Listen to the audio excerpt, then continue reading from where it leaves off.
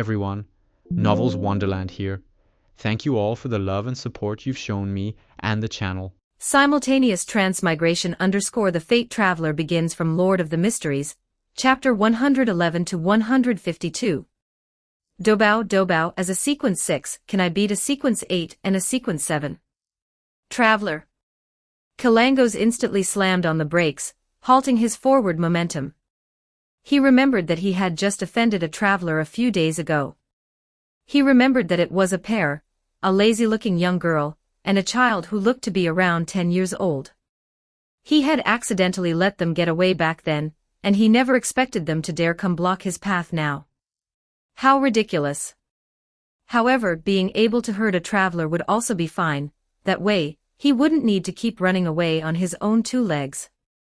Soon, someone stepped out from the person-height door. Just as he expected, there were two people in total, one following the other. However, something felt a bit off. One of the people who came this time was a man, and the other person's height didn't look right either. The one walking in front was a man with a mask, but it only hung on the side of his face, and didn't obscure his front.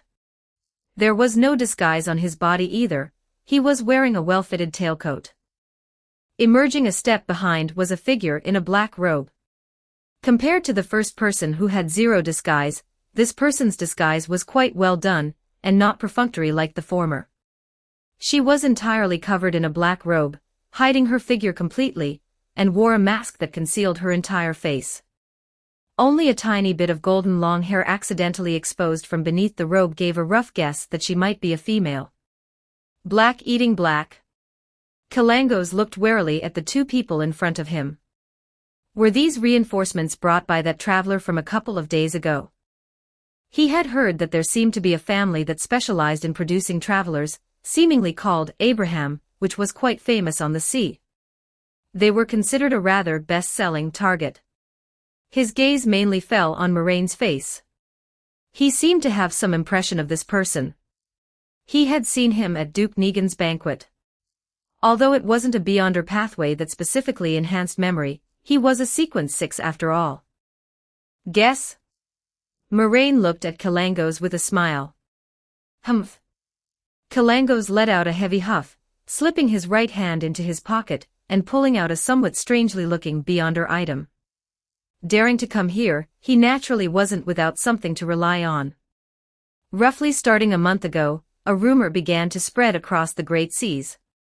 Legend had it that Rear Admiral Hurricane Kalangos had mastered unimaginably powerful divination techniques, and a vast amount of miscellaneous knowledge. And this stemmed from one of his Beyonder items. This was something he acquired on the sea about a month ago.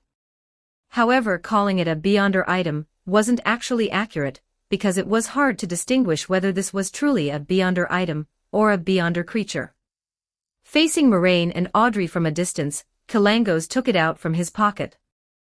It looked like an enlarged version of an insect, resembling a ladybug, dark brown in color, and quite large, bigger than an adult's palm. This was the sealed artifact that granted him a certain degree of omniscient power. Kalangos raised his hand, and brought the bug close to his mouth. Bug bag, can I beat the Beyonders on the opposite side? The ladybug in his hand spread its wings, vibrating the air, and suddenly emitted a female voice. Of course. What's in front of you is merely a Sequence 8 telepathist and a Sequence 7 wizard. And you are a Sequence 6 wind-blessed, wielding a Sequence 5 Beyonder item. Conclusion first, under normal circumstances, you are guaranteed to win. There is an essential gap between both sides, and a combination of a telepathist and a wizard can hardly turn the tables. Hearing the bug bag's reply, the corners of Kalangos' mouth instantly curled up, revealing a somewhat ferocious smile. Is that so? Then that's good. Just a Sequence 7 and a Sequence 8 wanted to block his path. How utterly overconfident. However, he looked behind Moraine at the door that was gradually fading away after Audrey left. Travel, yet neither of these two was a traveler. Therefore, they must have had a similar item. Sure enough, just as he guessed, it was most likely reinforcements brought by that traveler from 2 days ago. Although a Beyonder item wasn't as good as directly hurting souls and required worrying about its negative effects, having one was better than nothing. As long as he could snatch it into his hands, he likewise wouldn't need to worry about the church's pursuit anymore. Based on Kalangos's judgment, Moraine was a Sequence 7 and possessed a certain degree of combat capability. And Audrey behind him should be the telepathist of the spectator pathway, Sequence 8. Spectators had almost zero combat capability before Sequence 7, so there was no need to care. Having experienced countless battles, he immediately made his judgment. Concentrating his attention on Moraine, he would use 80% of his strength against him, and keep the remaining 20% on the other person, just making sure she didn't run away in the chaos. Audrey instantly grew somewhat nervous. This was her first time getting this close to a merciless Beyonder like Kalangos. One of the 7 pirate admirals, this was a legendary pirate that even ordinary people knew about. She had also heard the voice of the bug bag just now, and she looked at Moraine's back in disbelief. Sequence 7. Miss Starwandering's father was only a Sequence 7. Was this fake? Or rather, did this refer to the Starwandering servant on her wrist? Opposite him, Kalangos had already lowered his body, adopting an offensive posture, as if he were about to swoop down towards the 2 people in front of him. Audrey instantly raised both hands, looking at Kalangos with complete focus. But at the same time, the glove on Kalangos's left palm writhed and changed, condensing a golden surface layer. His expression instantly became filled with majesty, his gaze piercing through the darkness to fixate on the 2 masked people in front of him. Suddenly, 2 flashes of light resembling lightning ignited within Kalangos's eyes. They fell for it. At this moment, Audrey locked eyes with Kalangos, and those lightning-like radiances directly reflected into her eyes. Mental piercing. Kalangos's glove was named Creeping Hunger, a Sequence 5 level Beyonder item. Its effect was that it could herd the souls of Beyonders it had devoured and drive the Beyonder abilities of those souls. Ah! Audrey let out a soft cry, feeling a wave of sharp pain pierce her head. Moraine also instinctively narrowed his eyes, feeling as though his head had been struck by a heavy hammer. In his skill bar, there were many kinds of skills. But he happened to truly lack any mental defense methods. This mental piercing was unleashed targeting Moraine, and Audrey was just thrown in as an afterthought. Seeing that both of them were obviously affected, Kalangos casually tossed the beetle in his hand to the side, and his right leg immediately stomped heavily on the ground, swooping forward. In an instant, a massive gale blew up, wrapping around Kalangos like a tornado, and flinging him forward, allowing his speed to instantly achieve a secondary acceleration midair. Immediately, as if flying, he rapidly rushed up right in front of Moraine. His hands were covered with dense, slippery fish scales, and his fists were wrapped in rapidly revolving gales. Throwing a punch, his fist carried the wind like sharp blades piercing toward Moraine's head. He had first made a sprinting motion to attract the 2 people's attention, and when their focus was concentrated, suddenly used mental piercing to control the enemy, before exerting force to charge forward for a melee burst. This was his scheme. But right at this moment, not far from where the few of them were battling, yet another layered door was pushed open. Alger, dressed in Storm Priest attire, jumped out from within. Out of the corner of Kalangos's eye, he caught sight of him, and his pupils suddenly shrank. At the same time, Moraine's right hand quietly rose to meet Kalangos's fist, raising a pinky finger and lightly pointing it forward. He didn't have any mental defense methods, so his choice was to take it head-on. Forcibly suppressing the effects of mental piercing through his own spiritual power. Evidently, Kalangos's Sequence 7 level mental piercing was still a bit lacking when trying to attack a Pathstrider. Bang! Boom! Crack! The fist and finger collided, and the wind blades entwined upon them rapidly exploded. The corners of Moraine's mouth subconsciously twitched. So painful. The bone of his pinky seemed to have broken. But acting cool felt so satisfying. At this time, Audrey also recovered from her initial trance, and together with Alger not far away, laid eyes on this scene. What? Kalangos's eyes widened instantly, and ignoring Alger not far away, he instinctively retracted his hand and leaped backward. Moraine unconcernedly lowered his right hand, which had long been covered in glowing stone, quietly letting his pinky transform into insects for a split second before rapidly reaggregating, completing a reorganization in an instant. Because it was rather dark, no one noticed. Kalangos forcefully leaped backward, his right hand stretching out to wave forward. A string of dense water droplets rapidly sprinkled toward Moraine, while wind blades were simultaneously slashed out. At the same time, the glove on his left palm bloomed with a brilliant radiance, turning as though it were forged from pure gold. As he waved his left hand, he raised his right hand, heavily pounding his left chest and opening his mouth, out of which a grandiose melody was chanted. He was not an ocean songster, but his glove had herded a solar high priest. A pure brilliance suddenly descended from the sky, but its target was not Moraine, but Kalangos himself. This was the ability of a Sequence 7 solar high priest of the sun pathway, a reinforcement of the bard's abilities during the Sequence 9 period. It could grant blessings to oneself and companions, bringing courage, dispelling fear, enhancing strength, accompanied by a certain degree of spirituality recovery as well as boosting agility, speed, and so on. His aura surged violently, and as his left hand pounded his chest, his eyes instantly turned crimson. He forcibly stimulated his own rage, and having once been a folk of rage, the angrier he was, the greater his strength would be. The battle song emerging from his mouth instantly grew heavier, angrier, and more impassioned, sounding like the war song of pirates during a pillage. In a mere fraction of a second, less than a second, he had stacked a full set of buffs on himself, doing everything he possibly could. This was precisely the most powerful aspect of creeping hunger. Because the soul being herded belonged to the Beyonder item rather than himself, he only needed to give simple instructions, allowing him to simultaneously mobilize his own Beyonder abilities while the Beyonder item operated automatically. Alger. A roar burst from Kalangos's mouth. But Alger completely ignored him. With a solemn expression, he rushed out swiftly toward Kalangos, raising the handgun in his hand. Bang, bang, bang.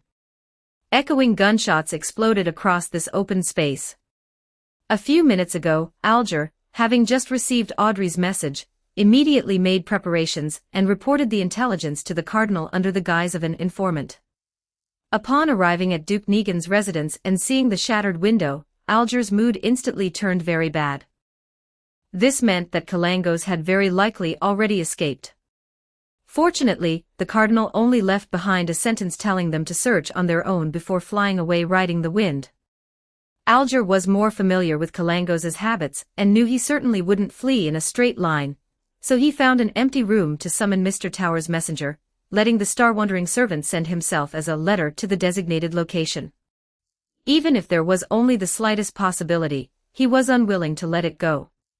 He had made sure Kalangos died right here. For this moment, he had made quite a few preparations. For example, he had been telling pirate short stories to the star-wandering servant every day, all for this very moment. Kalangos's angry curse was covered up by the gunshots. Demon-hunting bullets that had long been inscribed and endowed with the wind-breaking characteristic easily pierced through the wind wall hastily summoned by Kalangos, hitting Kalangos's shoulder and abdomen. Just as the Nighthawks of the Church of the Night were adept at crafting charms related to inducing dreams, the Punishers of the Church of Storms likewise had their own areas of expertise. Wind-breaking bullets were things of that sort. Punishers fought on the seas year-round. Without sufficiently good wind-breaking methods, the effectiveness of long-range capabilities would be greatly weakened. Just as Kalangos was clutching his wound attempting to counterattack, a long insect body wrapped around his neck, hanging him midair. Miss Star-Wandering was never an insect that took money without doing the job. She actually quite liked listening to Alger's pirate stories. Although the songs Alger sang were utterly terrible, the stories he told were genuinely not bad. Taking advantage of Kalangos being hung up, Alger immediately took down the large-caliber rifle he had long prepared from his back, aiming it at Kalangos's head. In the original work, he hadn't brought these weapons when rushing over in order to guarantee speed, but now things were different. Since there was teleportation, he could make more preparations.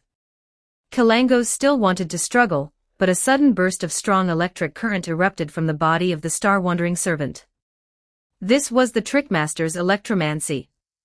Originally, it only caused static electricity damage at sequence 8, but under the rank of around sequence 5, it could also count as high-voltage electricity. And because Kalangos had covered his body in slick fish scales, his entire body was now soaked in the unique fluids of Sailor Pathway Beyonders, causing him to be instantly enveloped by the high-voltage electricity, his whole body tensing up and unable to move at all. Those who understood the Sailor Pathway best were definitely Beyonders of the Sailor Pathway. And starting a week ago, Alger had already been preparing, pondering every day what he should do when facing various situations, arranging all kinds of death methods for Kalangos clearly and thoroughly. No matter what Kalangos did, he had a corresponding countermeasure. Without the slightest hesitation, Alger pulled the trigger without second thought. Bang! The bullet struck Kalangos' head, and instantly, his head exploded like a watermelon. The beetle that Kalangos had tossed into the bushes nearby at the very beginning of the battle moved, spread its wings once more, and emitted a somewhat aggrieved female voice. "I'm sorry, I was wrong. This time, I will definitely use the most direct, clearest, most complete, and straightforward words to help you replan your escape route." Moraine had arrived beside the bug bag at some unknown point, bending down to pick it up and pinching it. This was something he had scattered out more than a month ago. He had scattered over a dozen of them. He glanced at Kalangos and smiled. Everyone shouldn't insult Kalangos from now on, he asked Dobao before the fight started, so he wasn't being reckless. Hashtag 112 Chapter 112 Alger, what? I'm a hostage. Yes, I'm a hostage. Chapter 112 Alger, what? I am a hostage. That's right, I am a hostage. Chapter 112 Alger, what? I am a hostage. That's right, I am a hostage. Alger's finger was on the trigger, and he took a couple of heavy gasps. Although he had blown off Kalangos' head, there was still some unease in his heart. Kalangos was his old opponent of many years, and he didn't quite believe that Kalangos would die so easily. He always felt that everything was going far too smoothly.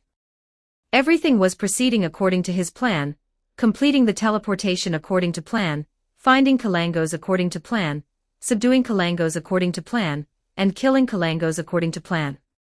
All of this was simply too smooth. It was as smooth as a wonderful dream. Click. Bang. The surrounding environment shattered instantly, shattering right along with Kalangos' head. This was merely a dream. He was still holding his rifle, but he hadn't had time to pull the trigger yet. That creeping hunger in Kalangos' hand had even pastured a nightmare. At some unknown time, this pirate admiral had already switched abilities, entering the state of a nightmare. And unlike a normal nightmare, after dragging someone into a dream, he was still able to move himself.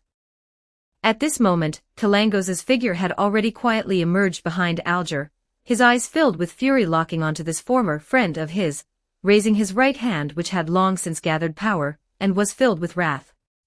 Furious strike. This was perhaps the strongest blow for a low to mid-sequence sailor, capable of erupting with an extremely powerful strike under the same sequence based on one's own anger. The damage was tied to one's anger, and in a state of extreme fury, even a sequence 8 sailor could break through the defenses of a sequence 7 warrior to a certain extent. And right now, this strike from Kalangos, this blow containing fury and various bonuses, was something even an ordinary sequence 5 could not easily catch. If faced with a sequence 5 not skilled in direct combat, this single hit could even severely injure the opponent. Boom. Kalangos' punch exploded with a huge sound in the air, wrapped in rapidly spinning wind, smashing straight toward Alger's back. At that very instant, in a split second, before Alger himself even reacted, a tail reached out, whipping against Alger's body a step ahead of the attack. The next moment the attack landed, but Kalangos' sneak attack missed completely. His fist hit Alger but passed right through, as if touching nothing at all. Alger's body had suddenly turned illusory before that, transforming into one illusory door after another. His true body appeared behind the door, existing in two different worlds from the attack, looking at each other from afar. And Kalangos, naturally, could not hit someone who was in another world. Although he was furious enough to explode, it seemed his furious strike couldn't shatter the void. What a pity. Alger's reaction was not slow. After realizing what was happening, he immediately gripped the gun barrel backhanded, instinctively swinging the rifle in his hand like playing golf, slamming it right onto Kalangos' chin. Kalangos didn't hesitate either, pressing down hard. The head that had just been knocked up slightly immediately snapped downward fiercely, using his chin and chest to crush the rifle's buttstock with a whoosh, and various parts clattered down. Before Alger could drop the rifle in his hand and take out a pistol again, Kalangos' hand had already reached forward, grabbing toward Alger's head. He wanted to gamble, betting that Alger couldn't turn illusory twice in succession. While attacking Kalangos, he had already exited the previous illusory state, and now Alger possessed a physical body. And just as Kalangos thought, the same illusion technique could not be used a second time in a short period. Yet Kalangos still failed to grab Alger this time. His hand was entangled mid-air. Star-wandering servants, looking like a cross between centipedes and worms, protruded from the air. Entwining with each other, they turned into tentacles that wrapped around Kalangos' hand. At the same time, Kalangos' glove suddenly bulged, as if tiny bugs were writhing underneath. The star-wandering servants had traveled to the interior of Kalangos' glove. Travel was achieved by relying on the spirit world. And because a human body possessed complete spirituality, it was regarded as a complete whole in the spirit world. It was almost impossible for a traveler to directly travel into an enemy's interior. But sealed artifacts were different. No matter how tightly this glove adhered to Kalangos' skin, in the spirit world, they were still regarded as different blocks. Fortunately, the star-wandering servants were generally small enough to easily crawl inside. More and more star-wandering servants drilled out from the spirit world, appearing in the gap between Kalangos' hand and the glove creeping hunger, trying to strip the glove off Kalangos' hand from the inside. That would never do. Kalangos immediately began to struggle fiercely. But his limbs at this moment were already entangled by tentacle after tentacle composed of centipede-like and worm-like star-wandering servants, making it hard to move.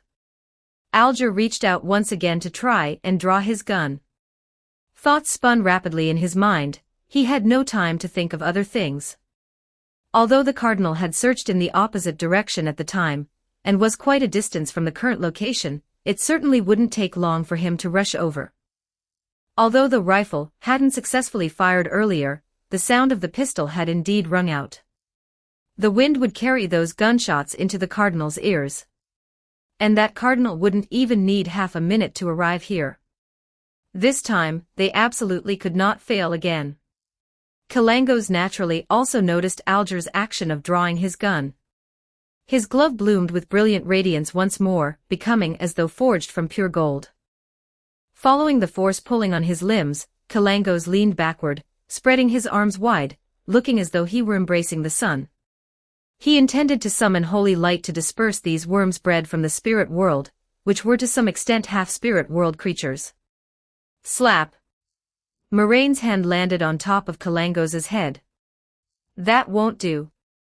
Moraine's smiling voice echoed in the minds of the people present. These children don't like holy light. Kalangos immediately discovered that the glove-creeping hunger actually failed to respond to his command this time. This sealed artifact had completely separated from him at this moment, and the bugs filled all the space between him and the glove.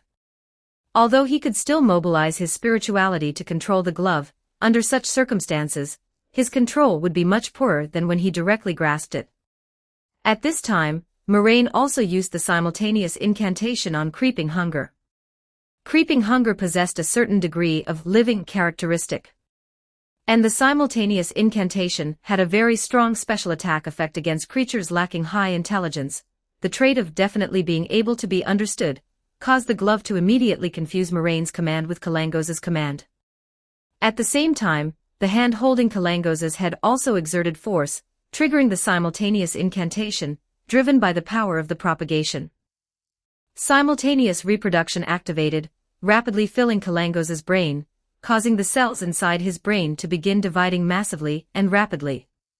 Accelerating the effect of simultaneous reproduction, through direct contact, in just a few seconds, Kalangos's eyes were already wide open and bloodshot, his whole body twitching uncontrollably. His brain was completely filled with a repeatedly playing and continuously dividing sentence. Looking at Moraine's profile, Alger, who had just drawn his pistol, slowly lowered the gun again. This face and this way of speaking without opening his mouth were identical to the person he had seen out at sea back then. "Are you the believer of Mr. Tower?" he asked somewhat uncertainly. "Mr. Tower's believer?" Audrey, who had been watching and listening from the side, instantly widened her eyes. Being able to recognize Mr. Tower, then this person was Mr. Hangman. Audrey's face beneath the mask instantly turned excited. "Great. I am wearing a mask, but Mr. Hangman is not. I actually discovered the identity of a tarot club member just like this." Audrey's gaze swept back and forth across the faces of Moraine and Alger. Feeling Alger's confusion, Moraine held Kalangos's head in one hand, turned his head back, and revealed a smile toward Alger. "No, I am not. I am Tower, the person himself." Oh, Moraine pointed at himself. "As you can see, I am a Sequence 7. It was actually him in person." Alger was shocked. He didn't think a believer would dare to impersonate the angel, or even true God who bestowed blessings upon them. Therefore, it really could only be the person himself. But Alger glanced at Moraine, who was holding a pirate admiral with one hand, watching how a single slap had subdued a Sequence 6 holding a Sequence 5 level sealed artifact, and blinked. "Sequence 7? You call this Sequence 7? I haven't read many books, please don't fool me." He revealed an awkward yet polite smile. Alger didn't speak, and his posture was very respectful, but his meaning was very clear. "Do you think I look like a fool?" The surrounding star-wandering servants happily scattered, hovering around Moraine. "It really is him in person." Audrey found it a bit hard to believe. Ever since earlier, she always had an illusion that Moraine beside her seemed to understand her very well. Moreover, his way of speaking was also very similar to the real Mr. Tower. Thus, Audrey had felt somewhat hesitant from the very beginning. It felt like him in person, but something felt not quite right. It wasn't until the worm bundle said Moraine was a Sequence 7, that she dismissed the idea that Moraine was Mr. Tower.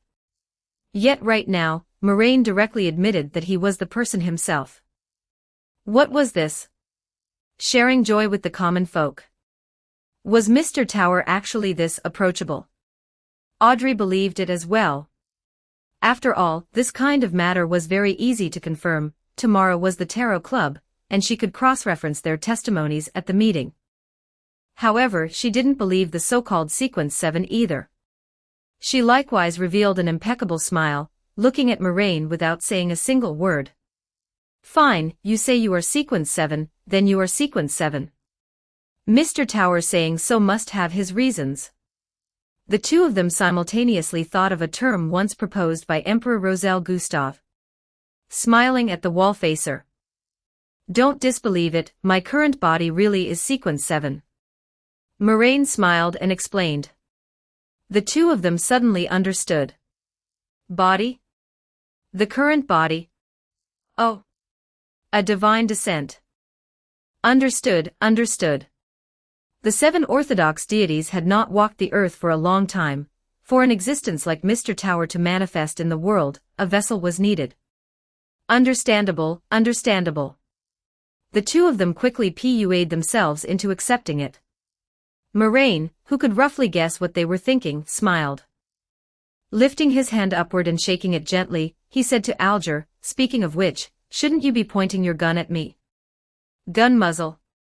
Alger was stunned for just a second before immediately reacting. Offended. He softly apologized. Raising his gun once more, the muzzle that had been pointing downward now aimed right at Moraine's head. Not even 2 seconds after he had just raised his gun, a huge gale howled across this forest.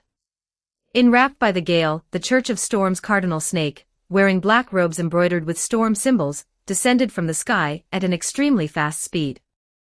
His feet hit the ground, smashing heavily onto the earth not far from the four of them, yet without falling. Instead, he used his legs to support the weight of slamming down from the sky. "Yo, little dove." Moraine smiled, raised his hand to greet him, and his voice appeared directly inside Snake's mind, making his expression sink even further. There was not the slightest expression on that square face of the singer of God, but his posture revealed his solemnity. Graying hair poking out from beneath his soft black hat fluttered gently in the wind, accentuating his unusually solemn silver eyes. In his eyes, Moraine holding Kalangos was definitely an incomparably tricky opponent. He couldn't tell the strength of this person, but the Sailor Pathway was also known as the Tyrant Pathway, which was extremely skilled in aura-based oppression. And the fact that Moraine showed not a shred of timidity when facing him, a cardinal, already explained many things. Furthermore, that ability to ignore his spiritual defense and directly make voices appear in his mind was likewise not to be underestimated.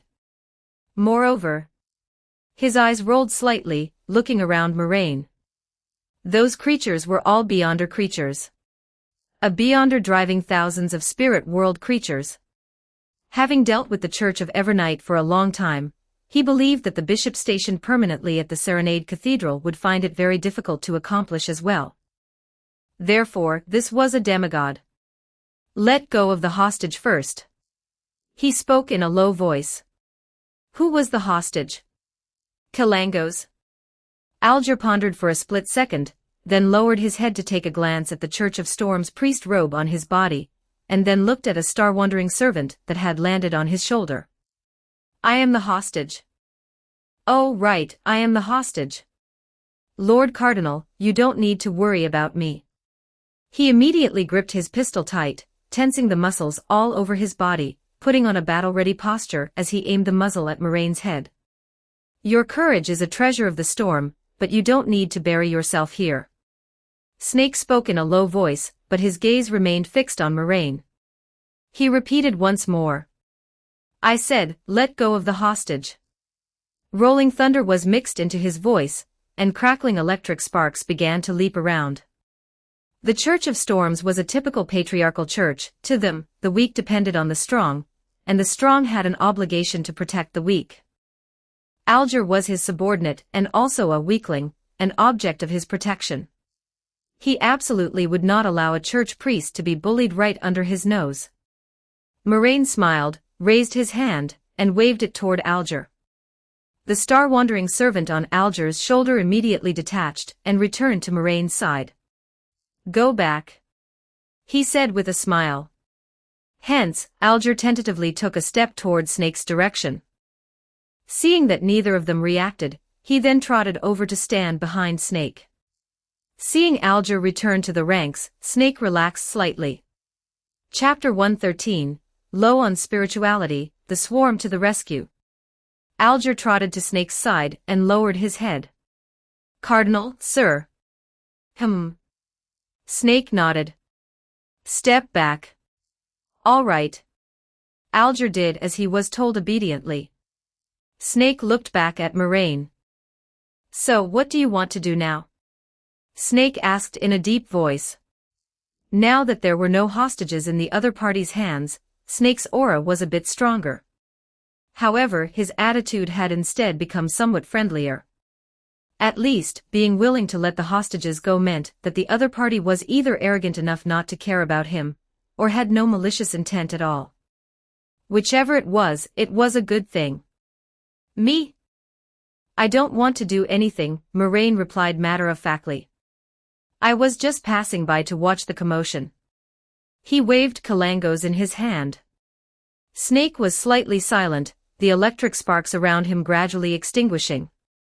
"In that case, put that person down." He pointed at Kalangos. "I will pay you the corresponding bounty."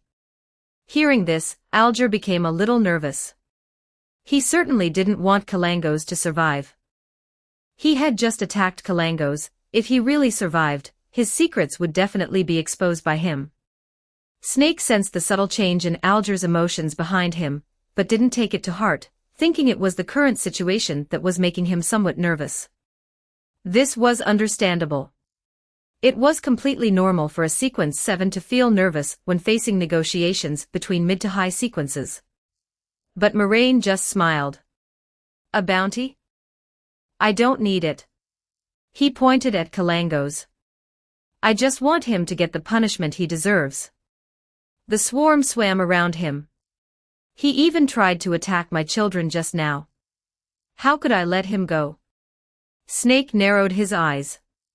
Judging by their postures, these two shouldn't be friends.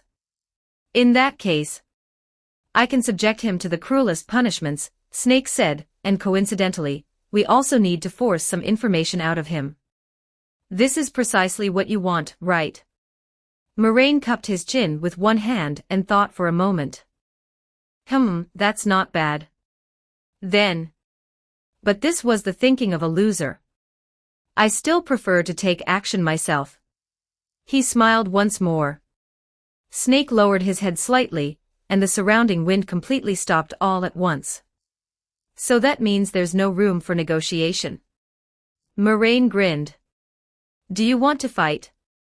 Silence. This open space fell into a brief silence. Audrey, standing behind Moraine, watched the unfolding events with slight nervousness. She definitely didn't want her own people to clash with the church. Clearly, they were also eliminating evils for the people. Being wanted by the church over this matter would be far too unjust. Audrey thought. However, the two did not end up fighting. A few seconds later, the electric arcs on Snake's body disappeared. No, I am not willing to fight you. Regardless, you are also the person who solved Kalangos. He turned around. If you want to kill him, you can bring his head later to claim the bounty, he said. Finished speaking, he looked at Alger.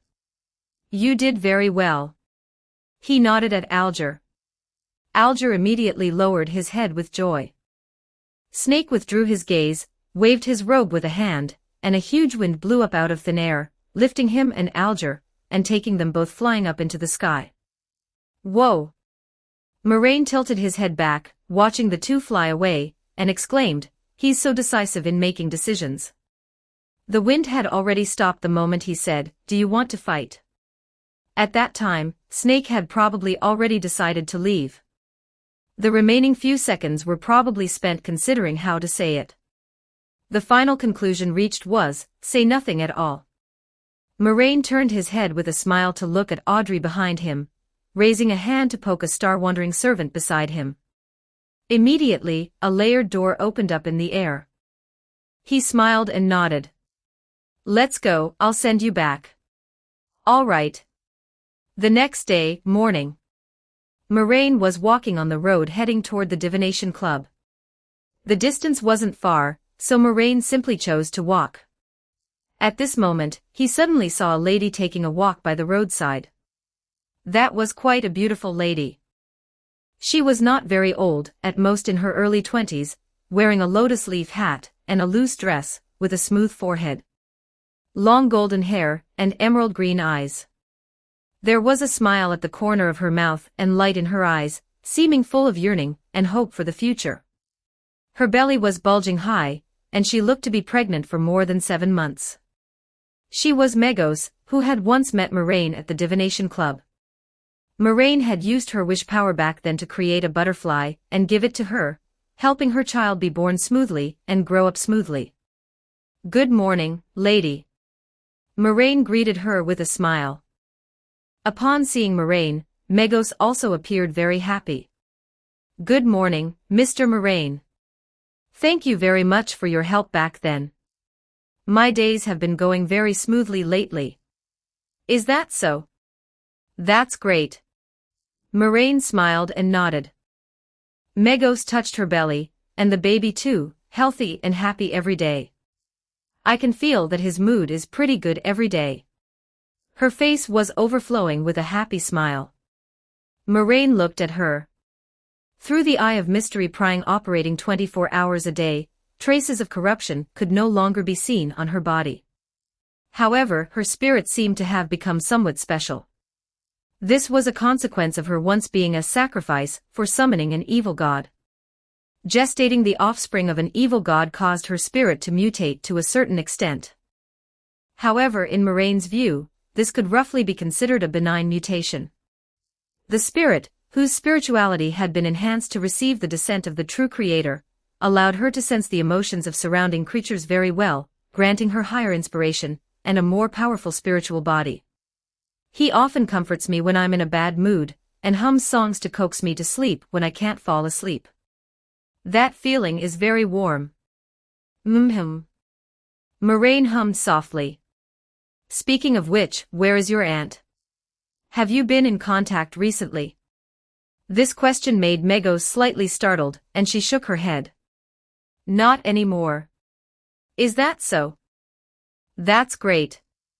Moraine smiled. The ritual of the evil god's descent on Megos had been cracked, and the process of the true creator's divine descent had been interrupted. Although the true creator was mad, he was, after all, a facet split off from the past ancient sun god, and still exhibited traits of God loves the world. In the early stages of the ritual, when the harm to the host was not obvious, he did not actively harm this victim. And the same was true for the child in Megos' belly. He was only simply corrupted, not having time to go deep, and didn't suffer too severe damage. Even, this child also gained quite a bit of benefit from having been corrupted by the true creator before. This child naturally carried an incomplete barred beyonder characteristic, being a natural half-sequence 9. The true creator was born upon the corpse of the ancient sun god. Although the high sequence characteristics and uniqueness were basically carved up by the eternal blazing sun and others, some corruption originating from the potion and modifications to the body itself remained, incidentally corrupting the child in Megos' belly and Megos herself during the partial divine descent. There were no negative effects, perhaps just liking to sing a bit more than ordinary children. Singing every day even inside the belly. However, looking at it currently, neither Megos nor the child in her belly treated this matter as a negative situation. Just treated it as a portable music player. That's pretty good. Moraine slowed his pace, and the two walked side by side. Speaking of which, have you encountered anything strange lately? Moraine asked. As Moraine grew stronger and the swarm network gradually covered several countries, the strength of the wishing butterfly on Megos' body should also rise. In that case, it should be able to bring some good luck. Strange things. It seems that there are indeed some, Megos recalled and said. It's just that recently I often encounter some strange people. They all look quite good-looking, except they are always crazy and unhinged, looking a bit She struggled with her choice of words. Looking like their brains aren't normal, right? Moraine picked up her words. She hesitated for a moment but still nodded. They often provide me with help, so it's a bit hard for me to evaluate them, Megos said with a smile. At least I can't really speak ill of them behind their backs. I can tell. Moraine nodded, showing understanding. Moraine roughly guessed what was going on. Those people should all come from the Aurora Order. After Mr. Z was killed by him, the Aurora Order sent a new person in charge to Tingen. This person in charge immediately discovered Megos, and the Holy Sun, in her belly. Although the true creator had retreated, the natural beyonder characteristic possessed by that child came from him. The Aurora Order members, being fanatics, probably went a bit crazy when they discovered Megos, but in order not to stimulate this lady who was gestating the Holy Sun, they decided to adopt a gentler way to take care of the Holy Sun. However, judging from the present, even the gentle method in their eyes still looked a bit crazy and unhinged to Megos. Moraine thought about it. He only hoped they wouldn't treat everyone around Megos as an unstable factor and get rid of them. Soon, the two walked to the entrance of the Divination Club. Megos continued to walk forward, and Moraine bade her farewell, then turned and walked into the club. Good afternoon, Mr. Moraine. The receptionist lady greeted Moraine with a smile. Good afternoon, Moraine replied gently. Is Mr. Moretti here? The receptionist lady recalled for a moment. Yes, he is in the citron room. Oh. What a coincidence. All right. Moraine nodded and walked toward the inside of the room. He was originally just strolling around casually, but since Klein was also there, he might as well go chat with him. Arriving at the citron room, he pushed the door open and entered. Moraine closed the door behind him and sat down in the seat opposite the table. Klein, who was reading a newspaper, raised his head to take a look and quickly lowered it again. It's you, he said with some disappointment. He thought business had arrived. The club's top earner Klein hadn't opened for business yet today. Aren't I here to support your business? Moraine said with a smile. Spare me. Klein put down the newspaper uninterestingly. I can't divine you anyway. Ha ha. It was very hard for Klein to perform divination on Moraine. Even upon ascending to Sapphira Castle, the things divined from Moraine were blurry. Oh right, since you're here, I happen to have something to tell you. Klein suddenly thought of something. This afternoon's meeting is cancelled. Huh? Moraine raised his head in confusion. Why? Klein explained, Miss Justice and Mr. Hangman have both asked for leave. Because of the Kalangos matter, Miss Justice has many more bodyguards around her, and Mr. Hangman seems to have gotten quite a few rewards, but he's also under assessment right now and is being monitored, making it inconvenient. What's there to cancel? Isn't there still you, me, and little son?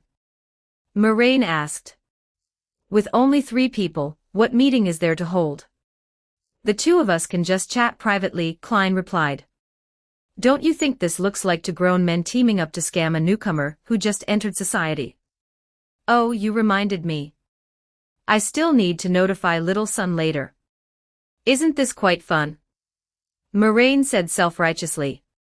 Please act like a decent human being. I'm not a human anyway. Moraine waved his hand. Right. Since that's the case, why not bring your teammate along to play together? Didn't he just chant your honorific name? Leonard? Klein immediately knew who Moraine was talking about. I don't have that much spirituality. He shook his head. Although I just advanced to Sequence 8 Clown not long ago, I feel like my spirituality still might not support a meeting with 6 people. Spirituality. I do have a way. Moraine raised his hand, swiped across the air, and opened a tear. Under Klein's envious gaze, he reached his hand into it and fished out a small bug. That was a palm-sized meat grub, white and chubby, somewhat cute, with a needle growing on its tail. Look at this. Moraine placed it on the table. This is. Klein leaned closer out of curiosity. One of my children. It's a subspecies of one of my descendants. Moraine explained. It can provide you with spirituality, Moraine said. I call them spirit recharging treasures. He gave a thumbs up. Low on spirituality, the swarm to the rescue. Really? How should it be used? Klein looked at this little bug with curiosity. You can usually feed it your own spirituality, and then it will swell up like this. Moraine placed his finger near the mouth of the spirit recharging treasure. Come. The spirit recharging treasure slowly opened its mouth and bit down. Afterward, its body rapidly swelled up. It will absorb the spirituality and store it. Moraine poked its swollen body. Then when you want to use it, just prick it with this needle. Moraine pointed at the needle on its tail. The needle backhanded stabbed into his finger, and the bug quickly deflated again. However, everyone's spirituality is different. So one's own spirituality can only be used by oneself, Moraine explained. Moreover, the stored spirituality will become less and less, because this essentially belongs to its food, so it will be digested little by little. In a fully fed state, it can probably go about a month without eating anything. You can feed it full a day in advance and take it out to use the next day. Or usually feed it whenever you have nothing to do, keep it in a full state, and take out the spirituality when needed. It seems not unfeasible. Klein accepted this quite well without much repulsion. He felt this was a very good Beyonder item, no Beyonder creature. Hashtag 114 Chapter 114 Stars join the club. Chapter 114, The Star joins. Chapter 114, The Star joins. Oh right, Kilangos. Klein thought of the matter regarding Kilangos. He deliberately bought a newspaper today, but there was nothing reported on it. Last time Moraine made a move, it made the morning paper the very next day, after acting in the early hours of the morning. Besides, this involved a pirate admiral, it shouldn't have been left out of the newspapers. Oh, you mean him. Moraine once again sliced open that small slit from the air, pulled it, and made the opening a bit larger. I have some thoughts and plan to let him cooperate with me in doing some experiments. Moraine motioned for Klein to take a look inside. Klein tilted his head to look and saw that in Moraine's vast domain, a man with broken hands and feet was lying there, with bugs crawling in and out of his body. You're ridding the people of an evil. Klein sat back down, I couldn't tell. He didn't think there was anything wrong with a pirate turning out like this. I'm actually doing fine, Moraine propped his head up with his hand and said with a smile. I mainly want to see the hanged man running around in circles every day out of anxiety because Kilangos refuses to die. Act like a human being. Klein could also tell. Alger's murderous intent towards Kilangos was a bit too obvious. Both of them laughed. After laughing for a while, Moraine spoke to Klein. Right, I have something to tell you. It's about Leonard. What? Klein looked at Moraine with curiosity.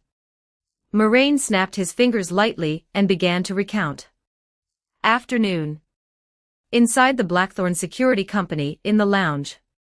Leonard was sitting on the sofa, with a packed meal from the restaurant downstairs placed on the small coffee table in front of him. The Nighthawks had a specially partnered restaurant located not far away downstairs, which could provide quite a decent portion of food at a rather low price. However, you needn't expect much from the taste. It could only be guaranteed that they wouldn't add anything unhealthy. Holding a spoon in his hand, he scooped the rice spoonful by spoonful, eating it mixed with the stew. There was only him alone in the lounge at the moment, but his mouth opened and closed as he spoke in a low voice, though it was unclear who he was talking to.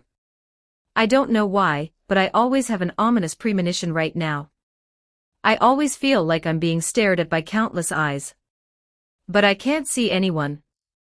You've already said these words many times. Palaz Zorost's aged voice sounded in Leonard's mind. Ever since you chanted the honorific name of that fool, you've started becoming paranoid. Sigh. Leonard sighed. Old man, do you think that Mr. Fool truly exists? Didn't you always think that this Mr. Fool is an ally of your Evernight goddess? Palaz Zoros said with a slightly teasing tone. It's not like I'll believe whatever anyone says. Leonard swallowed the food in his mouth. Although I think this possibility is very high, other possibilities cannot be ruled out. He paused and said speechlessly, what kind of image do I even have in your heart? Probably the kind of foolish roe deer that, after being hit by a hunter, would still curiously lean over to see who was shooting. Palaz Zorost replied instantly. Inside the lounge, both Leonard and Palaz Zorost fell silent. A few seconds later, Leonard pulled the topic back to the initial question. Old man, what do you think? Palaz Zorost in his mind fell silent for a few seconds and sighed. I don't know either. If it's the one I know, he shouldn't have the spare energy to organize subordinates. But if... Speaking up to this point, Palaz Zorost's voice stopped. He thought of how Moraine had frightened him with a monocle back then. Forget it, don't think too much about it. This is not something you can resolve on your own. Besides, I think your deduction actually makes a lot of sense. Although your process of argumentation is a complete mess, who knows, the final answer might actually be right. Fool.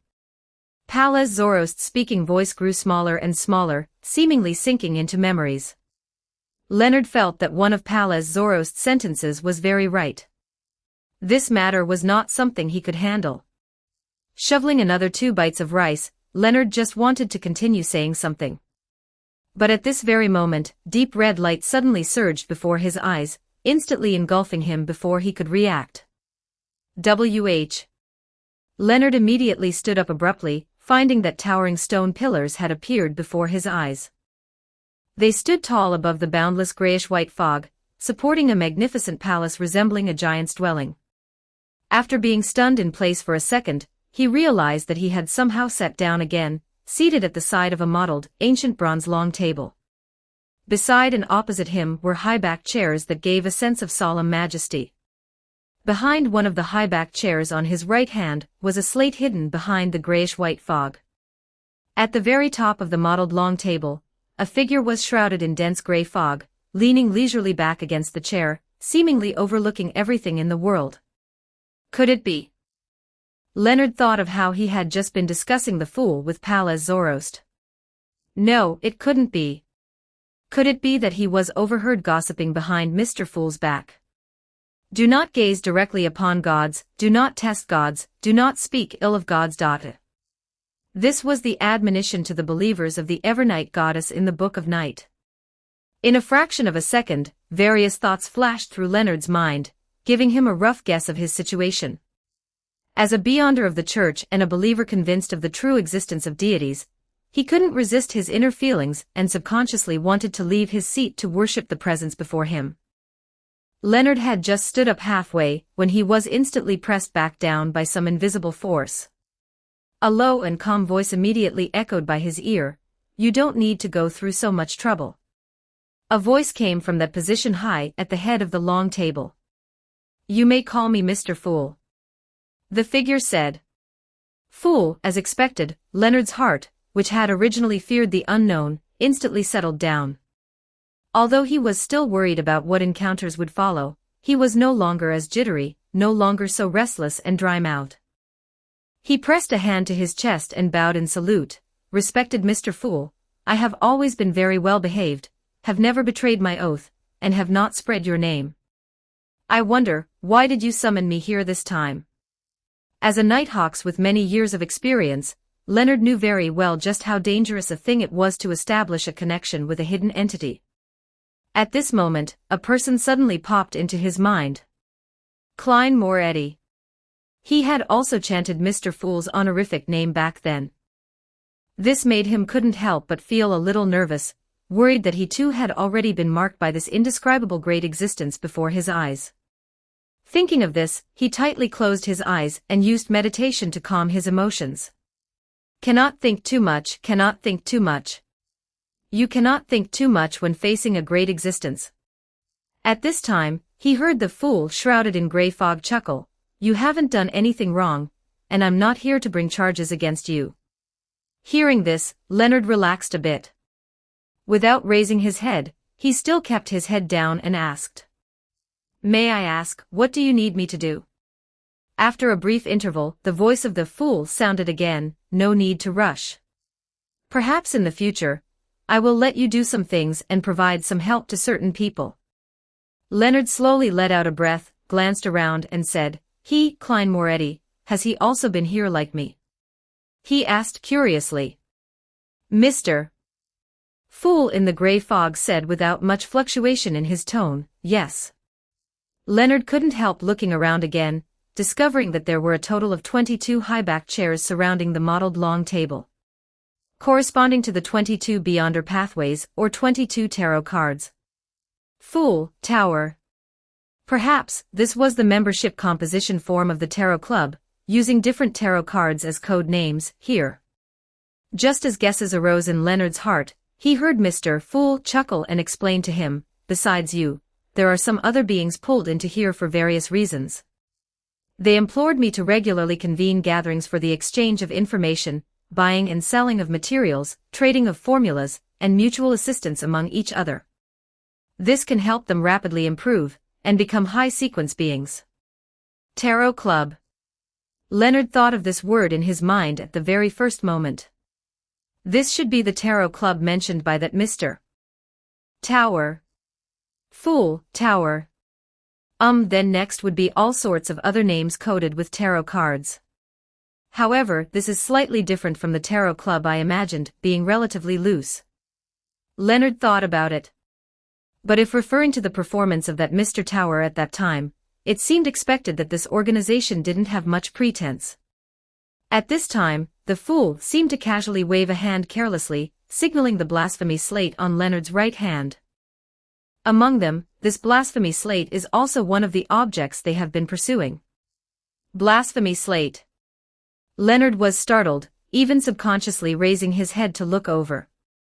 That is a blasphemy slate. That is the blasphemy slate. Thoughts surged in Leonard's heart, one idea popping up only to be quickly suppressed by him. This. Mr. Fool emphasizing this to me must mean there are some arrangements, right? Perhaps, I should say something now, say something to let me approach this blasphemy slate. What can I do? How can I be qualified to touch this? Thinking of this, after hesitating for several seconds, he finally mustered up the courage, raised his eyes to glance at Mr. Fool high above the gray fog, and immediately lowered his head again.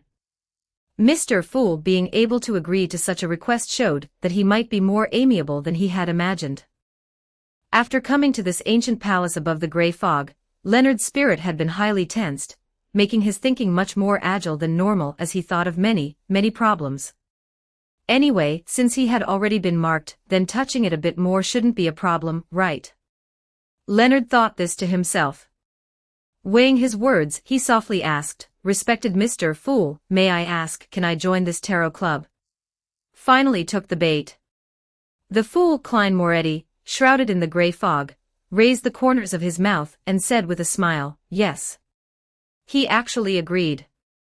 A slight smile appeared on Leonard's face, making him feel even more relaxed. Only then did he relax his body and curiously asked, "Klein Moretti, has he also joined the tarot club? Does he possess a seat here?" "Not yet."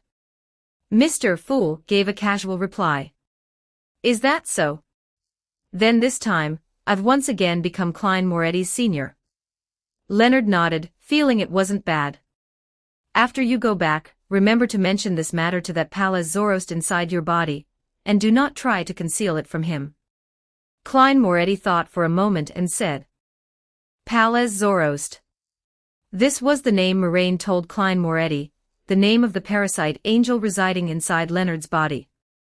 Klein Moretti's shock upon hearing this news back then was not small at all. An angel actually stayed right by his side like this.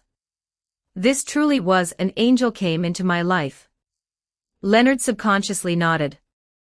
So the old man's name is Pallas Zoroast. This is the first time I've heard of it. Him. Mr. Fool actually used him to describe the old man. Leonard was somewhat sluggishly startled. Whether in Loanese, Intesese, Rinsburgese, or the extraordinary powered Hermes language, the him referring to deities was different from other third-person pronouns. How is this possible? A him is actually residing inside my body. However, such a great existence shouldn't have a reason to deceive him.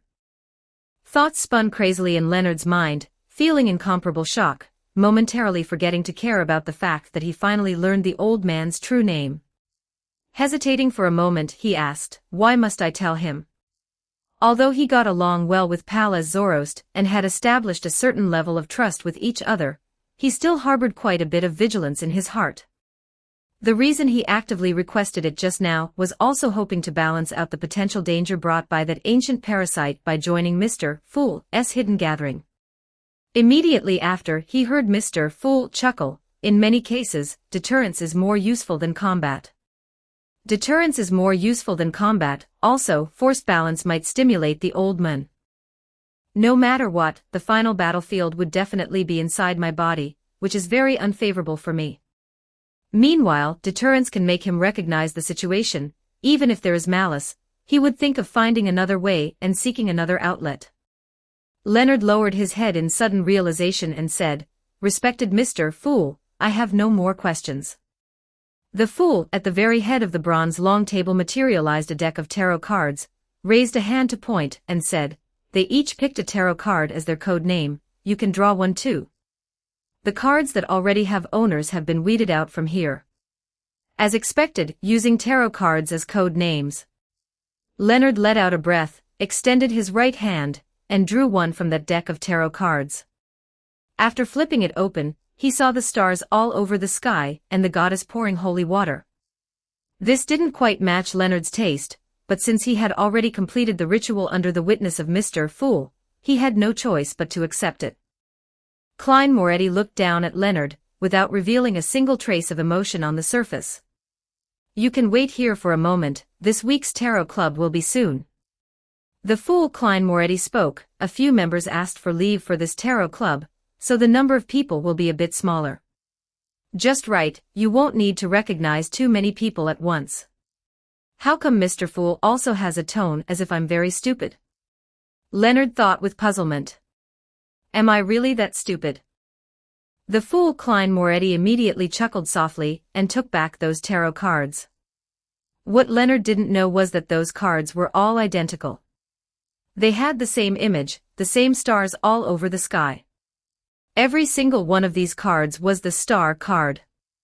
Above the gray fog temporarily fell into silence, a silence that made Leonard, who usually habitually lacked proper form, feel a bit restless and uneasy. However, this silence did not last long. Klein Moretti had originally timed it precisely to pull him up. Within just a few minutes, Klein Moretti extended his spirituality once again. He cast his gaze toward the two deep red stars representing Moraine and Derek Berg. Soon, crimson light suddenly appeared. Two figures appeared by Leonard's right hand. Among them, Moraine, wearing a mask on his face, appeared in front of that blasphemy slate. Chapter 115 Conscience of a Marauder, 5K. Two figures appeared on one side of the long table, and Leonard immediately cast a probing gaze. He first looked at Moraine sitting in front of the blasphemy slate, seeing the mask hanging on the side of his face. Black hair, mask worn at an angle.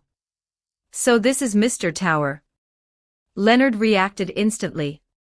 Afterwards, his gaze shifted slightly, looking at the big guy beside Tower, Moraine. A tall teenager, very tall and very stout, he did not know what this gentleman's code name was. Leonard gave his evaluation in his heart. Although both of them were shrouded in grayish-white mist and their faces could not be seen, Leonard could still vaguely discern their general physical features.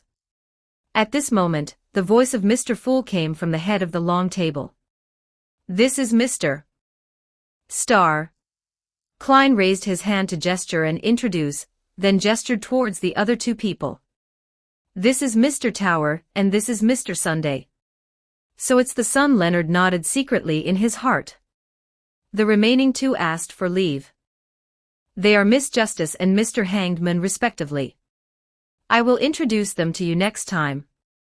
Klein expressed again that two people had asked for leave today. This didn't need a separate introduction anyway. Next time, at the Tarot Club, when he saw an unfamiliar man and woman, Leonard would easily be able to tell which one was Miss Justice, and which one was Mr. Hangman. This was both said to introduce things to Leonard and to Little Son, telling him that two people asked for leave today, so there was no need to wait, and the meeting could begin directly. So someone asked for leave today. Son. Derek nodded and glanced at the empty seat opposite the long table. He was wondering why it felt like something was missing. There are so few people. This was Leonard's first reaction.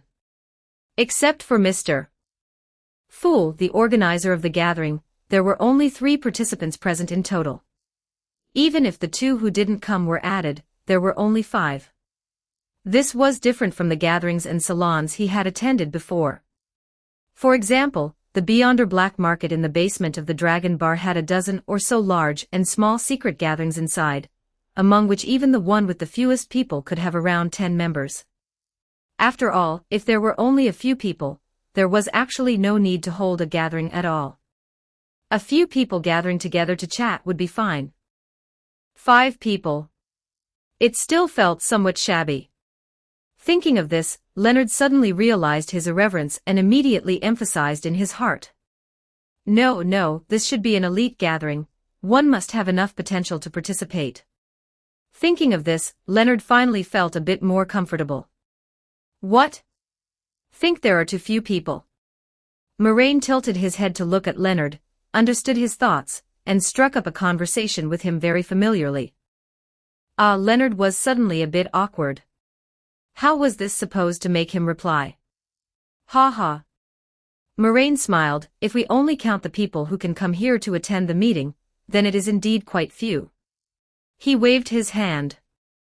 But if you include the organizations extended by each member, then the average number of people might be more than you can imagine. Oh.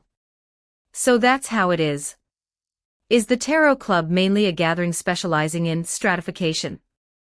Leonard came to a sudden realization. Average. What average? That's what you call dilution. Klein behind the gray fog muttered inwardly. Afterwards, the scene of the Tarot Club briefly fell into silence.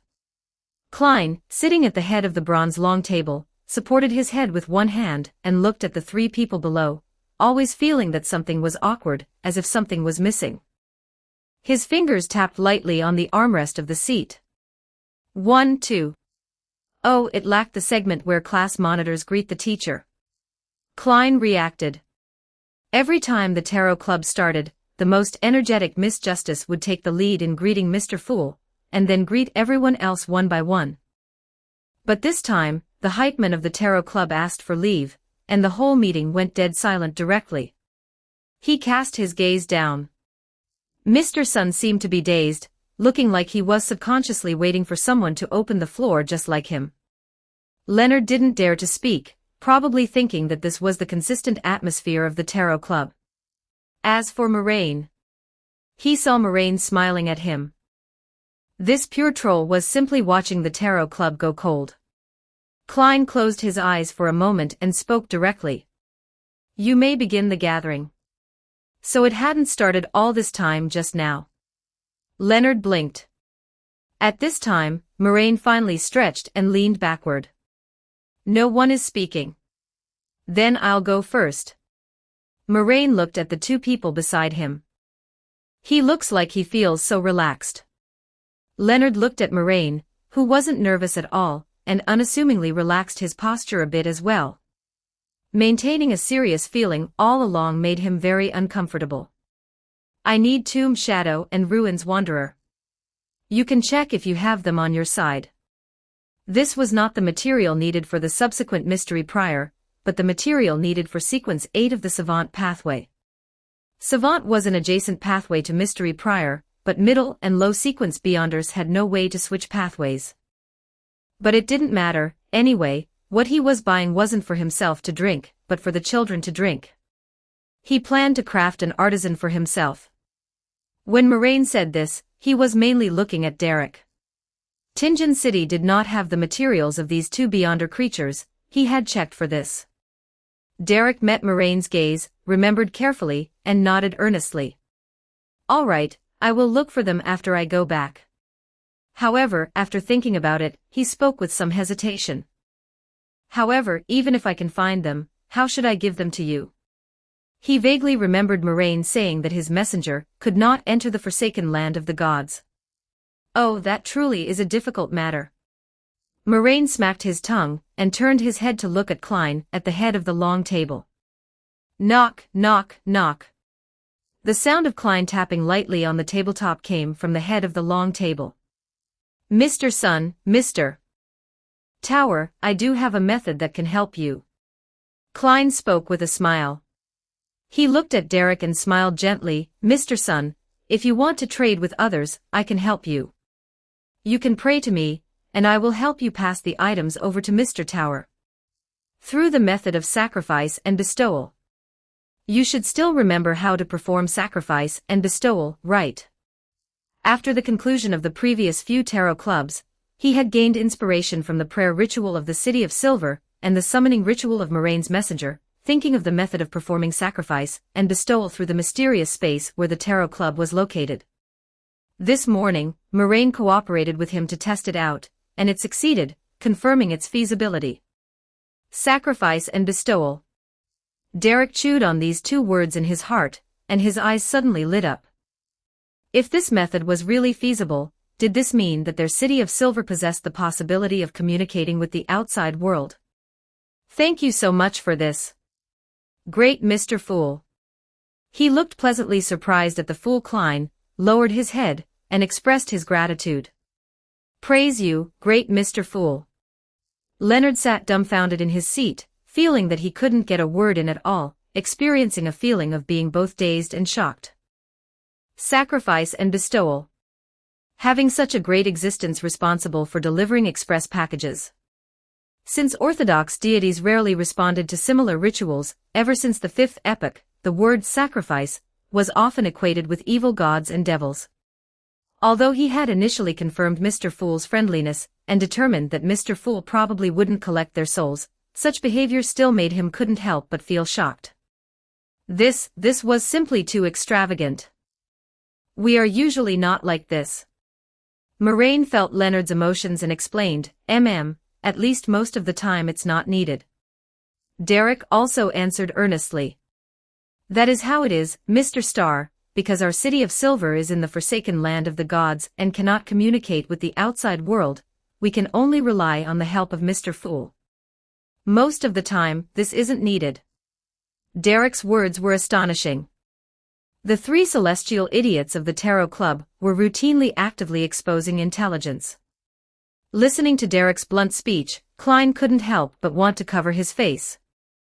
Moraine also laughed in spite of himself, reminding Derek, this is already very important information. You shouldn't just blurt it out directly like this, you still need to charge a fee. You have to learn to pay more attention to your own interests. Leonard no longer had the heart to pay attention to the subsequent conversation between the two. The forsaken land of the gods. Is it the forsaken land of the gods that I am thinking of?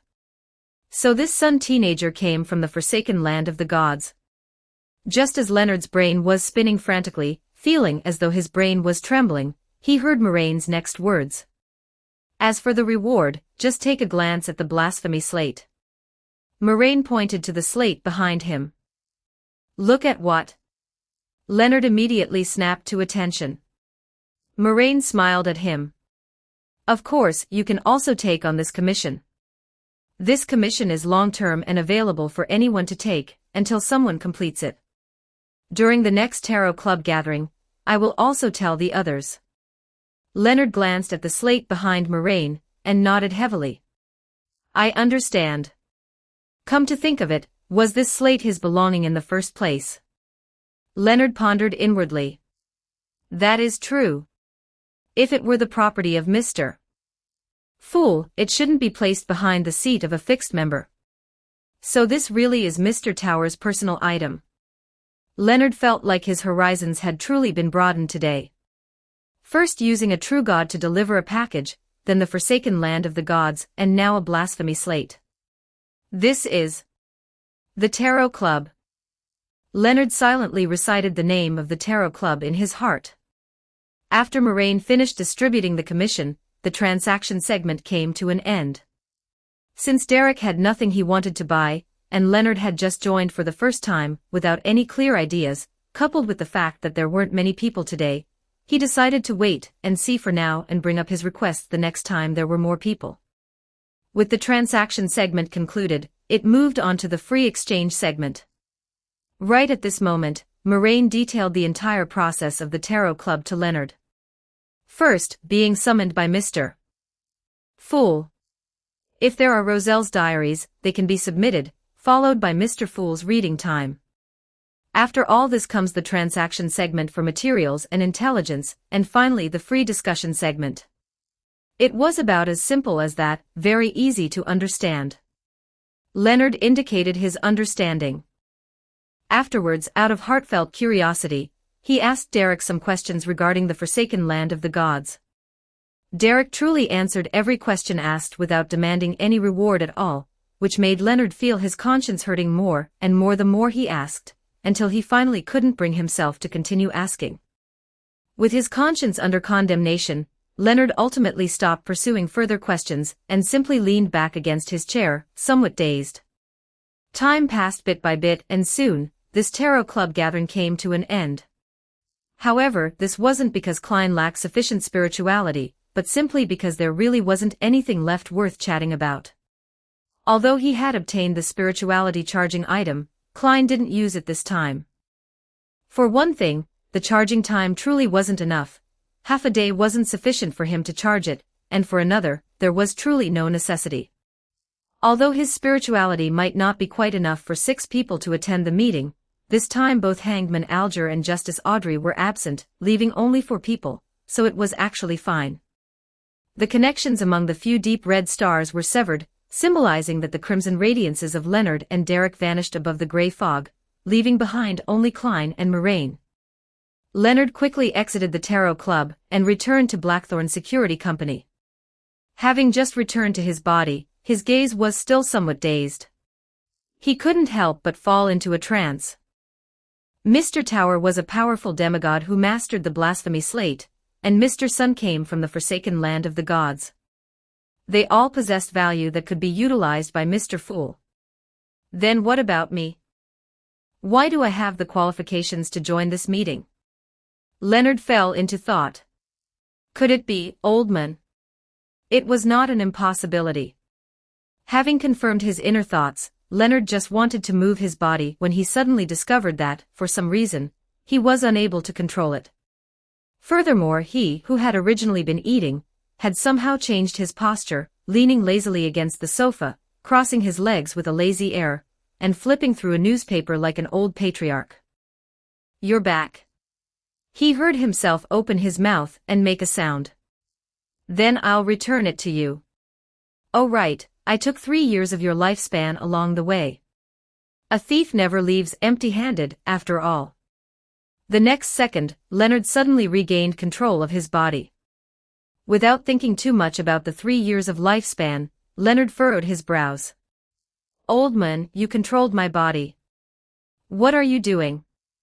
"I should be asking you instead," Pala's voice sounded again in Leonard's mind. "Your physical body suddenly became empty just now. Where did your spirit run off to just a moment ago?" "Ah. Was he discovered just like that?" Holding the newspaper, Leonard felt that this was indeed within expectations. After all, he was an angel, being able to detect Mr. Fool's actions wasn't incomprehensible. However, looking at it this way, Pallas was very strong, actually being able to detect what Mr. Fool had done. When the Tarot Club started, while attempting to pull Leonard above the gray fog, Klein had made careful observations in advance. He had discovered that hidden within Leonard Mitchell's body was a ball of light, which seemed to be composed of countless segmented worms, deeply hidden within the mental body relative to the soul as a whole, yet completely distinct from that whole. Therefore, Klein decided not to accept the spirit body of Pallas Zoroast, directly utilizing the gray fog to act as a filter, pulling only Leonard's own spirit into the gray fog to avoid bringing him along into that mysterious space.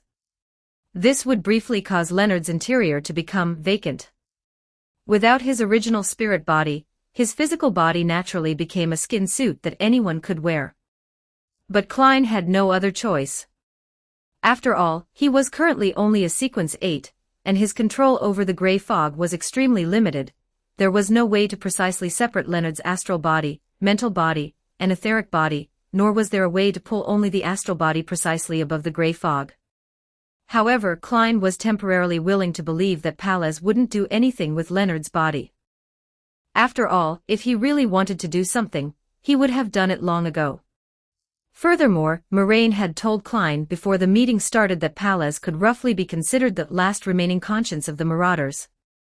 If the conscience of all Marauders in the world amounted to 8 do, Pallas alone claimed a full share, while the rest actually owed 2 do. That was what Moraine had said. Seeing Leonard deep in thought, Pallas paused and suddenly asked in a somewhat strange tone, "You were summoned by that fool?" "Ah?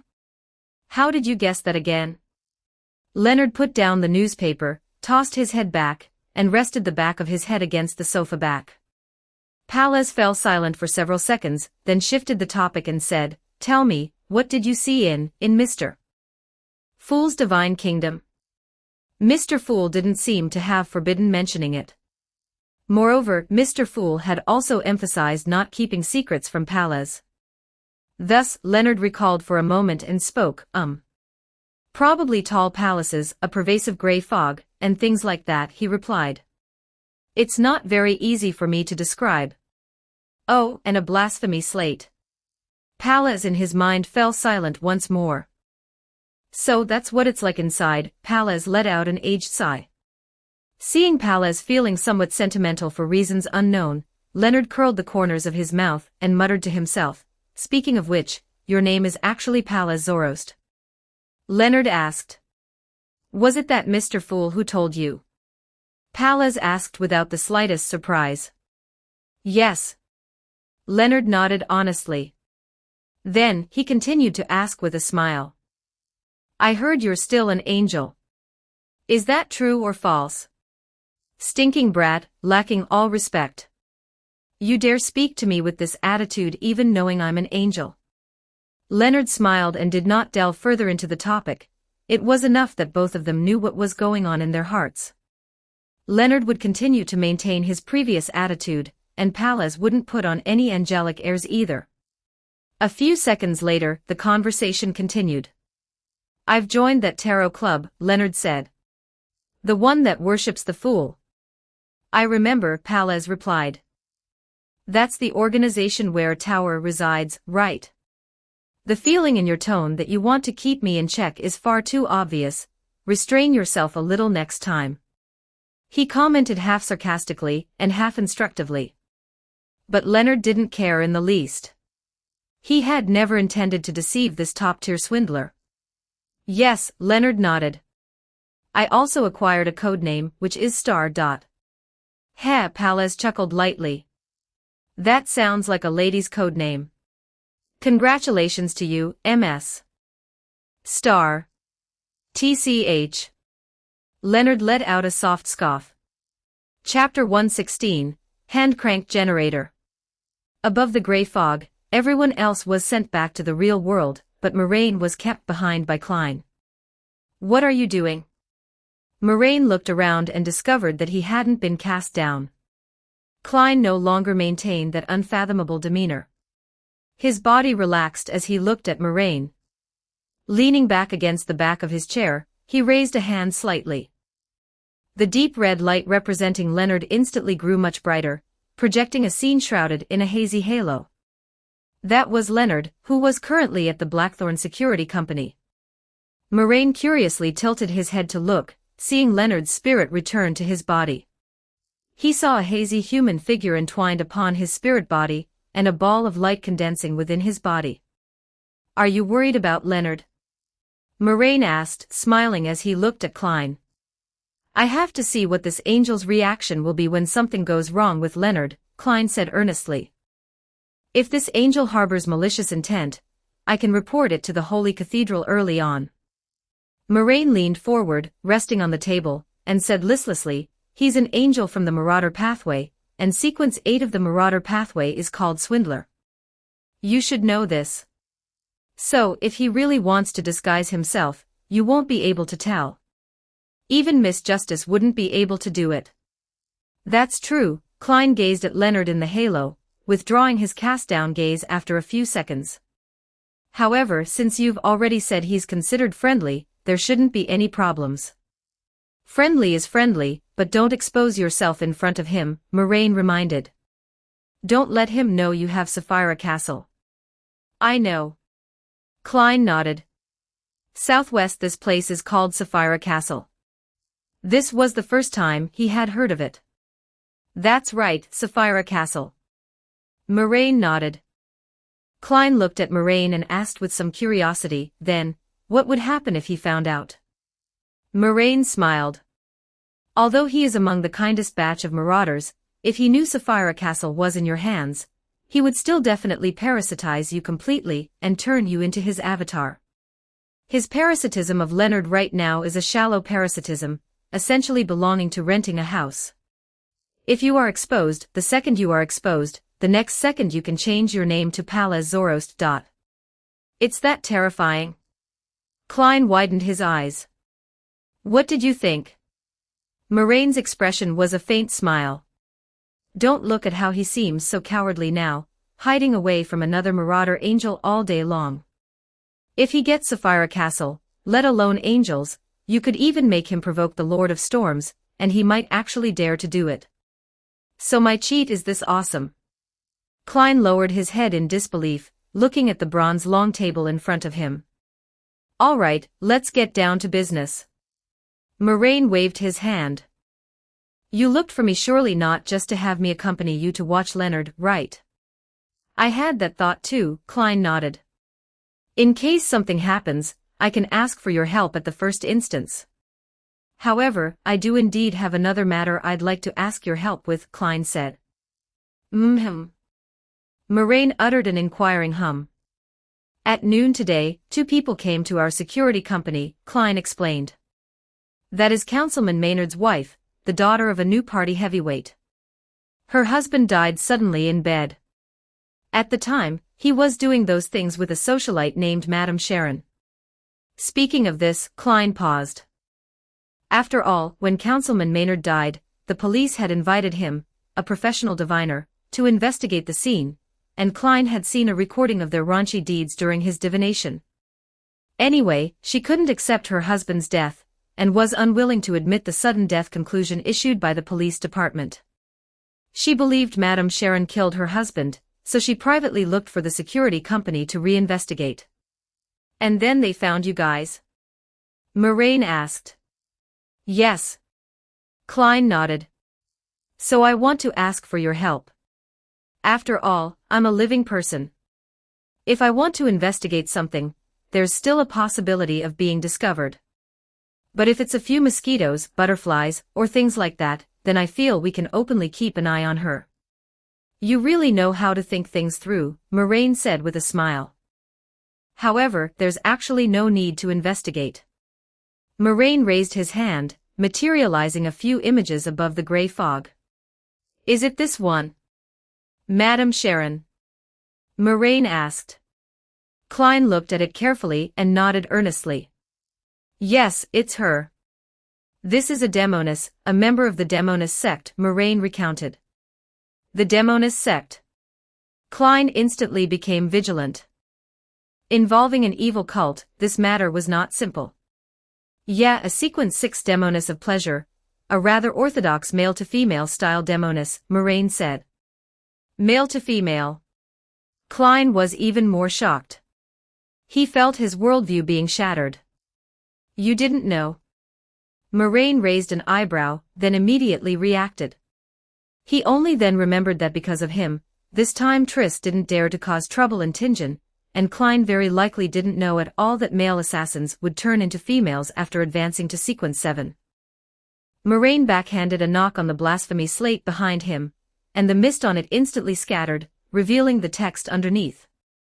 These texts automatically dismantled themselves, then pieced themselves back together and reorganized, turning into the complete information of the Demoness pathway. Here, it's all of these. Moraine pointed at the blasphemy slate and said. Klein turned his head to look. At that time, you can try summoning my star-wandering servant. Your relationship with that child should be pretty good, right? Should be okay. Klein nodded. He still cherished his life quite a bit. After learning that establishing a good relationship with the star-wandering servant could summon her child insects to help, Klein often told her adventure stories he had seen before transmigrating. This wasn't difficult, as long as they were adventure stories he had read, he could basically recall them through meditation. That'll do. Moraine nodded. At that time, you can hide it in your pocket. It might just save your life. After all, it's a sequence 6. You little nobodies might really have a hard time clearing it without taking damage. Klein had no objections to this evaluation, as it was indeed the truth. However, he was still somewhat hesitant. However, if I suddenly summon a beyonder creature, won't it be a bit hard to explain? This was what Klein was worried about. That is indeed a problem. Moraine thought about it. How about this, you guys probably don't care whether this Demoness is killed by your own hands or not. That doesn't matter. Klein shook his head. As long as the cultist can be prevented from harming people anymore. Then it's very simple. Moraine spread his hands. At that time, you Nighthawks can first try to arrest Madame Sharon. If the situation is relatively dangerous, you can release the star-wandering servant amidst the chaos, letting it join the battlefield as a third party. This actually sounds pretty good. Klein also felt that this method looked quite decent. Then that's it? Moraine asked. Then thank you. Klein nodded with a smile. Don't thank me, Moraine didn't care at all. You should thank the star-wandering servant and her children. I will express my thanks as well, Klein said earnestly. After saying that, he closed his eyes, cutting off the connection between the two of them and above the gray fog. Returning to reality, Moraine returned to his own room. He sat up from the bed and moved his body. Compared to before, his room looked much cleaner, not filled with bug offspring everywhere. Because they now preferred to stay inside Moraine's imaginary space. However, not all bug offspring liked doing this. A portion of them still preferred to stay outside to accompany Moraine in reality. Tossing and turning out of bed, Moraine walked out of the room. A butterfly landed on Moraine's shoulder. The patterns on this butterfly's wings were intricate, forming eyes that landed on a book. That was a Caiusus minion. What's wrong? Moraine smiled and tilted his head, looking at the little butterfly resting on his shoulder. The butterfly moved, conveying its thoughts. Moraine's eyes lit up instantly. Really? The minion said that after this period of time, combined with some of the less than useful physical knowledge Moraine had taught them, they had finally invented a generator. This period of time was quite long. Although Moraine could very easily recall any knowledge he had heard or learned, Moraine was a liberal arts student and stopped studying physics since high school. Therefore, the Caiusus minions could only deduce the manufacturing method of a generator based on Moraine's superficial physics knowledge and some physics that Roselle had brought over to this world. Fortunately, they possessed the beyonder abilities of both the mystery prior and reader pathways, and not long ago, a minion even consumed the potion of the Sequence 9 Savant pathway. 3 knowledge-related pathways finally allowed the minions to reverse-engineer the manufacturing method of a generator, inventing a portable hand-cranked generator. Of course, it wouldn't be entirely impossible for Moraine to just have them look it up themselves. But the current situation could better help the minions digest their potions. For these pathways symbolizing knowledge, the knowledge researched by oneself definitely weighed heavier in terms of weight than knowledge learned from others. Digestion would be much faster, and it would be beneficial for their future as well. Moraine followed the minion into the study. As soon as he entered, he saw that his cell phone and earphones had been reinstalled with simplified charging cables, and a portable hand-cranked generator was being held by its handle by a few minions, constantly being cranked. Between the charging cable and the generator was a simple rectifier, and a simple transformer made of aluminum sheets, lead sheets, and carbon strips. He leaned in closer, lowering his head to look at his cell phone, and saw the icon reading, charging, clearly displayed on it. Whoa! Moraine raised both hands and let out a soft exclamation, yay! The swarm rocks! The largest Chiosi mother insect landed on the ground not far away, landing on a mountain of books piled more than a meter high, slightly shaking her antennae, also very happy. Although she still felt that directly involving a ritual magic pointing to the Lord of Storms would be simpler. Moraine turned to look at her, reached out to touch her head, and gave a thumbs up. As expected of you. Awesome. I knew it was right to make you write half a caddy of test papers every day. Like this, add another half a caddy every day, and strive to build computers and the like sooner. Chiosi suddenly stopped shaking. 36 Zoutland Street, Blackthorn Security Company. Dunn, who was crossing his legs and leisurely reading a newspaper, looked with a slightly odd expression at Klein, who appeared at the door of his office, and sighed silently. Aren't you going to try infiltrating Madame Sharon's home tonight to conduct a preliminary search? Did you discover any problems? Klein nodded solemnly, yes. I suspect that Madame Sharon is a member of the Demonist sect. A member of the Demonist sect. Dunn put down the newspaper, chewing on this phrase, and asked back seriously, this is a quite serious accusation. What did you discover? Klein spoke out the remarks he had prepared long ago. I inquired some informants, among whom someone once saw a bone statue in Madame Sharon's home. It was a stunning female, but her hair grew all the way down to her ankles, every single strand as thick as a venomous snake, with eyes at the tips, quite bizarre. Dunn recalled for a moment, his expression instantly turning solemn, and he nodded. Indeed, this is the image of the primordial Demoness. We must act immediately to control Madame Sharon, and avoid her noticing anything abnormal. Just right, if this is something your informant saw previously, then Madame Sharon likely doesn't know yet that she has been exposed and discovered by us. We can catch her off guard. Dunn immediately stood up from his chair. As he spoke, he got up and walked toward the coat rack, picking up his coat and hat. Speaking of this, Dunn paused. Go call Kenley, the three of us will take action. We can apply for a sealed artifact for this. Madame Sharon is very likely beyond Sequence 7. Captain, you are truly wise. That way I wouldn't have to make up an excuse to guess Madame Sharon is Sequence 6. Klein answered without hesitation, all right. About to encircle and suppress a Sequence 6, Klein was still somewhat nervous. Watching the captain walk toward the door, he instinctively touched his pocket, where a star-wandering servant was curled up inside. Feeling itself being touched, the minion poked Klein's palm with its tail, indicating that it was still there. Oh right, Klein suddenly spoke up, emphasizing, I heard that Madame Sharon seems to somewhat hate fire, we can bring some matches and the like. This was the characteristic of the Demoness spider silk fearing flames, which Moraine had written on the slate at that time. Dunn's footsteps paused. He nodded, said nothing, and walked straight toward the underground Cheney's gate. Klein took a deep breath, slowly exhaled, and also turned around, walking toward the direction of the lounge. After a few minutes, he returned from underground, holding a mirror tightly wrapped in thick black cloth in his hand. Let's go, he said in a deep voice. 20-odd minutes later, the three Nighthawks arrived at Osses Street, seeing the garden in the darkness and Madame Sharon's house. Klein removed the dangling pendulum from inside his left wrist cuff and quickly began divination. There is danger inside. There is danger inside.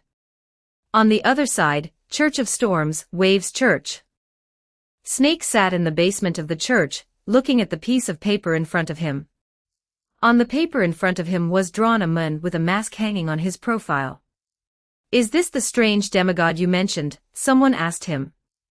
The person who spoke was similarly wearing the robes of the Church of Storms, speaking to Snake in such a tone, looking like his status wasn't much lower than his. Right. Snake nodded, put down the portrait in his hand, and pinched his temples. This was drawn by him, and it looked very much like him. Although the Church of Storms was basically filled with rough men, this cardinal was actually quite good at drawing. After all, charting navigation maps was often necessary on the high seas. Then, do we need to make a wanted poster for him? The priest of storms asked in a deep voice. Snake lowered his head, deep in thought for several seconds. Afterward, he gently shook his head. No need. Leave it at that. All right. The priest nodded and retreated into the darkness. Hashtag 117 Chapter 117 Hunting the Witch. Chapter 117 Hunting the Demoness. Chapter 117 Hunting the Demoness, 6,000 words, extra-large chapter for the Alliance leader. Inside the luxurious and gorgeous bedroom. Madame Sharon lay on a comfortable rocking chair, stark naked, looking at herself in the mirror. As she gazed, her cheeks flushed peach red, and her eyes seemed watery as if about to drip, her dazed expression tinged with a strange tenderness. Outside the house, after simply completing a divination and confirming safety, Klein nodded to Captain Dunn, signaling that he could begin pulling Madame Sharon into a dream. Klein leaned against the car door, listening to the captain arrange the operation while uncomfortably moving his right hand. Because today he was wearing a pair of black gloves on his hands. He didn't usually wear gloves often, but this time he needed to use gloves to slightly conceal the abnormality on his hand. On his right hand, another glove was currently hidden beneath the black glove. That was a thin flesh-colored glove, covering his right hand to look just like a slightly off-color layer of skin. This was creeping hunger, which Klein had rented from Moraine for money. The cost was £1 per night, which almost broke his heart with pain. Klein's 5 fingers relaxed and then clenched, feeling like his heart was bleeding continuously. Sigh. He sighed silently. What's wrong? Dunn immediately noticed Klein's abnormality. Klein didn't show any abnormality and shook his head. I just feel that these cultists simply shouldn't exist, and I don't understand why they have to do these things. Klein, who used the clown abilities to control his expression very well, said so. With the keeping a straight face skill of the Sequence 8 status, the 2 Beyonders of the Sleepless Pathway couldn't see any problems. These words deeply touched both Dunn and Conby, and they nodded successively to show their approval. Soon, the 3 Nighthawks simply arranged their tactics, and Captain Dunn directly closed his eyes, starting to pull Madame Sharon into a dream. After receiving the captain's signal, Klein and Conby entered Madame Sharon's room one after the other. Conby entered through the stairwell, while Klein flanked from the side wall. Inside the house, Madame Sharon lowered her head, seeming somewhat tired. On the table beside her was placed a bone deity statue, and her thick snake-like long hair seemed to soften in the warm light and pink atmosphere. Gradually, Madame Sharon's frequency of looking at the full-length mirror became lower and lower, her head nodding repeatedly, and her eyelids drooping uncontrollably. The captain held down Madame Sharon in the dream, and Conby sneaked in from the front door of the house. Klein, crawling up the wall, left the vision of his 2 teammates, reached his hand into his pocket, and pulled out a bug. That bug looked like both a maggot and a centipede, translucent, dotted with little starlight-like white light spots on its body, flickering on and off. Please help out in a little while too. Klein whispered instructions and gently tossed it not far away. Afterward, his 4 limbs exerted force, crawling up along the wall skin. Beneath the glove on his right hand, the other glove emitted a faint glow. Creeping hunger, its negative effect was that it must consume the soul of a living person every day, otherwise it would turn around and consume the soul of the user. However, Klein had discussed it with Moraine that when Klein finished using it, he would directly teleport the glove back to Moraine via the star-wandering servant. Although Moraine charged him £1, at least it came with after-sales service, so Klein ultimately didn't feel too much heartache for his wallet. Pulling back his thoughts, he exerted force with his hands, flipped up to the 2nd floor, leaned against the wall, activated his spiritual vision, and looked into the interior of the room through the window by the crimson moonlight. Madame Sharon's bedroom was luxuriously and gorgeously decorated. There were thick carpets, a wide space, velvet duvet covers, a vanity table scattered with various skincare products and cosmetics, jewelry sparkling with different brilliance, a half-open cloakroom, light clothing and suspender stockings casually thrown on the rocking chair, and various ornaments inlaid with gold threads. And the most eye-catching thing in the entire room was an unfinished oil painting of Madame Sharon herself with a bare body. Her brown hair was like a waterfall, her brown eyes were like the eyes of a fawn in the forest, pure and watery, but her curved brows and upturned eyes, her straight nose and delicate lips outlined the charm of a mature woman. The two were blended together in a contradictory posture, yet exuding an astonishing allure. Klein only took a glance and quickly withdrew his gaze, looking toward the main door of the room.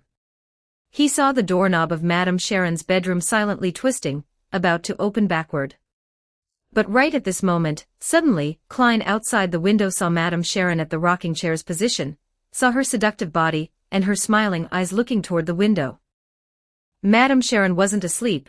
She leaned sideways there, a faint smile curling at the corner of her mouth, looking toward the window, and even raised her hand, smilingly greeting him. She's still awake. She wasn't pulled into the dream by the captain. Alarm bells instantly rang wildly in Klein's heart. At this time, Conby was about to push open the door according to the plan, and shine the mirror in his hand toward Madame Sharon. Klein's heart thumped heavily. Without time to think further, he kicked forward hard, shattering the window. This huge commotion instantly spread to the corridor outside the door and into Conby's ears, making him realize that something was wrong and immediately understand that he shouldn't rush in so easily. Bang!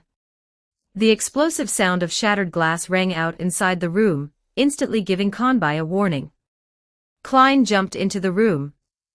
For a moment, a somewhat trance-inducing scent surged into Klein's nostrils, making him unable to help feeling a bit dazed, and his body inevitably produced some reactions. This was the charm of the demoness of pleasure. The invisible charm teased Klein's heart, but he still forcefully endured that sense of anomaly, meeting Madame Sharon's gaze, his eyes suddenly turning solemn and majestic. Beneath the glove on his right hand, that flesh-colored glove condensed a golden surface layer, and 2 strands of golden lightning simultaneously flowed at the bottom of his eyes. Mental Pierce. While releasing Mental Pierce, Klein raised the pistol in his hand and pulled the trigger at Madame Sharon. During this period, there wasn't even a second of hesitation, not a shred of tender affection for a woman. Today Klein's luck was exceptionally good, his casual marksmanship hit the center of the target's brows right away. However, that Madame Sharon suddenly blurred, spiderweb-like cracks spreading all over her body, turning into a full-length mirror. The next moment, Madame Sharon exploded with a bang, turning into a ground of mirror shards. Mirror substitute. And Klein suddenly sensed that his body had become tense, and not so easy to control. The next moment, his hands and feet tightened simultaneously, and before landing, he was controlled, as if entangled by countless invisible fine threads, imprisoning him midair. Graceful contours were outlined inch by inch beside the full-length mirror. Madame Sharon, who had draped a nightgown over herself at some unknown time, stood out and came before Klein. She glanced sideways at Klein, no longer looking into Klein's eyes, but staring at his neck, and chuckled, "If the deity statue hadn't happened to be by my side, I should only be deep in sleep right now, waiting for you guys to kiss me awake." As she spoke, she stretched out her slender fingers, pointing toward the direction of the main door, black flames condensing at her fingertips. She had already perceived the other person outside the door. This house was filled with invisible spider silk everywhere. If not noticed in advance, almost no one would be able to pay attention. And Conbai had snapped a few while climbing the stairs, exposing his own existence and his position. Madame Sharon pointed one hand toward the main door, while a light blue spear condensed on her other hand, about to stab toward the center of Klein's brows. At the same time, her mouth continuously spat out teasing words to disturb Klein's spirit. However, Klein ignored her, only forcefully tossing his head backward, rubbing the index and middle fingers of his left hand together, and then letting go. A match ignited by his spirituality left his fingers, falling downward, instantly burning away the invisible spider silk surrounding him. The spider silk of the demoness of pleasure was extremely intolerant of high temperatures. "Crimson," Klein softly chanted aloud in his mouth. A silver charm hidden in the palm of his right hand instantly turned icy cold, and a quiet and peaceful aura permeated through the room. The spider silk was burned off, and Madame Sharon's expression slightly became somewhat sluggish. The slumber charm could not be released up close face to face, because this would cause both the user and the target to be pulled into a dream together. However, Klein had a special ability, which was that he could remain awake when being pulled into a dream by others. If it wasn't a very powerful dream, he could forcibly break free. Klein instantly broke free from the dream, tore apart the spider silk on his body, dodged Madame Sharon's thrust, raising the muzzle of his gun while retreating. Bang! Gunshots rang out. Madame Sharon woke up the moment before the gunshot, her body weirdly shifting sideways as if pulled by something, dodging Klein's headshot. She let out a somewhat forceful hum, shifting sideways while turning her fingertips to aim at Klein. Swish, swish, swish. Clusters of black flames shot toward Klein like bullets trailing closely behind one another. Klein's spirituality instantly became restless, and he hurriedly rolled over, not daring to have the slightest pause. However, his rolling movements gradually became sluggish, because clusters of nearly invisible spider silk from other directions wrapped around him once again, slowing down his speed and affecting his actions. This was simply the bane of a clown's combat ability. Fortunately, Klein had prepared a large number of matchboxes and several sheets of flammable paper beforehand. His fingertips flipped, and several burning paper fragments were flicked out, snapping the surrounding spider silk one by one. A cluster of black flame brushed past Klein's face and landed on Madame Sharon's large bed. However, it didn't burn, seeming to only affect things with spirituality. Before Klein had time to rejoice over dodging that previous strike, a premonition suddenly flashed through his mind again. Thus, he violently jerked his spine, changing his forward roll into a side roll. A transparent ice crystal spear abruptly protruded, stabbing into the carpet, piercing the exact next position Klein had originally scheduled. White frost spread over, affecting Klein and making him shiver. So he raised his hand and forcefully patted his chest. Silently, a surge of warmth filled Klein's entire body, and holy light emanated from his palms, dispelling the chill on his body and the minor curse that followed. Kanbai also rushed into the room once again at this time. He slammed open the door with his shoulder, paused for a moment, observed the situation inside the room, and aimed the sealed artifact Spirit Medium's mirror in his hand toward Madame Sharon. Madame Sharon, wearing a translucent nightgown, was pursuing Klein at this moment. Her strike missed, and just as she was about to continue chasing the agilely rolling opponent, her spirituality suddenly stirred. Turning around, she saw a mirror facing directly toward herself. The water ripples in the mirror swayed, and the figure of a woman emerged. Her hair was black and dense, draping straight down and covering her face. Suddenly, Madame Sharon seemed to think of something, and her expression darkened instantly. 7 black flames suddenly swirled around her, flying toward that mirror. At the same time, a pale hand reached out from within the mirror, and the figure of a woman wearing a dress resembling a white bedsheet crawled out of the mirror quickly. But facing Madame Sharon, who was already on guard, she had just lunged forward when she was ignited by those black flames and burned to ashes. The few black flames burned the woman who crawled out of the mirror to death, and the remaining black flames flew straight toward Kon Li.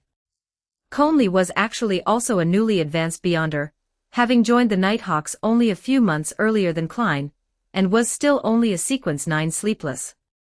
His Beyonder abilities gave him decent combat prowess in the dark, but it was not much stronger than an ordinary person. Kon Li hurriedly covered the mirror in his arms with a black cloth, while wrapping around it to protect it, and lunged to the side, dodging this attack to avoid reflecting Klein during the roll, or reflecting himself through the large and small mirrors in the room.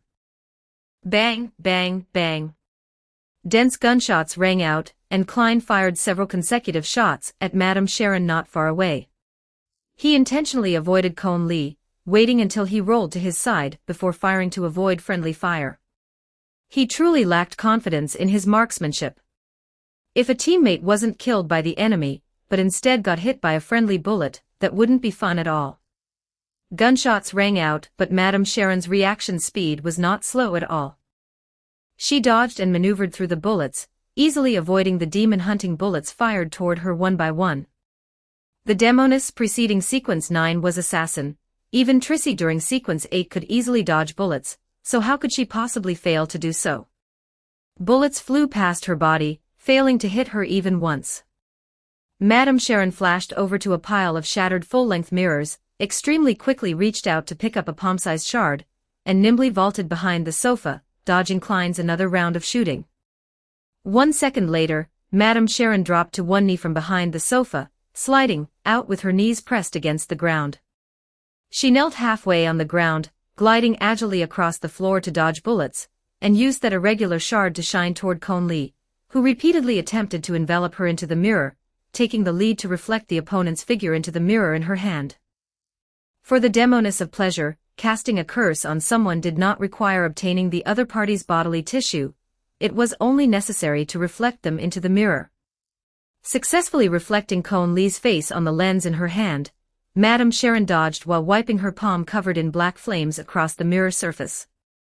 Klein, who had a certain understanding of the Demoness, suddenly constricted his pupils.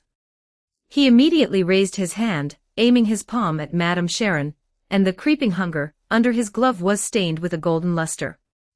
The next second, holy light descended from the sky, enveloping Madame Sharon. He was going to purify the curse Madame Sharon was casting. But this was still a step too late. Madame Sharon's curse had already been successfully cast. Ah! Klein suddenly heard the miserable scream of his companion behind him. He instinctively turned back to look, seeing Cone Lee not far away stopping with the sealed artifact in his hands, seeing him bend over and begin to vomit, spitting out bile, spitting out a bright red heart, and spitting out lungs and a stomach burning with black flames. The beating internal organs, yellowish-green liquid, quietly burning black flames, and the forward-falling human body simultaneously reflected into Klein's eyes, deeply branded into his mind. Klein's eyes suddenly widened, feeling as though everything around him had slowed down. He clearly watched Cone Lee's complexion instantly turn deep purple, with blood vessels bulging on his face, and saw him regurgitating various things. Holy light descended once more, dispersing part of the curse, but the shattered heart and other internal organs would not regrow because of the holy light. Klein suddenly felt his eardrums somewhat congested with blood. He opened his mouth as if shouting something, but he couldn't hear his own voice. Right at this moment, a tentacle probed out from the air. That was a tentacle composed of bugs resembling worms and centipedes, with white flames burning on its surface. This tentacle caught the internal organs falling downward. Ordinarily, such fragile internal organs falling completely unprotected, even if caught midair, would shatter like tender tofu. But Cone Lee's internal organs did not. That tentacle lightly discharged the force, catching it with fluid, graceful movements. Afterwards, this tentacle burning with white flames padded inward, slapping the internal organs back into Cone Lee's chest cavity. The expected situation of internal organs smearing all over his clothes likewise did not occur. A door immediately appeared on Cone Lee's chest cavity. This was the opening the door of the Sequence 9 apprentice. This tentacle, equivalent to a Sequence 5 traveler of the apprentice pathway, opened Cone Lee's chest cavity through opening the door, placing the vomited internal organs back inside. Subsequently, the opened door closed once again. Perhaps the apprentice was the Sequence 9 pathway most suited to be an internal medicine surgeon. The moment before the door closed, a few star-wandering servants burning with the reverse curse technique, and a white flesh worm originating from the initial Mr. Z and from a rose bishop jumped in together. The next second the door on Cone Lee's chest closed again, seamless without a single trace of a scar. Originally, the apprentice's opening the door was very difficult to apply to the human body, especially Beyonders, because it was hard to break through the defense of spirituality itself.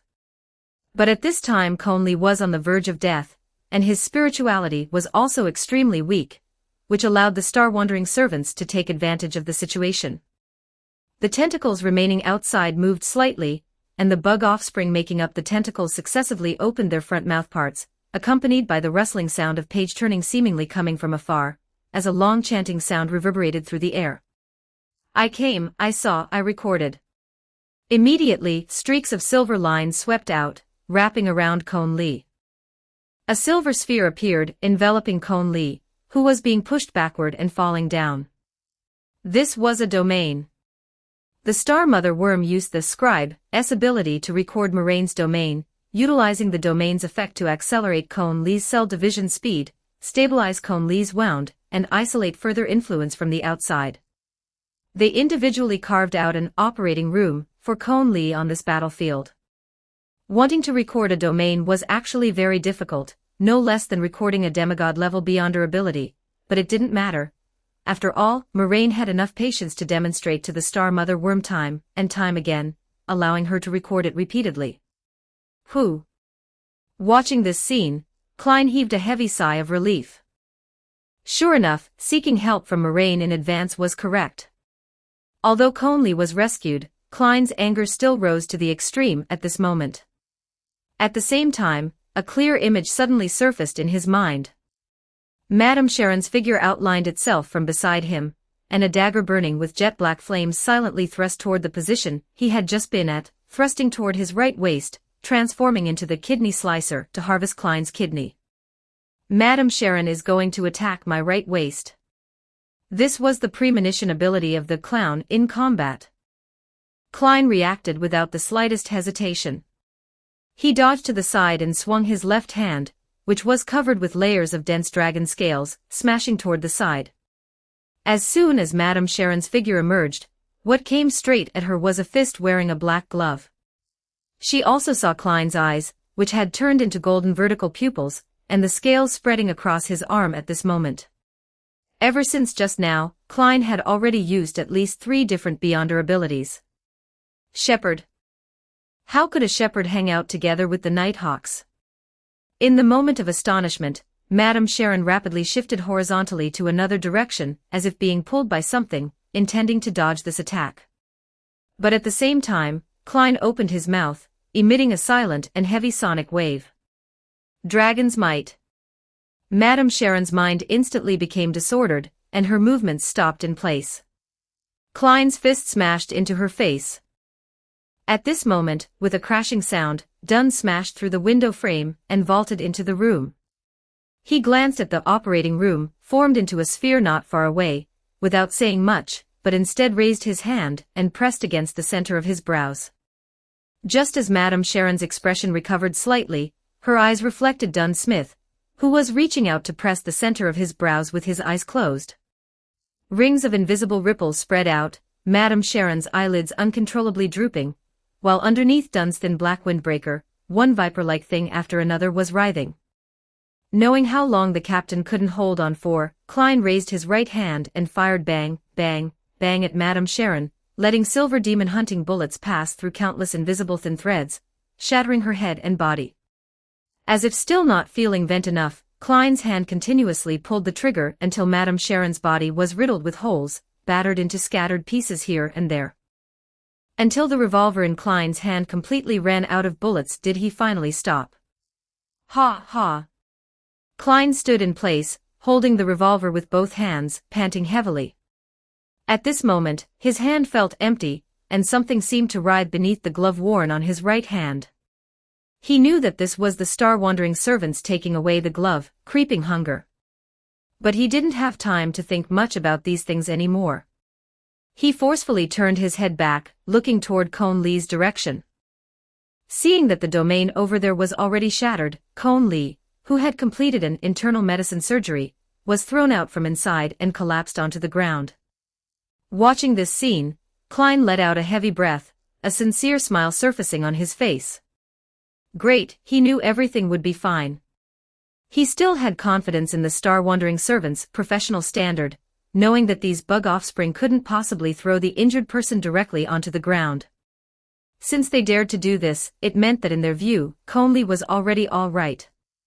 The demoness curse was interrupted and dispersed by the holy light summoned by Klein, and Cone Lee's fallen internal organs were stuffed back in by the servants, reconnecting them using the reverse curse technique, and the Rose Bishop's flesh and blood magic. Cone Lee's body wouldn't even leave a scar behind. Cone Lee fell heavily to the ground, falling into unconsciousness due to the previous intense pain. Dunn hurriedly stepped forward, pulling him up, his gray eyes looking around the surroundings with puzzlement. Chapter 118 Two Newcomers, 5000. The next day, Lord of Mysteries Morian, who had just woken up, appeared in the synchronization space. He tidied up his sleep-rumpled hair a bit, and entered the space wearing silk loungewear. The space seemed quite lively today. There was One Punch Man Morian wearing simple casual clothes, Jujutsu Kaisen Morian wearing pajamas, and Elden Ring Moraine wearing a wizard's robe, and a plaster headpiece. Where did you get that plaster head? Lord of Mysteries Morian asked the moment he came in, seeing the oversized white plaster head on Elden Ring Moraine's head. It was a white human head plaster mask with slightly classical curly hair, and several blue glintstones embedded on top of the head. Elden Ring Moraine's face couldn't be seen, but he pointed at his helmet with a smile in his voice and said, "My teacher gave it to me." "How is it?" "Looks good, right?" Lord of Mysteries Morian didn't remember Thops having such a headpiece, so it must be. "Did you successfully become Selen's apprentice?" Jujutsu Kaisen Morian asked curiously, lying on a lounge chair. "That's right." Elden Ring Moraine raised his right hand proudly. "Now I count as a proper student of the Academy of Raya Lucaria." Thops actually wasn't qualified to take apprentices, so even though Moraine apprenticed under Thops, he didn't count as a student of Raya Lucaria. Actually, Selen's students don't count either, right? One Punch Man Morian walked over to the sofa and sat down. "Wasn't she banished?" "Ah, that's true too." Elden Ring Moraine scratched his plaster head. But it doesn't matter anyway, teacher is going to seize the school sooner or later. We'll have to be accomplices by then. That's true. But shouldn't those glintstones on top of Selen's headpiece be green? Jujutsu Kaisen Morian pointed at the blue glintstones on top of Elden Ring Moraine's head and asked. Oh, this. Elden Ring Moraine touched the top of his head. Although I'm single, I still think green is unlucky, seeing as I still have a whole family to support. So I asked teacher to change it to blue. Hee. He smiled. Speaking of which, are we almost all here? One Punch Man Morian sat on the sofa, crossing his legs. Yeah, we're just missing Honkai, Star Rail Morin. Lord of Mysteries Morian glanced around and counted the number of people. How rare, clearly he's the fixed NPC. One Punch Man Morian raised his head. Maybe he'll come a bit later, Lord of Mysteries Morian guessed. I haven't seen him here today yet. Come to think of it, I haven't seen him come in these past few days when synchronizing. Then he's the last one. Jujutsu Kaisen Morian nodded, somewhat puzzled. Given the time flow speed on his side, that shouldn't be right. How long has it been since we gathered together like this? Elden Ring Moraine thought for a moment. It seems like a long time has passed since the last time everyone was here. No way. Jujutsu Kaisen Morian smiled and swung his legs. Didn't everyone gather just a few days ago? The time on your side is way too slow, Elden Ring Moraine retorted. Teacher Selen's questline is almost finished on my end, and it's only been a few days on yours. It's clearly that the time on all your sides is too fast. Jujutsu Kaisen Morian refused to admit it was his problem. That's right, all of you are the ones who are wrong. Ha ha. The other Moraines all laughed. Among everyone, the time flow on Jujutsu Kaisen Morian's side was the slowest. Second was One Punch Man Morian. But even so, nearly half a month had already passed on his side. Next was Elden Ring, then Lord of Mysteries and Honkai, Star Rail. One Punch Man Morian stepped forward directly and synchronized Elden Ring Moraine's memories. Whoa! He shook his head, feeling that receiving over 10 days of memories into his brain all at once was somewhat uncomfortable. Although over a month had passed on Elden Ring Moraine's side, he had entered and synchronized several times in between. Therefore, One Punch Man Morian didn't have to accept over a month's worth of memories all at once. Elden Ring Moraine's memories unfolded before One Punch Man Morian's eyes. During this period, Elden Ring Moraine had done a lot of things. He tracked all the way from the initial thoughts to Selen, successfully became her apprentice, and also helped her complete her resurrection. The specific process was similar to the game, but much more concise. Although Elden Ring Moraine had no way to use Sight of Grace teleportation, his efficiency was not much slower. Because he completely didn't need to break through various mechanisms like the original Tarnished, he could directly skip various side quests and mandatory main quests. Encountering cliffs, he would just fly up, encountering a locked door, he would turn into a small bug and slip right through, seeing a locked chest, he would let the bug offspring enter the keyhole and turn it from the inside. Extremely convenient. Elden Ring Moraine chose not to run various tedious tasks. Upon seeing Selen's phantom, he went straight to the point and expressed his wish to become her apprentice. Although Selen was called the Demoness, she was actually unexpectedly a good person, and especially easy to talk to. At least relatively speaking, she was a good person, and provided it didn't affect her research, she was indeed very easygoing. Although Selen couldn't understand why someone inexplicably found her and inexplicably wanted to apprentice under her, she still accepted Moraine as this inexplicable student. For the long string of subsequent quests, Moraine simply skipped, and skipped again, completely too lazy to do them, and directly found Selen's physical body instead. Selen's physical body was sealed inside a cave. Moraine found her and took away the primeval glintstone, containing her soul. Because Radon was still single-handedly sealing the stars and everyone's fate, Selin hadn't originally planned to tell Moraine the location of her physical body so early. But Moraine directly stated that while wandering around randomly, he coincidentally found the cave where her physical body was sealed. What incredible luck. Selin knew very well that Moraine was spouting nonsense, but with her extremely high perception, she could feel Moraine's goodwill coming from who knows where, so she didn't ask too much. Although from Teacher Selin's perspective, this favorability came a bit inexplicably, it wasn't entirely groundless either. After all, in the game, when everyone else expected the protagonist to risk their life to become the Lord, only Selin would say to the protagonist, "If you fail to become the Lord, go back to her, and she will settle the protagonist down." Recalling up to this point, One Punch Man Morian suddenly paused. "That's not right, is it?" He raised his head in confusion. "I remember before transmigrating, didn't we skip all dialogue when playing games? Isn't our favorability towards Selin from her fan art? Who are you putting on such a sentimental act for? Fool others all you like, but don't fool yourself, my old self. Can you not say such mood-killing things while I'm recalling such a serious matter?" Elden Ring Moraine glanced at him sideways. "Didn't you run into the Tarnished?" Jujutsu Kaisen Morian asked curiously. This referred to the unnamed Tarnished, the protagonist of the game. "No, nobody in the entire world knows this person." One Punch Man Morian helped Elden Ring Moraine answer. "And it definitely isn't because their reputation hasn't spread," Elden Ring Moraine added. "Theoretically speaking, if they really appeared, it would be impossible for them to remain obscure. After all, having successively defeated several demigods, it's impossible for them not to have their name spread at all in the lands between." "That's true too," Jujutsu Kaisen Morian said.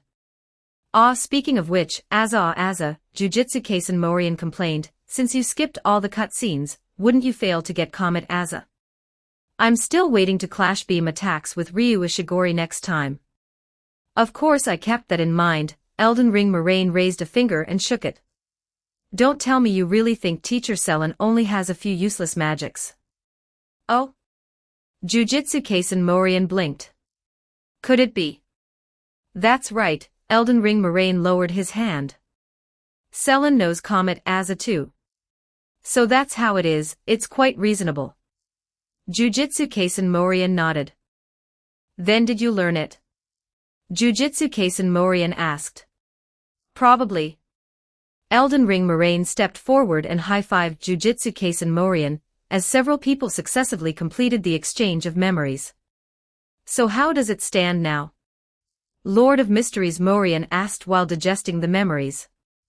"I brought her back to Teacher Thops's place," Elden Ring Moraine replied. "Teacher Selin is different from those good-for-nothing parasites in the academy who only know how to form cliques. She just chatted with Teacher Thops for a little while and discovered he's a true genius. Now the two mages are researching Thops's barrier together." "Oh ho!" Jujutsu Kaisen Morian let out an exclamation. "Teacher said she plans to help Teacher Thops refine Thops's barrier before attacking the academy." Elden Ring Moraine walked over to the desk, pulled out a chair and sat down, with several large-headed books immediately appearing in front of him. "She said she thinks very highly of Teacher Thops's research." The other Moraines imagined it.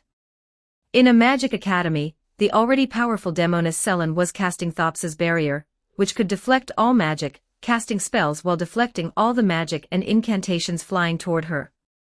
By then, it would probably truly be the end of the Magic Academy. "What are your plans?" One Punch Man Morian asked further.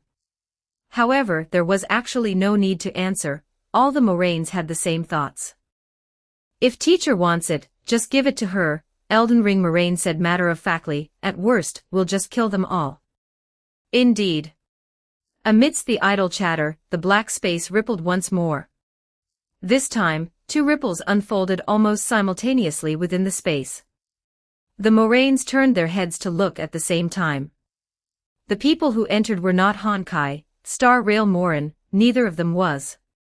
Within the synchronization space, the Moraines could instinctively recognize who was who, and even if everyone looked identical, they would not mistake one another.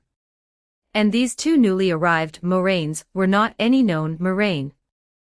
Unlike the current Moraines who each had different skins, these two Moraines still maintained their default skin state, wearing the same set of clothes they wore when they first time traveled. Are there newcomers? And two of them? The Moraines looked at the two newcomers curiously. After arriving in the space and seeing so many themselves, the two newcomers quickly understood and accepted the current situation, completing the synchronization with the others with a sense of relief. The two newcomers came from different worlds respectively. Soon, two more chairs appeared within the synchronization space, and several Moraines gathered in a circle, sitting down and chatting idly. The first newcomer Moraine came from the Dragon Raja world. I arrived in Sherlon City as soon as I time traveled, the Dragon World Moraine said while recalling. Unlike most of us, I didn't have any language-related problems on my side since everyone speaks Chinese. Instead, because of the patterns on my body, I was treated like a punk. Back in the country, punks weren't actually all that well received. No ID card, no home address. However, I met a kind-hearted internet cafe owner who seemed to have taken me in thinking I was a bad kid who ran away from home. Of unknown origin, without an ID card, looking like he was still of college age, and covered in tattoos. He indeed looked at first glance like a punk kid who had run away from home to hustle. This owner is quite kind-hearted, the Dragon World Moraine tapped his fingers lightly on the chair armrest and said softly. The other Moraines nodded one after another. They had all synchronized the memories of the Dragon World Moraine. In that era, half-grown boys acting as punks everywhere were actually quite common, which was precisely why these people were not well liked. The internet cafe owner was a good person, but internet cafes were often where these punks gathered. Perhaps for this very reason, the owner wanted to find someone who was also a punk, covered in tattoos, and looked not to be trifled with to help keep watch over the place. But unfortunately, the newly time-traveled Moraine was just a fragile college student, completely unable to intimidate those genuine thugs. Originally, the internet cafe owner was often bullied by a dozen or so punks. Now that Moraine had arrived, fantastic, he immediately succeeded in resolving half of the punks. Half of them bullied the owner, and the other half bullied the Dragon World Moraine. Then I came in, the Dragon World Moraine supported his chin, probably after being intimidated for a period of time. By the way, I remember that world has a supercomputer, right? Elden Ring Moraine asked, didn't it come looking for you? A person suddenly appearing should be very problematic, right? How would Castle College pay attention to me? The Dragon World Moraine spread his hands. Even a supercomputer can't monitor the entire world simultaneously. I'm just an inconspicuous nobody, no one would intentionally investigate. That's true. Several people turned their heads one after another, and looked toward the other newcomer. My situation over here is a bit trickier, the newcomer Moraine nodded and said, when I first time traveled, I came to a Western fantasy world with swords and magic. It looked just like a Japanese RPG scenario with heroes, adventurers, demon kings, saints, and goblins. Wait, One Punch Man Morian interrupted, goblins aren't right, are they? Oh, don't mind those key points, the newcomer waved his hand to interrupt, anyway, it's just such a world. Because of the language barrier, I had a very tight living condition at the very beginning. A homeless person, language barrier, weird clothing. In short, it would appear very bizarre. And that's not even the strangest part, the newcomer said, the strangest part is that I would always inexplicably disappear from where I was, appearing in another place in the blink of an eye. I would always inexplicably find that the people around me, for some reason, kept repeating things they had already done over and over again. He paused. However, later on, after I found out which world this was, I finally understood what kind of situation this was. 77. How did you determine your own world? Lord of Mysteries Morian acted as the straight man. The newcomer Moraine raised his head, because I obtained a blessing. The blessing named family. What kind of ability does this have? Lord of Mysteries Morian continued to ask. I don't know, the newcomer Moraine said righteously, I only know the name of this blessing, but have no idea what it's useful for at all. This thing didn't come with an instruction manual, did it? However, even though I don't know what ability it has, this is an important basis for me to guess what world this is. The power named Blessing, a Western fantasy world, the inexplicable time loop phenomenon. I am in the world of Re-0 starting life in another world. Re-0 Moraine said. Re-0 huh, One Punch Man Morian leaned back. Having a blessing in that world already counts as being naturally superior among people, right? 6. Probably. Re-0 Moraine answered thoughtfully, but I have no idea what my blessing is useful for. Perhaps it's because you didn't have any family in that world at the time, Lord of Mysteries Morian guessed. Why don't you try again after you go back in a bit? Okay. Re-0 Moraine raised his hand to make an okay gesture. Speaking of which, why did these two worlds come in together?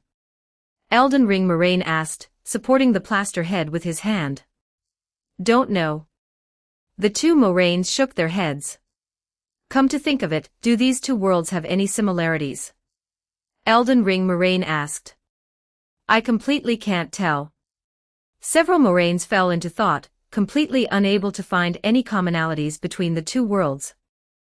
If we really have to say there's any similarity. It seems the protagonists of both worlds are repaying favor foxes. Lord of Mysteries Morian clapped his hands.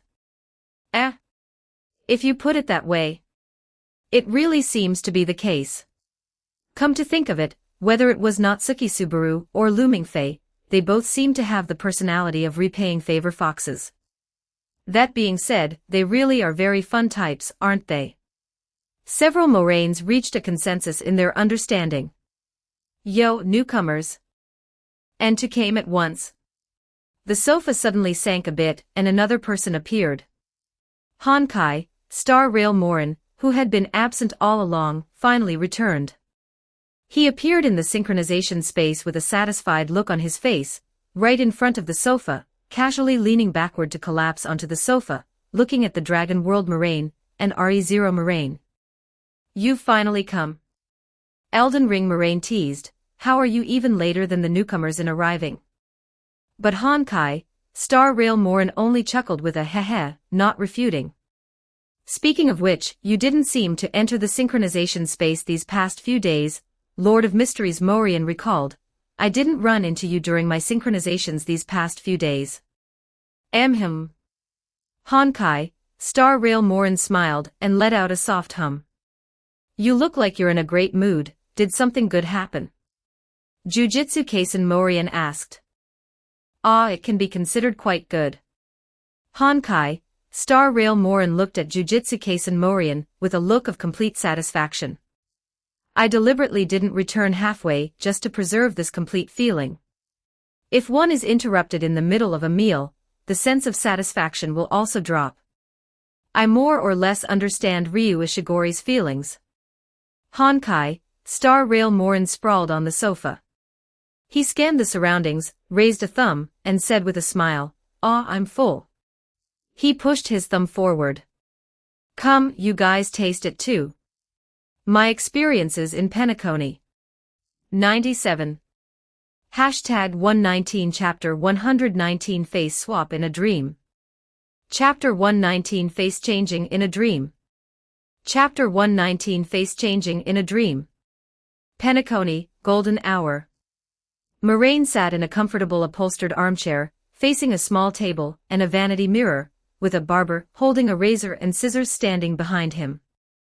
The barber looked quite professional, in a black suit and sunglasses, with a bald head. It was just a bit hard to tell what he was professional at. Mister, do you take bodyguarding gigs? Moraine turned around and asked the barber behind him. The barber was stunned for a second, glanced at himself in the mirror, and quickly reacted.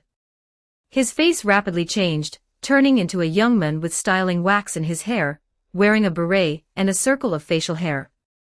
Apologies, sir. I just came back from a part-time job and forgot to change my face, the barber said apologetically. He actually does bodyguard work. Moraine blinked, turned back around, and sat down properly. Oh, then let's begin. It looked as though this was just an ordinary barbershop. Getting a haircut in a dream seemed rather pointless, since the moment you opened your eyes, nothing would be left. However, things far more magical than reality could always happen in dreams. This barbershop wasn't just responsible for haircuts, it could also adjust facial features, height, and voice. This was a face sculpting center where dreamers could sculpt their own faces in dreams, called the Dream Self Barbershop. "Sir, what kind of look would you like to create for yourself?" The barber handed a blank piece of paper to Moraine, featuring various styles on it. This was just a thin piece of paper, but when Moraine swiped across it, it could slide just like a tablet. He flipped through it, but wasn't satisfied with any of the content on it. Seeming to notice Moraine's dissatisfaction, the impeccably dressed barber considerately stepped forward 2 steps and tapped on the reference sheet. Soon, the patterns on the reference sheet faded away bit by bit, turning the entire thing into a blank white sheet of paper. "Sir, you can roughly imagine the look you want, and this paper will help materialize it for you." Finishing his sentence, the barber added, "Among them, the closer your desired new look is to your original self, the less time it will consume. Conversely, if you want a complete makeover, the time required might be exceptionally long." "Oh, how thoughtful," Moraine praised. The next second, a face immediately appeared on the reference sheet. Holding the reference sheet, Moraine looked at the barber. "Look, just like this.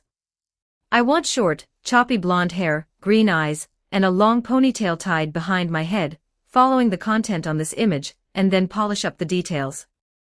The barber took the reference image and compared it with Moraine's original face.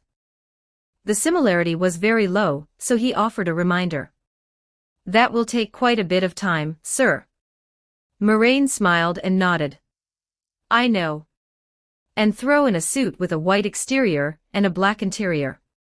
Utilizing the property of the simultaneous incantation that it must be understood, he instantly filled the barber's mind with the appearance of the outfit Moraine wanted. The barber immediately nodded in understanding. He had no doubts about this ability. There were far too many bizarre races in the universe, and far too many kinds of abilities.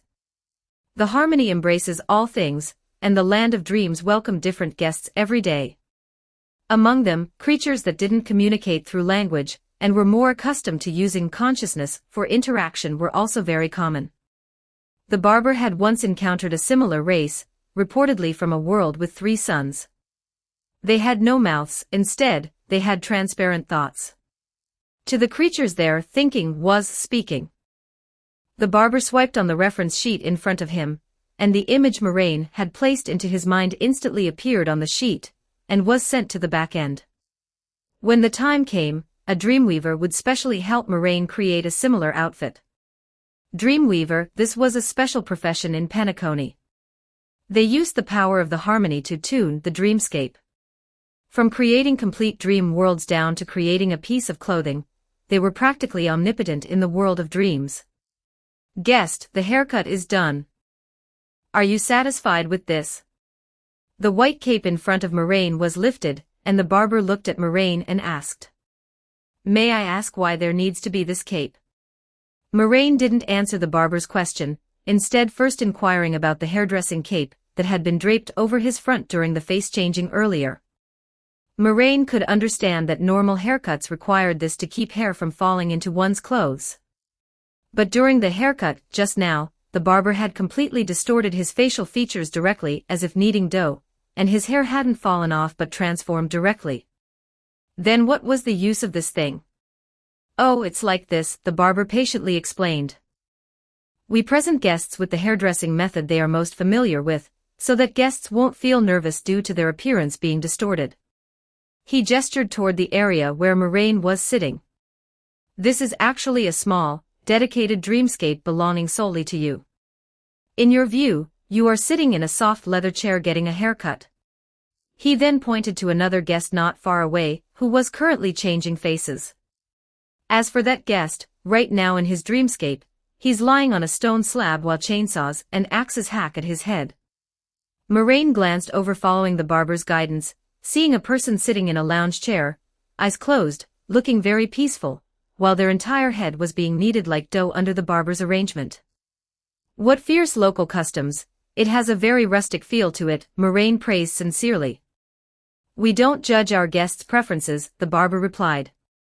There were too many races and too many aesthetics in this universe, so the barbers at this shop never judged their guests' tastes.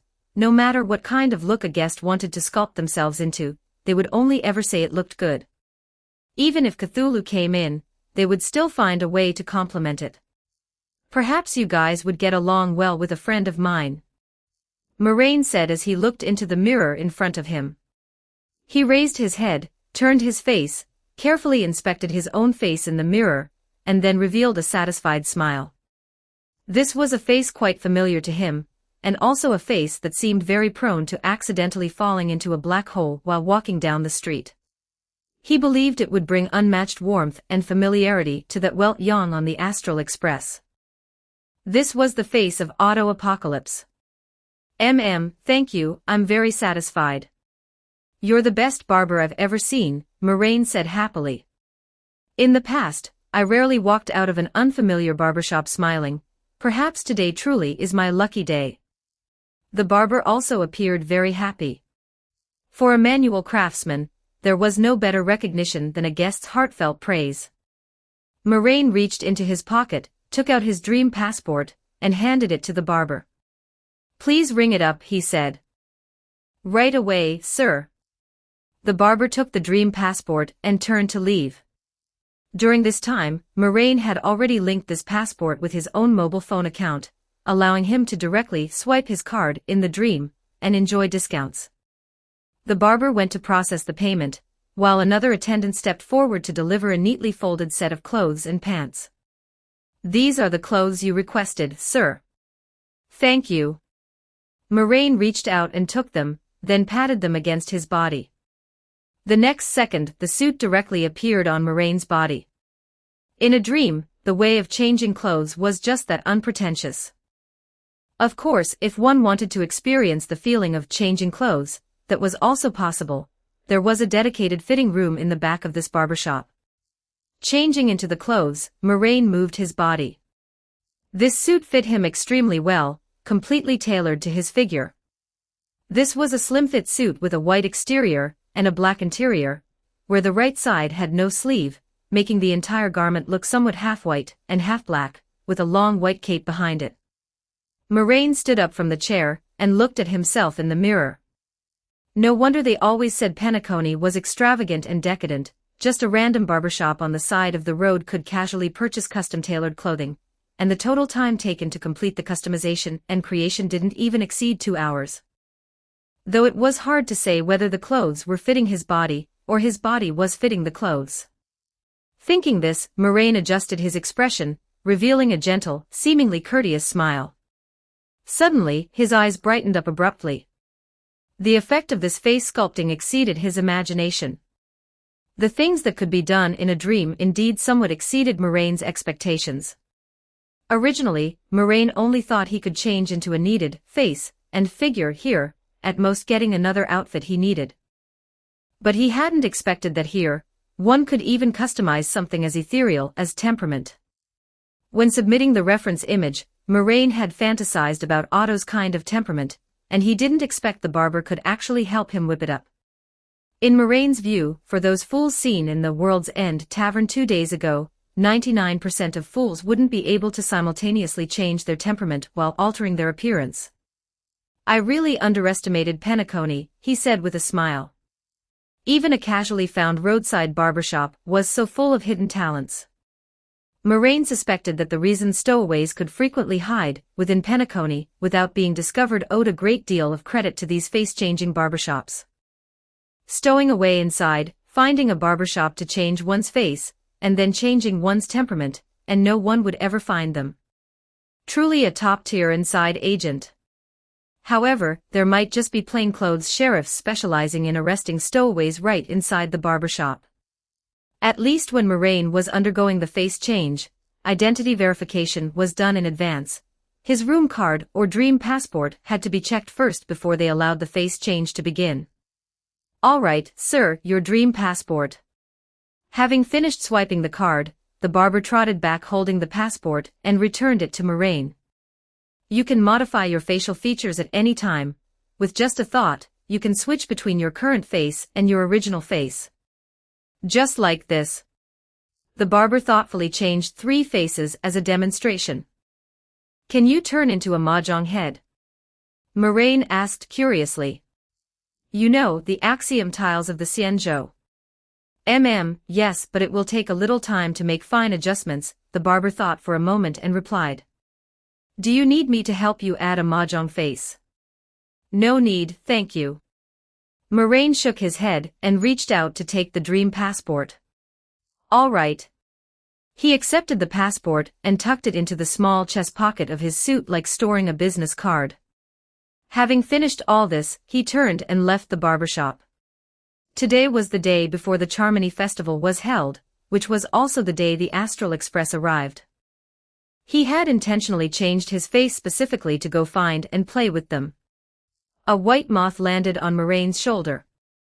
The gossip worms were originally mimetic-like life forms without physical form, they could only be seen, not touched. But in this dreamscape, they could appear in the form of matter, landing directly on Moraine's body without worrying about clipping through models. This was originally a trump card Moraine hid for his roleplay. If the barber hadn't helped Moraine sculpt his face well, he would use the gossip worms to slightly confuse things, hide any flaws after the face change, and utilize their ability to influence mind, memory, and emotions to bring Moraine Otto's temperament and feeling. But looking at it now, it seemed completely unnecessary. Change your color, Moraine reminded. Switching to gold might be better. Although Otto didn't seem to have the habit of carrying moths around, changing to a golden hue would always be a bit better. The gossip worm fluttered its wings, its body color changing bit by bit until it turned golden. Moraine nodded with satisfaction. That's right. More than half an hour later. Holding a bottle of soda in his hand and sipping through a straw, Moraine walked aimlessly down the streets of the golden hour. Though he knew the Nameless would come today, he wasn't clear when they would arrive. After all, he neither had the script of a Stellaron Hunter member nor Aventurin's sheer luck of getting whatever he wanted, so he could only rely on a chance encounter. At this moment, Moraine saw a familiar figure. A silver figure flashed past from an alleyway, followed by several sheriffs hurrying over. Oh, Moraine uttered an exclamation. She successfully managed to turn herself into a wanted criminal. Moraine looked in that direction. That was Firefly. Moraine knew she would get herself labeled as a wanted criminal, waiting for Stell to come play the hero saving the beauty. That means the Astral Express crew is indeed arriving soon. Moraine turned around and walked toward the large plaza in the golden hour. That was where Stell first landed when she came to the dreamscape. By then, she would turn into a shooting star of the Trailblaze, performing a wrathful and fierce descent from the heavens. But just as Moraine turned around, he suddenly noticed another person following behind those sheriffs. That looked like an older man with brown hair, looking somewhat gloomy with an expression like he hadn't slept enough, giving the initial impression somewhat of a vagrant, yet dressed very neatly in bartender-like attire, wearing a red bow tie, and scruffy with stubble. Moraine looked at him from behind, and he also sensed Moraine's gaze, instinctively turning back to look at Moraine. Their gazes intersected in midair. However, just as he locked gazes with Moraine, his expression suddenly turned somewhat ugly. He was Gallagher, claiming to be a sheriff of the Bloodhound family, and some ordinary members of the Bloodhound family did indeed believe this claim. But in truth, he wasn't. He was a fabricated creation, a character fictionalized in the dreamscape through the power of Enigma by the cognitive fragments of 52 family members. This was somewhat like a phantom beast created using wish power, yet somewhat different. Everyone knew that phantom beasts were creations, things that did not originally exist. They needed attention, wish power, and to be known.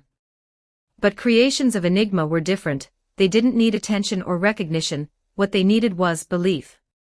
Once a false entity was exposed, it lost the foundation of its existence. If Gallagher's identity were exposed here, he would meet his own death. Meeting Moraine's gaze, Gallagher indeed perceived death in an instant.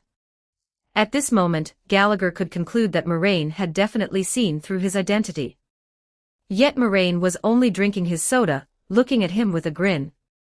"Are you afraid of me? Calm down, don't worry, just do whatever you want to do." Moraine raised his bottle in a gesture. Staring at each other for a few seconds, Gallagher withdrew his gaze, turned around, and chased in the direction of Firefly. Moraine bit back down on his straw, and continued walking toward the plaza. Chapter 120, First Meeting with the Trailblazer Stell, 6,200 words. The dream pool bobs and weaves, and the Trailblazer opens her eyes. She dreams that the Charmony Festival is tomorrow.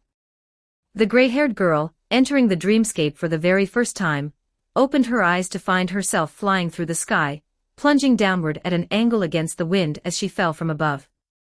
The fierce gale brought by her descent made it a bit hard for her to keep her eyes open, but she still instinctively widened her eyes, looking around her surroundings with a somewhat dazed and adorable expression. Below were dazzling, colorful skyscrapers, surrounded by a gray, hazy sky. Flying through the air and stirring up currents was a sensation she had never experienced before, making her rather happy. Nothing is more delightful than experiencing something for the very first time. This is the trailblaze. Spreading her arms wide, the girl took in the sensation of falling from the sky and flying while looking around. She noticed that the sky was gray, with darker clouds floating in the air and around her. She instinctively reached out to touch them. Clouds. But in just an instant, she passed right through them at an extremely fast speed, plunging toward the ground faster and faster. Watching helplessly as the ground drew closer and closer to her, she finally began to panic, thrashing about in midair like a drowning fish. The ground grew closer and closer, so she gave up struggling and closed her eyes. So this is what the feeling of death is like. Thinking back on my magnificent life, I never expected that I would actually die here, dying inside a dream. Stell lifted her head at a 45-degree angle to gaze up at the cosmos, tears involuntarily streaming down as scene after scene flashed before her eyes. Thinking back to the Dusk War era. What on earth are you feeling so sentimental about? Besides, is this even your memory for you to be having a flashback? Huh? Stell opened her eyes and found that she hadn't actually crashed into the ground. What a pity, she had even wanted to recreate Yamcha's classic defeat CG. She had even struck her preparatory pose. What's going on? Tilting her head, she saw that she was being dangled in the hand of a golden-haired man. Yikes, a wild little raccoon. Stell suddenly heard a voice echo in her heart, "Well, since I picked it up, it's mine." Moraine smiled gently as he shook the Stell in his hand. "Thank you for heaven's bounty." Stell tilted her head sideways, looking up at Moraine, blinking, and remaining completely motionless. Moraine shook her in puzzlement, but she didn't react at all. "What's wrong?" Moraine asked, tilting his head. But Stell continued to remain motionless. "Scared out of your wits?" Moraine continued to shake the Stell in his hand. "That shouldn't be the case, right? Did it lag?" But Stell still remained motionless. Dangled in Moraine's hand, her amber eyes wide open, she stared at Moraine. Moraine grew even more puzzled. He suddenly remembered that Stell was actually different from him. She hadn't been able to familiarize herself with her dream body immediately upon entering the dreamscape. It was only because she had encountered the Paradise's bird siblings right after entering Penacony, and had her string tuning performed by Robin, that she successfully grew accustomed to her body in the dream. Moraine glanced back and, sure enough, spotted the familiar chicken-winged siblings in the crowd not far away, seeing Sunday and Robin paying attention to this side. Sunday's gaze held a hint of appraisal, while Robin's expression seemed mostly filled with worry. Yet neither of them stepped forward. Probably because Moraine had gone ahead to catch her, they believed Moraine could handle it. Moraine turned his head back around, looking once more at Stell in his hand, who was still staring at him with wide eyes. Could it be that because he interrupted the original progression, preventing Stell from receiving the string tuning, something went wrong? This isn't good. Just at that moment, Stell suddenly wore a look of utter dejection. So you can't hear it? What? Moraine was puzzled. What couldn't be heard? You just put your voice directly into my head, so I thought we had a special telepathic connection. I was just trying to talk to you in my mind. Stell pointed at her head and said earnestly. Hearing what she said, Moraine burst out laughing. He put Stell back on the ground, let her stand properly again, and withdrew his hand. Ha ha, of course, if I wanted to, I could hear it. It's just that I generally rarely take the initiative to eavesdrop on others' inner thoughts. Moraine explained gently. You know, that's not very polite. No one would want to have zero privacy in front of others. Oh, I thought. Stell looked even more depressed. Moraine quickly understood what she was thinking. Maintaining an Otto-esque smile, with one hand behind his back and the other spread open, he said, You thought there was a Stellaron inside my body too, right? Direct telepathy was not something Stell had never encountered before. Stell had once encountered a Stellaron on a planet called Jarilo 6, where she had once heard the Stellaron's voice that others could not hear, and even directly established a connection with the Stellaron. What a pity, I'm not your brother or sister. That's a shame. Stell staggered forward a couple of steps, feeling unsteady on her feet, as if she were drunk. Speaking of which, why didn't conversation options pop up when chatting with you? Are you a special NPC? Stell looked at Moraine, asking in a tone full of curiosity. I suppose you didn't know this, but actually, I am the Aeon of the propagation. Moraine replied, That's why I'm different from ordinary NPCs. The dialogue you're using to chat with me right now is fixed dialogue, and fixed dialogue doesn't have options. Oh, so that's how it is. Stell understood in a flash of realization. Hello, we are the Aeon of Trailblaze. Stell reached out to shake hands with Moraine. Due to her body's lack of coordination, her hand was somewhat unsteady in midair. So you are the Aeon of Trailblaze? I've heard much about you. Moraine shook her hand. A pleasure. Not far away, the bird siblings looked at each other, taking in the conversation between these two. Sunday had originally come to observe specifically because he noticed a Stellaron had arrived in Penacony, intending to test the waters. As a result, he ended up witnessing a scene like this. He looked toward his sister, noticing that his sister was also looking at him. Both he and Robin could see the bewilderment in each other's eyes. It had been a long time since they saw such a mutually matched case of craziness. On the other side, while Moraine was still holding a support group meeting for fellow patients with Stell, a voice cut in. The voice was very gentle and pleasant. Excuse me, you two, are you all right?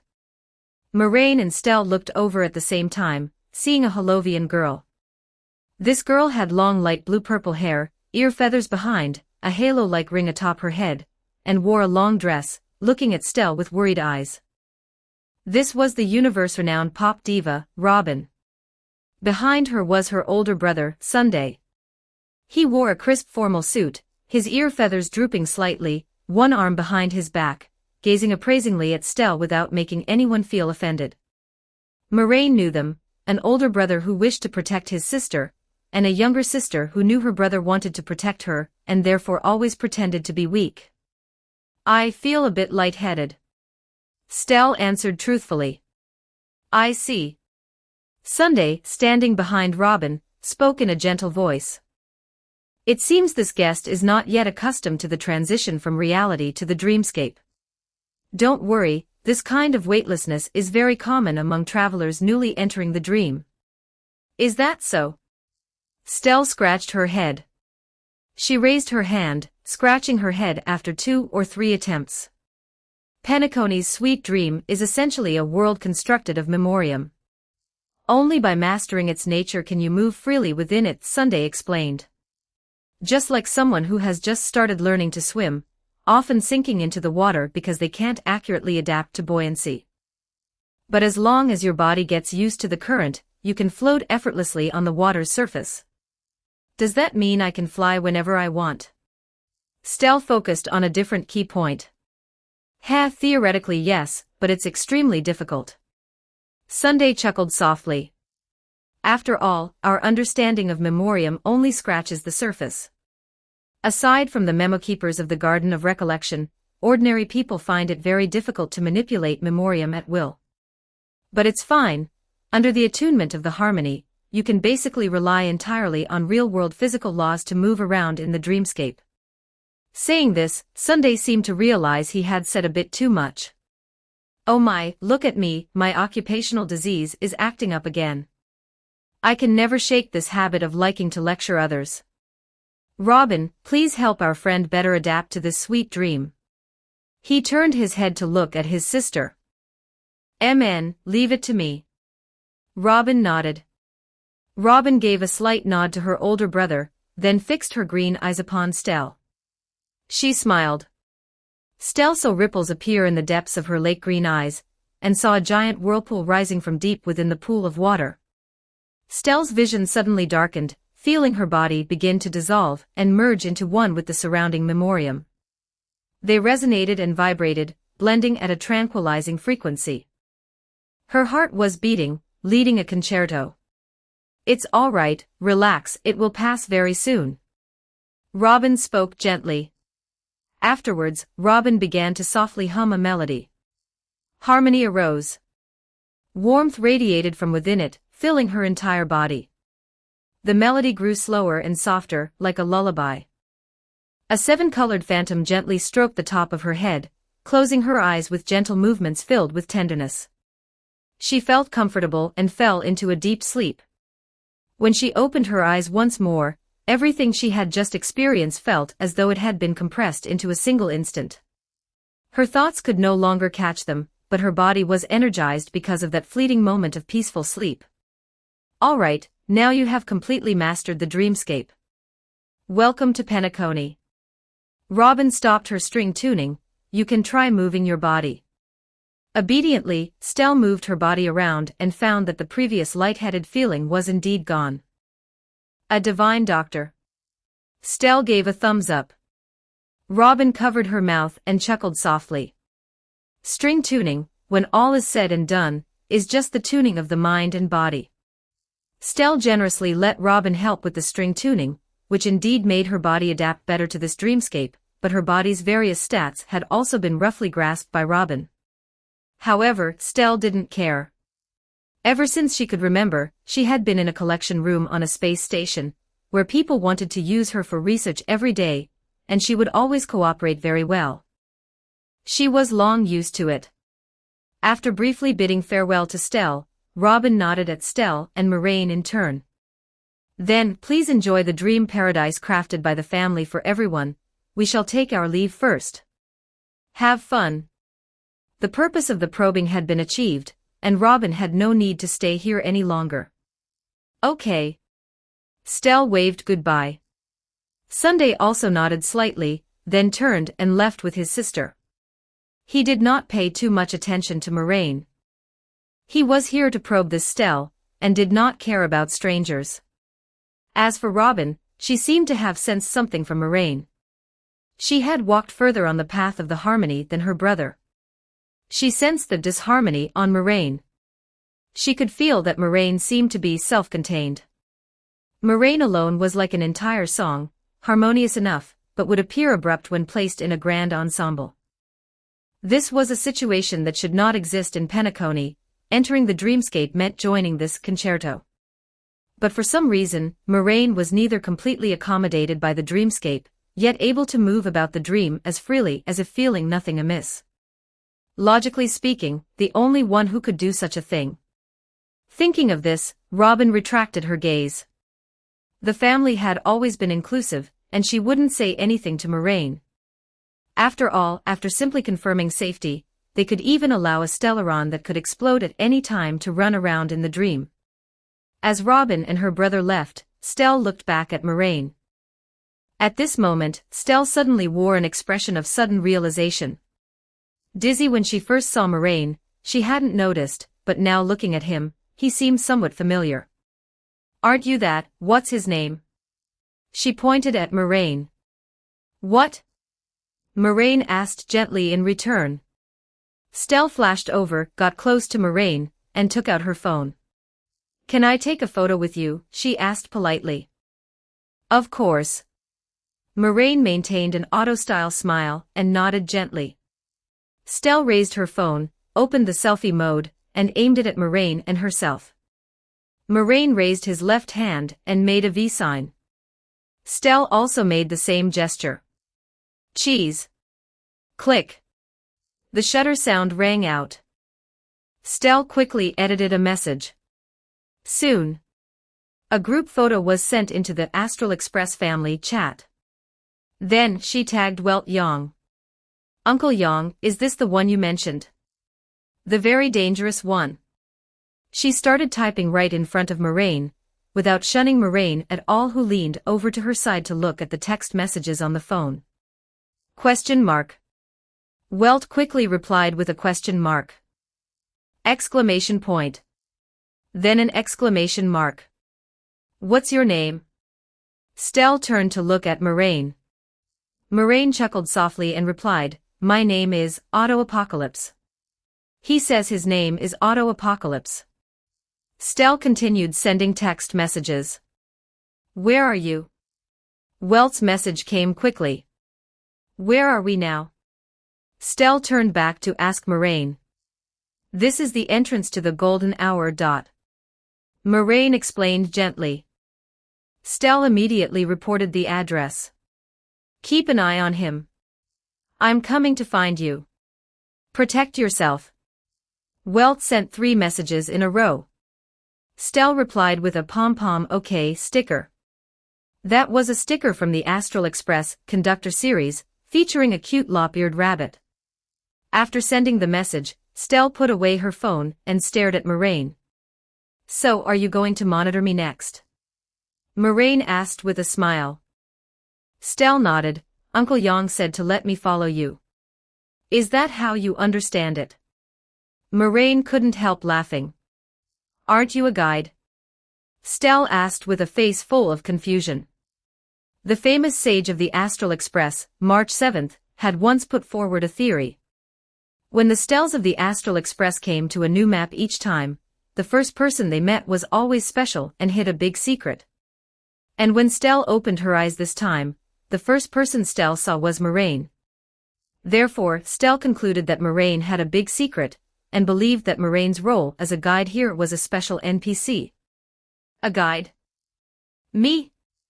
Moraine pointed at himself and chuckled again. Do you want me to show you around here? Stell continued to nod. Uncle Yang said to keep an eye on Moraine, so that must mean letting Moraine show Stell around to have fun. Looking at Stell's determined gaze, Moraine thought for a moment and nodded. All right then, I'll take you around here for a stroll. Since Stell put it that way, Moraine might as well show Stell a good time. Well, it shouldn't affect Elio's script. After all, there weren't many words on the script Elio gave to Firefly. Moraine believed he was a good screenwriter, and could adapt on the fly. Then let's go, I'll take you to a few good places to have fun.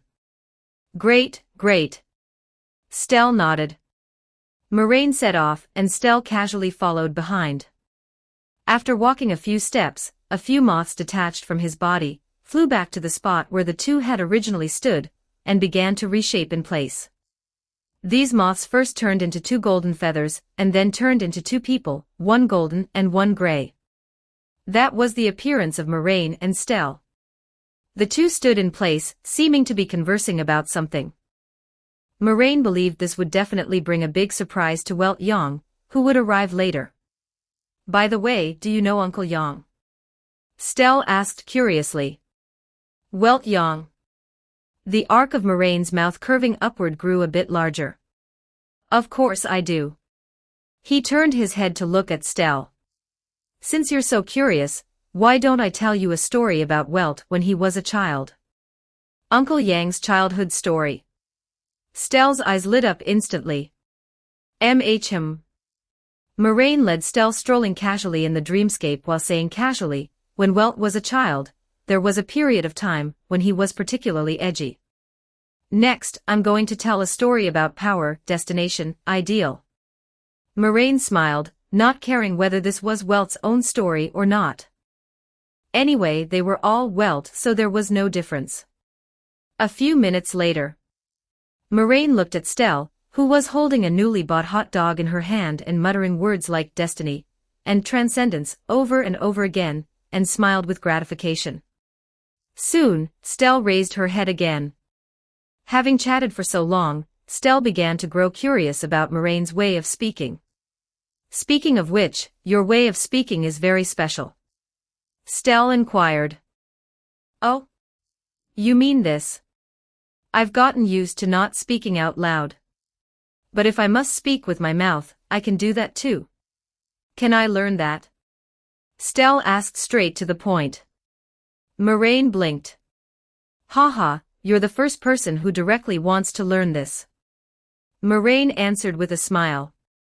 Most people encountered before either took such abilities in stride, or were wary of his peculiarity, and dared not ask.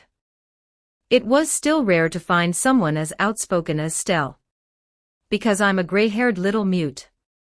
Stell replied. I see. Moraine smiled even more happily. That's really interesting. This is innate, it's probably very hard for you to learn. However, I think the IPC's research department might have similar little inventions. You can look for them in the IPC's online store. Moraine suggested. Stell was deep in thought. At this time, Moraine's ears twitched slightly, hearing the position report of the bug offspring not far away. Welt had already seen through the disguise of the bug offspring, and began to search frantically everywhere for Stell. Meanwhile, Stell's phone also began to ring incessantly. Aren't you going to check your messages? Moraine reminded. Stell took out her phone and saw a string of messages sent by Welt, as well as a connection request to locate position. Where are we going? Stell inquired. How about letting Mr. Welt find us himself? Moraine asked with a smile. But Uncle Yang will worry. Stell shook her head. Ah, what a good child. Moraine praised. Amidst the casual chat, the two came to a shop. Then you can report this spot. Moraine pointed. This is the Dreamscape sales shop, Moraine introduced. It's a must-visit check-in spot in Penacony. You can go try it out, and coincidentally, you can wait for your Uncle Yang here. Stell glanced at the shop, took a photo, and sent it to Welt Yang. Thank you. She said earnestly. You're welcome. Moraine nodded and said. Stell's phone vibrated once more. Wait for me here, don't run around everywhere. Stell glanced at it, replied with an okay, and walked into the shop. Watching Stell walk into the shop, Moraine's phone also suddenly vibrated. Ho! He took out his phone and glanced at the sender. It was Sparkle. Oh my, you're actually looking for fun with that little gray hair too. Sparkle sent a message. That uncle named Welt is searching for you guys like crazy. She sent a photo. Moraine replied to the message with a smile. Yeah, that's the effect I want. You really have a wicked sense of humor. Sparkle replied with a sticker of hiding behind a mask and snicker laughing. To each other. Moraine typed back. How can you say that? Lady Sparkle is clearly very gentle and very kind, okay. Sparkle replied unconvinced. Is that so? Moraine continued typing in response, but if I guessed correctly, you're currently trying to stall Welt, right? Hee hee, you found out. Sparkle sent a laughing sticker. Then stall him a bit longer. Moraine looked toward the shop. I'm still a little short on time here. Fine, fine, Sparkle replied, but you have to be quick. Sparkle's disguise can't fool him for long. Half an hour, is that okay? Moraine asked. Half an hour? Sparkle asked in disbelief. You can ask old Sampo for help. I helped him make a lot of money, and he'd be willing to help. Fine. Sparkle replied with her last sentence, as reward, you have to treat me to drinks at the tavern. After sending the message, she went offline. Moraine put away his phone with a smile. You're clearly having a lot of fun too. Chapter 121, Stell changes her face too. Welcome to the Dreamscape sales shop, trailblazer of the Astral Express. The moment Stell walked into the shop, she saw a large blue eyeball hanging on the wall. This large eyeball without a mouth made a sound. Dr. Edward is at your service. You can experience all kinds of novel and interesting dreams here. From productions by Clock Studios to private donations, we have everything. That's amazing. Stell exclaimed. Although she didn't actually understand, and had no idea how impressive Clock Studios was. But she was a very good hype person. If I'm not mistaken, this is your first time coming to Penacony, right? Asked the large eyeball, Dr. Edward. Stell nodded. Rest assured, Dr. Edward will provide you with meticulous assistance to help you purchase your first dreamscape and fully enjoy an audiovisual feast that can only be experienced in a dream. After saying that, the large eyeball temporarily fell silent. A few seconds later, it made a sound once more and continued, "The analysis for you is complete, and I think you will definitely like this dream bubble. It comes from a private anonymous donation, and it is said that the remembrance within belongs to the fallen Aeon, Achivali. I can assure you that this dream bubble is definitely suitable for you." Then isn't this very expensive? Stell blinked. Achivali, huh? It took her less than a second to accept this setting. You don't need to pay. Dr. Edward promises that at the Dreamscape sales shop, every new customer can experience one dream bubble for free, Dr. Edward replied. All right, let's begin. Please close your eyes and rest your forehead against the dream bubble. Under the doctor's guidance, Stell experienced the dream bubble. In this dreamscape, she saw Pom Pom, who was the conductor and mascot of the Astral Express.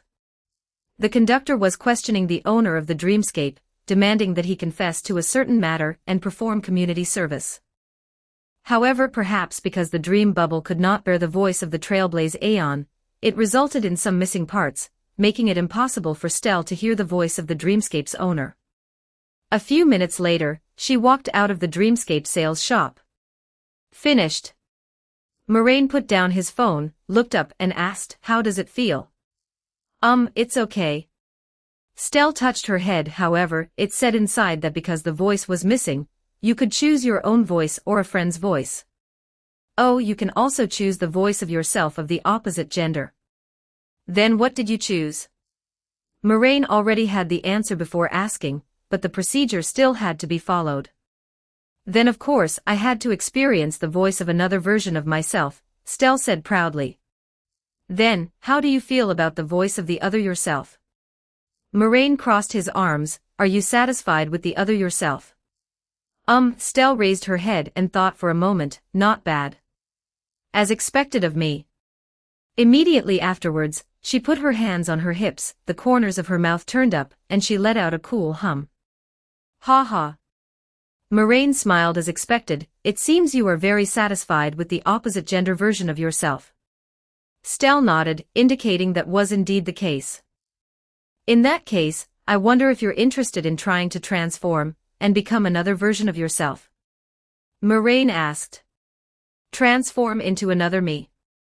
I'd like to, but I can't do it. Stell shook her head honestly, and I don't know when the gender switching mode will be unlocked. Moraine chuckled and looked at another shop not far away. It doesn't matter if you can't do it, as long as this dreamscape can. As he spoke, Moraine raised both hands, and right in front of Stell, his appearance began to change. Mosaics appeared on his face and his body was shaped and twisted like kneaded dough, gradually changing back to his original appearance. Look, just like this. Maintaining his original appearance, Moraine spun around in front of Stell, and a few seconds later transformed himself back into the appearance of Auto Apocalypse. Face changing in the dreamscape, after trying it once, was equivalent to hanging a new form in the skill bar, allowing free switching between several appearances without consumption or cooldown. Stell was immediately attracted by Moraine's performance of changing his appearance. You can even change your face. Stell sized up Moraine's face, which had just changed twice. Cool. In a dream, doing this kind of thing is not difficult, Moraine explained. Well, at most it's a bit expensive. Expensive. Then can I change my face too? Stell immediately asked. I have money. Stell hadn't obtained Penacony's shares yet, and couldn't be considered a wealthy woman right now. But she still had some spare cash on hand. Navigator Himiko gave her pocket money. Oh, of course, Moraine maintained a smile. To be precise, the one who can truly change faces isn't me. He raised his finger to point at the shop not far away.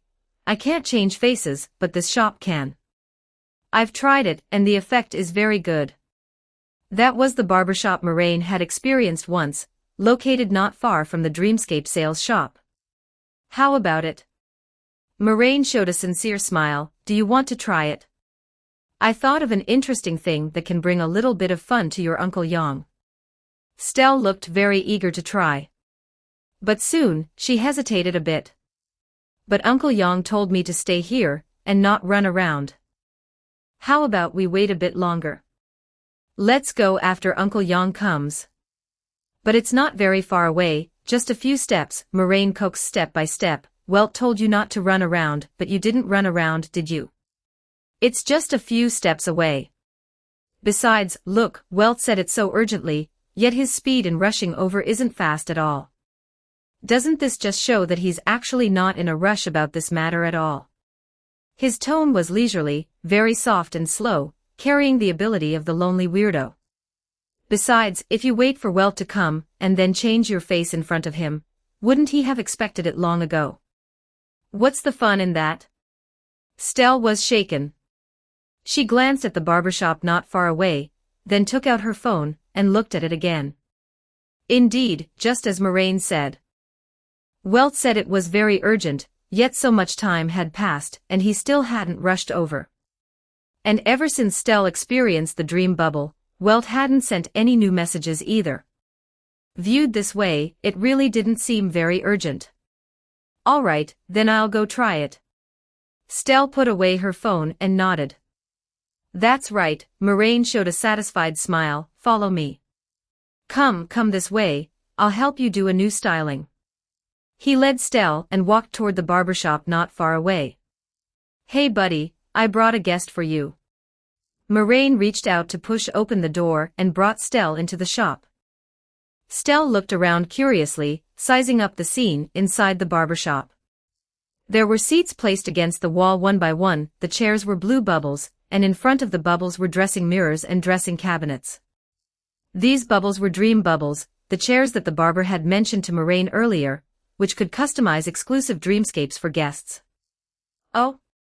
You changed your face again. Moraine instantly recognized the barber, who had cut his hair not long ago. He had now changed his face, and was a young lad. To be able to recognize me at a glance, you're truly remarkable, sir, the barber smiled. Because being with you always makes me feel extra affectionate. Perhaps the two of us are stepbrothers from different mothers, Moraine said with a smile, pushing Stell to sit down in a seat. I trust your craftsmanship very much, so I'll still let you handle it, no problem, right? The barber picked up the scissors. It's my honor, sir. After speaking, he began to ask Stell. What kind of styling would you like? Madam. The barber stood behind Stell, handed over the reference sheet, and asked. I heard that people can turn into their opposite gender selves here. Stell didn't look at the reference sheet, and raised her head to look at the barber. Oh, yes. The barber nodded. After finishing, he put down the scissors. However, if it's this kind of content, it's not convenient for me to do it. He bowed slightly, waved his hand, and beckoned another female barber over. Then you take over. Having him handle the facial features was no problem, but having him handle the rest was somewhat inappropriate. Since that was the case, it was better to simply change barbers. Okay. The female barber walked over, raised her hand, and made an okay gesture. Yo, it's you. Moraine suddenly discovered that this newcomer turned out to be an old acquaintance. It was Jongshan, the glasses-wearing woman he had seen once at the World's End Tavern. She was still wearing that bartender-waitress uniform, but she had tied a black apron in front of her, which bore the logo of this barbershop. The bartender turned her head, saw Moraine, and also greeted him with a smile. "Hi, long time no see." "How is that long time no see?" Moraine sat on the sofa. "We clearly met just a few days ago. Every day you don't come to patronize my place feels like 10,000 amber eras to me," the bartender said casually in a casual tone. "Why did you come here to work part-time? Aren't the chores at the tavern enough for you?" Moraine tilted his head and asked. "Oh, having been a bartender for so long, I got sick of it ages ago," the bartender waved her hand. "I am a practical masked fools faction member. I prefer to experience various lives. What's the point of doing just one job all the time?" Stell turned her head back to look at the bartender behind her, recognized her, and raised her hand in greeting with a pleasant surprise. "It's you, Zhongshan." Zhongshan turned back to look at Stell, and looked her over. "Yo, isn't this truly Stell? It's really been a long time no see." Everyone here turned out to be acquaintances. Zhongshan and Stell had met. Stell had once encountered Zhongshan while on the Xianzhou.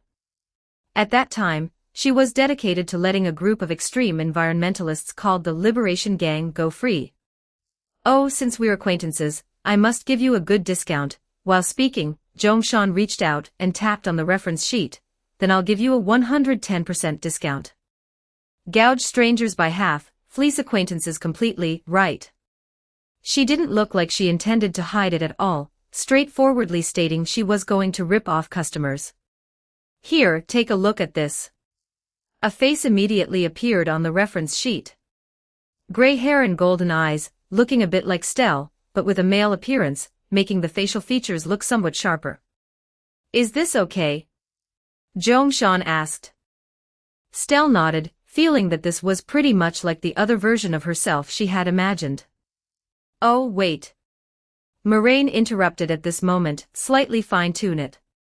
He reached out and took the reference sheet from Stell's hand. "Is it okay if I help you modify it?" He asked Stell with a smile. "You can confirm it after I finish modifying." Stell thought for a moment and shook her head to indicate there was no problem. Soon, Moraine completed the necessary fine-tuning on the reference image, let Stell confirm it herself first, and then handed it over to the two barbers after Stell also stated there was no problem. During the facial adjustment period, Moraine gave a thin booklet to Stell. "Take this script and memorize it," Moraine said, his tone slightly strange. Stell curiously reached out to take this booklet and flipped through it. "Ooh. This is handsome."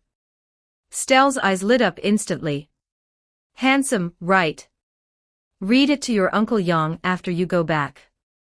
Moraine touched the long golden hair at the back of his head. "Oh right, the temperament also needs to be adjusted." Moraine looked at the two barbers and began to describe the temperament he had in mind. After finishing all this, Moraine sat back down on the sofa not far away. About 10 minutes passed. Buzz, buzz. The phone vibrated once more. Moraine took out his phone again. It was still a text message sent by Sparkle. "Are you guys done over there or not? Lord Sparkle is almost unable to hold on." Followed by a crying sticker. Moraine looked up and saw that the facial features had been adjusted, and now the physique was being adjusted. The time for this kind of face-changing surgery was calculated based on the difference between the new face and the old face. The more complex the procedure, the longer it took. Stell only fine-tuned her facial features, so it was fast, and her physique didn't need much adjustment either. Come to think of it, when did I get Sparkle's contact information?" Moraine glanced at his phone and reminisced. "Oh, I remember, it was right when leaving the tavern. At that time, he left the tavern following Sampo, and had previously exchanged contact information with Sparkle and Sampo respectively. He sent a message to Sparkle. Almost there, hold on for just a bit longer, my side will be done in a few minutes. It should be less than 10 minutes. After waiting for dozens of seconds, Sparkle's message was sent back. Fine, then hurry up, oh. All right. Moraine replied with a serious face sticker, then put away his phone, sat on the sofa out of sheer boredom, and began waiting as quickly as possible. Time passed bit by bit. Finally, the haircut ended. Jomshan whipped off the haircutting apron on Stell, pulled Stell up from the chair, led her to a full-length mirror, and proudly let the guest view the results herself. Come. Please take a look. Okay. Stell stood still in front of the mirror, began to carefully look at herself in the mirror, and blinked. Just now Stell had been lowering her head memorizing the script, and hadn't paid much attention to the face-changing process. Looking at it now, it truly was magical. Her facial features were slightly adjusted without changing too much, making her look sharper and steadier. The gray hair turned into white shoulder-length short hair, and her eyes were also changed to blue. And the clothes on her body were also changed into the current black-based long trench coat. She looked at herself in the mirror, that expressionless, male version of herself. She looked at those icy eyes, hollow and empty, with emotion, memory, and temperature lacking even a shred of what should be in human eyes. This is, Stell spoke up, and the slightly majestic, deep voice startled herself. Whoa! She let out an exclamation of amazement. Although she had indeed heard the voice of her male version in the dream bubble, probably because of the tone, her voice back then didn't have the sense of majesty it had now. Look, another version of you. I made some slight adjustments, hope you like it. Moraine sat on the sofa not far away and spoke with a smile. Ooh, I didn't expect the opposite gender version of me to actually be this handsome. Actually, whichever you it is, you're equally handsome. Jomshan stood behind Stell, and offered the most sincere praise. Even your original self is handsome too. Is that so? Is that so? Stell looked at herself in the mirror. It was still rare for anyone to praise her original skin as handsome. Thus, she carefully recalled her original self. At this moment, her eyes suddenly widened. Wait, could it be? At this moment, the newly enlightened Stell suddenly realized that she had actually always been a tall royal sister wearing a hip-hugger skirt. She hadn't really noticed that before. How is it? Have you memorized the lines? Moraine walked to Stell's side. Memorized. Stell reined in the shocked expression on her face, returning herself to an expressionless look. Originally, when Stell was expressionless and not talking, she already looked a bit aloof. And now, after changing into this face, she looked even colder. Her brows and eyes drooped slightly, and she spoke softly. It has nothing to do with survival or destruction, nothing to do with ideals. Right, that's the exact tone. Moraine immediately applauded. Stell broke character in a second, and her aloof temperament vanished instantly. She immediately put her hands proudly on her hips and let out a cool hum. Hashtag 122 Chapter 122 Walter's Good Friday. Chapter 122, Welt's Passion Day. Chapter 122, Welt's Passion Day. Moraine and Stell just walked out of the barber shop when they saw a flashy youth with blue hair run past them.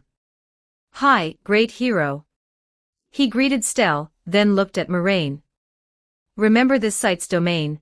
The ultimate tool for chasing Taiwanese web novels is super reliable. I say, buddy, you're finally done, Sampo said, panting. Hard work. Moraine patted Sampo on the shoulder. Now you can go rest. Oh come on, buddy, that's not fair of you. Sampo looked at Moraine and let out a dissatisfied sound. His gaze was very clear. I've done so much for you, and yet you're not even willing to let me watch the show. Moraine chuckled softly and gestured not far away. Then you might as well go sit over there and rest for a bit. The good show is about to begin, and I believe you'll like it. Fine, then old Sampo will just wait to watch your performance. Sampo nodded with satisfaction. By the way, where is Sparkle? Moraine asked. Her. She went to the spectator area long ago. Sampo replied. Look how self-aware she is. Wouldn't it be great if you were like her? Moraine waved his hand. Oh right, he put on a weird smile. If you want to make it even more interesting, then help me do one more small favor. He leaned close to Sampo's ear and muttered a few words. Sampo listened, looking thoughtful. Now this is interesting. He raised an eyebrow and nodded. You've got all sorts of tricks. Fine, old Sampo will really help you with this favor. He patted his own chest. Then I'll take my leave first, bye-bye. With that, Sampo slipped away, turned into an alley and disappeared. After settling Uncle Cold Legs, Moraine turned back to glance at Stell. Do you still remember the script I gave you? Remember to act according to the script. Won't any situations come up? Stell asked. Then that will test your ability to improvise on the spot. Moraine replied with a smile. Stell nodded and walked away. Moraine cleared his throat, opened his mouth after a long time, and emitted a few syllables from his throat. He hadn't spoken in a long time. He almost forgot what it felt like to speak with his own mouth. Not long after. Tap, tap, tap. A burst of hurried footsteps sounded. Welt Yang took hurried steps, jogging over near the Dreamscape sales shop.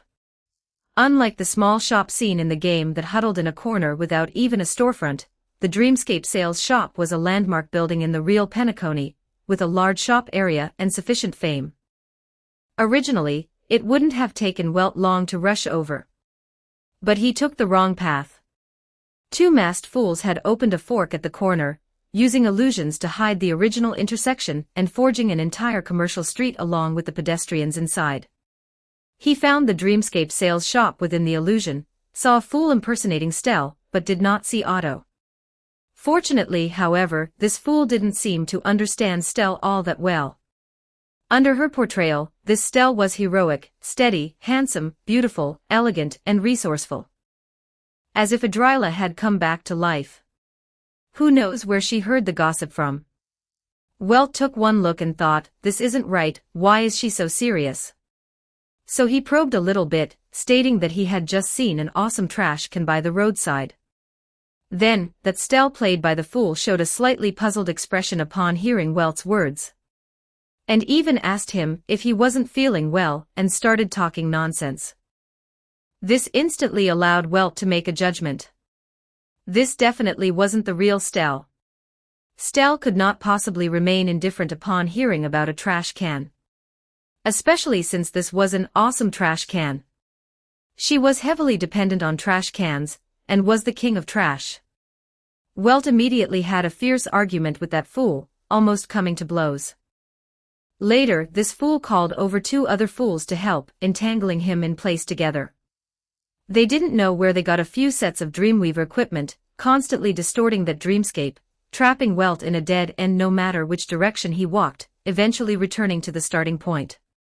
Moreover, his cell phone lost signal, and messages couldn't be sent out either. Seeing this situation, Welt became even more anxious.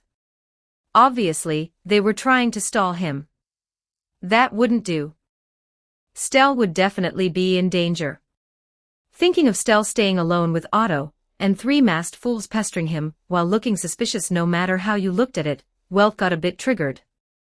Welt was so anxious he even pulled out a black hole, and only then managed to chase those three fools away. Up until now, he finally rushed to the Dreamscape sales shop without stopping. Welt nervously looked around, but didn't see Stell's figure. Could it be, this place is fake too? His eyebrows couldn't help but furrow. In this short span of less than an hour, he had already been fooled by various illusions several times. Just at this moment, he suddenly heard a slightly familiar voice. It's been a long time, my dear old friend. It seems you're having a pleasant time here. This voice sounded very gentle and elegant, unhurried, dragging slightly with a long tone, and carrying a hint of a smile. Yet Welt subconsciously tightened his grip on the cane in his hand. He slowly turned around, looking at the blonde figure beside him. Planting his cane on the ground and adjusting his glasses, he spoke in a slightly low voice, "Void Archives, this joke isn't funny." Void Archives, this was another companion, who once came to the Astral Express with him, but was kicked off the train by the conductor. Its true form was the first divine key of the previous era from Welt's hometown, this piece of golden Rubik's Cube. Later, after Otto's death, it picked one of the many spare bodies Otto had prepared for himself. And coincidentally, having been locked inside Otto's body for centuries, this originally steady first divine key also picked up Otto's somewhat malicious personality. Seeing Otto here, Welt's first reaction was, "This is Void Archives' disguise." Void Archives. The man with long golden hair chuckled lightly, "So he came here too." Hearing this, Welt furrowed his brows. "What do you mean by that?" The man in front of him still wore a smile that made Welt furious. One of his hands was behind his back, while the other hand was slightly spread open. "Just literal meaning," he said, "this is the first time I've heard that Void Archives has come here too." He slowly turned around, with his back to Welt, and raised his head to look at the sky. "After completing that matter, I originally thought I would die right then and there. As a result, in just the blink of an eye, I came to this place. Land of the Dreams, that's what they call this place. That being said, from your perspective, I'm already dead." He tilted his head slightly, watching Welt out of the corner of his eye. Welt tightened his grip on the cane in his hand, unconsciously tapping it against the ground. Flippant, truly a repulsive way of speaking. His expression looked even worse. "I don't believe that men can still appear alive in front of me," Welt said, "but if you really are him." "No, regardless of whether you are him or Void Archives, or someone else similar." Welt stood rigidly in place. "As long as you stay away from me and my companions, I won't do anything to you." The man in front of him chuckled lightly. "How cold, Mr. Welt." He slowly raised his hands and opened his arms. "However, rest assured, my long-cherished wish has been fulfilled." He turned around bit by bit, with his left hand raised and his right hand gently stroking his chest. "The one standing before you now is just an ordinary traveler. I won't go disturb them.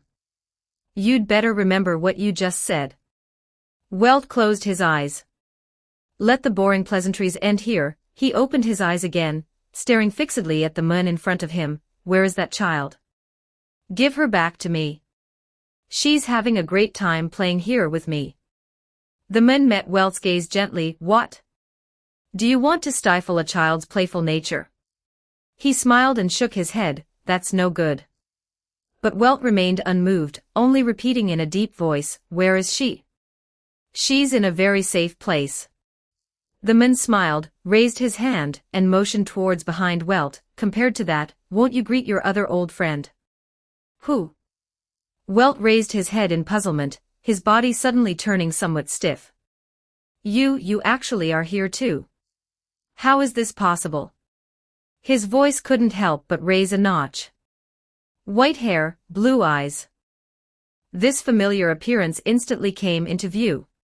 Yet the man behind him only looked at him placidly, looking as if there was not a single emotional fluctuation. But those blue eyes brought Welt an incomparable sense of oppression. "Long time no see, first Herschers. Why do birds fly?" This question, I imagine you already have your own answer. Being able to appear here, it seems I have reason to congratulate you. Congratulations, you crossed over the finality and flew to a place higher and further than me. Hearing these words, Welt's expression instead became a bit calmer. "I really didn't expect," he said with a slowed tone. The white-haired man crossed his arms over his chest, looking at Welt. "You still seem unwilling to accept reality." Welt's voice suddenly grew loud. "I really didn't expect you to team up with him to fool me. I confronted Kevin for a very long time. Although I wouldn't dare say I know what kind of person he is inside and out, you guys can't fool me. Appearance can be imitated, voice can be imitated, and the temperament can be feigned to be somewhat similar." He turned his head and glared at the blonde man behind him. "I must have been out of my mind with anger, actually failing to see through such a clumsy disguise of yours." He stepped forward, raised his cane, and smacked it right on Stell's head. "And you, actually joining outsiders to trick me." "Ouch!" Stell cried out in pain, hugging her head, and Kevin's icy-cold face immediately displayed a rich array of expressions. Upon seeing Kevin for the first time, Welt was truly frightened. He even felt like his heart almost stopped. But very quickly, he noticed that the Kevin in front of him didn't have a shred of oppressive presence. Thinking about it carefully, the performance of that Otto behind him was somewhat too stereotypical. Combined with Stell's original appearance and the barbershop behind him, Welt quickly deduced the general situation. Afterwards, Welt turned back to look at Moraine behind him. Although I don't know where you managed to find out about so many things, but forget it, your 3 companions have already abandoned you and run off. You can show your true form now, fool. 3. Sparkle and Sampo even found helpers. Moraine smiled, his body shifted for a moment, changing back to his original appearance. Old but still vigorous, Welt. Hee hee. Moraine chuckled a few times, being able to see you make that kind of expression is truly interesting. He took a camera off his collar. I must publicize this well. Suit yourself, but remember what you said, stay away from my companions, fool. That won't do, Moraine laughed as he retreated, I'll come find you guys to play again. As he spoke, he retreated. With that, he turned around and ran into a nearby alley. Welt let out a heavy hum, and looked at Stell, who was still maintaining Kevin's appearance not far away, with her hands behind her back, ready to sneak away. Stop right there. He reprimanded sternly. I'm sorry, Uncle Yong, I was wrong. Stell immediately lowered her head, bent her waist, raised both hands above her head with palms pressed together and bowed. Looking at Stell's appearance, Welt ultimately couldn't say any words of blame. What could he say? And what else could he say? He could only say that Stell wasn't watched properly, and was led astray by the masked fools. So that person just now was that Otto you took a photo with? Welt pointed his cane toward the direction Moraine ran off to. MHM. Stell nodded obediently, he said his real name is Moraine.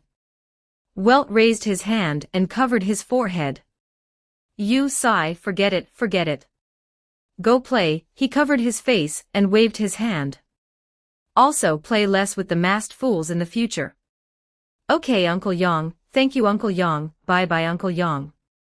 Stell immediately changed back to her original appearance and ran toward not far away. Although it was a bit regrettable that her lines were seen through before they finished, Stell remembered that Moraine's prank still had one final step. Sigh. Watching Stell run far away, Welt let out a heavy sigh. He was also too impatient. That's right, how could there be an Otto in this world? Moreover, one won't encounter any danger in the family's dreamscape. Shaking his head, Welt relaxed. Finally. It's finally over. Ah Xing is really something else, just going along fooling around with that masked fool. Was happiness education indulging her too much? Welt felt he really needed to consider assigning some homework to the next generation of Astral Express members. However, just as he finally felt slightly relieved, he suddenly turned his head and saw a tall purple figure. A long tachi, purple long hair. A lady holding a peach walked past him while eating it. Instantly, Welt's temples throbbed violently, and veins popped up one by one. Once and twice but not 3 times, coming like this several times over, isn't this going a bit too far? I'm really going to control you now. He lifted his cane and walked over somewhat angrily. Chapter 123 Clockwork. Hiding in the corners on the left and right, Stell and Moraine watched Welt stride toward the purple-haired figure ahead. Meanwhile, at the entrance of the Dreamscape sales shop, Welt held his cane and quickly stepped forward, approaching the purple figure ahead. That tall figure had her back to Welt, holding a peach, walking forward in a somewhat dazed manner while raising her hand to take a bite. Her expression looked a bit blank, as if she were lost. I have to say, you people are going too far. Once or twice would be fine, but do you really want to make fun of my old friend like this? Welt's voice came from behind Acheron, filled with an irrepressible anger. Is she playing May this time? This is simply too much. Acheron turned around blankly, looking at the uncle glaring at her with a face full of anger, completely uncomprehending of what he was saying. However, seeing Acheron's current expression made Welt even angrier. Otto Apocalypse and Kevin were considered his enemies, so he could somewhat ignore people making fun of them, but May was his student and comrade in arms. Although she hadn't died like the previous two, and it wasn't exploiting the deceased, it still made Welt feel deeply uncomfortable. He was inherently someone who valued friendship greatly. Welt raised the cane in his hand, its tip heavily striking the ground below. An invisible gravitational field expanded in an instant. The gravity in this area was multiplied several times over in a split second. The cane in Welt's hand was a black hole, however, he wouldn't actually harm the fool before him, and was merely trying to teach him a lesson, so he controlled his strength. He only needed to. Just need to. Looking at Acheron, who remained completely motionless before him, the gaze behind Welt's glasses grew somewhat solemn. This fool has some real skills. Thus, he began to increase the gravity output. Just need to. Stell clenched her fists excitedly, murmuring under her breath. Look, Uncle Yang is pushing forward. Uncle Yang has been subdued. Wow.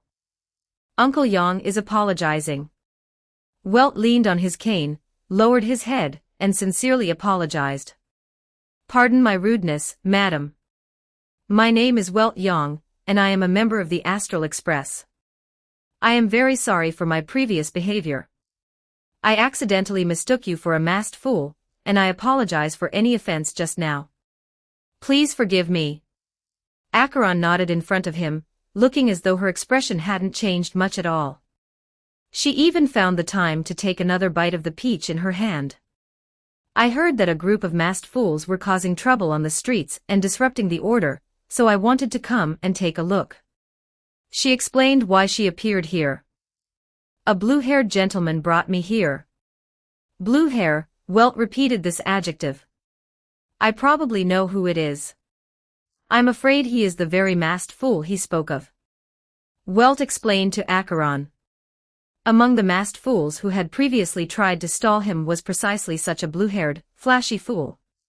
Acheron fell silent for a few seconds and nodded. I see, I understand. The two seemed to have reached a reconciliation. Understandable, after all, initially Welt had only approached with the mindset of teaching the other party a lesson, and Acheron's counterattack fell within the realm of self-defense. There were no irreconcilable conflicts between them. And yet, looking at Acheron's face, Welt still felt a lingering melancholy after all. Indeed, he knew that the tricks of the masked fools couldn't simply be meant to impersonate his acquaintances just to trick him. The expression he was showing right now was probably what those fools truly wanted to see. Not far away, Stell watched this scene, and turned to look at Moraine. Should we run? I feel like if we don't run now, we won't be able to get away later. She whispered. Moraine pulled back his head and nodded, saying, Indeed, let's sneak away quickly. With that, the two tiptoed around to leave. Once they left that plaza, their movements gradually sped up. No longer sneaking around, they jogged forward, escaping Welt's perception range. Leaving that place, the corners of Moraine's mouth gradually curled up as he couldn't help but chuckle. Ha ha ha. This is truly so interesting. This was Moraine's entire plan. Step 1. First cause old Yang to experience intense emotional fluctuations, making him lose his judgment on certain matters while in an unstable emotional state. Step 2 was for himself and Stell to slowly lower Welt's guard bit by bit. He knew he definitely couldn't pull off looking like Otto Apocalypse, and he was even clearer that Stell could at most startle old Yang right when she first appeared.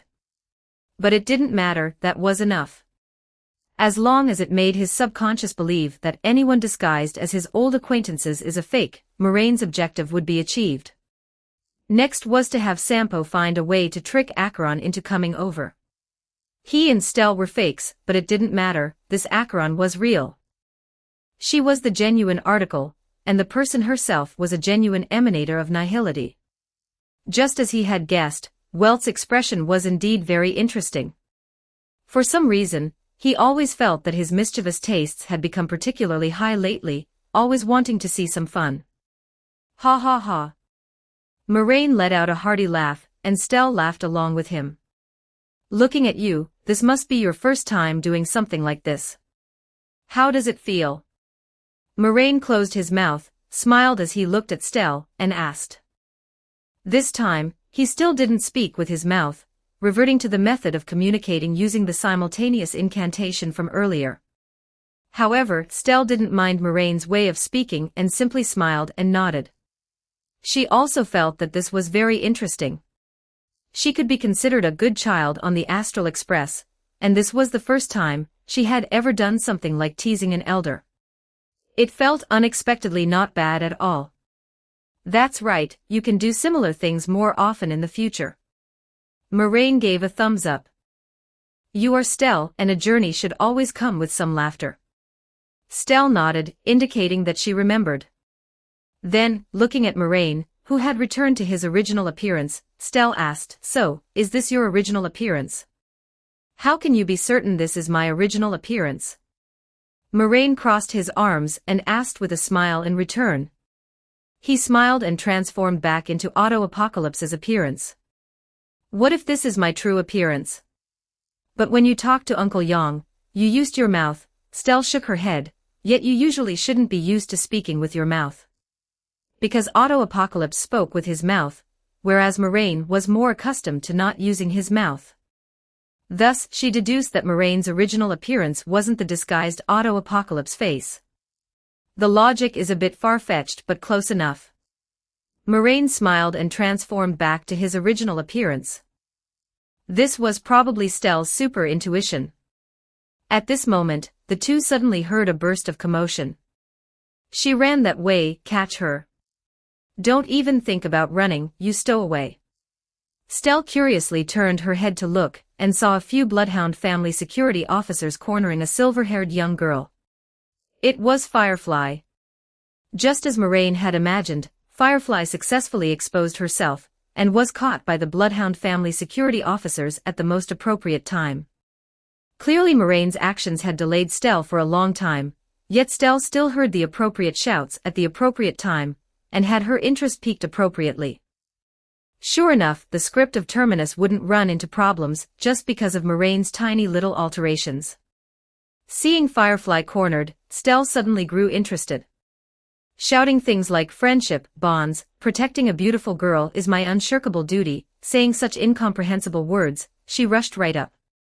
Moraine didn't follow, watching the show from afar. He saw Stell unsurprisingly recognized as an accomplice of the stowaway, but this time Gallagher, who should have originally come out to save the day, did not appear. Moraine looked around the surroundings and didn't see the brown hair and gray vest he wanted to see. Instead, at a slightly farther location. He tilted his head to take a glance and quickly withdrew his gaze.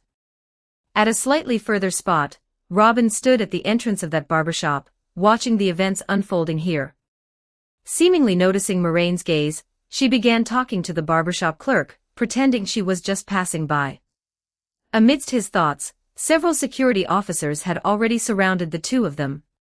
Without Gallagher this time, he wondered how Stell and Firefly would shake off the security officers. Moraine watched the show from the sidelines, having no intention of going up to help. His presence suddenly plummeted, almost vanishing entirely. Then he swaggered right into the encirclement like that, observing closely. Seeing that the situation on both sides was growing increasingly serious, and seemed on the verge of getting out of hand. Moraine suddenly seemed to sense something. He lowered his head, and looked toward Stell's side. There seemed to be something in that direction. There appeared to be a blurry shadow there, yet Moraine couldn't clearly see what it was. But Stell seemed able to see it. She lowered her head and began talking to the thing invisible to Moraine, saying things like, only straightforward, innocent, childlike children can see, and the like. Oh? Is that Clocky? Moraine looked in that direction, roughly knowing what kind of thing had arrived. He hadn't expected to run into him here. Clocky was a mimetic life form in Penacony, claiming that only straightforward, innocent, and childlike children could see him. However, in essence, he was the embodiment of the memories of former nameless Mikhail, similar to a memory spirit, and could only be seen by those who truly possessed the trailblaze spirit. Moraine couldn't see him. It seemed he lacked the potential to be a great benefactor of the galaxy. What a pity. It's just that my Pokeball is vibrating. There seem to be rare Pokemon around. Just as Moraine was pondering how to capture Clocky, Stell lowered her head to communicate with the invisible Clocky for a bit, then raised her head again to look at the surrounding security officers. Who knows what she did, but the emotions of those security officers suddenly turned gloomy and melancholic. One by one, they walked to the corner and squatted down, and several brawny security officers began hugging each other and crying softly. Sure enough, Clocky found Stell and taught her clockwork. It was just that Moraine hadn't expected Clocky to arrive so quickly and proactively find Stell. It seemed that him being able to find Stell in the first place wasn't a coincidence either. It was because Stell herself was a Pathstrider of Trailblaze. This was probably the mutual attraction between Pathstriders. Just like stand users. Oh ho, wonderful. Moraine clapped, not stingy at all in offering his applause and praise. This should be clockwork. It was an ability bestowed upon Stell by Clocky. In the dream world of Penacony, one could use Memoria to adjust other people's emotions.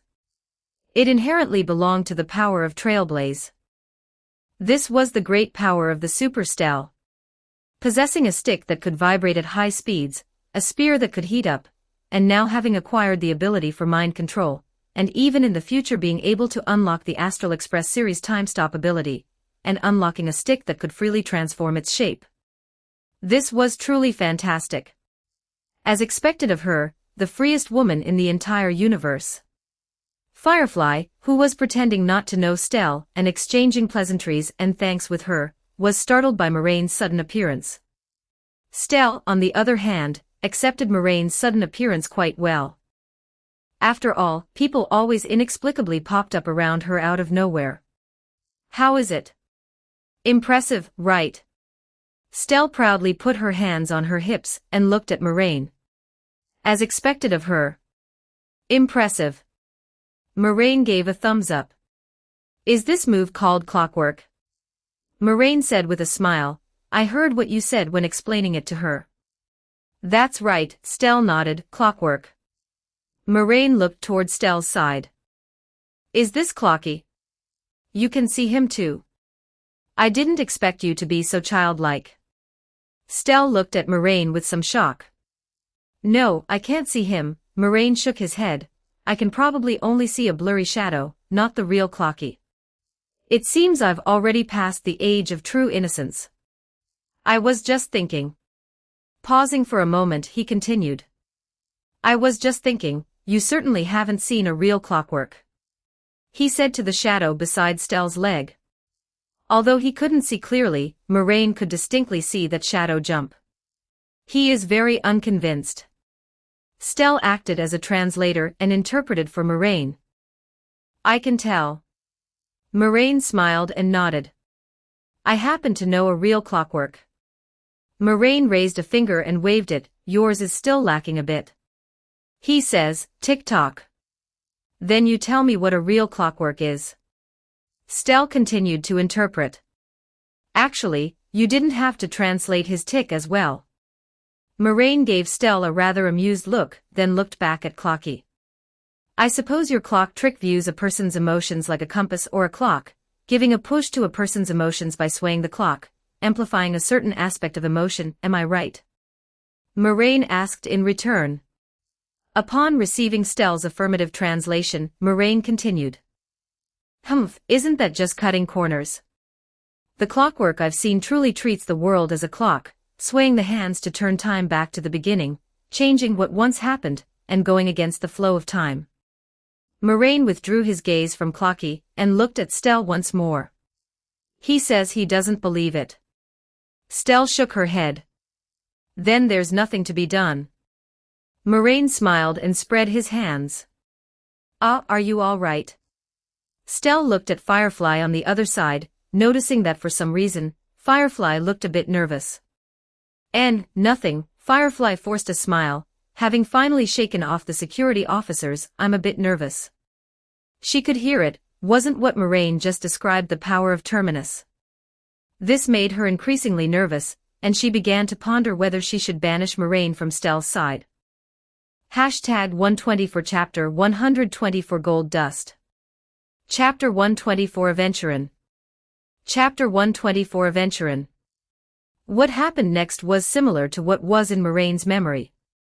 To repay the Trailblazer for saving her life, Firefly took the Trailblazer around Golden Hour. They looked at the sculpture of Clocky, gazed into the distance at the Grand Theatre of Penacony, went to Adine Park which was themed around Soulglad drinks, and watched a performance by the Dream Troopers of Meme Lifeforms. While at Adine Park, Moraine parted ways with them and stayed behind at the park's amusement area. Although watching Firefly occasionally show a guarded expression toward him was indeed fun, the subsequent little activities had nothing to do with Moraine. He knew Elio would not allow him to enter the deepest part of the dreamscape right now, and he temporarily had no way to break Silver Wolf's blockade. Sitting in front of a slot machine, Moraine inserted 2 tokens and pulled the lever. Operating themselves, the musical instruments not far away were playing brisk music. This was the Dream Troopers. In the Dream of Penacony, many objects and facilities were affected by mimetic material, and gained self-awareness, becoming domesticated by the family into the Dream Troopers serving guests. That was how it was right now. Listening to the sounds coming from his ears, Moraine's spiritual intuition told him that he seemed to have overlooked something during this period, but he couldn't remember it. Comparing it with his own memory, he felt that there was no problem again. With his memory, there shouldn't be anything forgotten by him. With the Mask of Elation in hand, the power that could affect his memory was not non-existent, but it should at least not appear on this planet.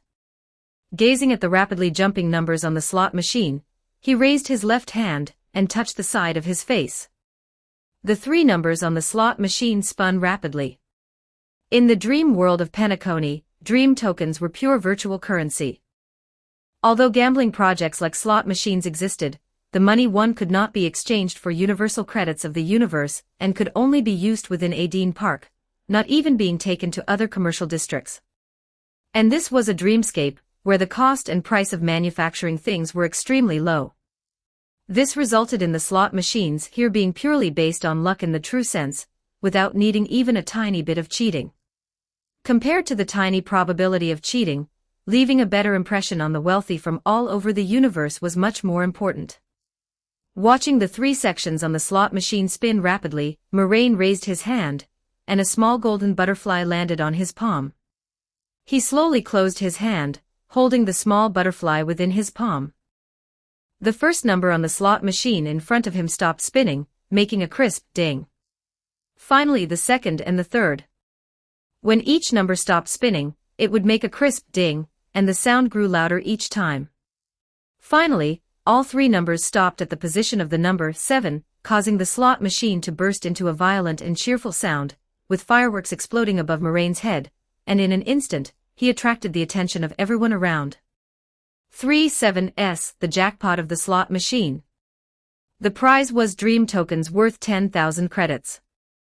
Although they could only be used within the park, this park was very large with many shops covered.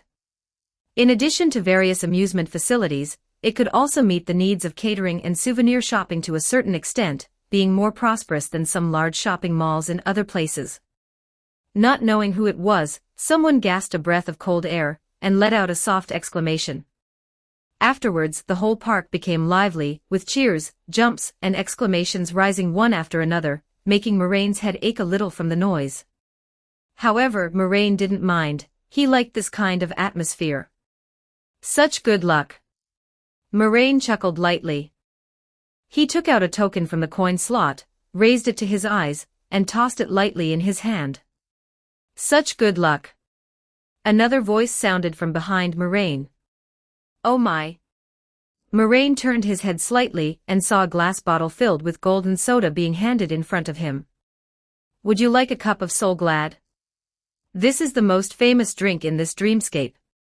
The glittering man didn't know when he had arrived behind Moraine, handing a similarly golden soda bottle to Moraine. His voice was casual, his tone slightly drawn out, sounding very amiable. In the original recipe of Soulglad, a raw material called dreamleaf, has now completely gone extinct. So now, only in the dreamscape of Penacony can one taste the original and most classic flavor of Solglad. The man said. Moraine raised his head and did not decline, casually taking the handed soda and smilingly commenting, "Thank you. However, I must say, you really look like a flashy peacock." He rarely used gaudy to evaluate a man, but the newcomer indeed gave him that exact feeling. That was a golden-haired man, his eyes under the sunglasses very beautiful, with multiple colors. His upper body wore a black and green furry jacket, and his lower body was a pair of white trousers. Earrings, rings, watches, jewelry, his whole body was jeweled and glittering, exuding a golden shimmering feeling. "Is that so? That's great, I quite like flashy peacocks too," Aventurin smiled and nodded, "just like myself, extravagant, superficial, and flashy." "This is the first time I've heard someone evaluate themselves like that, how interesting," Moraine said with a smile.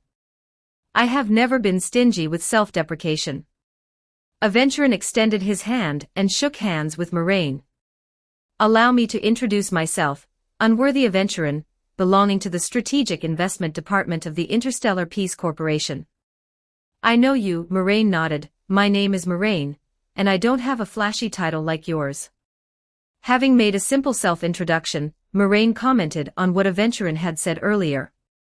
"However, what you did shouldn't be called self-deprecation, it's already self-denigration." Aventurin withdrew his hand and shrugged with a smile. "Well, who knows?" Looking at Moraine, he said with a smile, "Rather, I am glad that you are only teasing my appearance. Originally, I thought you would make fun of my identity as an Avgin. You were the one who brought it up yourself." Moraine spread his hands. "Of course, I brought it up myself," Aventurin nodded. "Self-deprecation, you know. The Avgins, a race on the planet Sigonia, were called by the company born liars, thieves, and social butterflies, and were now driven to extinction by the Marketing Development Department of the Interstellar Peace Corporation, while Aventurin was the last Avgin." Moraine shook his head. "Fine, as you like. However, I'm not interested in such things." Someone else will talk to you about this matter." Looking at Moraine's expression, Aventurin nodded. "I see, all right, then that means my judgment was wrong. Seeing what you did before, I thought you would like this kind of tune." Moraine raised an eyebrow, understanding what he was talking about. He was talking about how he impersonated the deceased Otto to toy with old Yang. "You watched the whole process, how did it feel?" Moraine propped his head on the slot machine with his hand, looking at Aventurin with a grin. Aventurin had also once received an invitation from the tavern, and believing he had more or less the potential of a merriment seeker, he shouldn't remain indifferent. But unfortunately, Aventurin didn't show the expression Moraine wanted to see. He just smiled and nodded. "Information is priceless, especially private information about a trailblazer. The information you revealed in the conversation is extremely valuable to me, and thank you for making me earn a lot of money." Moraine chuckled out. "Really? Then I must ask you for a cut." "All right," Aventurin took out a black card very generously. "How much money do you want?" "How about 1 billion? I want to get a lifetime room card for the Reverie Hotel." Moraine put away one finger. Aventurin let out an "oh," his tone somewhat drawn out. "Such a lot of money, this is enough to start a world war on a fringe planet. Taking so much money just to get a room card, do you really hope to do this? Although if one could settle down in Penacony, this money is not actually expensive, but would a masterful really confine themselves to one planet?" "I don't quite believe it," Moraine replied matter-of-factly. "I just think it's a lot of fun." "Don't you think so? A lifetime room card of Penacony can start a world war on a fringe planet, don't you think it's very interesting?" Aventurin laughed softly. All right, it seems that at least a part of my guess about you was not wrong." "Which part?" Moraine smiled and asked back, morbid humor. "Indeed," Aventurin nodded. "As expected, we hit it off well." He handed this black card in front of Moraine. 1 billion is impossible, but there are 50,000 credits in here, let's make friends." Moraine smiled and shook his head. Forget it, I wouldn't dare take the money of the strategic investment department. You guys always do things for investment, and almost never owe anything. And all gifts of fate have already been marked with a price in secret. Aventurin's eyes lit up. All gifts of fate, I really like this sentence. Is it from your hometown? Moraine nodded, from a novel in my hometown, The Queen Without a Head by the author Stephen. How nice, now this sentence belongs to me, Aventurin said with a smile. Just kidding, I'll try to find this book. Then I'm afraid you won't be able to find it. Moraine looked at Aventurin and said. Is that so? Aventurin nodded, non-committal. Subsequently, he extended an olive branch to Moraine. So, would you consider coming to work under me? I can let you start directly from P30. He withdrew the card originally tucked between his fingertips and extended a hand. Oh my, why is it only P30? Is my value in your eyes so much lower than the little gray-haired one? Moraine showed a very hurt expression. I remember, the condition you gave her was P35. P30 and P35, seemingly only differing by 5 levels in between, but the treatment was worlds apart. Remember? Aventurin asked back in puzzlement. He repeated the word, deep in thought. Your choice of words is really interesting. I certainly don't remember issuing an invitation to that Stellaron, Mississippi. He propped his chin with his hand. Although I did think about inviting her. But my inner expectation is actually the same as yours right now, which is also to let her start from P30. As he spoke, he showed an expression of contemplation. No, let me think. He muttered to himself.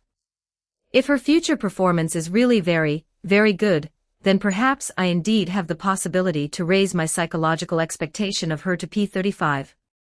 But no matter how you look at it, this is bound to happen in the future. Yet you said you remember. Slap. Aventurin snapped his fingers crisply. You are a person of finality. He looked at Moraine, his pretty eyes with multiple colors staring straight into Moraine's eyes. It seems I have to raise my expectations for you. Now for you, I am also willing to offer the basic treatment of P35, and guarantee that you can be promoted to P36 within 1 system year. How about that? But I don't really want to work for others, Moraine said. Let's talk about it when I get tired of playing. Aventurin looked at Moraine without speaking. A dozen seconds later, he smiled and nodded. Real opportunities will not wait for anyone forever, but for truly capable people, it will become very patient. There seem to be a bit too many people here. How about we find another place to chat? Aventurin asked. Moraine looked around the surroundings. Indeed. The people around gradually increased. Under the promotion of the waiter not far away, more and more people understood what happened here and approached. Adine Park would not stop guests who won the jackpot from redeeming their prizes. On the contrary, it would also publicize it widely, just to tell everyone. Look, people can really win prizes here. But Moraine still refused. He lowered his head and took all the dream tokens out of the coin slot. You want to invite me to join your game? He bluntly pierced through Aventurin's thought. You want me to take a side?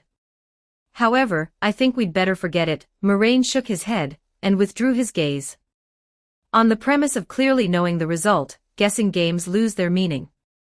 Compared to accompanying you guys to play a werewolf minigame, whose result is already determined, I'd rather eat and drink a bit here. Instead of looking for me, you might as well go make friends with a mute. Make friends with a mute. Aventurin repeated, smiling and nodding. Thank you, I'll remember that.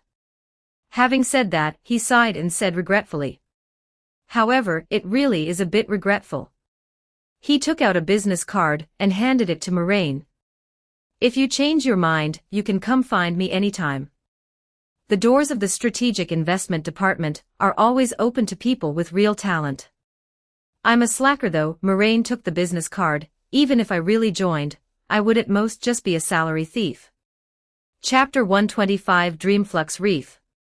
After handing over his business card, Aventurin turned and left.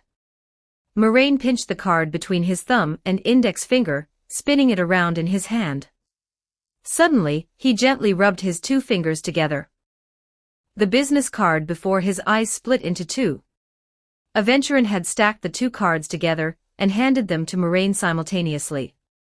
Overlapping behind the business card was precisely that black debit card, containing 50,000 credits inside. Yet when Moraine reached out to take the card, he had clearly only seen one card. Even his eye of mystery prying failed to notice any problems at the time. Moraine toyed with this debit card and smiled. "Oh my, what a nice magic," he praised with a smile. "Not bad at all." Afterwards, Moraine put the card into his pocket, took those 1 tokens, and poured them into a bag. Then he stood up and walked towards a nearby snack stand. This was a snack stand inside a Dean Park. The tokens won within the park could be used to purchase any goods inside this park.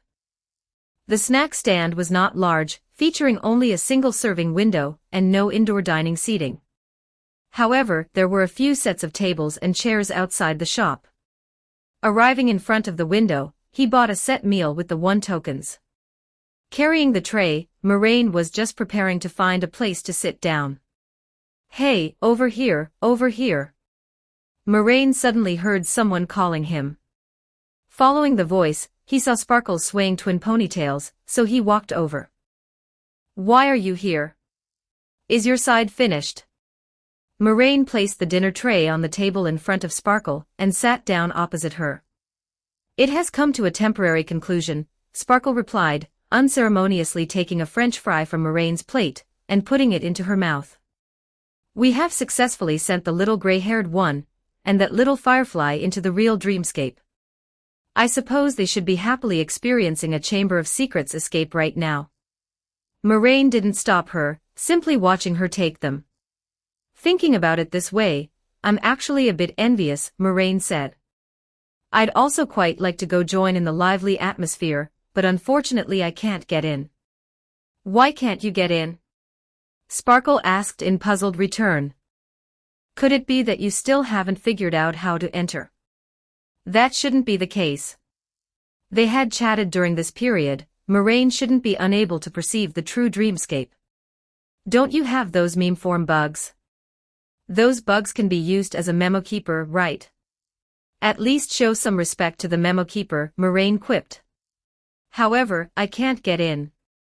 He spread his hands. "Someone isn't very keen on me going in. And I probably have no way to break through their blockade."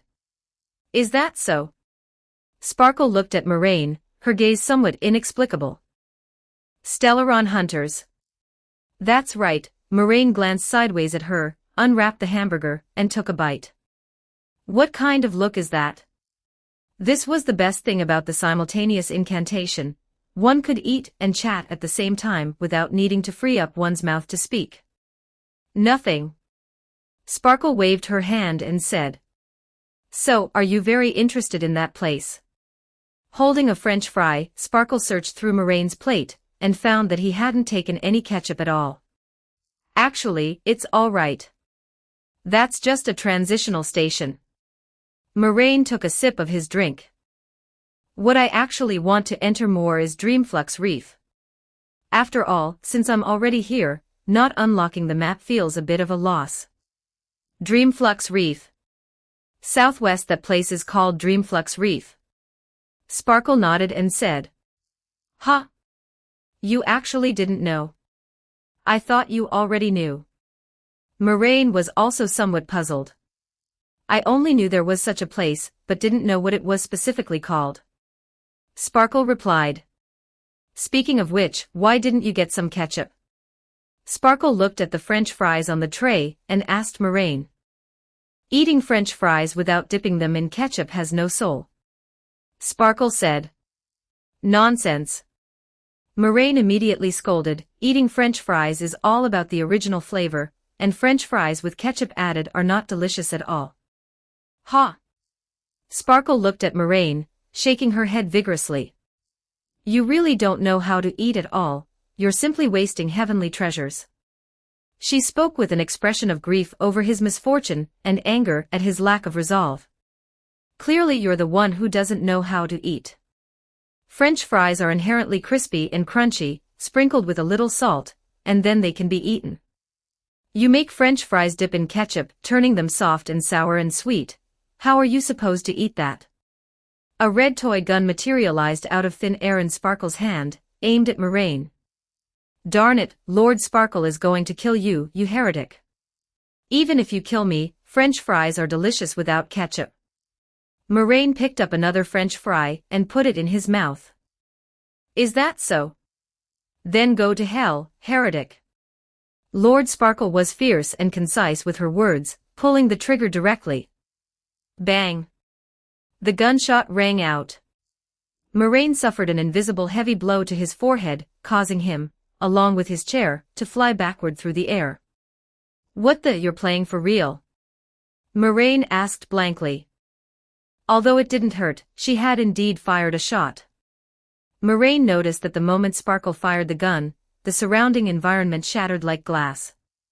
The light became dim, the lively crowd around vanished, and the entire park became incomparably desolate, with blue and golden dream bubbles floating in midair and leaning against the corners of the walls. This was the dreamscape interlayers. Oh! Holding French fries, Moraine let out an exclamation of wonder. Silver Wolf's blockade was broken by Sparkle just like that. No, probably not. Sparkle only temporarily separated him from the surface dreamscape, entering the dreamscape interlayers. Before long, he would still return to his original position. Moraine seemed to have escaped gravity, in a state of weightlessness, floating in midair and thinking aimlessly. Ah, Sparkle is still as jumpy as ever. However, after spending a few days together, he had pretty much gotten used to it. He looked around. Sparkle sent him here. It seemed she wanted him to find a way to Dreamflux Reef on his own. But what way could he possibly have? Just as he was thinking, a dark-colored monster hung down from the ceiling. It looked like a long, slender bug, growing 5 equally slender claws, 4 of which were its limbs, and the 5th being its head. Its head looked like a claw embedded with an eyeball in the middle, and eyeballs surfaced across its body. In front of its claw-like head, that purple eye rolled, looking at Moraine, who was in a weightless state. This was a meme zone meme, and its name was very long, something unto death. Meme zone memes were entities containing specific cognitions, piled up from subconscious fragments within the meme zone. Among them, the concept of death was transformed into this meme. It wandered throughout the 12 hours. Legends held that wherever it reached, unforeseen disasters would surely follow, spreading bad news with sharp blades and shrouding sweet dreams with the shadow of death. Moraine noticed the movement behind him, and the moment he turned his head, he immediately saw this meme. But Moraine wasn't afraid at all, smilingly greeting the other party. Oh, it's you. Good evening, Sleepy. This meme actually had a very cute nickname called Sleepy. Its main task was actually to ferry people back and forth between the surface dreamscape and Dreamflux Reef. Its personality was completely opposite to its appearance. It was very docile, acted cute, and was somewhat like a puppy. It itself had severe separation anxiety, and usually Gallagher had always taken care of it. Later, when Gallagher disappeared because the lies of his existence were exposed, it kept trying to find Gallagher, only to be caught by others, locked in a cage, and beaten daily. Looking at Moraine, Sleepy seemed not to expect that this person who fell from the surface dreamscape would know it. Its claw-like mouth trembled slightly, making a sound. Goo-o-o-d, even ing. Mim. Moraine hummed lightly, maintaining his weightlessness, and reached out wanting to touch it. Squish. A purple sharp blade pierced through his chest from back to front. Blue blood composed of mimetic tissue suddenly burst open, scattering against the opposite wall. That which pierced Moraine was Sleepy's tail. Ugh, it hurts a bit. Moraine watched the sharp blade pierce out from his chest, yet showed no panic. He tilted his head back, looking at Sleepy behind him. Although I don't know if there will be a next time, but can you change to a gentler way the next time you help me teleport? He inquired. Although it looked a bit unbelievable, Sleep's way of helping people travel back and forth between the two dreamscapes was indeed like this. In the manner of death. Before he could say much more, Moraine's body suddenly burst open, turning into mimetic tissue, and completely dissolving. Sleep's head moved, tilting to one side, seeming somewhat puzzled. As a meme zone meme with the concept of death, it actually didn't think there was anything ungentle about this method. Didn't it kill him instantly? And it didn't hurt much. And this had already been improved. Back in the old days, hanging was used, and the person being teleported had to dangle their legs in midair for a long time. Unable to figure it out, it simply stopped thinking about it. Sleep's tail moved, opening a crack in midair, and it burrowed back inside.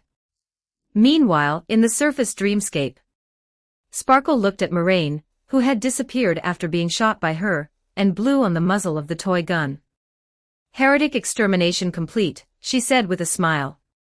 Then she jumped off the chair, came to Moraine's seat, and picked up the bag Moraine had placed on the adjacent chair. Inside were the tokens Moraine had just won. Humph, anyway, you're in the deep dreamscape and won't need this anymore, so Lord Sparkle will help you spend it. Sparkle said with a grin. Consider this as your payment to me. And also, her eyes suddenly rolled, and she left her seat, going to the window to fetch a bottle of ketchup. He. Smiling, she approached the table with the ketchup and muttered to herself, "You know what? Before your French fries are completely soaked through by ketchup, they all thought you would come to save them." He. Slowly opening his eyes, Moraine looked around the surroundings. The gloomy environment, old houses, dim and narrow streets, arbitrarily placed garbage bags. After being killed by Sleepy, he appeared here. This was precisely his destination, Dreamflux Reef. Moraine felt that the surrounding environment was somewhat similar to the slums he had seen in the Lord of the Mysteries world. However, because the era's development was relatively more advanced, the environment here didn't look quite so backward. Therefore, it was a slightly more advanced slum. Soon, he discovered a plaque. Written upon it in somewhat chipped paint were the words, "Sleep City." It seemed this was the name of this city. Drip, drip. He heard the sound of water droplets falling to the ground. Turning his head to look, beside him was a dilapidated water pipe, looking long disrepaired, with water continuously dripping onto the ground. Biologists believed that continuously keeping the ground moist was the water pipe's way of marking territory. Just like a puppy. Moraine didn't disturb Mr. Waterpipe, taking strides and beginning to stroll around this area of streets.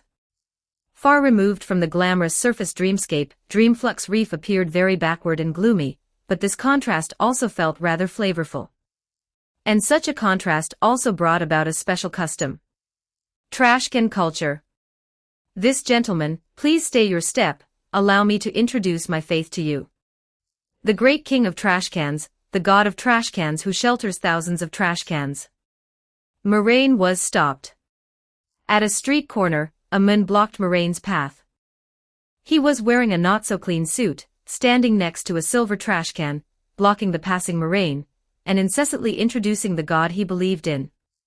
He claimed to be the emanator of trash cans. In his words, the god of trash cans poured out across the universe, 9,000 eyes flickering across 30,000 trash cans and 60,000 arms. Its great power made trash cans no longer rust, and its gaze made inorganic matter vibrant with life. "The king of trash cans is merciful, garbage rusts. I feel your description might provoke the abundance." Moraine kindly reminded him. Hearing this, the emanator of trash cans paused slightly with embarrassment. In our doctrines, the Eons are merely avatars of the king of trash cans. Having similarities is normal. Now he had provoked the zealots of all Eons. The men continued to pull Moraine along to preach. "See this iron bucket beside me? This is the sacred artifact of the king of trash cans in the human world, the rusted divine body before he stepped onto the path of trash can. As long as you sincerely believe in the king of trash cans, any of your wishes will come true, and all diseases will be cured. Even if you just casually touch this iron bucket, the divine body will bring you good luck. Everyone is actually a trash can, just putting on a human shell. When you walk the path of the iron bucket, you will shed your disguise and present your true posture. Moraine nodded, deep in thought. And what prevents you from transcending is an evil thing called money.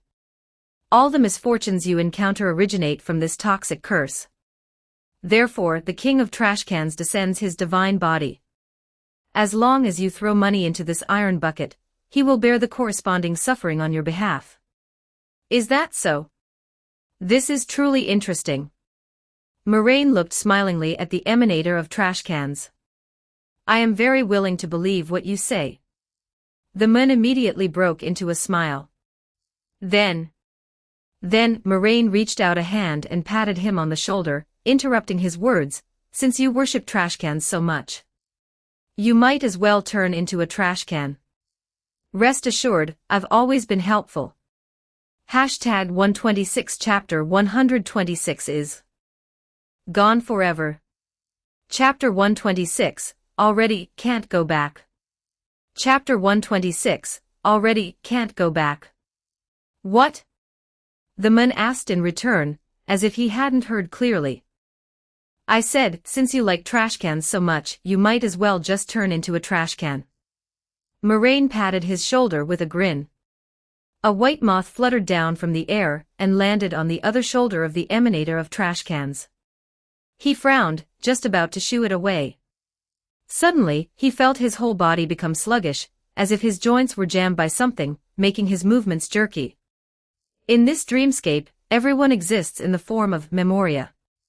And for the Dream Jolt troupe, tampering with a normal person's memoria to a small extent wasn't all that difficult of a task. Just as Sparkle said in the Dream Jolt troupe could be regarded as memo keepers. Moraine withdrew his hand, smiling as he watched the man's body before him fold up bit by bit, tinged with a metallic silver, and transform into a trash can. Look, this is what an emanator of trash cans is supposed to look like. Moraine smiled and nodded, took a few coins from his pocket, and casually tossed them into the trash can body, producing a metallic clanging sound. Just as Moraine was having a lot of fun, his phone suddenly vibrated. So he took out his phone and looked at it. It was Sparkle. She had sent him 2 text messages. Normally, signals between the deep dreamscape and shallow dreamscape were very difficult to interconnect, but goodness knows what method she used to push the message directly onto his phone. What she sent was a photo and a piece of text. It was a selfie of a smiling Sparkle flashing a peace sign. Behind her was a table with a dining tray on it, upon which sat a serving of French fries. Moraine recognized it at a glance. That was the exact serving of French fries he had bought back then. But. Moraine saw that those French fries were now coated with a thick layer of ketchup. Sparkle added a caption after the selfie. You know what? Until these French fries were soaked through with ketchup, they all thought you were coming to save them. Looking at those French fries, Moraine let out a defeated, loser-like wail. No. French fries. The French fries coated in a thick layer of ketchup seemed to gaze back at him through the photo. At this moment, he seemed to see their bygone youth. Back then, they ran under the sunlight, making a grand escape facing the setting sun. Already, there's no turning back. No. Moraine felt an incomparable heartache. Just as Moraine was grief-stricken and beating his chest in despair, a voice sounded from behind him. Mr. Moraine, harming the residents of the dreamscape is not a friendly action. It was a rather familiar voice, one that could be heard everywhere in Penacony, on televisions, radios, and street billboards. No, I didn't harm him. Moraine lowered his phone and turned back to look behind him. I just turned him into the way he likes. Besides, why do all of you love appearing behind people so much? He inquired. He looked at Robin, not surprised that she would appear here. This chicken-winged girl had long since been done in by Sparkle and sent deep into the dreamscape. And Dreamflux Reef was only so big, running into her wasn't anything strange. You know he doesn't really like trash cans. Robin looked at the silver trash can behind Moraine. No, I don't know that. I'm just fulfilling his dream. Moraine adjusted his mindset, put his smile back on, and retorted with a chuckle. Robin looked at Moraine, then at the trash can behind him, fell silent for a few seconds, and ultimately didn't say anything. Having frequent dealings with the dreamscape, she understood memoria quite well, knowing that it was something very difficult to permanently shape. Even a true memokeeper would find it very difficult to permanently modify the properties of a piece of memoria. Let alone the fact that this was a living person. As long as he doesn't give up on turning back into a human, one day he will change back. Moraine patted the trash can. But if he doesn't change back, it just means he simply doesn't mind being a trash can. I'm just helping him fulfill his dream, Miss Robin. Pausing for a moment, he smiled and said, or rather, I am truly honored that Miss Robin remembers my name. Of course, Robin wouldn't say that this was because she had specifically gone to the front desk to check his information after sensing Moraine's disharmony. Thus, Robin changed the subject and brushed the matter aside. Your way of speaking is very special, very suited for the harmony. Robin said softly, judging by your appearance, you don't seem to be averse to the family. In that case, have you ever thought about joining the family? Words spoken would inevitably be understood by people. Such a person, as long as they had the mind to, would find it basically effortless to become a pathstrider of the harmony. I have no interest in the family, Moraine replied. The family is of one mind and heart. I don't have such noble ideals. Besides. He paused. Wanting to become a pathstrider of the harmony requires empathy, and I hardly think I'm that kind of person. The driving force of the harmony was empathy, and although Moraine possessed a certain amount of compassion, he believed it definitely wasn't to the extent that it would let him step onto the path. Not necessarily, Robin chuckled softly. Mr. Moraine is a pathstrider of the propagation, right? Perhaps your love for the swarm could let you take a step on the harmony. Who knows? Moraine smiled, didn't continue chatting about this topic, but instead turned to look at the surrounding environment and pointed. Miss Robin, having seen the other side of Penacony, how do you feel right now? Do you feel like your state of mind has shattered? Moraine asked with a smile. Not at all, Robin shook her head. Although I didn't know this place was hidden in the depths of the dreamscape, I am very clear that wherever there is light, there are shadows, and even the harmony casts a shadow. She also looked around, seeing the pedestrians not far away and the children by the roadside. Moreover, Dreamflux Reef likewise propagates the harmony, and has not been affected by the traitors of the family. I am quite gratified by this. Not affected. Ha ha. Moraine laughed. Of course, this place naturally hasn't been affected. What are you laughing at? Robin frowned in puzzlement. Nothing much, Moraine replied. I'm one of the masked fools, and masked fools are born loving to laugh. Chapter 127, The Incinerator. Just as they were talking, a voice came from afar. You too, can you hear me? Robin was taken aback and turned her head to look. This voice. Writing up to this point, I hope readers remember our domain name. Reading good books from Taiwan is super worry-free. You are Miss Firefly. Firefly's voice came from the candle. As expected, you noticed me long ago.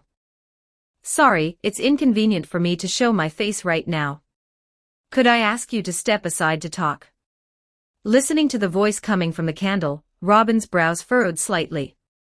To be honest, I have no reason to trust you. She turned back to glance at Moraine. Although Moraine was also dissonant, and had been hanging out with Firefly for a while before this. But regardless, he had entered Penacony through proper procedures. Although not all that proper either. But anyway, at least he wasn't a stowaway, or an uninvited guest. But Firefly was different, she was a genuine stowaway.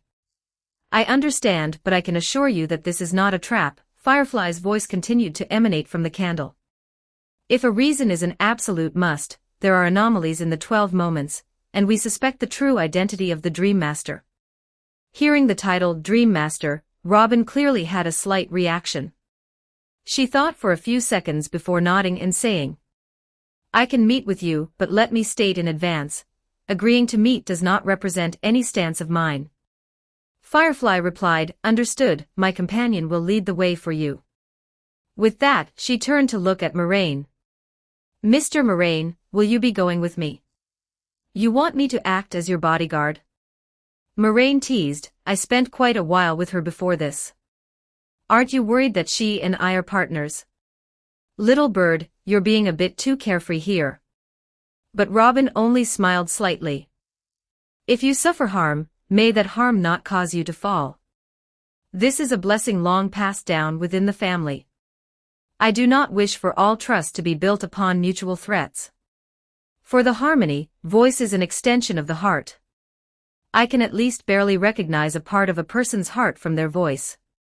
Mr. Moraine's words are bound to be understood, and the heart contained within them is naturally all the clearer. From this brief conversation of a few minutes, I roughly know what kind of person you are. 7. Oh! Moraine exclaimed. This is the first time I've been countered since I awakened this ability. How can you call it a counter? Robin smiled, being able to bring the distance between people's hearts closer is a good thing the family has pursued for a long time. As expected, although the curse techniques of the jiu-jitsu world were miraculous, by comparison, it was ultimately a world lagging behind in terms of combat power. The power acquired in such a world would naturally be countered when facing higher-order entities. Looking at Robin, Moraine thought for a moment. Fine. Since we're already here anyway. Besides, having nothing better to do, he might as well follow along and play around. White candles appeared out of thin air not far away. Each and every candle burned with a blue flame, forming a path that guided the two forward. Then let's go. Robin nodded, taking the lead, while Moraine followed behind. Along the way, Robin observed those candles. Blue flames, and they are even scorching the surrounding mimetic tissue. She looked at those candles, turned her head, and said to Moraine, do you know if Firefly has an acquaintance who is an incinerator? Moraine smiled. If it's in my memory, Firefly definitely doesn't know any incinerator. But his words took a turn. An incinerator doesn't need you to know him to get along well with you. Robin immediately understood what he meant. You mean Miss Firefly's memory has been tampered with? I didn't say that. Moraine smiled and tilted his head. I understand. Robin nodded, indicating her comprehension. Soon, following the guidance of the candles, the two arrived at their destination. It was a narrow alley, with a television placed in the corner of the alley. Miss Firefly, you can show yourself now, Robin spoke up. Sorry, it's still a bit off. My companion will bring you here right away, Firefly's voice came from the television. Here. Robin had just felt puzzled when she found a flash of white before her eyes, and the next moment, she appeared inside a room. Her eyes widened slightly. As expected of the darling of the harmony, passing through such thick mimetic tissue without being affected in the slightest. An elegant and charming voice reached her ears. And you. As a human, walking such a distance on the path of the propagation. Oh, darling, I am truly interested in your remembrance. Standing in front of the two was a woman wearing a white dress. She had an extremely fine figure, stood tall, and wore a wide white hat. Hello, you can call me Dahlia, Dahlia introduced herself, the very untrustworthy incinerator you were just discussing. Speaking ill of someone behind their back had been exposed on the spot, but neither Moraine nor Robin appeared guilty in the slightest. Firefly stood by Dahlia's side, looking at Moraine, and said, I'm very sorry, Mr. Moraine, I deceived you before. I am actually not a local here. I could tell, Moraine shrugged. Great, this open secret was finally made public. If anything, it's even more surprising to me that your direct supervisor didn't mention me to you. Firefly smiled awkwardly yet politely. Hashtag 128 Chapter 128 A Hunt that reverses cause and effect. Chapter 128, The Retrocausal The Hunt. Chapter 128, The Retrocausal The Hunt, bonus chapter for Alliance Leader. Moraine and Firefly were speaking in riddles, and Dahlia and Robin also started chatting. This is our small new home within the dreamscape, which should make it easier to talk, Dahlia introduced to Robin. A new home burned out of the dreamscape. If you want to have a proper chat, you shouldn't use this kind of provocation. Robin was evidently quite dissatisfied with this. Apologies, but unlike other incinerators, she has no intention of stealing memories. The same goes for me. I have never thought of destroying the dreamscape, and choosing to enter the dream through smuggling was also a last resort. Firefly immediately smoothed things over. She was quite busy. As soon as she finished explaining here, she had to rush right over to the other side. I really like Penacony as a tourist. This is my first time dreaming, and Penacony is even more wonderful than I imagined, Firefly said. So we won't actively destroy it. Sure enough, saying a few nice words was definitely useful. Robin's tone visibly softened. Thank you. In that case, why have you come here? Everything that followed completely did not exceed Moraine's memories. It was just like the plot Moraine was familiar with. Dahlia and Firefly led Robin and Moraine to view a segment of memory, and guessed that the Dream Master had turned to the propagation. Afterwards, Black Swan arrived here, and had a quarrel with Dahlia, hardly qualifying as catching up on old times. Finally, they successively sent Firefly and Robin away, and then fought among themselves. Moraine had lowered his presence in advance, making them slightly overlook him, and focus more of their minds on what they ought to be doing. Watching the actions of these four people, Moraine felt a bit puzzled. It was very familiar. It should have been so.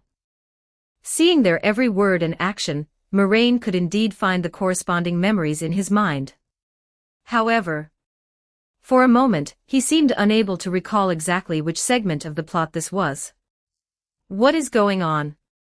Moraine muttered to himself in confusion. He raised his hand and gently touched his own forehead. That was the place where Sparkle had shot him. But that patch of skin still looked normal, leaving no bullet hole. It was just that. Moraine's fingers suddenly seemed to hook onto something, and gave a gentle tug outward. A wisp of red thread was pulled out by him, winding around his fingertips. Looking at this wisp of red thread, Moraine suddenly wore a look of sudden realization. He finally remembered what he had forgotten. Oh ha! He let out a laugh, suddenly feeling incomparable joy. This is simply too interesting. He chuckled softly and shook his head. But it seems I need to go before more people. He raised his head and looked into the distance. What a black-hearted boss, clearly I'm only good at being a salary thief.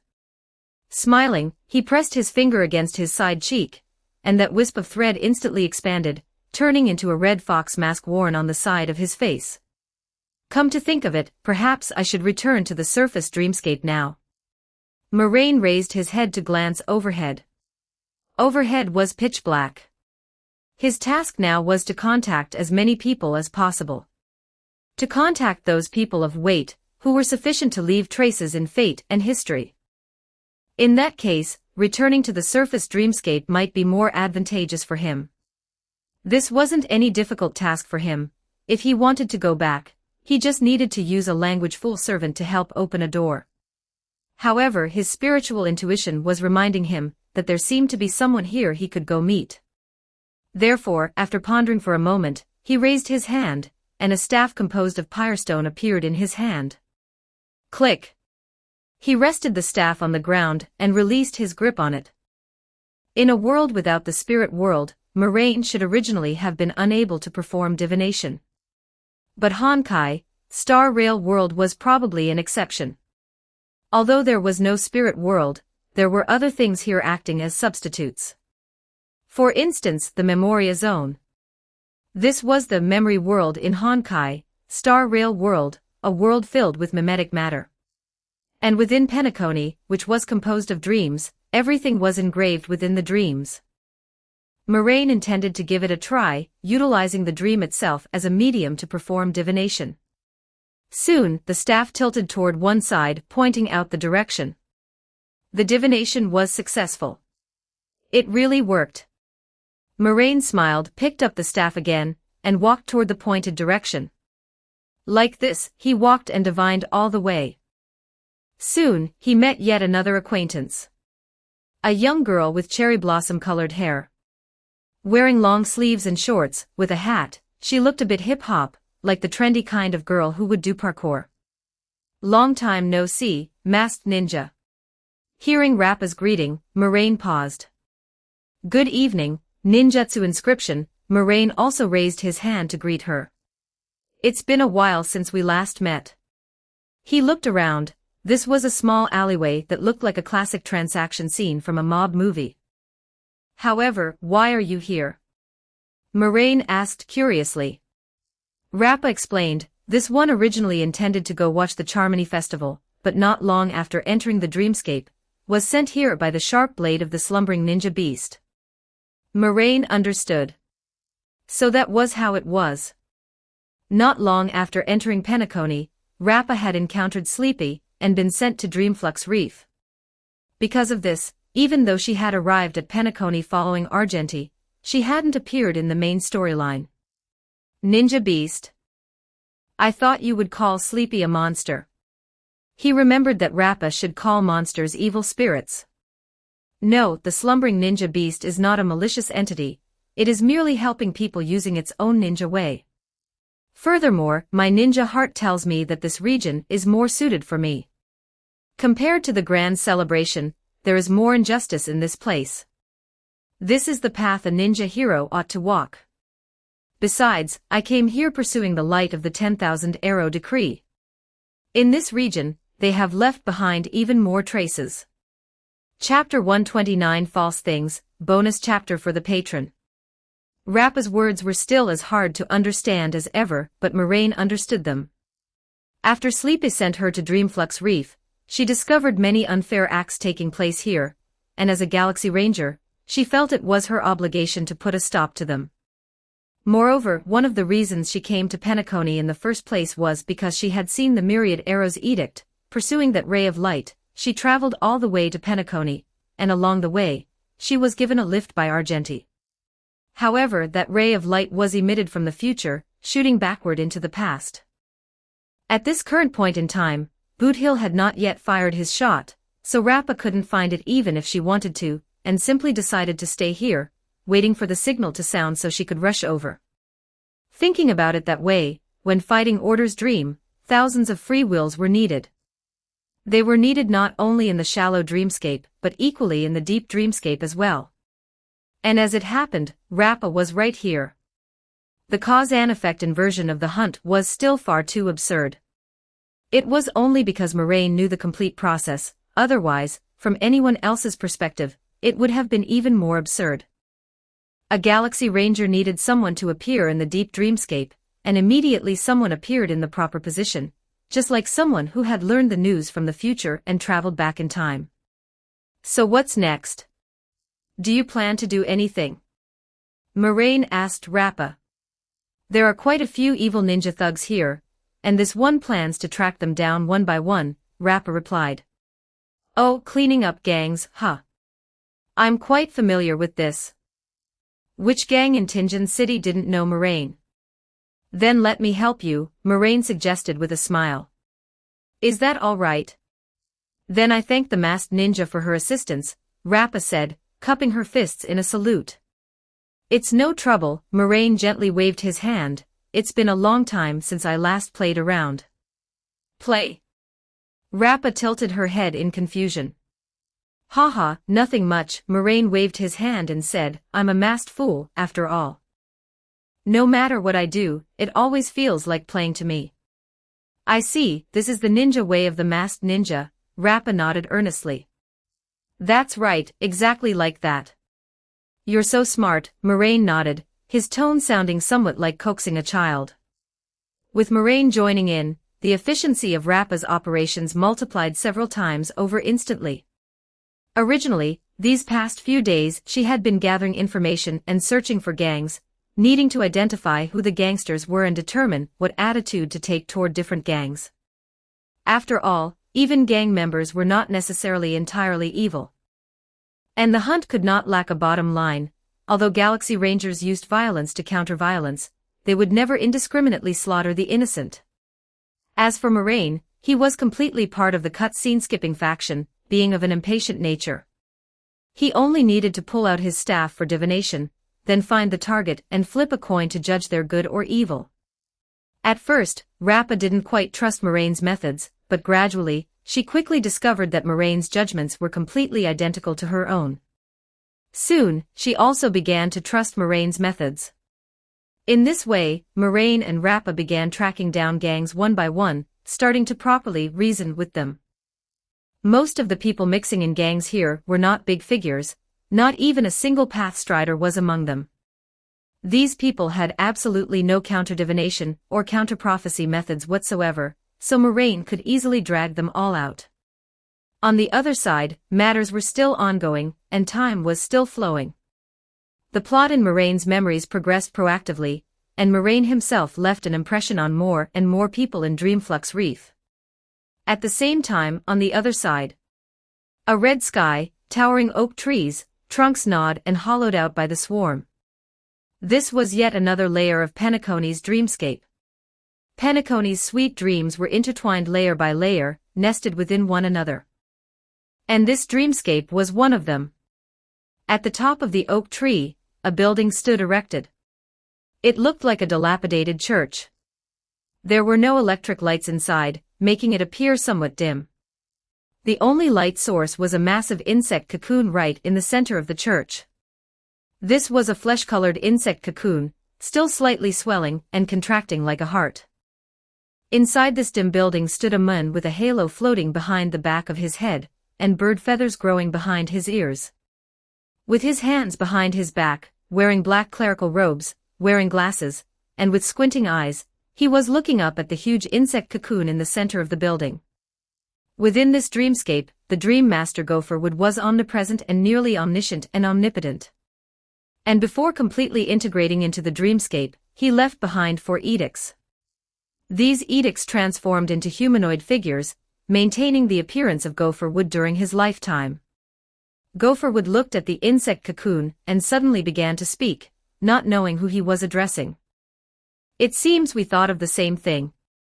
In this dreamscape, I need a swarm disaster to awaken people's fear, and guide them to issue a call to order. His voice was gentle and soothing, sounding just like he was casually chatting with a close friend. That young girl is indeed not necessary. I do not wish to kill her, and if there is a better solution, I will naturally try it. Pausing for a moment, he continued. Mayfly Dream is truly a good name. If you are truly willing, then it wouldn't be out of the question for me to cede this dreamscape to you. The church was empty, and no one answered his words. Yet he still turned his head, as if he had seen someone. You came a bit earlier than I imagined. Gopherwood tilted his head slightly, looking toward the entrance of the building. It's quite troublesome, you folks are so intertwined, and it took quite a bit of effort out of me. At the main entrance of the building, a man walked in. The man had an ordinary appearance, utterly unremarkable, making people forget him at a single glance. The Twins of Order already know of Moraine's discordance, Gopherwood said. Maintaining discord within the dream of the harmony. For someone capable of doing this yet not being an emanator, if they are not a dreamless person, they must be a false entity. Which one do you think he is? Hashtag 130 Chapter 130, Mockery. Chapter 130, Fooling. Chapter 130, Fooling, bonus chapter for the Alliance leader. Since you already know, there is no need to play dumb while knowing the truth.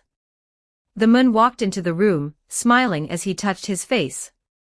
His figure and face changed rapidly, and his unremarkable face faded, revealing the face of Moraine, which had been enhanced with charm multiple times. He was wearing the wizard robe from when he first entered the dream, with a pointed wizard hat on his head, but there was no mask on the side of his face. You are nearly omniscient and omnipotent in this dreamscape, which is why you can know my plan. Moraine chuckled and said. Since that is the case, you should be very clear that you will die here. What is standing in front of you now is merely an ordnance, the real Gopher Wood died long ago. Gopher Wood narrowed his eyes, a warm smile hanging on his face. As long as my long-cherished wish can be fulfilled, I am not afraid of death. Moraine gave him a thumbs up. I really admire your boldness, it seems there is a tacit understanding between us. He lowered his hand, took 2 steps forward, and looked at the insect egg above his head. Elio has never been omniscient and omnipotent, he is simply going against the flow of time. My future is his past, and all futures are actually his personal experiences, which is why he can make precise prophecies. But this prophecy is not perfect, and he, as one of the myriad avatars of the Enigmata, compared to the true finality, what he can do is inferior by more than just a little bit. Moraine turned his head to look at Gopher Wood. If everything I am doing at this very moment is unknown to anyone in the future, then even Elio will have no way to check it. Elation possesses an unpredictable chaos, which is precisely one of the reasons why Elio recruited Silver Wolf. And every Pathstrider of Elation has this kind of unpredictability, the only difference lies in its magnitude. In terms of interference with destiny, some of them are as dazzling as a star, while others might not even be as good as a paramecium. As one of the masked fools, Moraine naturally possessed the same property. However, his chaos was not manifested in his true body, but rather in the synchronization space. Every time he entered the synchronization space, it was a perturbation to destiny. He did not know how much of his own future Elio could see, but he was very clear that every time he entered or exited the synchronization space, Elio had to read at least one more script about the future. He had a synchronization after entering the dream, before and after this synchronization, to Elio, they were 2 completely different futures. Yet, if this future was hidden, then even Elio would have no way to predict it. I am already on his key observation list, so there still needs to be a me who has not broken free from the script's control. Moraine revealed the answer. The masked fool actively took off his mask, letting him come alive and replace himself. Gopher Wood took the initiative to speak, explaining what Moraine had done. And then, you went to find that fictionalized fictional historian, and asked him to help you reinvent an identity. A dream barber. He raised his hands and gently applauded. Everyone believed your mask was you yourself, while the real you quietly came here. No, I wasn't quiet about it. Moraine smiled and denied, I strolled around right under everyone's noses. That was unnecessary, and it might have exposed you. The Dream Master gently reminded, of course, I'm speaking after the fact now. I can tell that you are very proud of this. As a masked fool, I fooled most of the people who have seen me, fooled the destined finality, and finally, I fooled myself. Shouldn't I be proud? Of course, that is your freedom. The words of a fool begin with foolishness, and end in wicked arrogance. Moraine chuckled, you guys said that yourselves. Speaking of this, he sighed. However, I suppose I couldn't achieve 100% perfect disguise. Rappa calls the other me the masked ninja, it seems she noticed something. Don't you think her perception is a bit too outrageous? Moraine's tone was casual, as if he and Gopher Wood were actually longtime friends chatting idly. Intuition has always been the most enviable trait of the Pathstriders of the Hunt. Gopher Wood's reply carried the same sentiment. He raised his head, likewise looking at the insect cocoon, pondered for a long time, and said, I don't think this alone can fool finality, but I know you definitely have other plans that I cannot see, Gopher Wood said. You said I am nearly omniscient and omnipotent in the dream, but as for you, I can only see the surface, your deeper secrets are beyond my knowledge. However, judging from the present, you must have succeeded. Yeah, Moraine nodded, I am very gratified. It seems this trip wasn't in vain. Gopher Wood nodded, strode forward and took a step. Then go ahead, go and harvest what you need. I will shroud your domain over this dreamscape. Go and do what you desire. Gopher Wood spread his hands, and deep blue flames burned around his body. He burned himself to ashes in the flames, leaving behind only an ordnance. gods bestow upon us heavenly fire, and also bestow upon us sacred trials. Let them exist, you and I are both mortals, born to love and to suffer. The flames burned through the insect cocoon, and a set of silver mecha fell out from inside. Looking at the iron cavalry in front of him, Moraine extended the index and middle fingers of both hands, interlocking them in front of his chest, while 6 pairs of giant hands opened behind him, respectively posing as cocoon, wings, and head. Domain Expansion, Transient Dream of the Mayfly. Chapter 131, Breaking the Dream, bonus chapter for the Alliance leader. At the very moment Moraine finished his domain expansion, a deep blue giant hand shattered the stained glass window of the church and reached inside. It burned with the flames of Memoria, gently tapping against the spherical shell of the domain. In an instant the domain was ignited. Looking at the Glamoth iron cavalry before him, Moraine looked down from above with a smile on his face. What a pity, my mask is not here, otherwise I could have worn an outfit similar to yours. In a sense, the two of us can probably be considered as sharing the same origin despite being enemies. Moraine felt that his domain shell was growing thinner, gradually melting into the dreamscape itself. The master of the dream was the dreamscape itself, and if he wanted to make the domain the foundation of the dream, then this ephemeral sweet dream would be unstoppable. Golden light lit up on the chest of the iron cavalry in front of Moraine, and the Stellaron resonated with this domain. An inverted ocean unfolded above the giant oak tree, and the cosmos replaced the ground beneath their feet.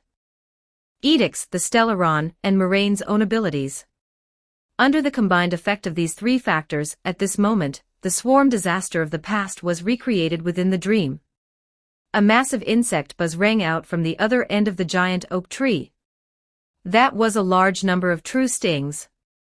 Perhaps I should say something now too, he murmured, looking down at the iron cavalry before him.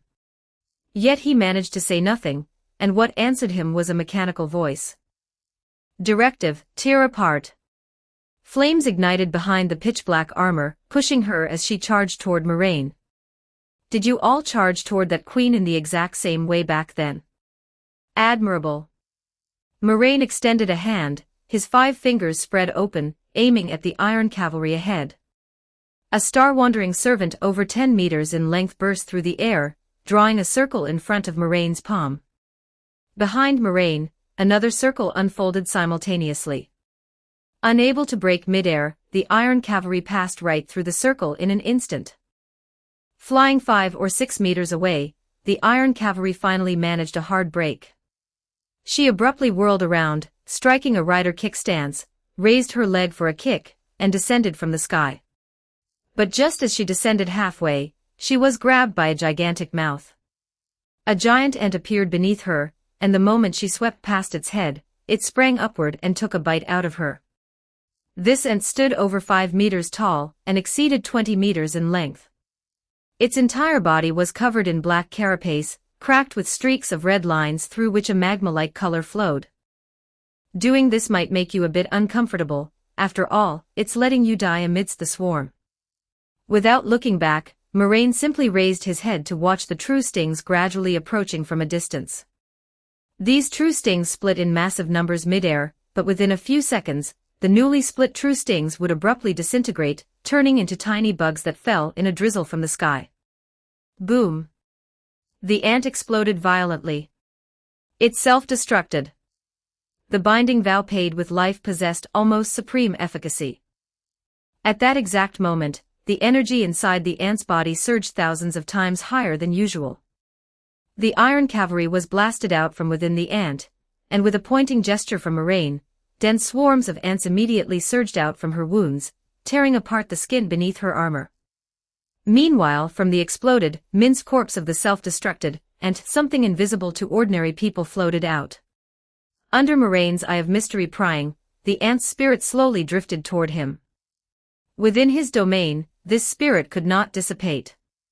Moraine slashed open a slit in the air, and the spirit slowly drifted inside, awaiting its next gestation.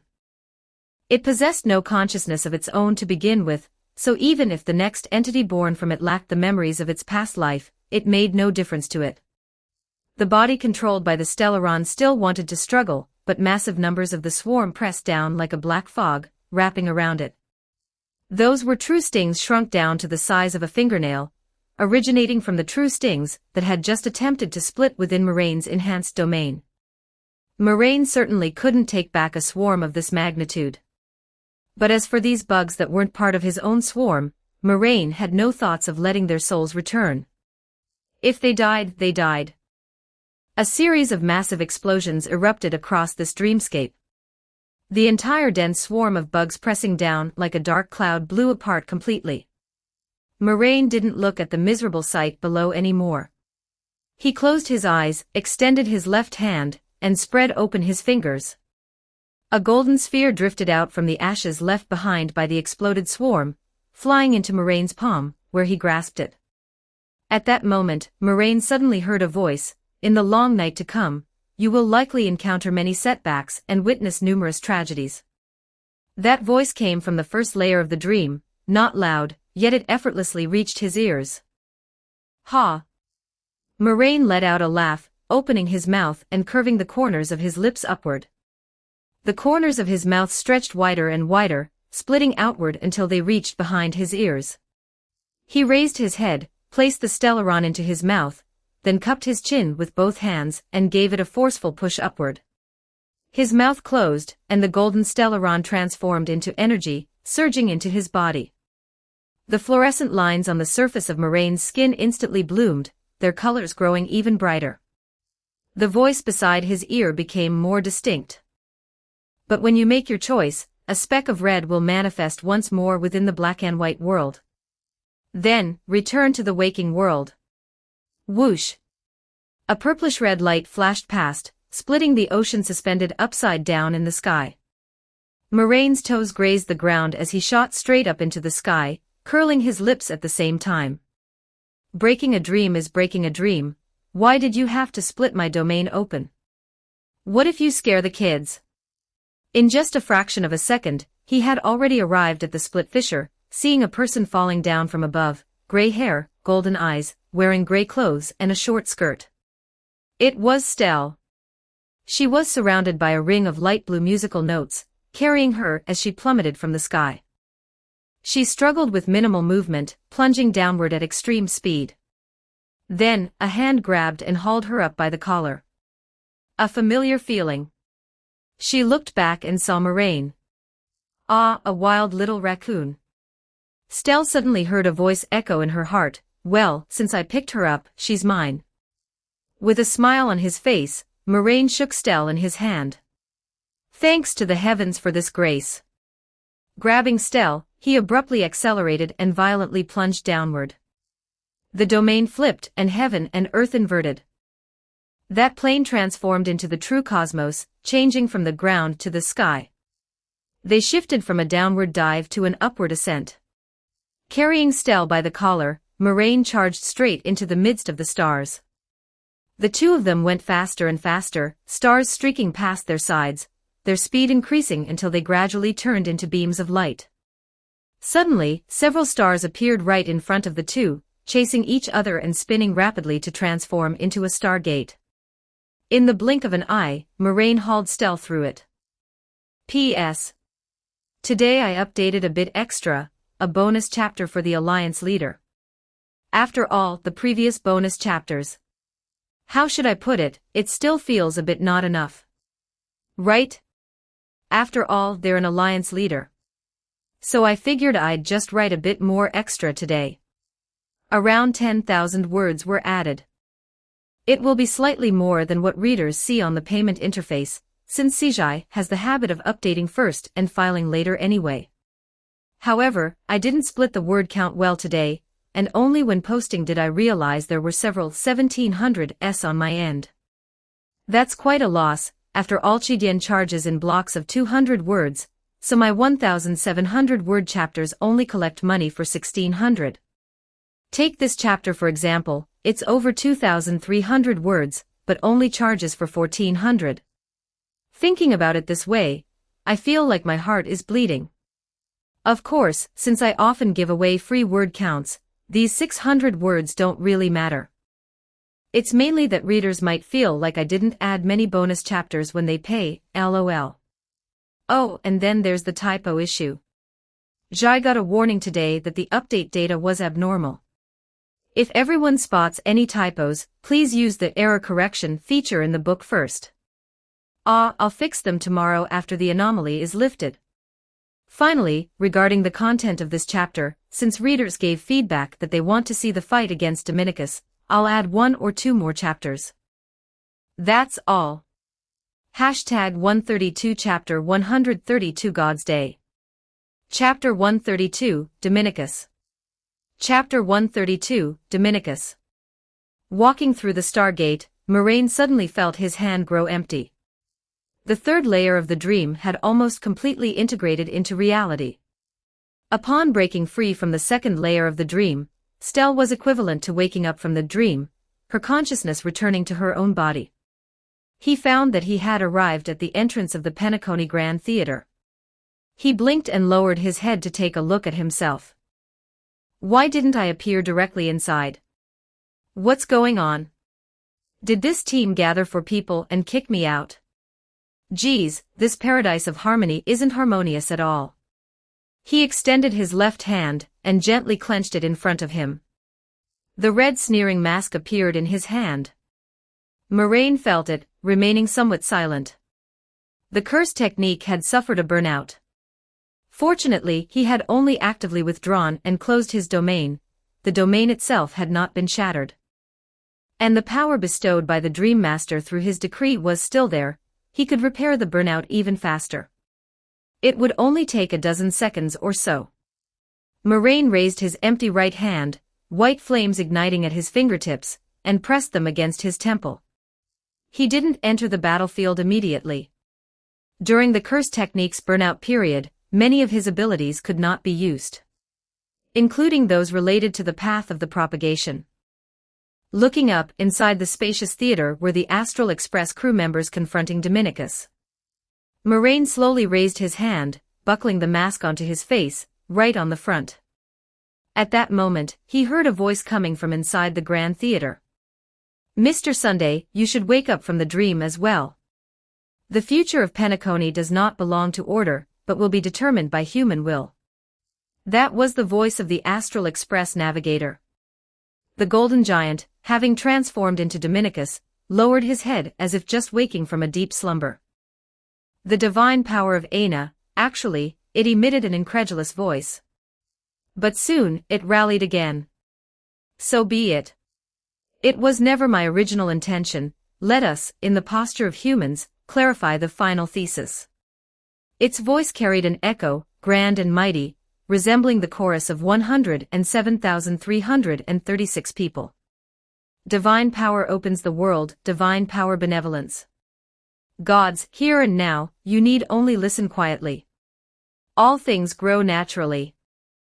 When reaching the end, the human world should also be entrusted to human hands. As soon as its voice fell, a discordant voice immediately interrupted. A stacked, multi-layered door opened behind Dominicus's back of the head, and Moraine stepped out of it with one foot. Still watching a cut scene. Wouldn't it be better to just fight directly? He was waiting for the burnout to end, while the people inside the battlefield actually started chatting. If he didn't clearly know that there was indeed such a piece of dialogue in the plot, he would have thought the two sides in the battle were waiting for him. Dominicus lowered his head to look down at the Astral Express crew, not turning back to look at Moraine, this uninvited guest. As for Moraine, he reached out and pinched a glittering stone out of thin air. Bang! Along with a sonic boom sounding out. With a flick of his fingertips, the glittering stone was shot out by him at supersonic speed, growing larger than a rockery in midair, and slammed fiercely into the back of Dominicus's head with its initial velocity. Glintstone sorcery, boulder toss. Yet Dominicus neither dodged nor parried, allowing the rockery to hit the back of his head and explode violently. The huge shockwave pushed Moraine, who was floating in midair, flying backward. Dominicus raised his hand, and the golden little figures surrounding his sleeves clapped their hands, flying upward and falling into his palms, summoning a burst of golden light. The work of all creation is already complete, and the day of certainty has arrived. The fetus of philosophy reshapes all phenomena of heaven and earth for us. In an instant, the color of heaven and earth changed. There are no more gods here. What creates the paradise is the King of men. Dominicus held his arms in an embrace, resembling an infant sleeping deeply, while mysterious Dharmachakra began to spin behind his back. In the blink of an eye, everyone present felt a special sensation descend. This was coercion on the level of paths. It was seemingly order yet not order, seemingly trailblaze yet not trailblaze. At this moment, standing before them was no longer a man, but a newborn holy infant. The holy infant's voice reverberated between heaven and earth. This was the holy infant's first mantra in pioneering a path. Order ultimately has flaws and defects. Respecting this decree, sever it. Be careful, he is creating an unprecedented path. Welt's face was full of shock as he spoke to remind them. Moraine clasped his hands together, wanting to expand his domain for the second time. Yet this time, he failed. This dreamscape was currently the holy infant's realm, an unformed path interstice. Moraine had simply no possibility of pulling the holy infant into his domain, and his spirituality told him that as long as he dared to expand his domain, its outer shell would shatter the very instant it was deployed. Thump. Thump. Moraine felt his heartbeat become very fast. However, just because he was worried the domain would shatter, would he not expand it? That is, the thinking of a good-for-nothing domain expansion. An inverted ocean appeared in the air, looming vaguely. This was the feeling he had experienced once in the deep dreamscape. With the Dreammaster's help, he had once integrated the outer shell of the domain into the dreamscape. This feeling was incomparably intense. Within this dreamscape, he could reproduce it on his own. Open domain. The holy infant wouldn't enter his domain, so he would deploy the domain in reality.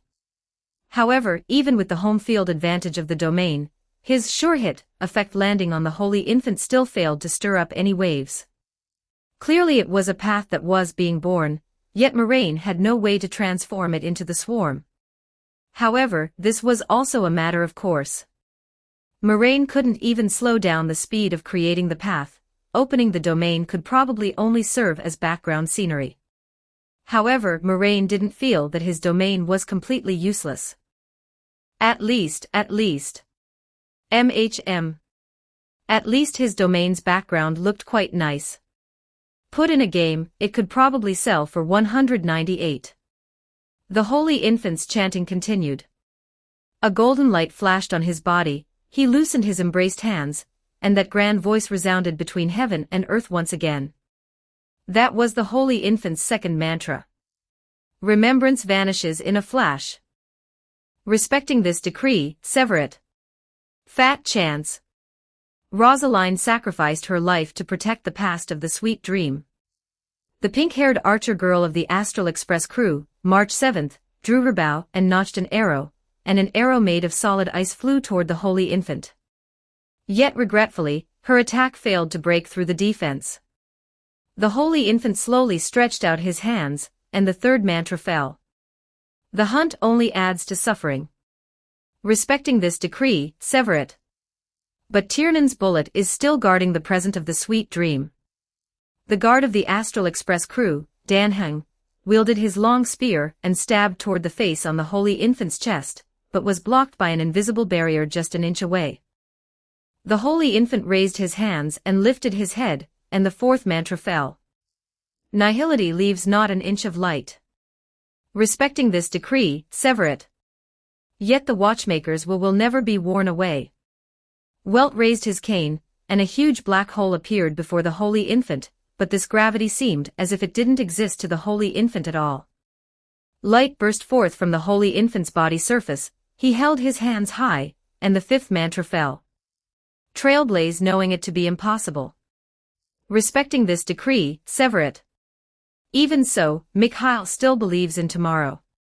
Himiko unfolded her suitcase, and a scorching railgun fired forward, but just like previous attacks, the damage this time was completely blocked. The propagation spins a cocoon and binds itself. Respecting this decree, sever it. There's my part too. Moraine, who had just flown back to the battlefield, was stunned. Should I say something too? Fortunately, the curse technique's burnout had ended, otherwise, he would have been muted by now. Yakety yak, what are you mumbling about? Eat my elbow. The hammer of Haima appeared in Moraine's hand, and he smashed it downward. Good. As expected of a jiu-jitsu graduate. I don't care about this or that of yours.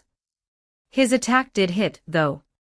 The sure hit effect caused Moraine's hammer to smash onto the Holy Infant's body, but visually, the damage was probably zero.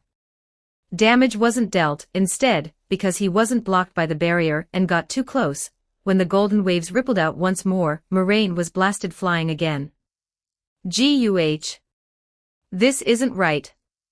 As Moraine was spinning and being batted away, all the Holy Infant's mantras had already fallen. I command with a flawless movement. He held his hands high, 2 lines of golden tears streaming from his eyes. Recreate the paradise. Yet at this very moment, feathers fell from the sky, and singing echoed in everyone's ears. That was the singing of the Holy Infant's younger sister, Robin. The Holy Infant had a momentary trance. Robin, is that you singing? He looked up at the sky, seeing a girl with pure white wings suspended in the air beneath the inverted ocean. Now, it's time to become the new watchmaker. Stell spoke softly, her voice falling into the ears of everyone present.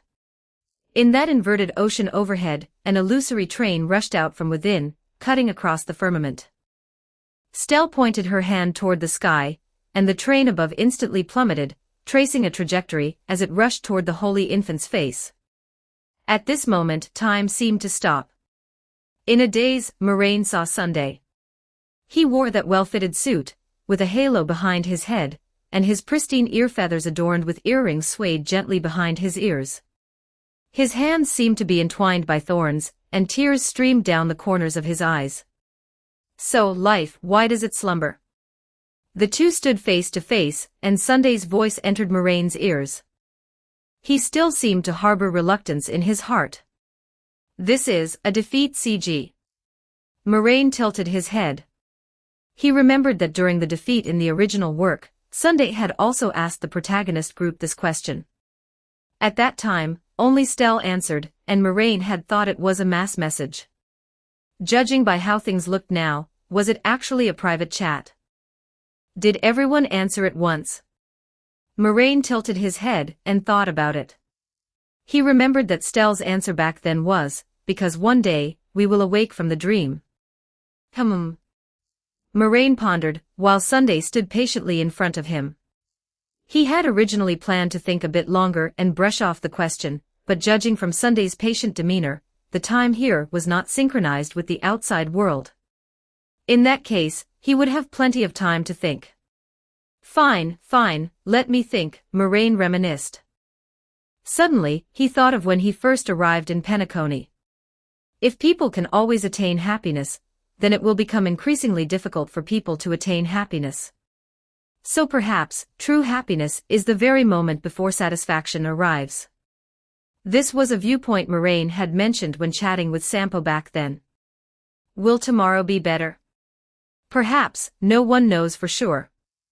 But falling asleep holding hope is always a happy thing. Moraine praised human nature and savored happiness. This was the answer. Sigh. Moraine let out a sigh. How does this make me answer? Eat when it's time to eat, sleep when it's time to sleep, life should naturally be like this. He crossed his arms in front of his chest, and looked at Sunday in front of him. Sleep is inherently a blissful thing. You shouldn't sleep for the sake of something, this is not a task. Accumulate the exhaustion of yesterday, enjoy a wonderful dreamland, and look forward to a better tomorrow. Isn't this very blissful? Why must you insist on finding a reason? Sunday looked at Moraine, fell silent for half a second, and replied, You have already found a reason. Having said that, Sunday sighed, time converged once more, and the massive Holy Infant collapsed backward with a roar. The night is still too short. In the upcoming battles, I basically won't be of much use.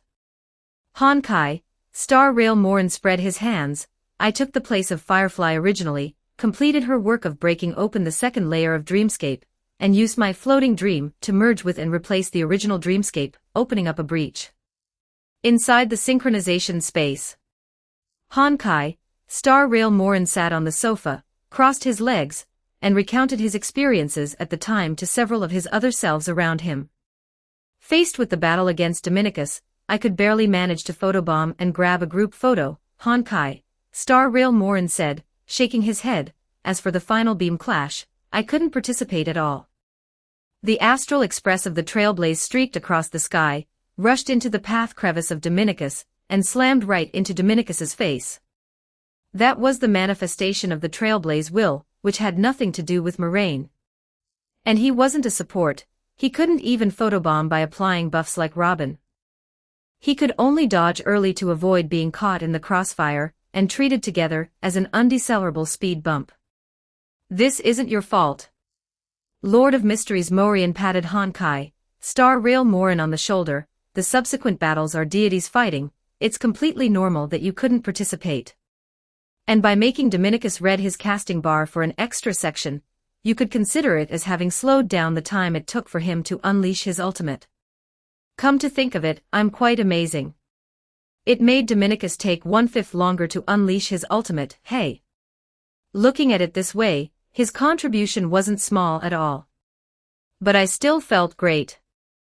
Honkai, Star Rail Morin gave a thumbs up, I am satisfied. Aside from anything else, being able to witness such a massive battle with my own eyes is indeed much more spectacular than seeing it in the game. The only thing I needed to do was not get cleared out as a roadside mob. Why didn't anyone object when Sunday severed order? One Punchman Morian spotted the key point, all the others had objections. The newcomer Dragon Clan Moraine integrated well into the collective.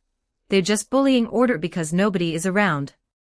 Aina really has no face. I declare that in this plotline, Aina has even less face than Aha. Lord of Mysteries Morian announced. No, Aha still has slightly less face, Honkai, Star Rail Morin retorted, he wasn't even mentioned. Oh. No. Poor Aha. Aha really has no face. And.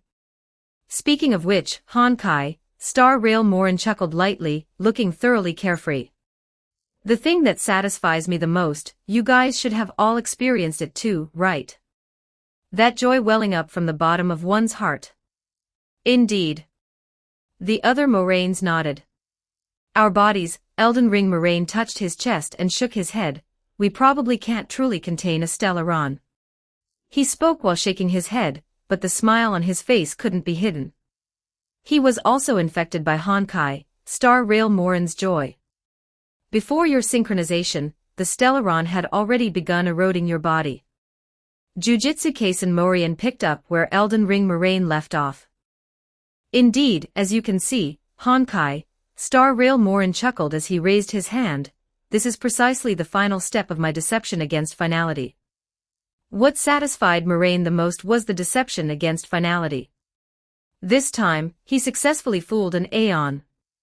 Although it was only a wisp of thousands of fragments, without a doubt, he had fooled the Aeon of finality. What I said to go for would wasn't entirely the truth. There is still one more step to my deception against finality. I would die there, just as you all saw. Without the synchronization space, I would have died because of the Stellaron. This is precisely the future Elio saw at that time. Honkai, Star Rail Morin recalled with satisfaction. To save everyone, the great hero Moraine accommodated the Stellaron with his own body and turned into a monster. The ultimate ending was nothing more than being subjugated, dying completely in the Astana system, and there would be no place for me in the future to come. This is probably the script of the original Destiny. If the synchronization space hadn't refreshed our status, we would most likely have been dead beyond a doubt. I suppose this is precisely why Elio did not obstruct my actions at all. He left me two paths. First, as a spectator, honestly watch the entire story through. The ending of this story is a happy reunion, but it has nothing to do with me. Second, participate in person and die in battle with the identity of a hero. A normal person would choose the first, and Elio probably thought so too. But unfortunately, Moraine chose a third path. This is truly my real deception against finality. Ahem, he managed me for so long, and I finally tricked him behind his back. Although what he did before had zero harm to me, as expected, I still wanted to try and trick an existence that moves against time. Honkai, Star Rail Morin tilted his head back cheerfully. Haha, awesome. Lord of Mysteries Morian sighed vexedly, sigh, if I were a Beyonder of the Seer pathway, I probably would have already completed the fool's deification ritual by now. Fooling the Aeon of Finality, in a sense, this simultaneously satisfied the two advancement requirements of fooling history and fooling fate. Having vented the joy in his heart, Honkai, Star Rail Morin finally turned his attention to his other two selves. One from Dragon Clan and one from Re-Zero, huh? Honkai, Star Rail Morin looked at them. I feel like your divine protection seems quite interesting, he said to the Re-Zero Moraine. He glanced at the other party using the Eye of Mystery prying. Although wizards also possess some deciphering capabilities, a wizard's focus was primarily on knowledge, which was related to one's own learning.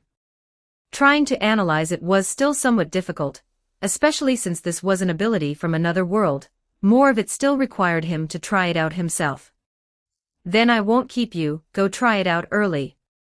He waved his hand and said. Honkai, Star Rail Morin could also tell that Re-Zero Moraine actually wanted to leave long ago. Okay. Re-Zero Moraine immediately raised his hand to make an okay gesture and vanished upon turning his head. P.S. Some readers have probably already seen the last section of today's update. Today's update is in the previous chapter, and the first half of this chapter. Some readers gave feedback saying they wanted to see the fight against Dominicus. After thinking about it, I felt that made sense, so I used today's update to replace yesterday's chapter. The Big Hand of Finality, the Big-Handed Finality. Chapter 133, Protection of the Tribe. Inside a commercial street in the kingdom of Lugunica. Boss, can I get paid today? Moraine placed the box on the counter. By the way, I won't be coming starting tomorrow.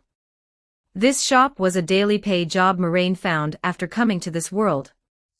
The boss was a burly apple vendor who wore a headscarf and short sleeves, habitually biting on a blade of grass, and spoke in a crude voice, yet he was a good person. Due to the language barrier, he had to pretend to be a penniless and mute traveler from another country at the time, and through simple gestures and over 10 minutes of conversation, he finally made the store manager understand his purpose of looking for a job. And the store manager was indeed a good person, although Moraine's background was rather suspicious, he still took him in to help out. Writing up to here, I hope readers remember our domain name, Find Taiwan Novels at .com, super awesome. Although the pay given was likely significantly lower than the market rate, he could steal apples to eat. You can speak. The uncle initially just casually motioned for Moraine to put down the box, but then immediately reacted. The kid who couldn't speak or understand speech just a few days ago suddenly learned to speak in the blink of an eye today. I woke up early this morning and suddenly awakened a telepathic protection, which allows what I want to say to appear directly in other people's minds. Moraine casually made up a reason. This reason sounded a bit far-fetched, but it didn't seem entirely impossible. In this world, there existed a core called Od Laguna, similar to world consciousness. And protections were the favoritism of this world consciousness towards those favored by it. Most protections were present when a person was born, but a small number could be acquired later in life.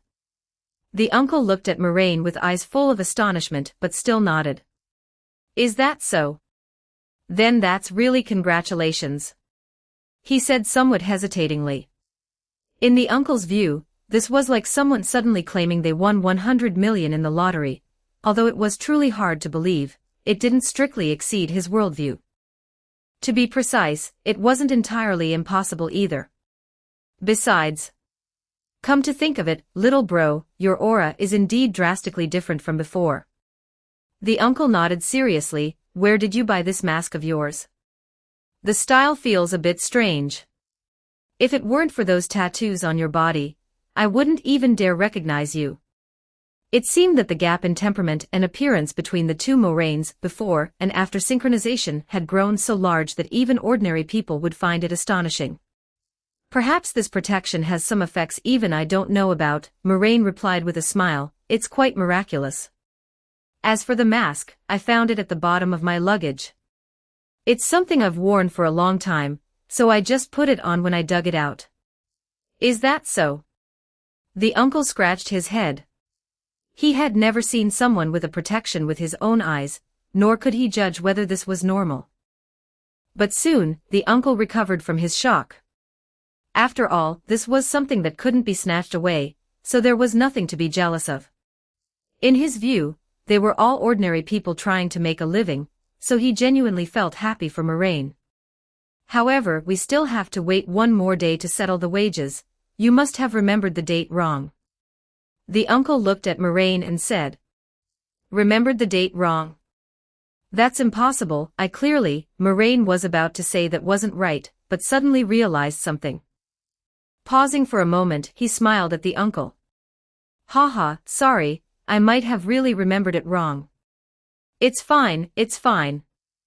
The uncle waved his hand, with the grass root still in his mouth. Then I won't take today's wages, boss, I'm here to resign. Moraine said. The uncle nodded in understanding. Indeed, working as a helper here really has no future. He scratched his head. How about this, you didn't work a full day today, but you at least made the morning trip. Then take half the pay. Just take 5 silver coins. The uncle placed 5 silver coins stamped with the portrait of the great sage on the table beside him. The currency of this country was the common Western fantasy system of copper, silver, and gold coins. Besides these, there were even more valuable, holy gold coins above them.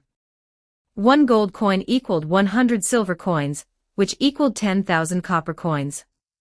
And 1 holy gold coin equaled 2 ordinary gold coins. Oh, thanks. Moraine nodded in thanks and accepted the coins. Although it was a bit little, no matter what, this was also his hard-earned money. And yet, Moraine complained inwardly. No, who dropped the save point again? He had figured out the anomaly just now. Just a moment ago, Natsuki Subaru, the protagonist of this world, died once again. He possessed the ability of return by death, which would reset the world's timeline after he died. In fact, this was already his 3rd death during this period. Clearly it was a daily pay job, yet he ended up working for a full 3 days. And only got half the money. Oh right, boss, Moraine pointed at the box he had just placed on the counter. Are there some bugs eating the apples in this box? Are there?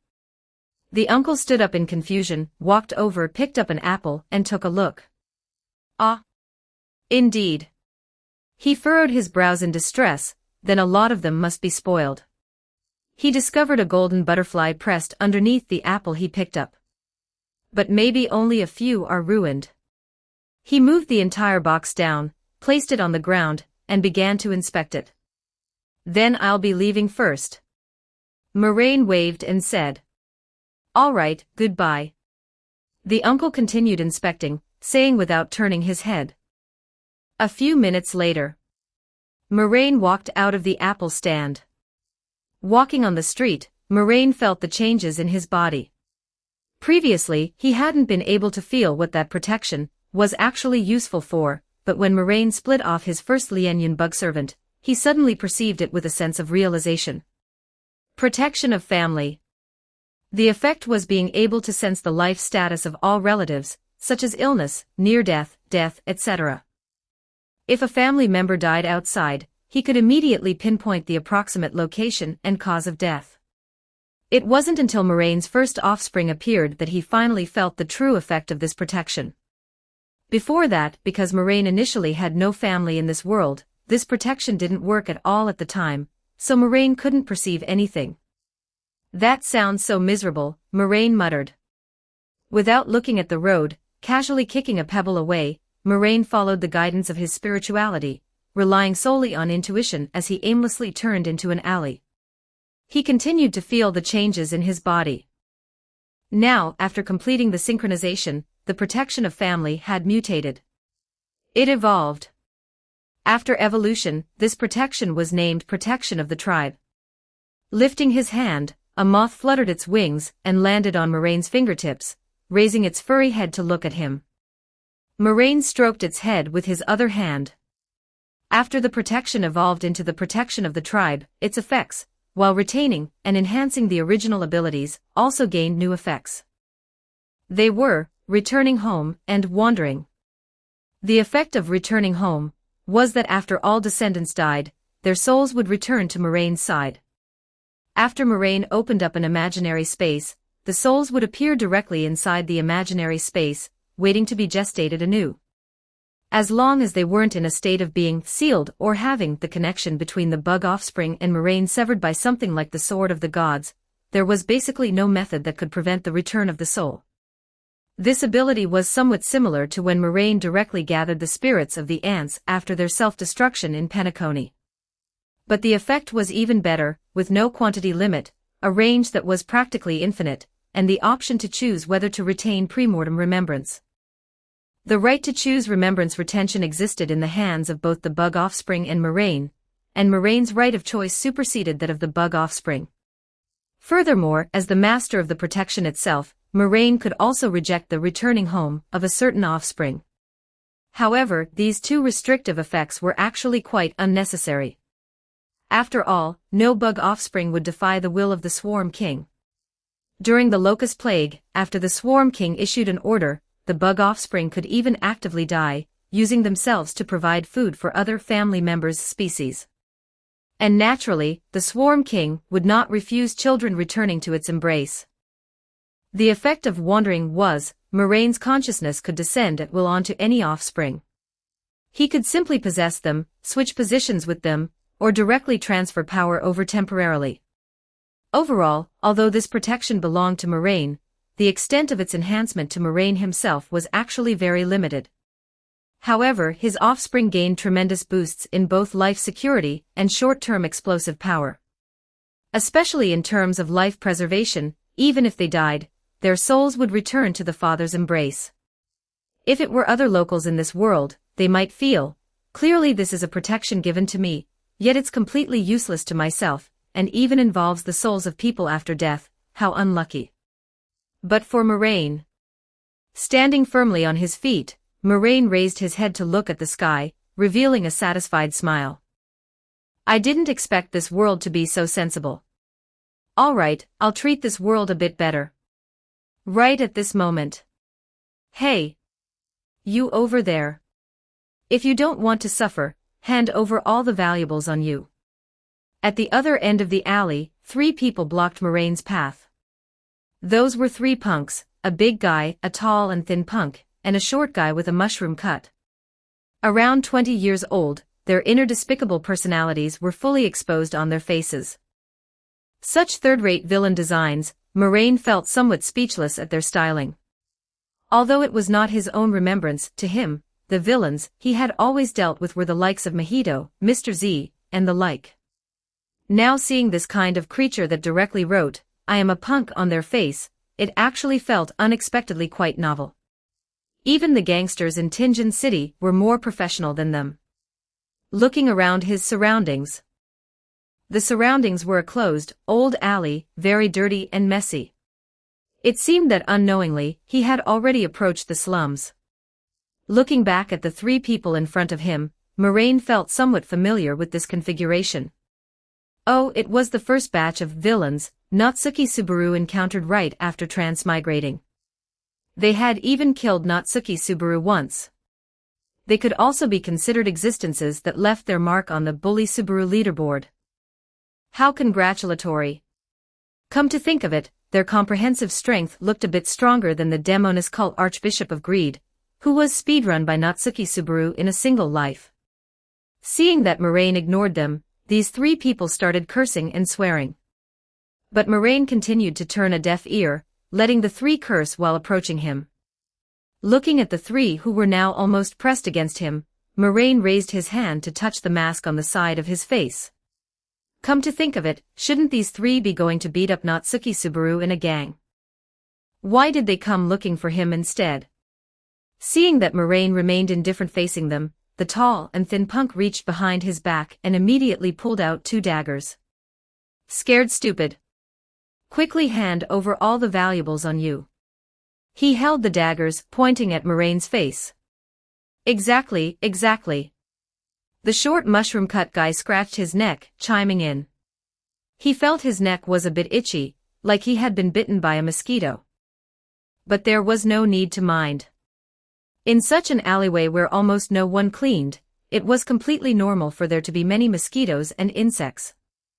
These three seemed to feel angry because Moraine ignored their actions. Right now they were clamoring that not only would they rob Moraine of all his money, but they would also beat Moraine until he barked like a dog on the ground. Such third-rate lines like these would even be considered toxic tropes nowadays. Moraine picked his ear. However, to avoid you guys calling Reinhard over, let's start eating from the vocal cords and tongue first. Moraine suddenly said something baffling. The smallest mushroom-cut guy had just opened his mouth with a smile, wanting to say something, but suddenly opened his mouth wide, seeming to emit a miserable scream. Yet the few people present heard nothing at all, only hearing a wheezing sound of exhaling. A large number of bugs surged out from his mouth, and his original tongue had already been gnawed clean. Da demon beast. The other 2 punks were immediately frightened out of their wits by this scene, and were about to run towards the outside of the alley. But before they had run 2 steps, they collapsed limply to the ground, their bodies slapping onto the floor like a thick piece of clothing, as if all the bones in their entire bodies had been gnawed away by bugs. Moraine gently touched his hair, not looking at the miserable state of the 3 right now. Just right, the birth of the children requires nourishment. Constantly sustaining them with my own flesh and blood is still a bit too much to handle. Soon, the commotion inside the alley gradually subsided. Pat pat pat. Footsteps sounded once again. Moraine looked back and saw another person running into this alley. Ah, is it so lively here? He said that was a black-haired youth wearing sportswear. From his attire to his appearance, he looked completely out of place with this medieval world. He was Natsuki Subaru, the culprit who caused Moraine to work 3 days for nothing. It's someone I haven't seen before. Natsuki Subaru ran into the alley, his expression extremely puzzled. #130 for Chapter 130 for Micropies. Chapter 130 for Lesser Spirits. Chapter 130 for Lesser Spirits. Natsuki Subaru didn't expect to meet a stranger here. He clearly hadn't seen him after the previous few death loops. This made him unable to hold back for a moment, and the question slipped out. Indeed, this is also the first time I'm seeing you. Moraine nodded slightly, answering Natsuki Subaru's words. Hearing the voice resounding directly in the bottom of his heart, Natsuki Subaru immediately made a fuss. Another person with magic power. He pointed at Moraine and said loudly. It was a bit too boisterous. Moraine saw at a glance that Natsuki Subaru's current emotions were an incomparable excitement. It must be because he had just died not long ago, causing emotional instability. Moraine guessed. And the facts were indeed like this. Natsuki Subaru, who had just been stabbed to death by a punk not long ago, was both terrified and excited, and his emotions could be said to explode at the slightest touch.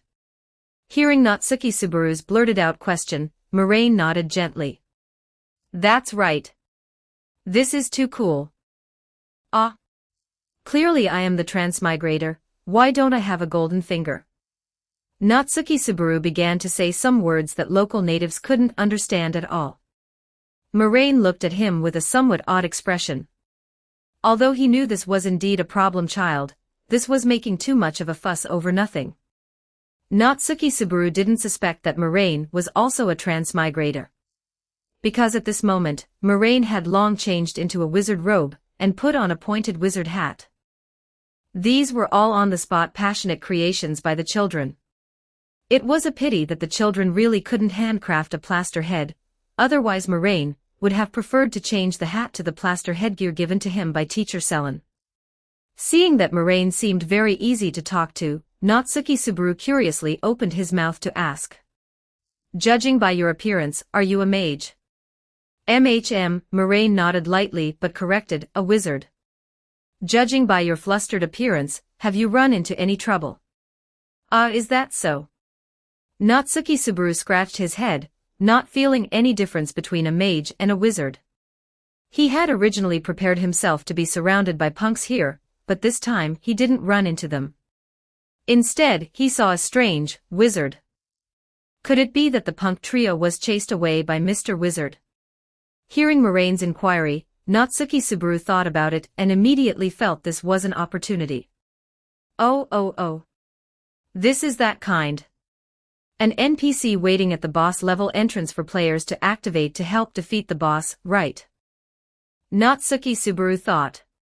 Ever since transmigrating, he had been killed 3 times. Once was being stabbed to death from behind, and twice was being disemboweled to death.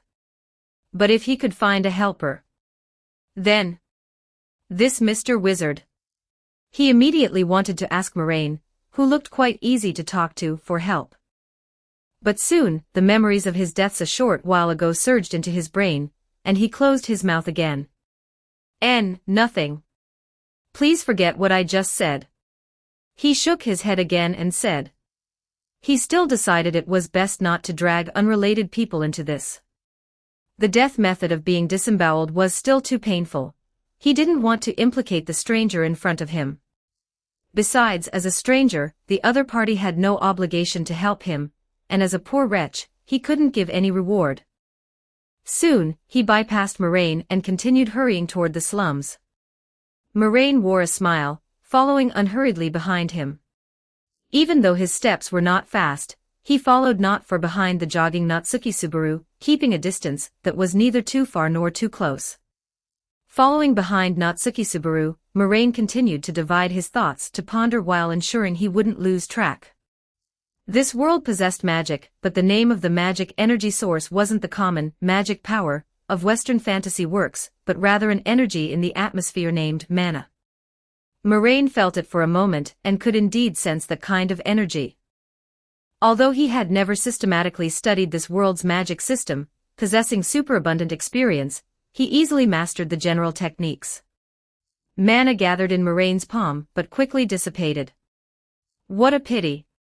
Moraine's door seemed to be very poor. Door was the magic organ used by people in this world to mobilize magic. It was an energy system unique to this world. However, every transmigration of the Moraines seemed to undergo self-adaptation.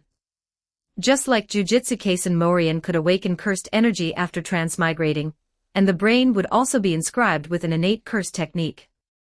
The Moraines guessed that this might be the adaptation instinct of the swarm. As the Boundless Realm Swarm King, he naturally had to adapt to the heavens and myriad worlds. However, this adaptation probably only took effect right after transmigrating, and was gone afterwards, unable to let Moraine be like Maharaga. Thinking of this, Moraine nodded. Speaking of which, he really envied Maharaga's adaptability. Adapting to all things was simply too overpowered. Let's chat with our Jujutsu Kaisen counterpart when we go back, and see if he can think of a way to find an opportunity to get Maharaga.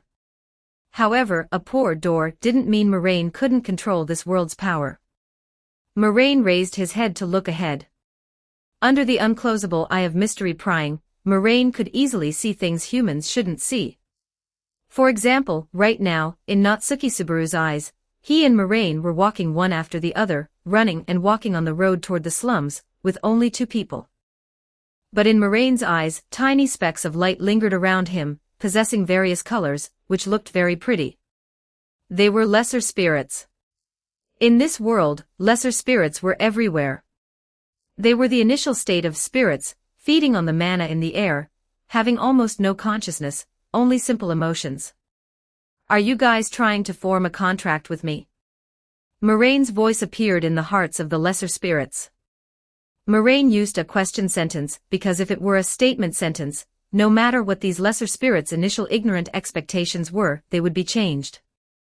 However, there was no need for Moraine to change anything.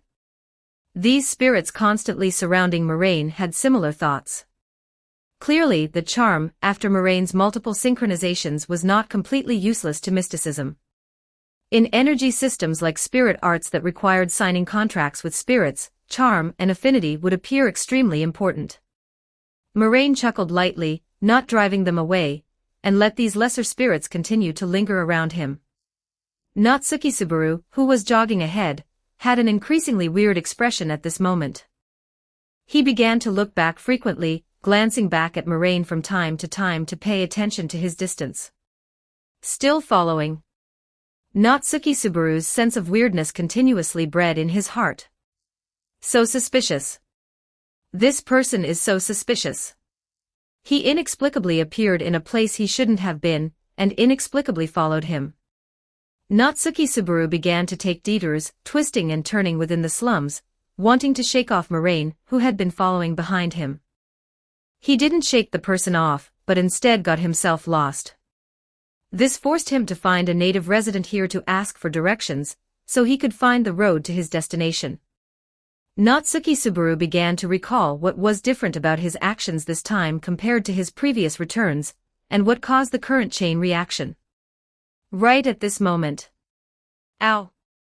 Natsuki Subaru seemed to have bumped into someone, letting out a soft cry. He quickly lowered his head guiltily, intending to apologize. But the person who was bumped into spoke up first instead. "I'm sorry, are you okay?" The voice was very pleasant, a very elegant female voice, giving off the feeling of a mature big sister. Since the other party apologized, Natsuki Subaru naturally scratched his head. "Haha, it's fine," he laughed and forgave the other party. "Don't look at me like this, being thick-skinned is my only advantage," he answered while laughing and raised his head. Suddenly, the moment he saw the other party's appearance clearly, his movements stiffened. His expression instantly became incomparably ugly.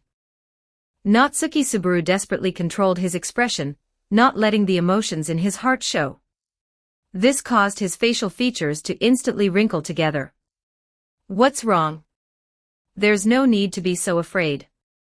The woman in front of him chuckled softly, persuading in a gentle tone, "I won't do anything to you." Where am I afraid? Stop talking nonsense." Natsuki Subaru's body became even stiffer. "Scent." The woman interrupted Natsuki Subaru's words. "When people are afraid, they emit the scent of fear. You are afraid right now." The woman narrowed her eyes. "Moreover, there is also anger directed at me." Moraine, who was following behind Natsuki Subaru, stood not far away, stopped his footsteps, and watched the unfolding events with great interest. The person before his eyes was an unadulterated beauty.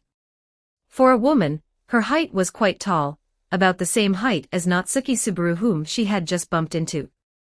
She had a pair of purple drooping eyes, looking refined and quiet, with a beauty mole under her left eye. Her hair color was black, very rare in this world, braided into a pigtail on the left side, and hanging down to her buttocks. On the left side of her head, she wore a purple flower as decoration. Moraine stared at her without avoiding anything, looking her up and down, and his gaze was immediately captured by the other party. The beauty turned to look at Moraine, tilted her head, and spoke, "Staring at me like this. Even I will be shy, you know." Her tone rose slightly, every movement was bewitching and charming, and her voice was also very sultry. Completely contrary to the words she spoke, she was clearly speaking conservative words with her mouth, yet her body had no concealment at all, openly exposing her body. Her skin was pale white, almost describable as morbid. Her figure was slender yet curvaceous, with towering twin peaks. Beneath a long black robe was a purple-patterned strapless backless dress and brown stockings. The long dress clinging tightly to her body was split on both left and right sides up to the pelvis, and the front placket was split down to below the navel. Although relatively revealing costumes frequently appeared in games and anime, when the Moraines came to those worlds, they would discover that reality differed from how it was portrayed in games and anime. Although the core clothing style was largely similar, they would all appear much more conservative. But she was different. Because she was just this kind of personality. She didn't mind the gazes of others, and could even calmly enjoy the attention of others. At most, she would collect a small reward. She opened her arms, making the fullness on her chest bounce. Do you like looking that much? Well, all right, after all, he's such a little handsome guy. Then I'll make an exception this time. In exchange. Her tone remained gentle and teasing, but the words in her mouth became eerie. Can you let me see the color of your intestines? Natsuki Subaru beside her instantly became even stiffer. The memories of being disemboweled, severely injured yet failing to die for a long time, suddenly surged into his heart. For a time, the intersection became quiet. Elsa. As the name implied, she greatly enjoyed the feeling of slicing open an enemy's abdomen. Obsessed with various intestines, she could gain pleasure through behaviors like cutting open bellies to extract intestines and playing with steaming hot intestines. Conversely, whether torturing others or being tortured by others was actually a kind of enjoyment for her. She was a well-deserved pervert. 1 second, 2 seconds. Right as Natsuki Subaru's breathing gradually became difficult, Elsa smiled, raised her hand, and waved it. "Ha, just kidding," she said. She licked her lips, her movements extremely enchanting. Although I'm a bit curious, it's still inconvenient to branch out into side issues right now. If you're not willing, forget it. She could tell. An assassin's strong intuition made her instinctively sense Moraine's unusualness. This further stimulated her desire to predate. If she weren't on a mission, she definitely wouldn't let go of such a good opportunity. No, I don't mind. Moraine's answer unexpectedly caught Elsa off guard, causing her not to even pay attention to Moraine's way of speaking at the very first moment. What did you say? Elsa's movement of turning around stopped, and she looked toward Moraine with a somewhat flushed complexion. Natsuki Subaru not far away felt a chill. Why can you guys talk about disemboweling as simply as treating a friend to grilled sausages? But what a pity. Moraine lifted his upper garment, revealing his belly. His fingers lightly stroked and flipped across his belly, the skin was flipped open, revealing an empty interior. What a pity, the inside of me is empty. Of course, this was impossible. Even though Moraine also possessed normal human organs. Moraine turned his internal organs into the swarm, hid them, and then exposed his abdominal cavity, just wanting to see Elsa's expression. Elsa cupped her side face with one hand, her expression changing slightly. But unfortunately, the expression Moraine expected did not appear. I don't believe it, Elsa said. If possible, I'd prefer to open it up and see for myself. Is that so? I understand. Moraine put down his skin and clothes. It's just like unwrapping a gift, no matter what is inside the gift box, even if the box is completely empty with nothing inside. There will be an unspeakable sense of satisfaction when unwrapping it with your own hands. Wow, can you understand me this much? It makes my heart flutter a bit. Elsa made a shy expression. She wasn't lying. She developed a strong interest in Moraine, and it wouldn't be an exaggeration to say her heart was moved. Really want to see his intestines. Even if he really doesn't, taking a step back, being able to see him twisting in pain on the ground would probably be very wonderful. Moraine saw the wish power floating out of Elsa's body. Haha, Moraine laughed instead. Your expression right now reminds me of another little fellow. It's a little mosquito I raised. Every time she wants to suck my blood, she makes an expression similar to yours right now. Chapter 135 Loot House, taking a half-chapter leave today. What on earth are these two talking about? Natsuki Subaru felt like his head was going to explode. His breathing became rapid, and his heartbeat practically jumped to his throat. The amount of information was simply too overwhelming. He couldn't process it at all. He could only come to one conclusion. Neither of these two was a normal person. Someone who willingly peels back their skin surely wouldn't be normal in the slightest. Elsa standing right beside him put an extraordinary amount of pressure on him. Up until now, he had been brought back to life through return by death, but this time might not necessarily be the same. After all, why would anyone assume that the ability of return by death had no limit on the number of uses? Natsuki Subaru's brain was spinning frantically. Was it because there was no sign of a numbered mark on his body? But as the saying goes, bad things happen in threes. If this situation was a gift of mercy from Buddha, then Subaru's continues had already run out right here. If he died, his otherworldly life would end right here as well. Even if he got injured, running away was the correct answer. He pondered. Seeing Natsuki Subaru's shoulders heave up and down as he panted, Elsa pressed a finger against her lips. Then I shall take my leave first. I have a feeling we will meet again. Natsuki Subaru forced a smile. In that case, if we meet next time in a bright, crowded place, I'll be able to relax and deal with it too. These sarcastic words were squeezed out of him with great difficulty. But Elsa merely left behind an annoying smile before flipping her black robe and blending into the darkness of the alley. Watching Elsa leave, Natsuki Subaru leaned against the wall, exhausted. I never expected to run into her again. Was she wandering around this area before heading to the loot house? Running into the ultimate big boss Elsa unexpectedly almost cost him his heart. Subaru prayed that, if possible, this would be the last time he ever ran into Elsa. Are you all right? Moraine looked at Natsuki Subaru and asked somewhat amusedly. Ah ha ha ha. He gave an awkward chuckle, at least I wasn't scared to death. Halfway through, he remembered Moraine's behavior from a moment ago, and his body, which had finally relaxed a little, tensed up once more. Speaking of which, are you very close with that woman? He asked rather cautiously. Although listening to their conversation didn't make them sound very familiar, their seamless communication was simply too shocking. He, as long as you're fine.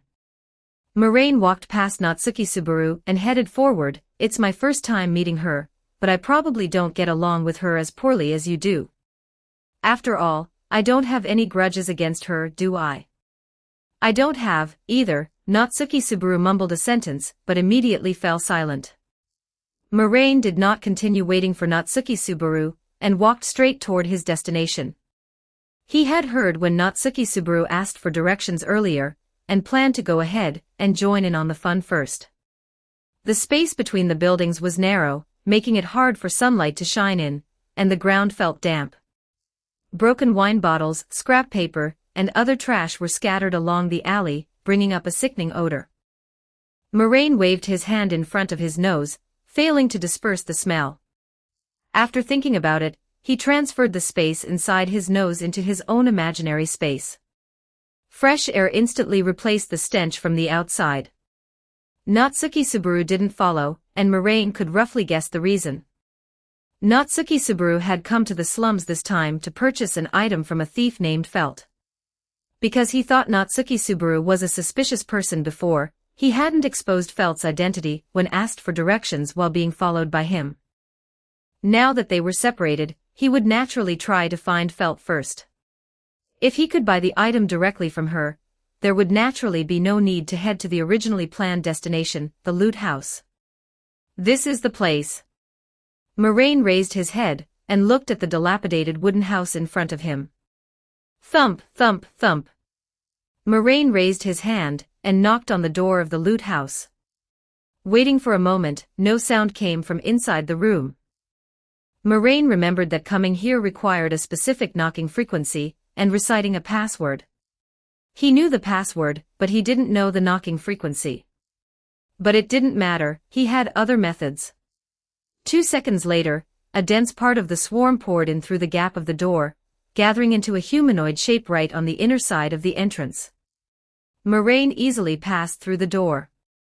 Your place's protection is really pathetic. Moraine looked at the tall, bald giant in front of him, and said with a smile, didn't this fail to stop anything at all?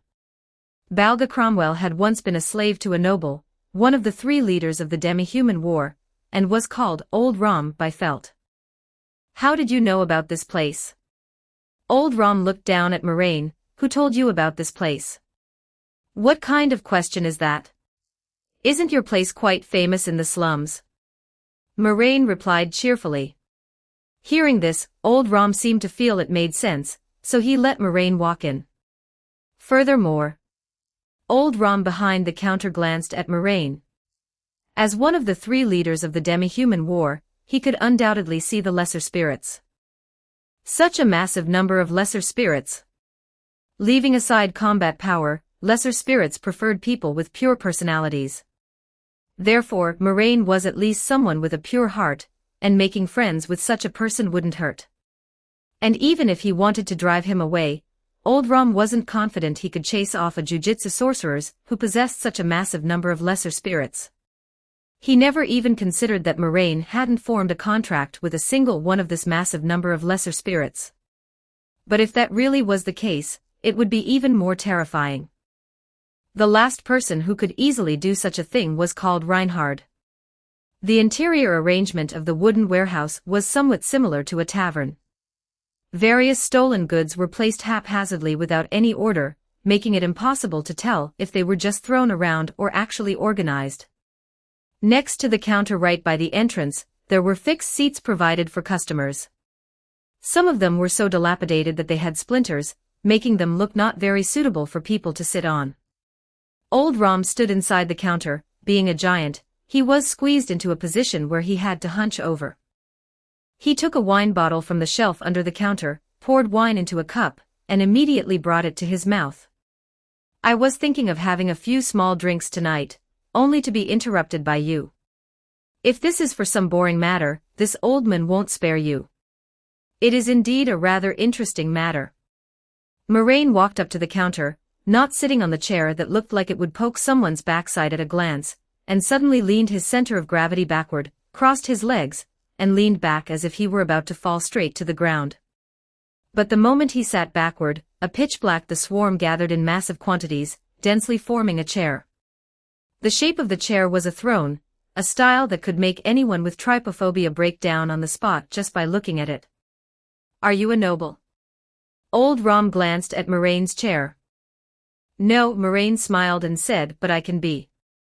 Old Rom was stunned but quickly understood and gave a chuckle.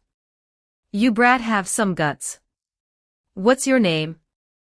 My name is Moraine, Moraine replied, then reached out and pointed behind the counter. Give me a glass of juice. Not drinking alcohol? Old Rom asked in return while reluctantly moving his huge body to get the juice.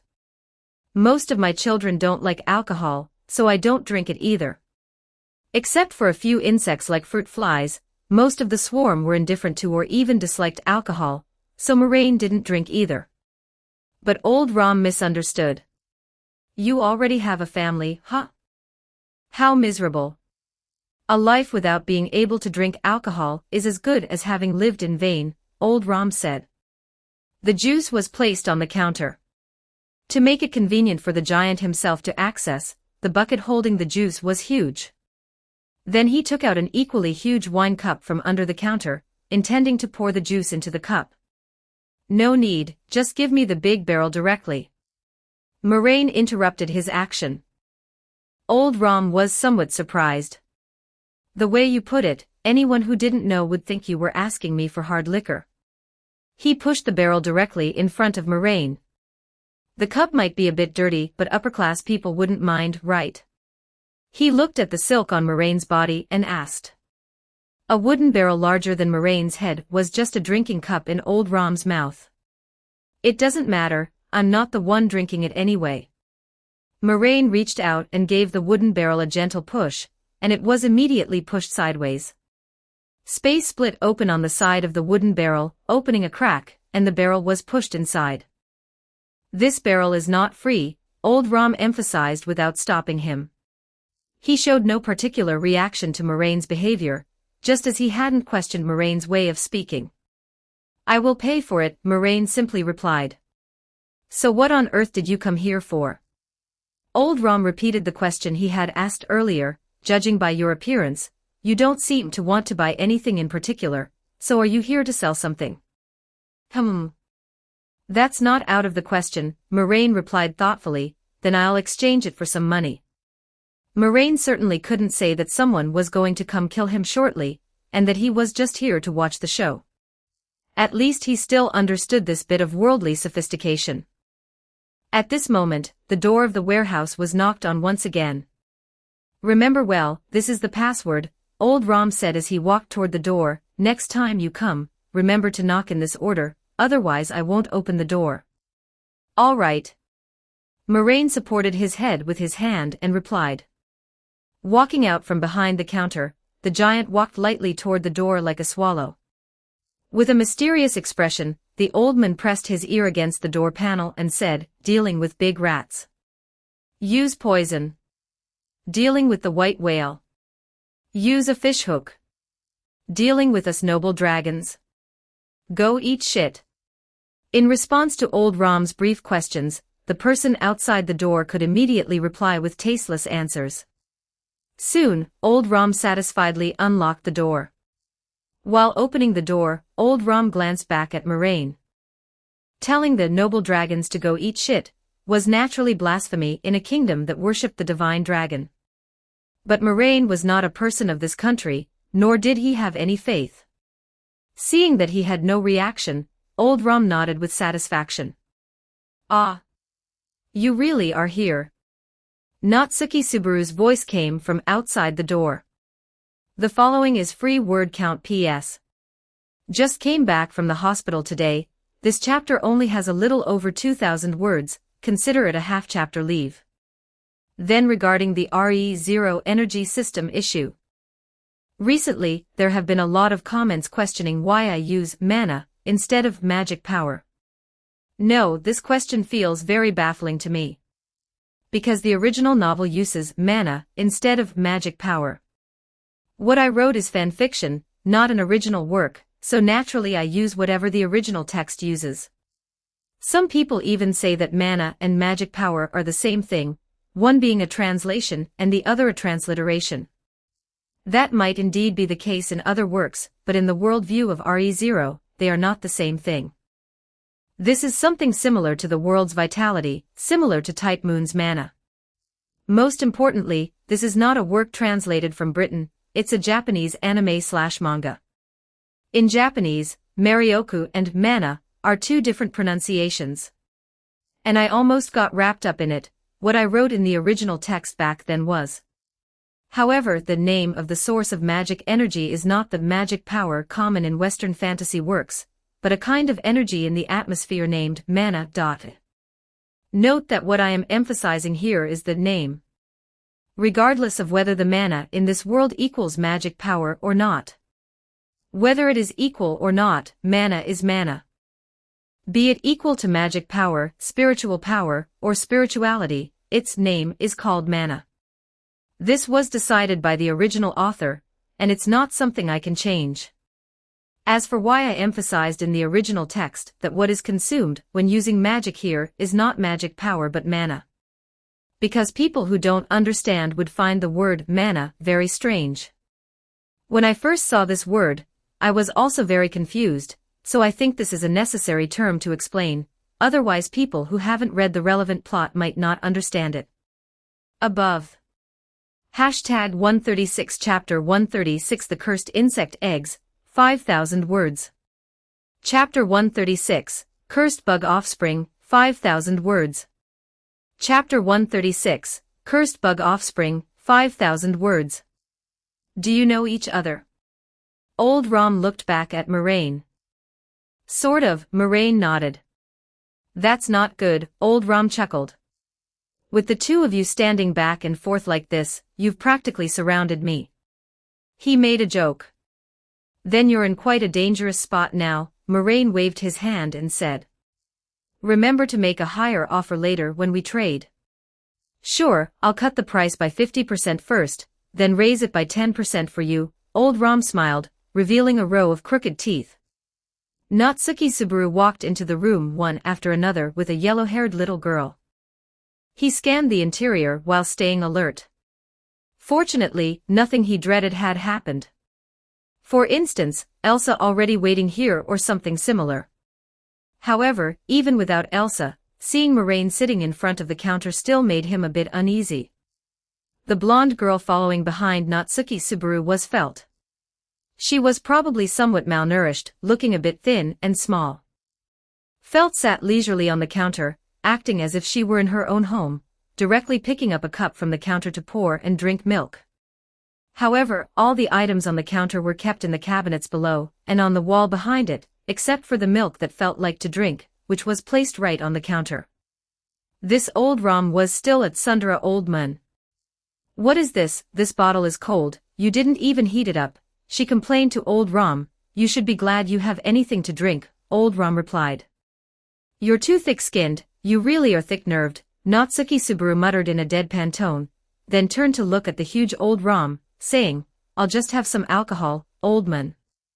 "You're just as shameless," Old Rom replied. "1 holy gold coin." He directly stated the price. "Are you kidding me?" Natsuki Subaru was shocked. "Is this place a rip-off joint?" He didn't understand the purchasing power here very well. But he knew that a magic item could only sell for 20 holy gold coins. He scratched his cheek and laughed, "Just kidding. By the way, Old Man, since we've wasted a lot of time, let's get straight to the point before we get off track. What are you up to?" Old Rom walked back behind the counter and asked. "I have something I want you to appraise. Estimate the value of the shooting star I brought, and prove its worth to Felt." Natsuki Subaru spoke casually, starting to brag. "This is a magical artifact that is currently very popular in the royal capital. It's a powerful device that can divide and freeze time," he said confidently. Knowing it was about business negotiations, Old Rom's gray eyes turned serious. Old Rom looked at Felt to confirm with her, and only looked back at Natsuki Subaru after seeing her nod. Natsuki Subaru reached into his pocket, took out his flip phone, and handed it over. The metallic appearance seemed to arouse Old Rom's interest. He reached out and took it, and the phone looked like a small toy in his huge hands. "Is this the shooting star? Even this old man is seeing one for the first time. There's probably only one of these in the entire world. Also, this machine is exceptionally delicate, so you need to be careful when using it. If you break it, I'll really have to die," Natsuki Subaru warned. "Is it really this precious?" Old Rom was somewhat surprised. "You're actually selling such a precious thing?" Old Rom, repeatedly checking the exterior, slowly opened the flip phone. First, he was surprised by the startup sound, and then he was shocked once again by the phone wallpaper. "This drawing. I think the timing was captured just right. To show off the effect, I tried using Felt as my phone wallpaper," explained Natsuki Subaru, who had used a little Loli's photo as his wallpaper on the very first day they met. The wallpaper was a picture of Felt taken in the alleyway. Because it was selected as the cutest photo and the image quality was great, it looked just like a painting. Old Rom frequently compared the photo with Felt, who was sipping milk beside him. "It's amazing that such a detailed painting can be made." The old man found it hard to comprehend. "This is a shooting star with cut-up time sealed inside. Human-drawn pictures simply can't compare, right? Old man, do you want to try taking a photo?" He looked at Moraine not far away. "You can come and try it too." "You can't take a photo of me," Moraine shook his head. "Is it because you're worried your soul will be sucked away?" Natsuki Subaru tried to put himself in the mindset of people from this era. Sure enough, no matter which era or world it is, people always have this superstition when seeing photos. "No, it's because with this thing in Old Rom's hands, the lens is definitely going to be blocked," Moraine pointed at Old Rom's huge palm. Even just holding it carefully, he almost wrapped his whole phone with just 2 fingers. "Ah, is that so?" Natsuki Subaru scratched his head. "You actually know this is called a lens? Could it be that similar technology already exists now? Well then, how about this, I'll help take pictures for you guys." Natsuki Subaru took the phone back from Old Rom's hands. This should be fine, right? Still no, Moraine replied. Why? Natsuki Subaru asked, puzzled. Because it will suck away my soul, Moraine replied. What does that mean? Natsuki Subaru didn't know how to respond. This is indeed quite frightening. If this old man were to appraise it, 15 holy gold coins, no, at least 20. This shooting star truly possesses such value. Perhaps stimulated by his merchant soul, old Ram's eyes shone exceptionally bright. Right at this moment, Moraine's voice cut in once more. Speaking of which, how many years old is this version of yours? Looking at it like this, it's quite shabby. Moraine smiled and interrupted their conversation. Moraine raised his hand, holding a smartphone in it. Ah. It's actually a smartphone.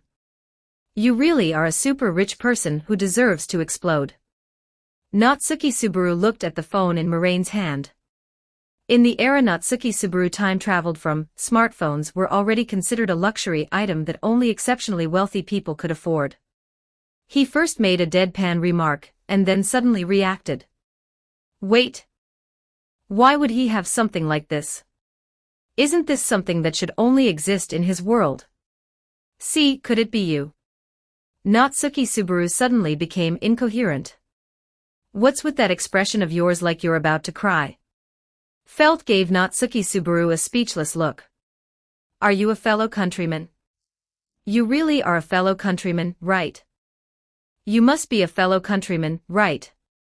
Natsuki Subaru pointed at Moraine and said tremblingly. Not at all. Moraine supported his head with one hand and replied, my hometown is separated from yours by an ocean. Separated by an ocean? Natsuki Subaru recalled for a moment, then compared it with Moraine's facial features. Oh. It's that country. Although he had suspended his schooling for a while, he at least knew such basic geographical common sense. There were only a few countries separated from Japan by the sea. Not dark-skinned, Asian facial features, no Korean-style beef side dishes. Then it wasn't hard to guess. Knock, knock, knock. The door was knocked for the third time. It might be my guest, but it's a bit early. Felt walked toward the door and placed her hand on the door handle. For a moment, Subaru sensed a rapidly surging sense of anxiety. The loot storage house, the knocking sound, Felt's guest. Fulfilling these conditions, the only derived answer was one. Elsa the gut hunter. That woman who had killed him twice. You can't open it. You'll be killed. Natsuki Subaru shouted out loud.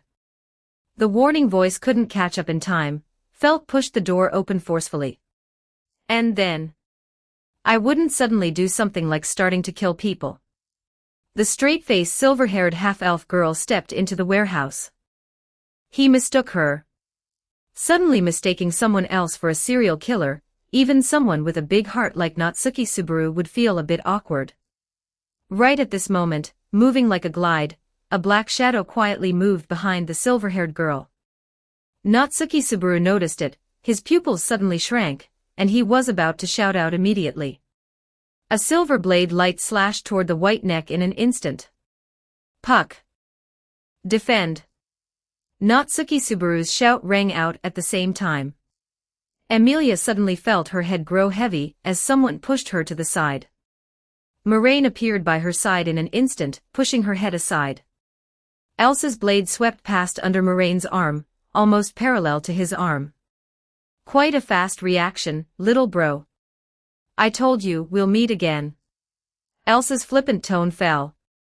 The subsequent second strike slashed straight toward Moraine's abdomen. But unfortunately, the attack missed. Elsa's blade slashed across Moraine's abdomen. His clothes were indeed cut open, but Moraine didn't bleed a single drop. What a pity, Moraine looked at Elsa and said with a smile, without armament hockey, you can't hit me. AI model, Gemini, 3.0 Flash. Small black spiders immediately appeared on the tear in Moraine's clothes and began mending the damaged fabric. Armament hockey. That's a term I don't recognize. Elsa brought the blade in her hand close to her eyes and examined it carefully. Ah, she seemed to understand. You turned your body into bugs the moment the attack landed, didn't you? She lightly wiped the blade with her hand, cleaning off some of the insect blood and limbs stuck to it. Are you a gathered swarm? Inexplicably, Moraine could hear that her voice wasn't as calm as she was trying to appear. Head. Moraine chuckled. He naturally knew what was going on. Because Elsa was all too familiar with the way he was manifesting his power right now.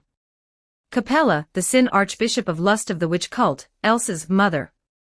Elsa's current twisted personality was the result of being tortured by Capella since childhood. For example, forcing her to decompose into a floor full of frogs and insects, where every single frog and every single insect possessed her own consciousness. Then, forcing her to control the frogs she had partially become to eat the insects she had also partially become. Don't overthink it, I'm not that rotten woman. Moraine turned and walked back toward the counter. He exposed his back directly to Elsa, but this time, she didn't dare to make a move. I've always disliked people who treat their children poorly, whether they're biological or adopted, Moraine said as he returned to his seat and sat down. You can try to ask around. Oh, you probably won't be able to find anything. Anyway, not a single one of my children is afraid of me. He raised his hand and patted the seat beneath him. Are you afraid of me? Moraine asked with a smile. There was no answer, but a small portion of the bug offspring making up the chair surged up and wrapped themselves around him. Ha ha. Does he also like raising children? Were these children turned into bugs by him? Looking at it this way, he seemed even more similar. Elsa pondered in her heart and licked her lips. I see, so are you going to stop me? She wasn't sure if the person in front of her was Capella in disguise, but she was more inclined to believe it wasn't. For one, Capella had no reason to stop her. Her current mission had been assigned by Capella herself. Secondly, Moraine's body was too clean. He didn't have the lingering scent of the witch. That was a scent all witch cultists possessed, and usually, the higher their status, the more intense the scent. Although called a lingering scent, it was actually the smell of death, something any living being would instinctively loathe. No, I don't intend to stop you. Moraine sat with his legs crossed. I just want to enjoy a drama from up close. I only saved that girl because it would be very boring if an actor died before the play even began. He smiled slightly and made a pleased gesture. Please, go ahead. Is that so? Well then, that's good.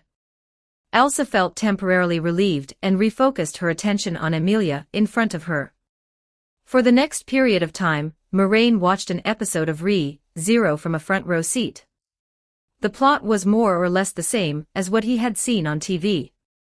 Elsa originally needed to hunt Emilia, and longed to slice open Emilia's stomach to see what spirit bowels looked like.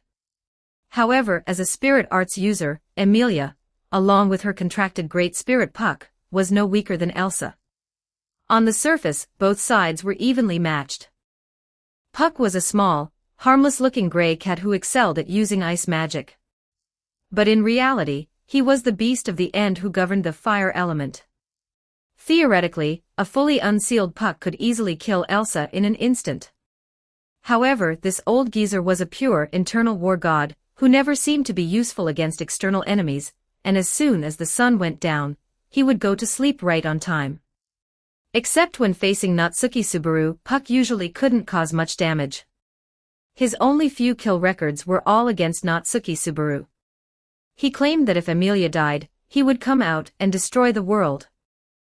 But in reality, every time after Emilia died, he would get soloed by the arriving Sword Saint right after killing Natsuki Subaru. The entire Great Spirit's kill list was almost entirely filled with Natsuki Subaru's name. The two sides remained in a stalemate for a long time, and soon the sun set. Unsurprisingly, the mole Puck clocked out right on time. And Emilia, having lost her Great Spirit, immediately fell into a disadvantage. Within 10 minutes of Puck going offline, Natsuki Subaru and the others were pushed into a desperate situation. Old Rom was cut down by Elsa, and felt escaped under Natsuki Subaru's cover to go find reinforcements. However, the slums were quite cold-hearted. Not a single person was willing to help the blonde little girl. Because of Moraine's intervention, Natsuki Subaru had not met the Sword Saint Reinhardt in this loop, so this time, there was no scene of the Sword Saint descending from the sky for a cool rescue. Speaking of which, am I also messing with Subaru? Moraine thought for 2 seconds and reached a conclusion. It must be that this world's malice toward Natsuki Subaru is just too great. What could it possibly have to do with an outsider like him? Natsuki Subaru, holding a wooden club, was now covered in blade wounds. He stood before Elsa, gasping for breath. "Aren't you going to try and run away?" Elsa asked mockingly, just like that little girl just now. "I won't run away." Natsuki Subaru answered breathlessly. He, Elsa let out a seductive laugh. "Is that so? What a devoted young boy. Such devotion. Then let me see the color of your bowels." Elsa, holding her kukri, lunged forward. Natsuki Subaru raised his leg to kick, but she easily caught his ankle. Although he had practiced taekwondo, this kind of martial art, which was more for performance than actual combat, was still too useless in this situation.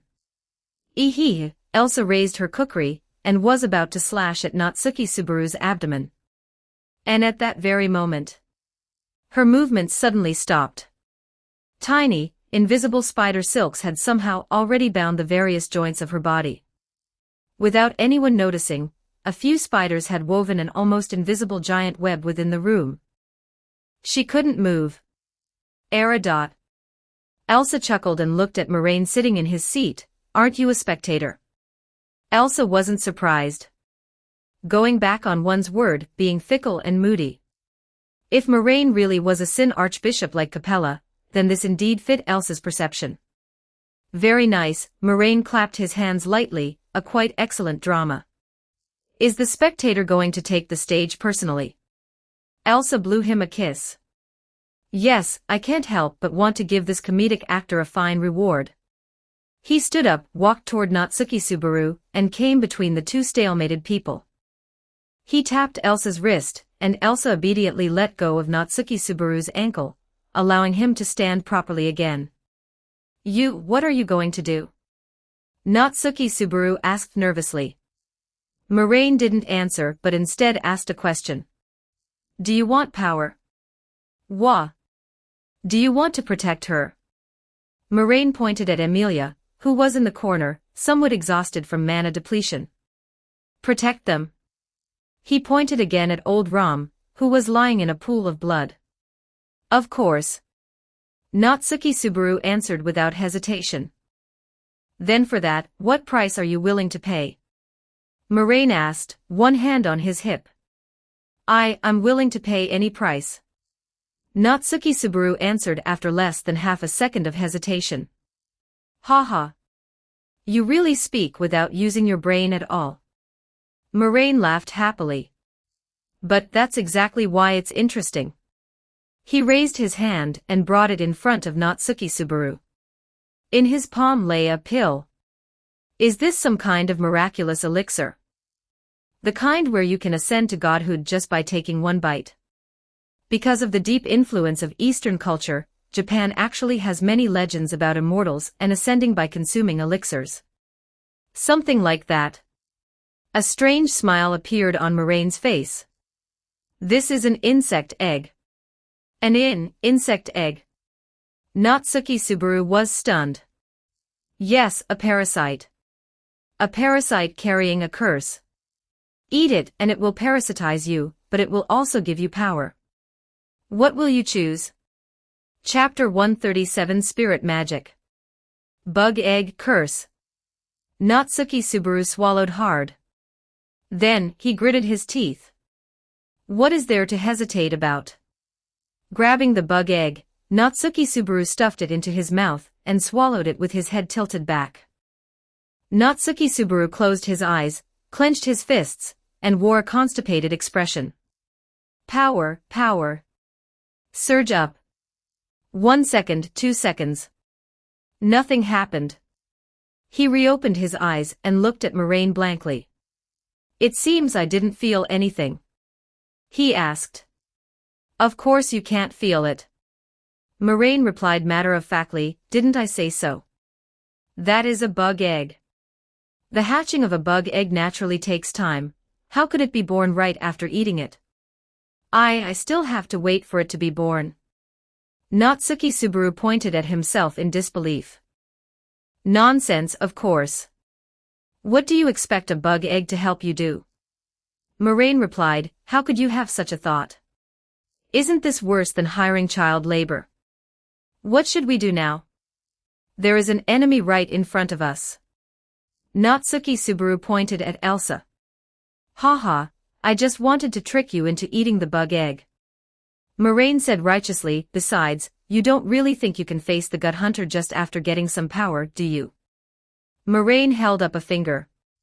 Her strength can rank in the top 100, or so even in this entire world.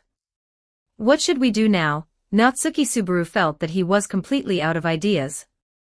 All right, Moraine pushed Subaru away, instead of worrying about this, that giant over there is about to die. Moraine pointed at old Ram. Natsuki Subaru turned his head to look. He saw that during the time they were talking, Emilia had already gone to the side of the heavily injured old Ram, and started trying to treat him using water element magic. Shoo shoo shoo, Moraine waved his hand to chase him away. You're covered in slash wounds yourself right now, go get treated. Your tone sounds like you're shooing away a bug, Natsuki Subaru muttered, glanced at Elsa, and ultimately chose to turn and leave. What are you talking nonsense for? Moraine put one hand on his hip, my attitude towards children has never been like that. Then, Moraine turned around again and looked at Elsa. Raising his hand, he snapped his fingers. The spider silk on Elsa's body immediately vanished. At this time, she had already taken off the black robe she was originally draped in, leaving only a black backless tight bodysuit on her entire body. The sole of one foot was torn apart, and the wound was blocked by a hard block of ice. She didn't raise her blade immediately but looked at Moraine. Didn't you say you wouldn't make a move? Mr. Spectator. Elsa asked, breaking one's word is not very good. How can you still have the nerve to say that to me? Moraine waved his hand. Besides, after watching for so long, my hands are getting a bit itchy, he patted his belly, you want to see my intestines, right? Moraine saw the wish power permeating from Elsa. Wanting to slice open Moraine's belly. Wanting to take a look at the color of his intestines. Now is a good opportunity, won't you come and try? Moraine said. These words indeed hit right at Elsa's thoughts. She was a pervert, enjoying the joy of combat, as well as enjoying torturing others and being tortured. Looking at an expert like Moraine, she indeed felt her heart itching unbearably. Although I don't know what the armament hockey you mentioned earlier is, in any case, there is a way to hurt you, right? Elsa confirmed. Yes, Moraine nodded, however, I won't tell you. As long as there is. Elsa raised her scimitar with satisfaction. She had truly seen people who could not be hurt no matter what, so out of caution, she asked beforehand. Although no matter whether Moraine answered yes or no, she would still make a move. You should presumably know, you have no way of hurting me. Moraine asked. No, I think there is. Elsa replied. Oh? Moraine propped up his chin with one hand. Could it be that she still had some ability he didn't know about? It couldn't be that she had reached the realm of the heavenly sword, and could cut through everything in the world that cannot be cut. Your ability is to turn yourself into bugs, right? Elsa said, if so, fire element magic can solve it very well, unfortunately I don't know how. Moraine nodded, indicating that her guess was correct. That's right, everything you said is completely right. In that case, then I will tear every single bug to pieces with my own hands. There will always be a part belonging to your intestines. Although it's a bit of a pity not to see what the intestines originally look like with my own eyes, Elsa looked at Moraine, but being able to tear your intestines to pieces tens of thousands of times with my own hands, just thinking about it is so exciting. Her complexion was somewhat flushed, and her voice carried a slight, subtle tremor. "That will take quite a few blades, madam." Moraine joked, "Even if you chipped all your own blades, you probably couldn't kill this many bugs. If there are no teeth, use claws. If there are no claws, use bones. If there are no bones, use life." Elsa replied.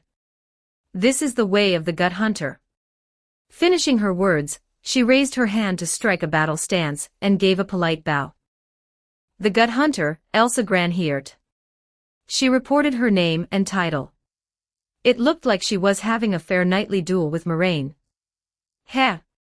Moraine chuckled softly, holding the glittering stone staff in one hand, and bowed, performing a mage etiquette learned from teacher Selin. "Magia Swarm King, Moraine." Thinking that just a few days ago he was chased away by guards for being penniless, and it was only because of the kind apple stand owner taking him in that he successfully survived until today. Now he could report a pretty decent-sounding title when fighting. "Really nice." Elsa lowered her posture and rushed forward with her blade at the ready. Moraine's eyes drooped slightly. Since he had come to this world, playing by the rules of this world was naturally what made it fun. Then let me try spirit arts." Moraine pondered without making a move directly. The magic of this world had a complete chanting process, which Moraine didn't understand, so he decided to use a simpler method. In an instant, the effect of the simultaneous incantation linked all the surrounding lesser spirits. "Freeze her." In an instant, all the fire element spirits around understood Moraine's meaning, and released magic according to his request. Although this looked a bit like water element magic, it actually wasn't. In this world, elements had 6 attributes: earth, water, wind, fire, yin, and yang. Among them, the fire element didn't just refer to flame. What it represented was the concept of temperature. Whether it was high temperature or low temperature, both belonged to fire element magic. The cold current surging from all directions instantly enveloped Elsa. This made her body become somewhat stiff. The scimitar in her hand slashed repeatedly, carrying her to break through the cold current and rush in front of Moraine. "Is the number of lesser spirits too small?" Moraine judged. Because spirit arts released the mana of the lesser spirits in the air, even Moraine couldn't directly perform path power to mana conversion, unable to have an infinite mana bar. And although the number of lesser spirits here was quite large, facing an enemy of Elsa's level, they couldn't play much of a role. Dodging the continuous slashes, Moraine's eyes began to glow slightly. He raised his free left hand and gently tapped his temple. An invisible fluctuation centered on him spread outward, almost covering half the royal capital. Simultaneous incantation. He locked onto all the lesser spirits within this half of the royal capital. "Come to my side." Except for the water element lesser spirits helping Emilia heal old Rom, Moraine's voice echoed in the hearts of all lesser spirits across a full half of the royal capital. The next moment, a massive amount of lesser spirits surged toward this slum like a tide. "This is," Emilia, as a spirit arts master, raised her head in surprise. She felt an incomparably huge number of lesser spirits. So large that it was somewhat terrifying. "Oh my," Elsa licked her lips, "this is truly astonishing." Moraine hummed lightly, facing Elsa, he extended 2 fingers and gently pinched. A thin wind blade was pinched between his fingertips and flicked forward. Swoosh! This time the power was obviously much stronger than the previous ice magic effect, instantly slicing open the wall behind Elsa. Elsa tilted her head to dodge, and the wind blade grazed past the side of her face. No chanting. She was somewhat puzzled, but her movements were not slow at all. In this world, magic required chanting. Without chanting, the power would be exceptionally low. And when Moraine gave commands to the lesser spirits, the lock-on of the simultaneous incantation actively avoided Elsa, not letting her hear it. The most important function of silent casting lay in concealment. If the opponent heard it, it wouldn't have much effect. Elsa had already rushed in front of Moraine at this moment, her blade pointing straight at his throat. "Aren't you going to try slicing open my belly?" Moraine raised his finger and flicked away her blade with his fingertips. He didn't crystallize his fingers. However, while raising his hand, he used Earth Attribute Lesser Spirits to cast a hard magic spell on his fingers. Careful, she has a second blade. Natsuki Subaru's shout came from behind. But the shout was a bit slow. Before he spoke, Elsa's second scimitar had already slashed toward Moraine's lower abdomen. I already said it's useless. Moraine took a step back and dodged. If it's really useless, why did you dodge? Elsa asked with a smile. Because this robe was made by my children. Moraine's right hand spun the glittering stone staff twice, thrusting it forward hard to block the scimitar slashing from the front. Then, he released the staff with both hands and began close-quarters hand-to-hand combat with Elsa. His fist swung rapidly, so fast that even Elsa found it somewhat difficult to fend off. Water Stream Rock Smashing Fist. This was the Water Stream Rock Smashing Fist performed by a wizard who was once a melee scholar, fusing quite a few other combat styles. His fist stirred up air currents in the air, tracing out tracks that caused Elsa's blade to instantly deflect when striking them.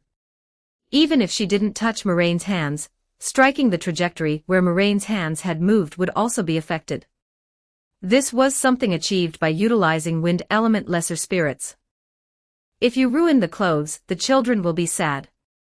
Moraine said while evading Elsa.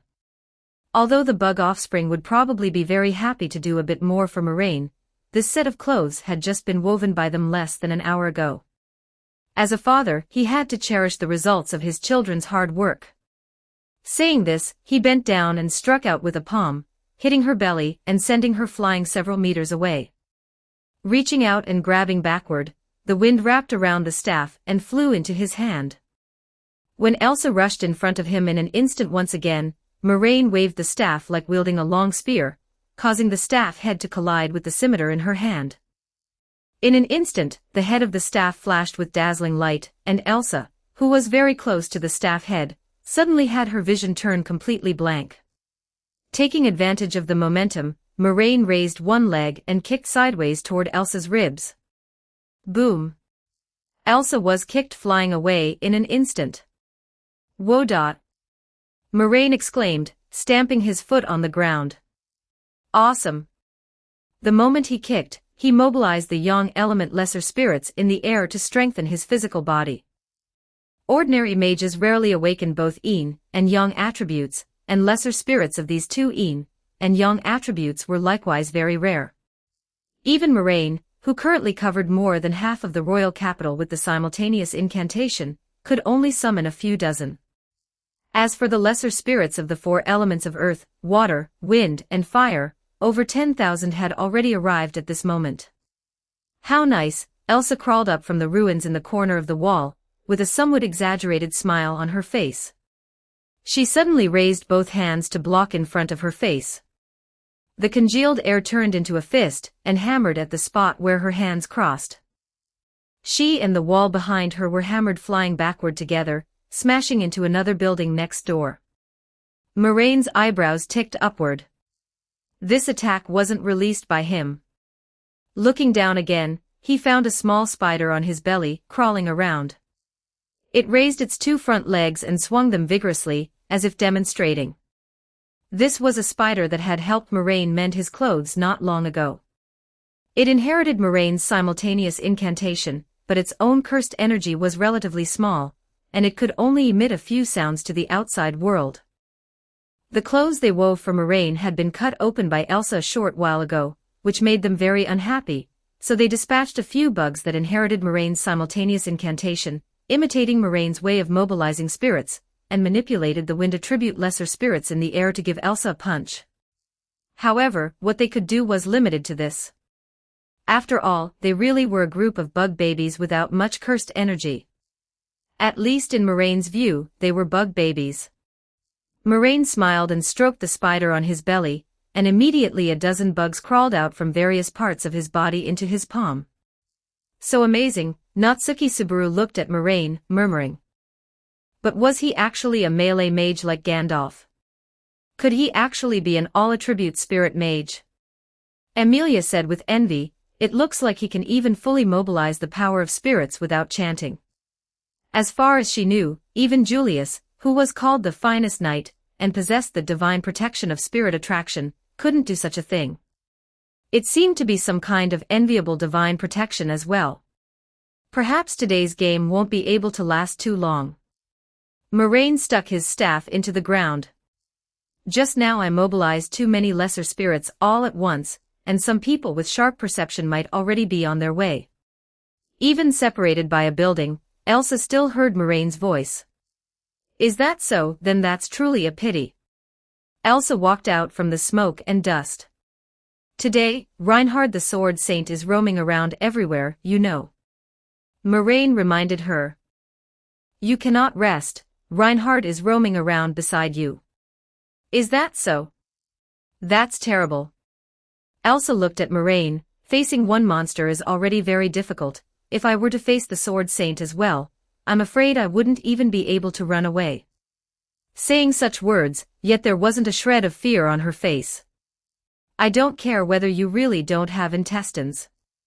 But one day, I will slice open your belly. Before that, you must take good care of your belly. She winked at Moraine. She uttered terrifying words with flirtatious actions and voice. Compared to you, I actually want to meet Capella more. Moraine replied, if possible, why don't you help me invite her? The wounds on Elsa's body had healed at some unknown time. All right, I will. She picked up the robe she had taken off from a corner not far away. You shouldn't pursue me, right? She looked back at Moraine while putting on her robe. Feel free. Moraine raised his hand casually to gesture. Elsa chuckled softly and vanished into the dark night with a leap. P.S. It's the end of the month. Monthly votes, oh monthly votes. Hashtag 138 Chapter 138 Incubation, 5,000 words. Chapter 138 Hatching, 5,000 words. Chapter 138 Hatching, 5,000 words. Elsa left and Natsuki Subaru finally breathed a sigh of relief. Phew, good thing, good thing. He looked down at old Ram. The initial stab wound was very deep, but by this time Emilia had almost completely healed it. So amazing. Natsuki Subaru looked enviously at Emilia's hand glowing with blue light. Does Subaru really want to learn magic? Emilia tilted her head and looked at him. During their conversation just now, Emilia had already learned Natsuki Subaru's name. Yeah, Natsuki Subaru nodded vigorously, I super want to learn. As he spoke, he closed his eyes, reached out his hand, and mimicking Emilia, aimed his palm at old Ram's wound.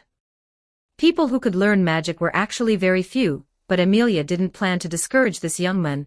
She just reminded him, if you can really feel the mana inside your body, don't do anything. Oh, it's very easy to disrupt the wound. With that, she stopped paying attention to this boy without any magic foundation, refocused her attention, and continued to direct the spirits to heal old Ram's wound. At that moment, suddenly, splat! Old Ram's wound, which was more than half healed, suddenly burst open, as if it had never been healed at all. Blood spurted from the wound. Whoa! What's going on? Natsuki Subaru cried out. Emilia had already been startled seeing the wound suddenly split open, and then immediately startled again by Natsuki Subaru's loud shout beside her. TH,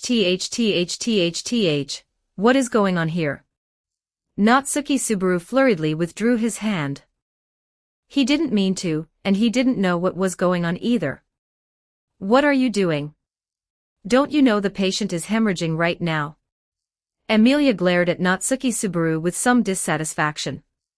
Even the best-tempered person would find it hard to maintain composure when facing such a life-or-death matter. Emilia hurriedly directed the lesser spirits of the water element to continue treating old Ram's wound as soon as possible, while Natsuki Subaru stood in place at a loss. What on earth is going on? He looked at his own hands in utter bewilderment. At that very moment just now, he had indeed felt a certain kind of power being stimulated out by himself. But, at this instant, he suddenly remembered something. Could it be that cursed insect egg? He suddenly snapped back to his senses and looked at Moraine not far away. Oh? You noticed? Moraine glanced at Natsuki Subaru. Congratulations, oh, you can already use her power to a certain extent. No, what on earth did you do to my body? He strode toward Moraine. Keep it down, don't be so noisy. Moraine waved his hand. If you disturb the treatment, that wouldn't be good. Hearing this, Natsuki Subaru quickly raised his hand to cover his mouth. Right, oh. This is the power I bestowed upon you. Moraine raised his hand. How is it? Do you like it? I guess it's all right. Natsuki Subaru nodded, but didn't you say we had to wait for the insect egg to hatch first before it could be used? How long do you think it takes for an insect egg to go from parasitism to hatching? Moraine propped his head with one hand, looking at Natsuki Subaru with a half-smile. I only said you couldn't beat Elsa right now, but I never said hatching the insect egg would take a long time. That seems to be true, Natsuki Subaru recalled, and it indeed seemed to be the case. Then that means my cute children are already going in and out inside your body. Such a terrible line, Natsuki Subaru retorted. Aren't you Japanese people supposed to be more accepting of these lines than me?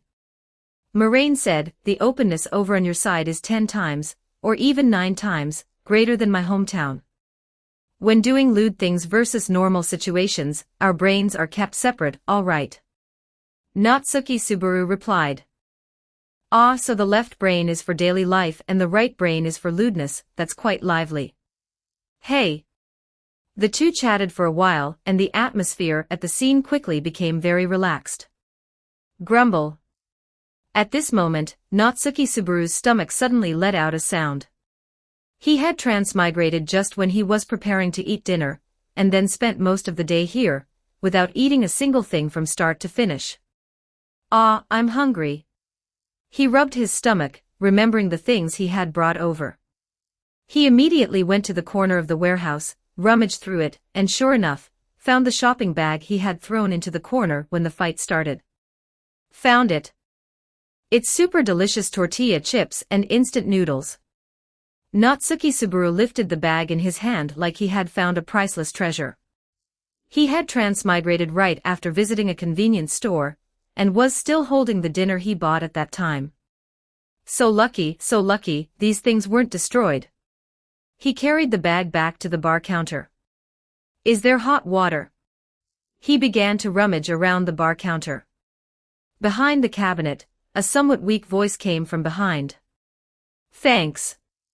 Natsuki Subaru found a kettle, not electric, which looked like some kind of magical artifact. Oh. Old man, you're better. He raised his head to look at old Ram, who was limping weakly over to sit behind the counter. Yeah, barely managed to save my life. Old Ram touched his wounds with his broad palms. Previously, while Elsa was still present, Emilia always had to divide her attention to watch Elsa's situation and couldn't focus on healing, causing the treatment progress to be delayed for a long time. But now that Elsa had left, she could finally treat him wholeheartedly, and since more than half of it was already healed, even though the progress had been interrupted halfway once, she could naturally finish healing very quickly. Now it's dinner time. Old Ram sat behind the counter, rummaged out a few pieces of bread from the drawer, and took a bottle of wine down from the shelf behind him. Emilia also walked over. She originally wanted to persuade old Ram not to drink alcohol right after getting injured, but thinking that alcohol could numb the pain, and that he was old enough to know better, she didn't say much else. Young man, do you want some? Old Ram said, holding bread in one hand and a wine glass in the other. His attitude towards Moraine was obviously much better. Strangers and lifesavers, he could still tell the difference. No, the stuff around here tastes too terrible, I won't eat it. Moraine immediately shook his head and said. So ruthless. When it comes down to it, I actually don't have much of a need to eat. Moraine spread his hands and said. With the help of nearby lesser spirits, as long as he was willing, the mana in the air would rush into his body all at once, replenishing the energy his body needed. This power was far more efficient than eating food. It wasn't anything very delicious to begin with, so since there was a more efficient way, he naturally didn't need to wrong himself. That's true, someone like you really can't get used to eating the food of our slums. Old Rom clearly misunderstood. After all, Moraine's attire was simply too extravagant. Of course. Moraine admitted it without any avoidance. Can't get used to it means can't get used to it, there's no need to put on a good guy act. He didn't say that the things they ate were all shit, which was already showing mercy with his mouth. Wanting him to eat shit together with them was completely impossible. As he spoke, Moraine raised his hand and snapped his fingers. Snap. A fragrant scent rushed over and instantly a large amount of exquisite delicacies appeared on the table. There were chicken wings, hamburgers and cola. A very standard KFC set meal. Natsuki Subaru's eyes were practically popping out from looking at it. What do you mean you don't need to eat? Don't you have a lot of delicious food here? He instantly felt that the instant noodles in his hand were no longer appetizing. If you want to eat, I won't refuse either, Moraine smiled and said. Really? Natsuki Subaru's eyes lit up instantly. Come, Subaru, you can have a cheeseburger. Moraine pushed a burger in front of him. Then I won't be polite. Natsuki Subaru picked up the burger, quickly tore open the packaging bag, and shoved it into his mouth. He wasn't worried about anything at all, he had already witnessed Moraine's strength just now. If the other party wanted to do something to him, there was no need to put on such an act, they could just knock him out with a club and take him away directly. The taste was quite delicious, making him unable to help showing an expression of bliss. After such an exciting battle, taking a bite of a hamburger is truly delicious. Although he had just transmigrated for less than a day, strictly speaking, he had already been here for 4 days. His stomach might not feel as hungry because of return by death, but his mental fatigue was by no means any less. As expected, delicious food was even better at calming down his inner agitation. Moraine pushed another bottle of cola in front of him, and Natsuki Subaru took it without a shred of refusal and drank it right away. So good, he squinted his eyes, eating the hamburger while drinking the cola. Oh, right. Moraine picked up a chicken wing for himself, took a bite, and said, this is food created using illusions. You can eat it, but it won't stave off hunger. What? Natsuki Subaru was stunned for a moment, looking down at the hamburger in his hand. It was incomparably real, and there was no way to tell it was fake at all. Even knowing that it was an illusion, he couldn't detect any anomalies. Don't overthink it. At least for this moment, it's real. After eating it, your stomach will also tell you that you're full. But in reality, there is actually nothing in your stomach. Your brain will tell you that you're already full, but your body will still feel hungry and weak. In other words, Natsuki Subaru blinked. In other words, if you keep eating, you'll probably turn into a starved ghost who died of fullness, Moraine explained. It is recommended to consume it with grass roots, tree bark and kaolin clay. That way you could actually fill your stomach. Is that so? Natsuki Subaru nodded. Then I'll just eat a bowl of instant noodles later. He revealed a smile. Anyway, I'm just tasting the flavor, so it's no loss. Is that so? Then you really are easily satisfied, Moraine nodded and said. Speaking of which, what do you usually eat? Do you just eat these illusions? Natsuki Subaru asked. Me? Moraine thought for a moment and replied, it depends. Anyway, I definitely won't wrong myself. I see. Natsuki Subaru nodded. Natsuki Subaru didn't notice any problem, but old Ram did. He glanced at the chair Moraine was sitting on, hesitating to speak. Even if Moraine himself truly didn't eat, didn't the swarm need to eat? The swarm disaster, that was a calamity in the true sense of the word. However, he didn't voice the doubts in his heart. It was still the same reasoning. The swarm would ravage other strangers, while the one in front of him was his own savior. His life had been saved by the other party. Even if the other party really wanted to take it back, he would have nothing to say. Although he would definitely resist, of course. But ordinary people, especially humans, he really didn't care much about them. Moraine noticed old Rom's gaze, let out a soft chuckle, and said nothing. His children usually fed on wish power. In a sense, they could be considered a group of incense-burning deities. Anyway, as long as there was energy, it could be converted into energy, and the path cared nothing about the conservation of energy. A perpetual motion machine was something that truly existed in the Honkai Star Rail world. It could also activate the wearer's ultimate, and after unleashing an ultimate 3 times, it could activate another ultimate. Having eaten and drunk his fill, Natsuki Subaru began to care about more important matters. Speaking of which, you said the insect eggs inside my body have already hatched, Natsuki Subaru asked Moraine. Then what is my ability? As for that, it depends on yourself. Moraine put down the bone in his hand, and the bone disappeared along with the oil stains stuck to his hand. Depends on me. Natsuki Subaru pointed at himself. Correct, Moraine nodded. This is an ability obtained after she combined with your flesh and soul. I don't know what it specifically is either. What you're saying is making me so scared, Natsuki Subaru hugged his own body. It's fine, there's no need to be afraid, Moraine said. Just when Natsuki Subaru thought he was going to comfort him, Moraine continued, anyway, you can't run away completely now anyway. Even death cannot shake her off, oh. Thanks, I wasn't comforted at all. As the two conversed, a slit suddenly split open on the back of Natsuki Subaru's hand. Ah! The feeling of his skin and flesh splitting apart made Natsuki Subaru cry out in pain. He lowered his head to look, noticing that his hand had split open. Ugh, but it doesn't seem as painful as I imagined, Because she numbed your nerves, Moraine explained. How is it? Isn't she very well behaved? What do you mean? Is she coming out? As soon as Natsuki Subaru's question fell, he saw the head of a centipede crawling out from his flesh and blood. His expression instantly changed.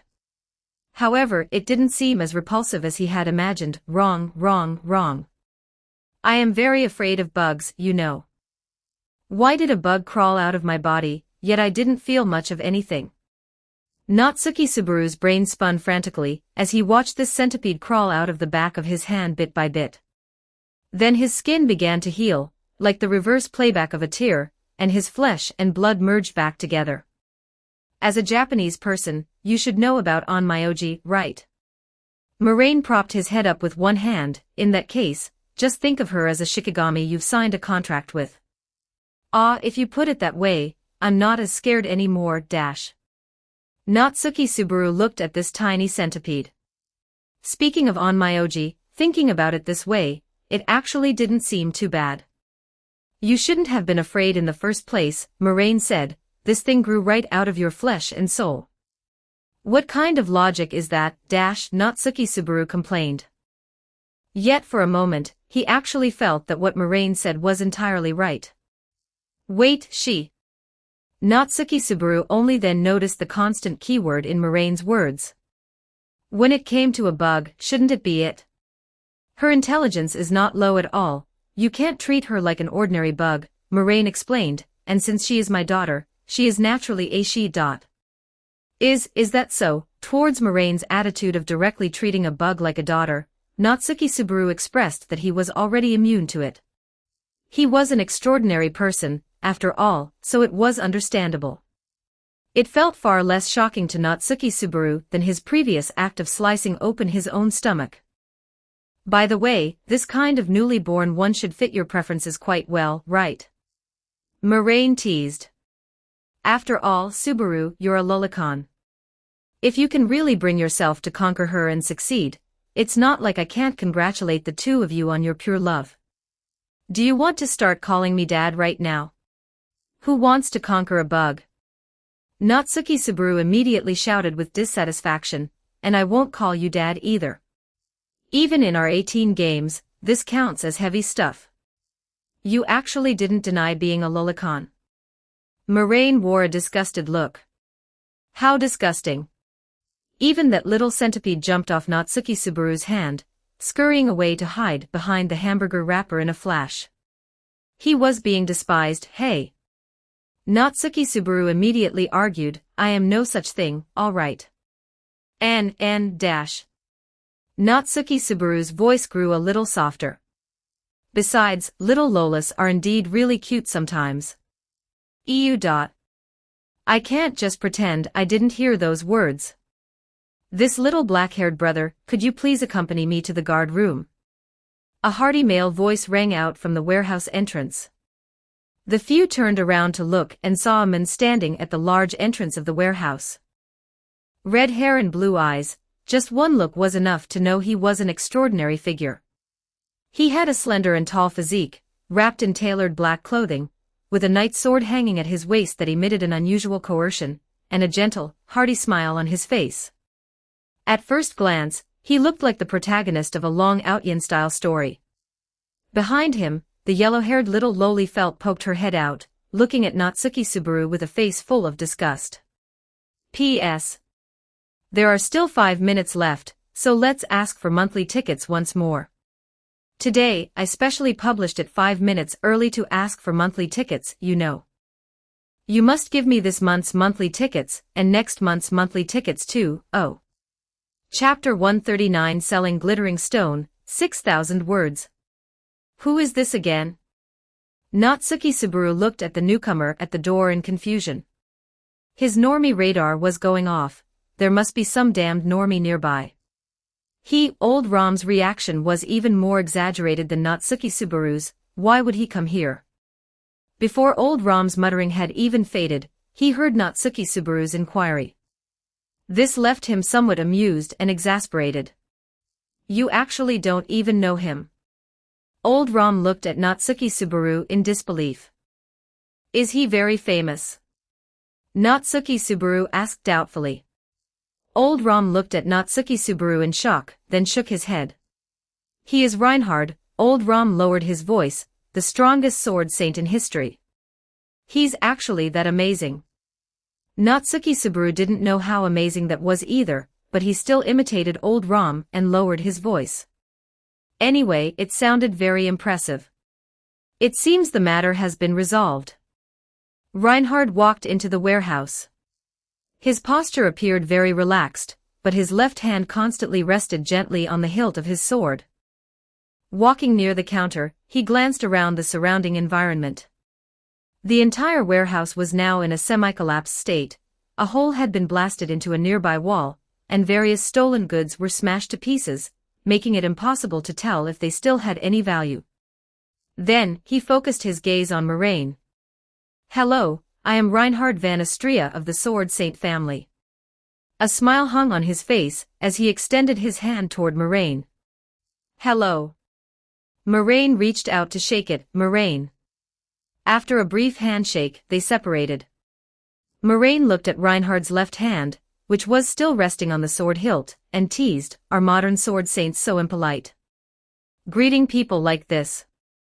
Reinhard immediately bowed forward apologetically, and moved his hand away from the hilt. I am very sorry, Mr. Moraine. Reinhard said apologetically. Less than 2 seconds after he moved his hand away from the hilt, the sword at his waist suddenly unsheathed by half an inch, revealing the sharp blade beneath the scabbard. Reinhard had northwest choice, but to place his hand back on the hilt once more, pressing the dragon sword back down. As you can see, this sword of mine. It's a bit excited today. Oh. Moraine drew out his tone, glanced at the sword, withdrew his gaze, and smiled with a nod. Understandable. The dragon sword was a conscious sword, the pinnacle of the sword, capable of cutting through anything in the world that could not be cut, just like the heavenly sword. Reinhard expressed his apologies once more, then turned his head to look at Natsuki Subaru. Natsuki Subaru was still somewhat nervous because of Reinhard saying he wanted to arrest him. This sword saint. I was just joking earlier, he immediately defended himself. He was just playing an internet meme, but he was certain this medieval knight had definitely never heard of it.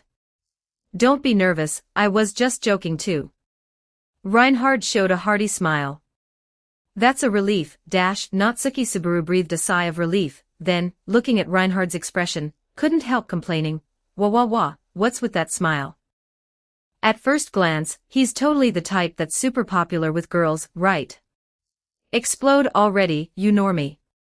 Natsuki Subaru muttered in a voice he thought only he could hear. Normie? Reinhard tilted his head upon hearing a word he had never heard before.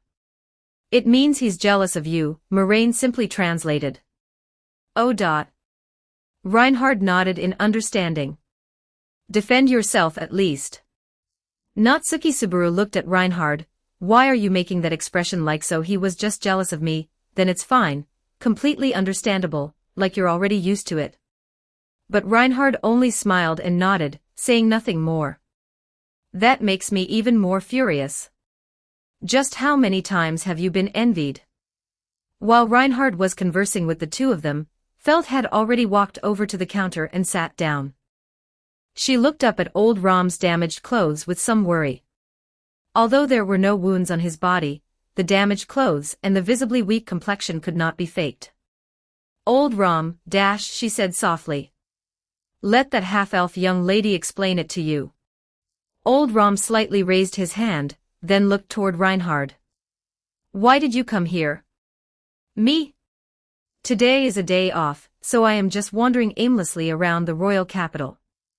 Reinhard looked at the giant and explained.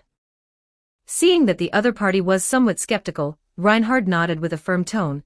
If I patrol and monitor without authorization, the captain will scold me, so I really am just taking a walk. Then I felt the movement of a large amount of mana and lesser spirits.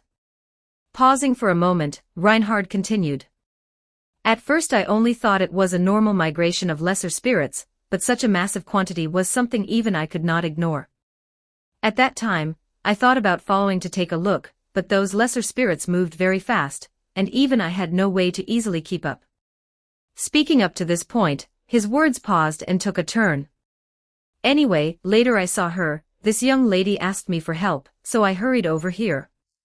While answering old Rom's question, Reinhard reached out to point at Felt, who was listening to Emilia recount the events on the side while drinking milk. She was holding a cup of warm milk. This was freshly heated by old Rom previously. When Felt had just entered the warehouse, she complained about why there was no hot milk, so old Rom conveniently heated up the milk while Natsuki Subaru was boiling water. Felt brought you here. Old Rom took a look and believed it. However, Reinhard did not tell the complete truth. Even without Felt, he could have rushed here just the same. Because when chasing the lesser spirits, he was granted the blessing of tracking, allowing him to see the movement trajectories of living creatures from shortly before. This was precisely why the sword Saint Reinhard was rated as the strongest in the contemporary world. He possessed an extremely special talent. Whenever he needed a certain blessing, he could obtain the blessing he needed. And even without mobilizing this special talent, he himself possessed dozens of blessings. Including but not limited to, daytime strengthening, nighttime strengthening, sunny day strengthening, rainy day strengthening, walking on water and clouds, shoelaces never untying, and actions not being affected by sandy terrain. Strengthening when both feet stand on the earth, strengthening when both feet leave the ground, being able to pilot all mounts, a revival armor, and refreshing the status of the revival armor after using it. His preemptive strike is guaranteed to hit the enemy's sneak attack is guaranteed not to hit him. He can dodge the first visible attack. He can dodge the second and subsequent visible attacks, and his vision will never be obstructed. Long-range attacks cannot hit him. His long-range attacks are guaranteed to hit. All debuff magic effects targeting him fail completely. He is almost immune to poison and illness, can reduce mental damage, and has 80% immunity to all attribute magic attacks. Being able to proficiently use all weapons, capable of displaying full combat power even barehanded, stronger the more intact his physical condition is, and strength increasing as the degree of physical injury increases. In addition to this, there are various daily life blessings ensuring that no matter what job he goes to do, he can become the strongest in the world at it.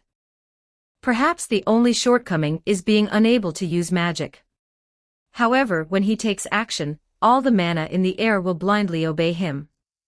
Yes, I met her halfway, and the subsequent developments are just as you know.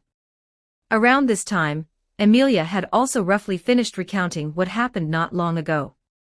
She looked at Felt with a gentle expression, but one that wasn't looking too good. After all, the reason she came here was because the girl in front of her had stolen her things. And as a result, she had almost been killed. If someone else hadn't stepped in to help, she probably would have already died. Felt lowered her eyelids in slight embarrassment. Lady Emilia, you and her, Reinhard's gaze swept back and forth between Emilia and Felt, wanting to say something. Reinhard, our conversation is not yet over. Emilia saw through Reinhard's thoughts and immediately spoke up to interrupt his words. Felt had stolen Emilia's insignia as a royal selection candidate. According to the kingdom's laws, stealing the royal selection token was a felony, and from here on out, Felt would probably spend the rest of her life in prison. Being demanded in such a firm tone, Reinhard quietly shut his mouth. Felt had also guessed it. It seemed this insignia was truly very important. She originally thought it was just a deal worth 10 holy gold coins, but in the end, even the sword saint arrived and put on such a serious expression. Her face scrunched up into a ball, she glanced at Reinhard, and lowered her head somewhat dejectedly. The knight among knights, I certainly don't want to be pursued by such a person, If I played hide-and-seek with a guy like that, I'd go crazy. It's the first time I've ever seen someone whose pace is faster than mine, it scared me to death. Not long ago, after Natsuki Subaru let her escape, she sought help everywhere and ran into Reinhard. At the time she hadn't paid much attention, only caring about leading this external reinforcement running back to the loot house, completely ignoring that this person could very easily keep up with her speed. She possessed the blessing of wind, and her speed looked like a gust of wind to ordinary people. Hearing those words, Reinhard smiled modestly. There is no need to be so distressed, because the time is close to dawn. I simultaneously activated the blessing of dawn, and the blessing of the firmament, which is why I could easily catch up to you. Which meant simultaneously obtaining the two effects of strengthened during the day, and strengthened at night. However, this was merely him being modest. In fact, even without these two blessings, relying solely on his physical fitness, he could still catch up to Felt, who possessed the blessing of wind.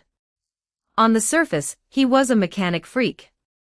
In reality, he was a stat freak equipped with super strong mechanics. Even without any blessings, he was still one of the strongest people in the entire world. But speaking up to this point, Reinhard suddenly froze for a moment, tilting his ear slightly to listen, as if he heard some sound. Just a moment ago, he had been granted the blessing of wind identical to Felt's. Having obtained a new blessing, Reinhard's first reaction wasn't joy, but quickly looking toward Felt, his eyes flashing with a special brilliance. He used the divine protection of judgment to check if Felt still possessed the divine protection of wind.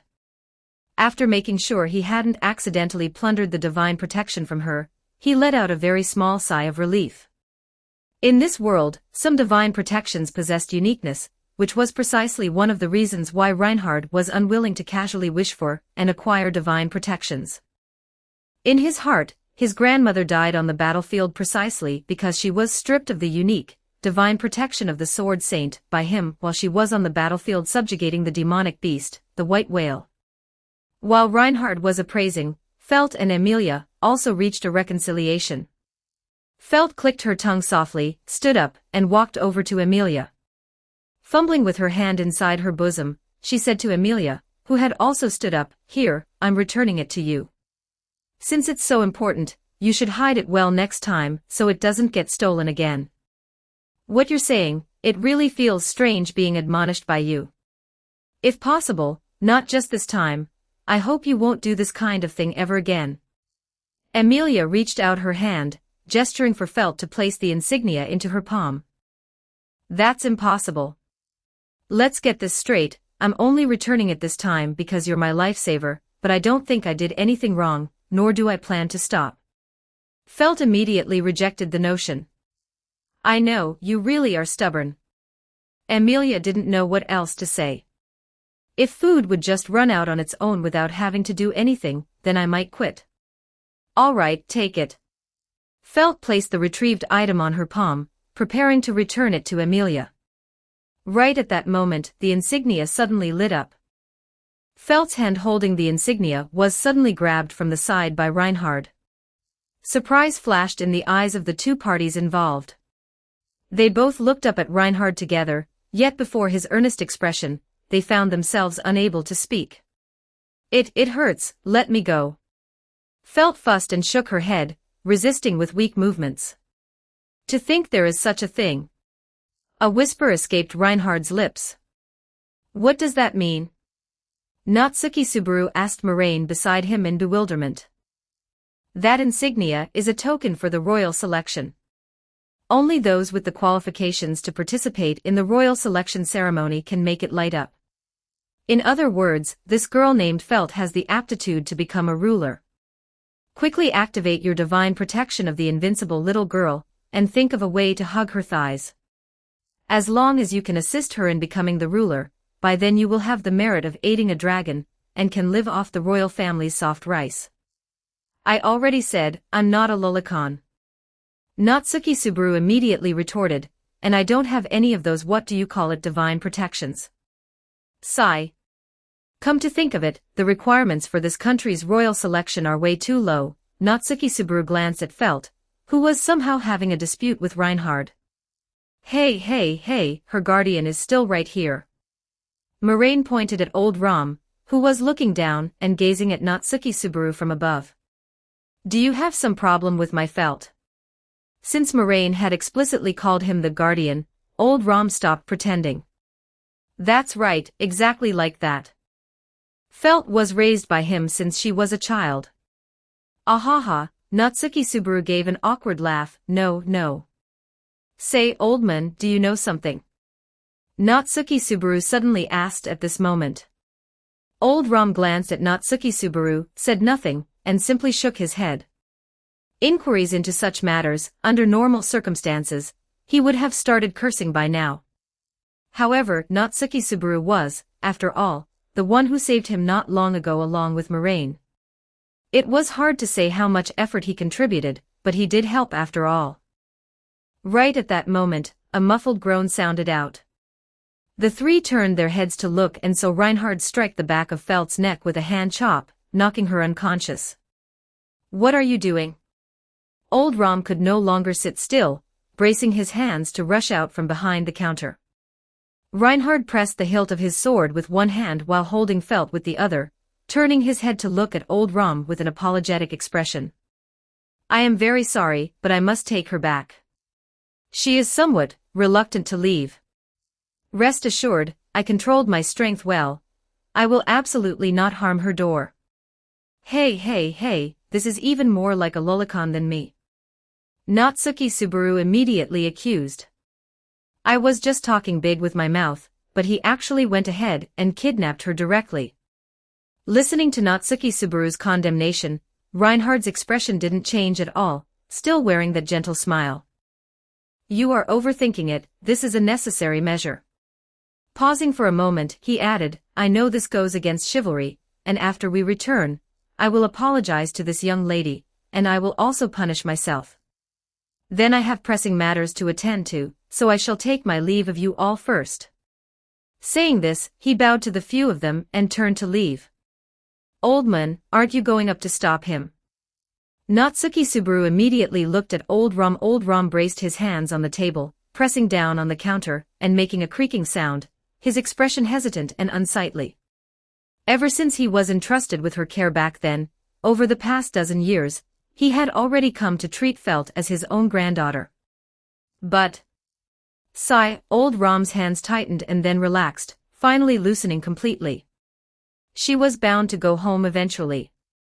Blonde hair and red eyes, this was the symbol of the royal family. Having already let Felt suffer in the slums for so many years, how could Old Rom continue to keep her here, and prevent her from returning to the royal family? Regardless of the outcome of the royal selection, at least she had royal bloodline, getting conferred as a noble in the end wouldn't be much of a problem. Old Rom looked toward Moraine and awkwardly changed the subject, asking, "Didn't you say before that you wanted to sell me things? Is it that newer model of meteor?" When encountering a difficult question to answer, he chose not to answer again. Moraine smiled. "Oh, no." With a flip of his hand, he placed a stone on the counter. It was a blue stone, translucent, somewhat resembling crystal. "I want to sell this," Moraine said. "Come appraise it." "What is this?" Old Rom picked up the stone. "Another thing this old man has never seen before." "This is called a glittering stone," Moraine introduced. "It's a quite decent spellcasting material." Even without knowing glintstone sorcery, the glittering stone itself was a material with quite good magical conductivity. As for the issue of crystallization, as long as one did not absorb the magic power contained within it, it wouldn't pose much of a problem. And if one didn't pursue precise magic and simply wanted to utilize the magic power within it, the method was equally simple. Mount it on a weapon, infuse it with mana, and when you swing it, you can slash out things like sword chi out of thin air. "It's quite nice," Moraine explained. Saying that, he took out another glittering stone and swung it forcefully. A half-moon-shaped light blue slash was cut out by him, flying forward and crashing into a wall not far away, cleaving a crack into the wall. Or you could also let those mages research how to more efficiently use the power inside. Old Rom nodded. It is indeed a good thing. He could indeed sense the special power inside. It wasn't mana. "Though the power isn't big," he commented. "Well, that's better than nothing." Moraine shrugged. "How long can one such stone last?" "Mounted on a weapon to act as a sort of sword chi launcher, it can last for 3 or 4 generations." Moraine explained. "And?" He looked at the lesser spirits fluttering around. "The greatest effect of this glittering stone is probably that it can attract lesser spirits." The surrounding lesser spirits told him this. They couldn't speak, but they could simply express emotions. They were yearning. Yearning for the magic power within the glittering stone. The magic power in this glittering stone can help lesser spirits evolve into quasi-spirits. Moraine placed the second glittering stone on the table as well. Although glittering stones possessed corrosiveness, it didn't really matter much to the lesser spirits. If they didn't cultivate and evolve into various animals, they completely lacked physical forms, and even if glittering stones grew on their bodies, they would just fall to the ground. And if they successfully evolved, it mattered even less. At the cost of having a few stones grow on their bodies to become dual attribute spirits, this wasn't a hard trade to analyze. Even foolish lesser spirits could tell the pros and cons apart. Moreover, as pure elemental life forms, their control over energy was tens of millions of times greater than that of humans.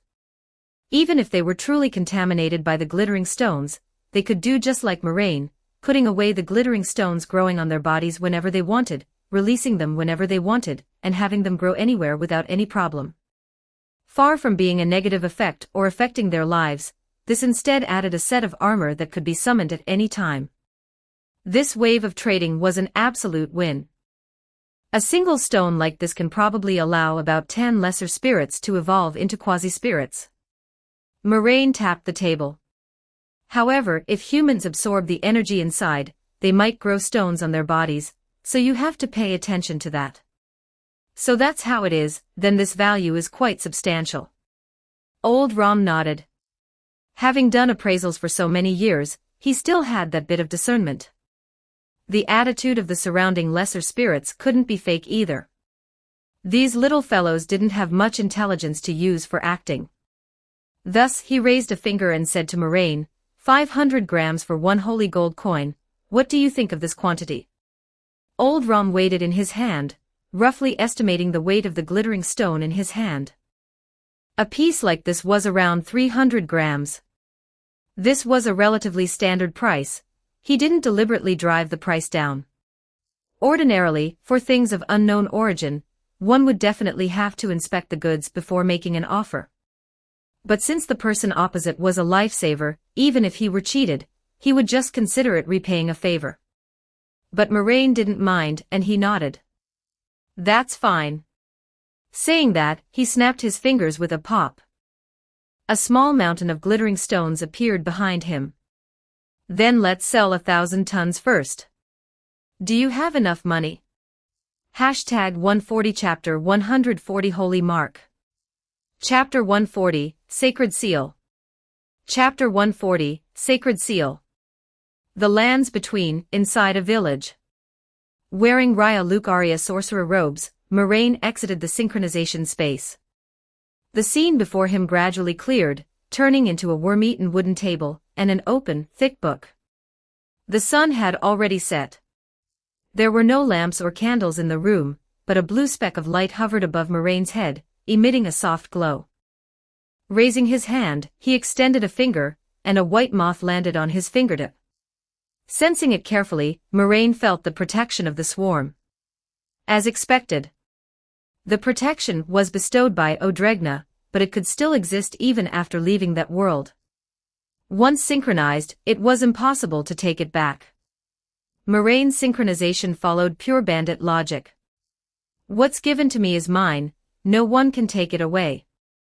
However, is it not protection of the family? Moraine blinked. Not long after RE0 Moraine left the synchronization space, the other Moraines also dispersed.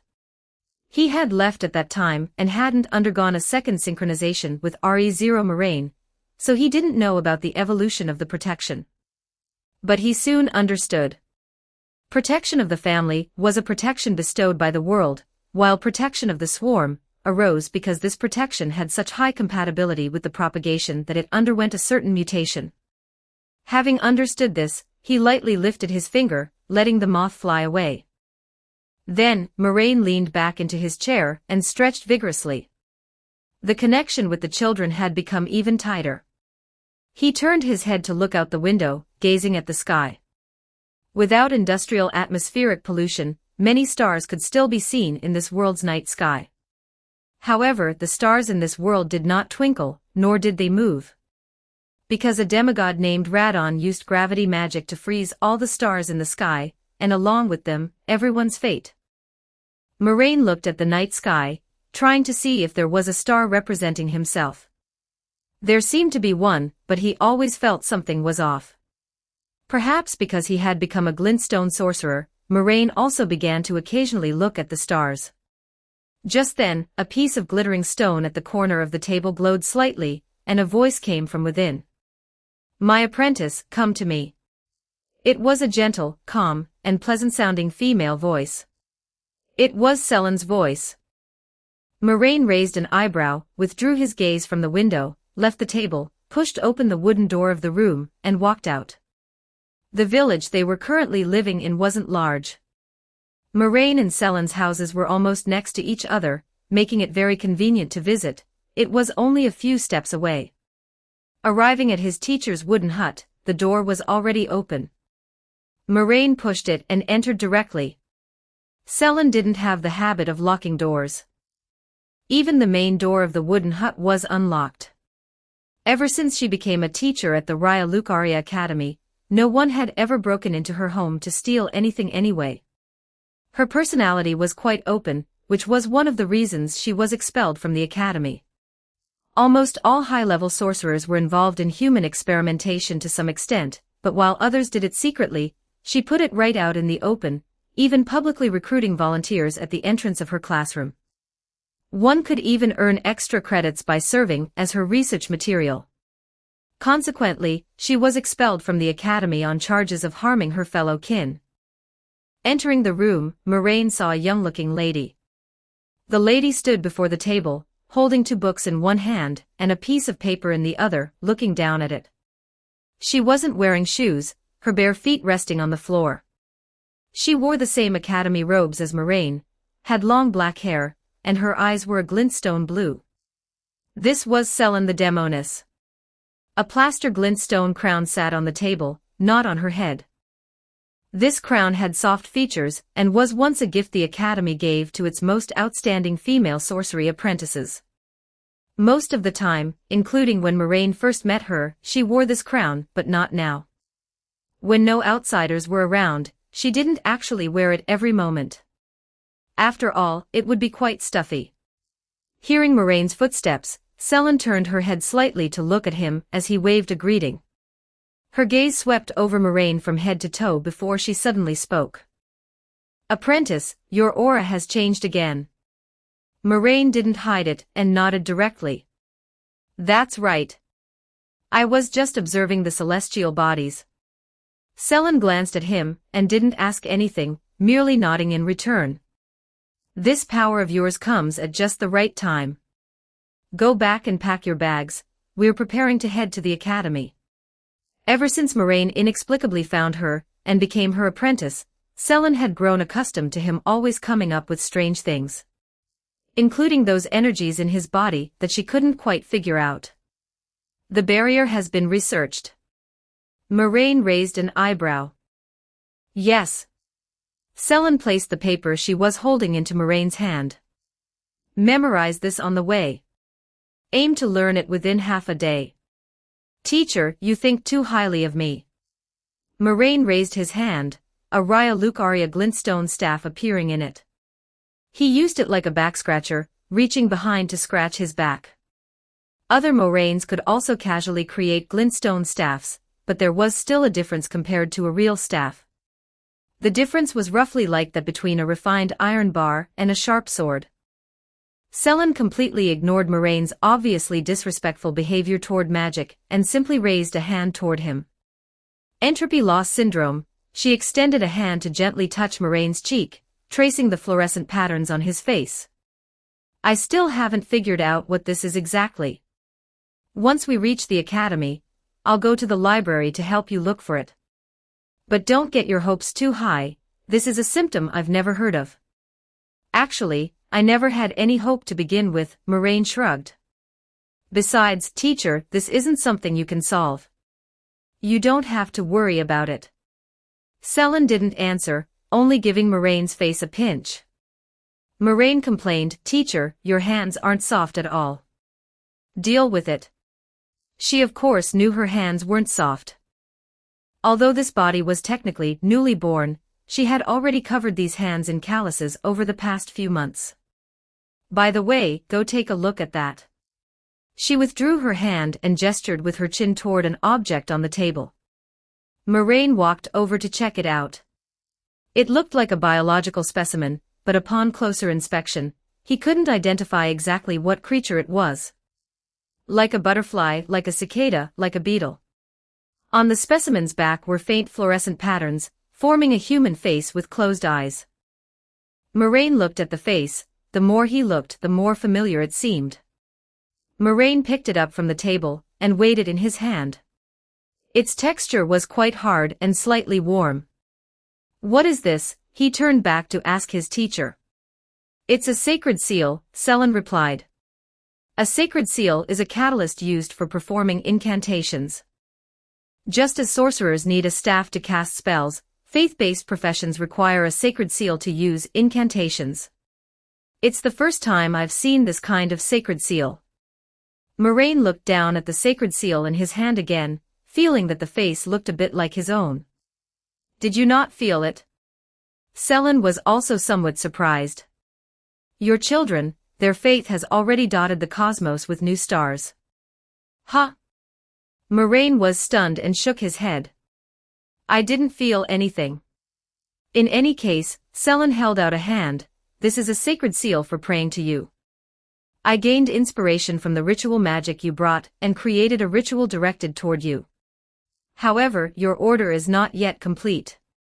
Even with the sacred seal, one cannot use incantations related to you." "Then what should I do?" "That's for you to figure out. Once you've perfected your order, we'll be able to use incantations related to you." "Teacher, do you even intend to pray to me? Don't you believe in the stars?" Moraine asked curiously. "I believe in magic itself. As for the specific object, the stars, the moon, the ancient dragons, the Erd tree, or you. Whichever is more useful, that's the one I'll believe in." How heartless. Selene herself didn't reject faith systems much. After obtaining Thops's research, she had no qualms about it at all. Thops's barrier, despite being a sorcery, could deflect both magic and incantations. Selene was initially very curious about this. After months of research, she reached a conclusion. In the lands between, sorcery is incantation. It's just that incantations are prayers to higher beings, while sorcery is prayer to the stars. So-called glintstone sorcery utilizes fragments of the stars. Looking at it this way, crystallization is more like a sorcerer being transformed into a vassal of the object of their faith. Ordinary sorcerers can't grow glintstone on their bodies and can't use magic without a staff, they are second-rate. Powerful sorcerers grow some glintstone on their bodies and can cast spells without a staff, they are considered favored. And the ultimate form of a sorcerer is a crystallian. A vassal of the stars is naturally a block of stone. Lightly tossing the sacred seal in his hand, Moraine smiled and said, "Teacher, you're so good to me." Selene nodded, accepting the praise without any modesty. "As long as you know it in your heart. I taught you last time how to turn runes into strength. You should still remember, right?" She suddenly tested him. There are prerequisites for learning this technique. But Selene happened to meet the requirements. After all, she was the most outstanding demoness in 1,000 years. "I remember," Moraine nodded.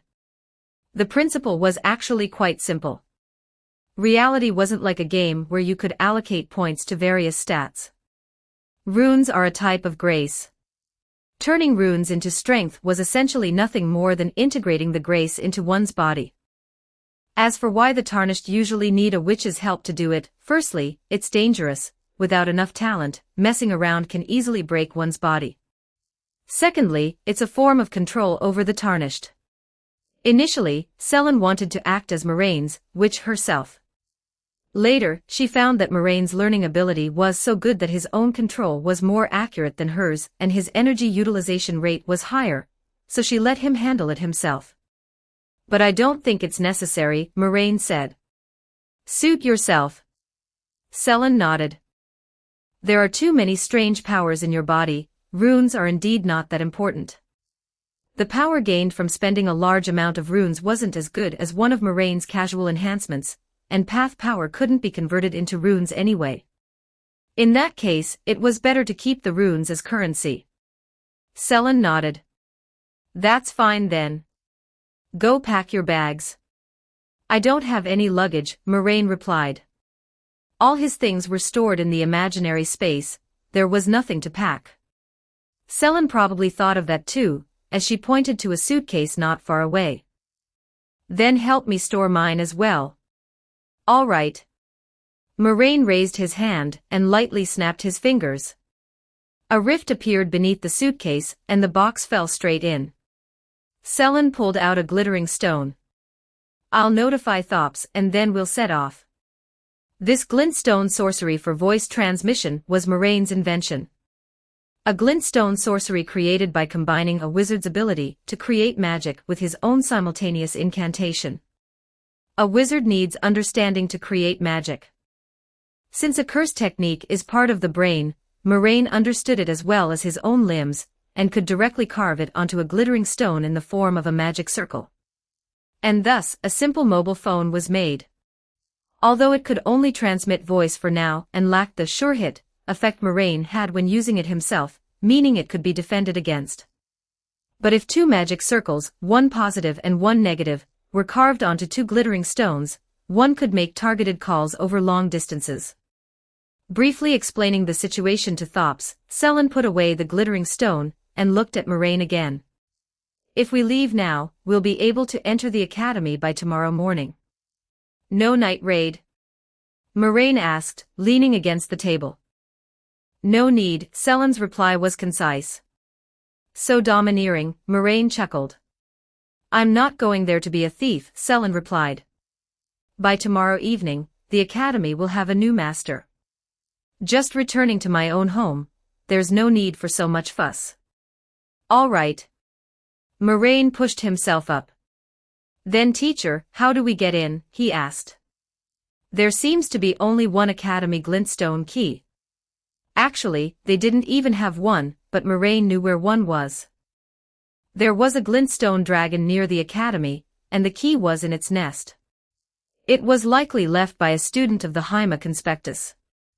The Hyma Conspectus was one of the few schools that dared to leave the academy and join the war after it was sealed during the Shattering.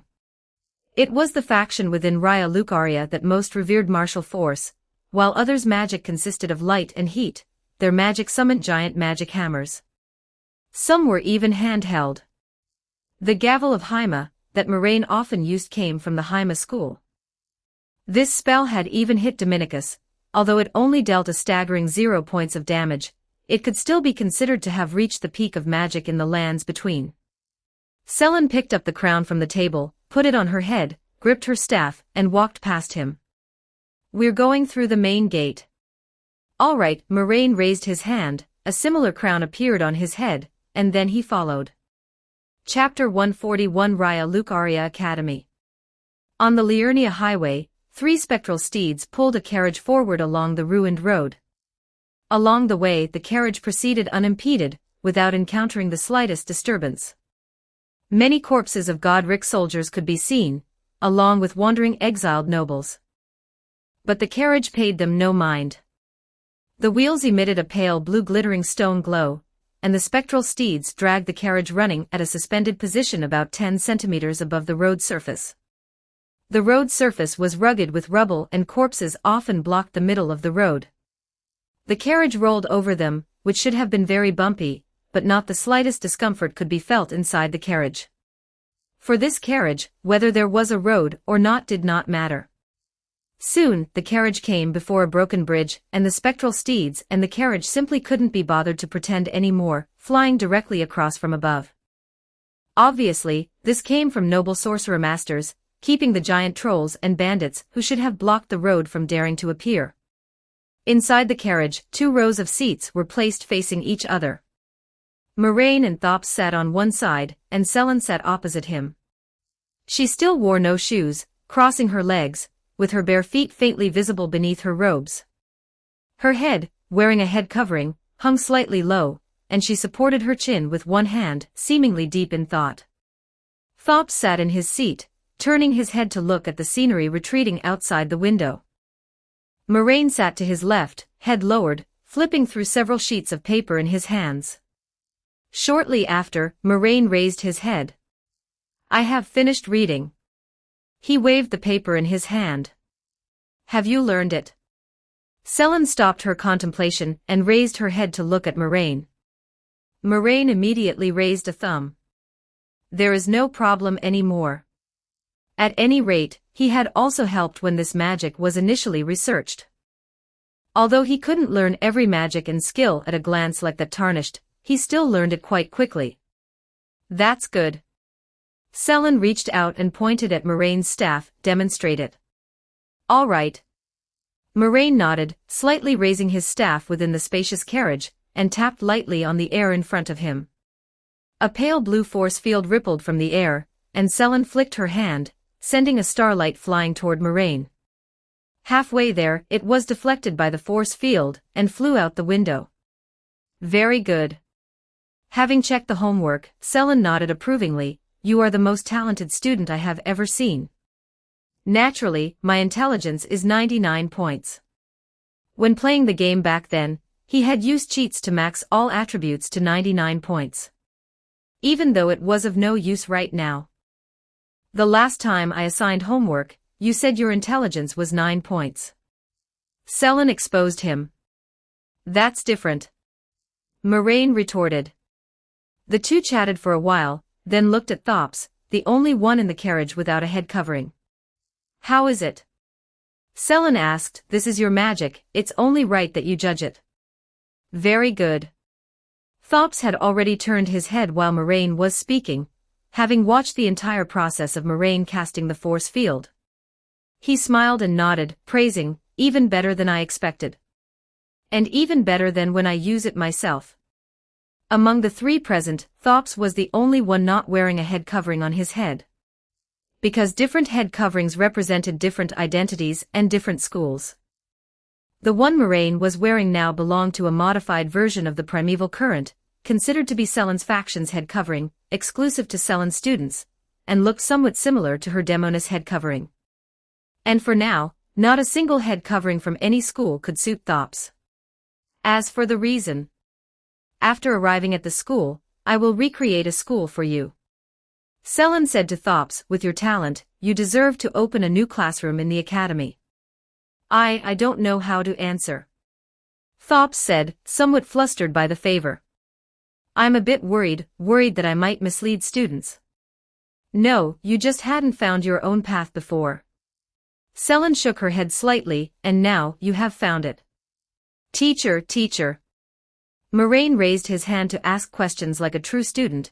We haven't even conquered the academy yet, isn't it a bit bad to divide the spoils now? I've heard that popping champagne at halftime usually doesn't end well. That's your problem. Sellen crossed her arms in front of her chest. Think carefully about whether you haven't worked hard enough. Have you finished the homework usually given to you? Did you hand in your assignments on time? Did you listen carefully in class? Stop chanting, teacher, please stop chanting.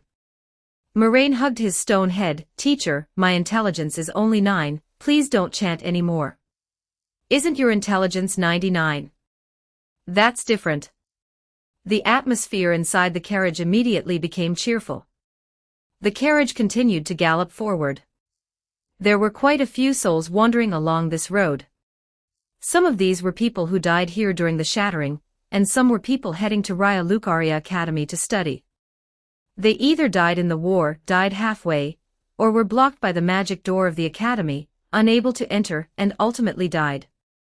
And their souls wandered here, unable to dissipate. However, they were mostly fortunate, having managed to successfully die after all.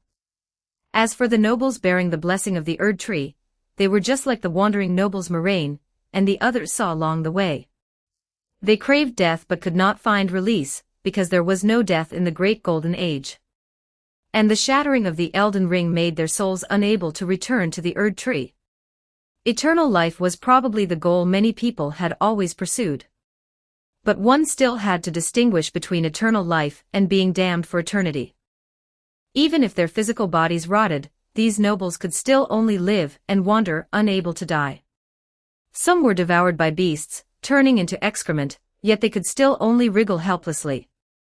Raya Lucaria, the supreme hall of magic. Passing by a soul, Moraine inside the carriage heard his murmur. Why did you close the door? Just because I don't have a glittering stone head covering. Sellen heard it too. She spoke softly. After conquering the academy, I will reopen the door of the academy. She said. Anyone has the qualification to pursue magic. Soon, the road came to an end. Before them was a cliff, and below was the mist-shrouded Lake Liurnia. On the opposite bank of the lake, a towering castle standing on a high mountain could be seen. That was the Raya Lucaria Academy. Moraine lowered his head, overlooking the mist-shrouded lake surface. Ah, I'm back, this place is really familiar. He had climbed up from near here right at the beginning.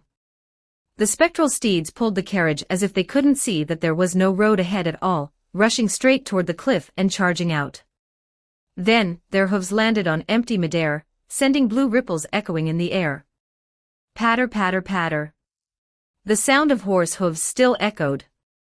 They trod high in the air above the lake, trod on the lingering white mist, continuing forward toward the academy, skimming across the lake, and over the ruined town relics in front of the academy door. Among the ruins, a humanoid creature with a bizarre appearance, and a head like a white frog raised its head to gaze at the flying carriage.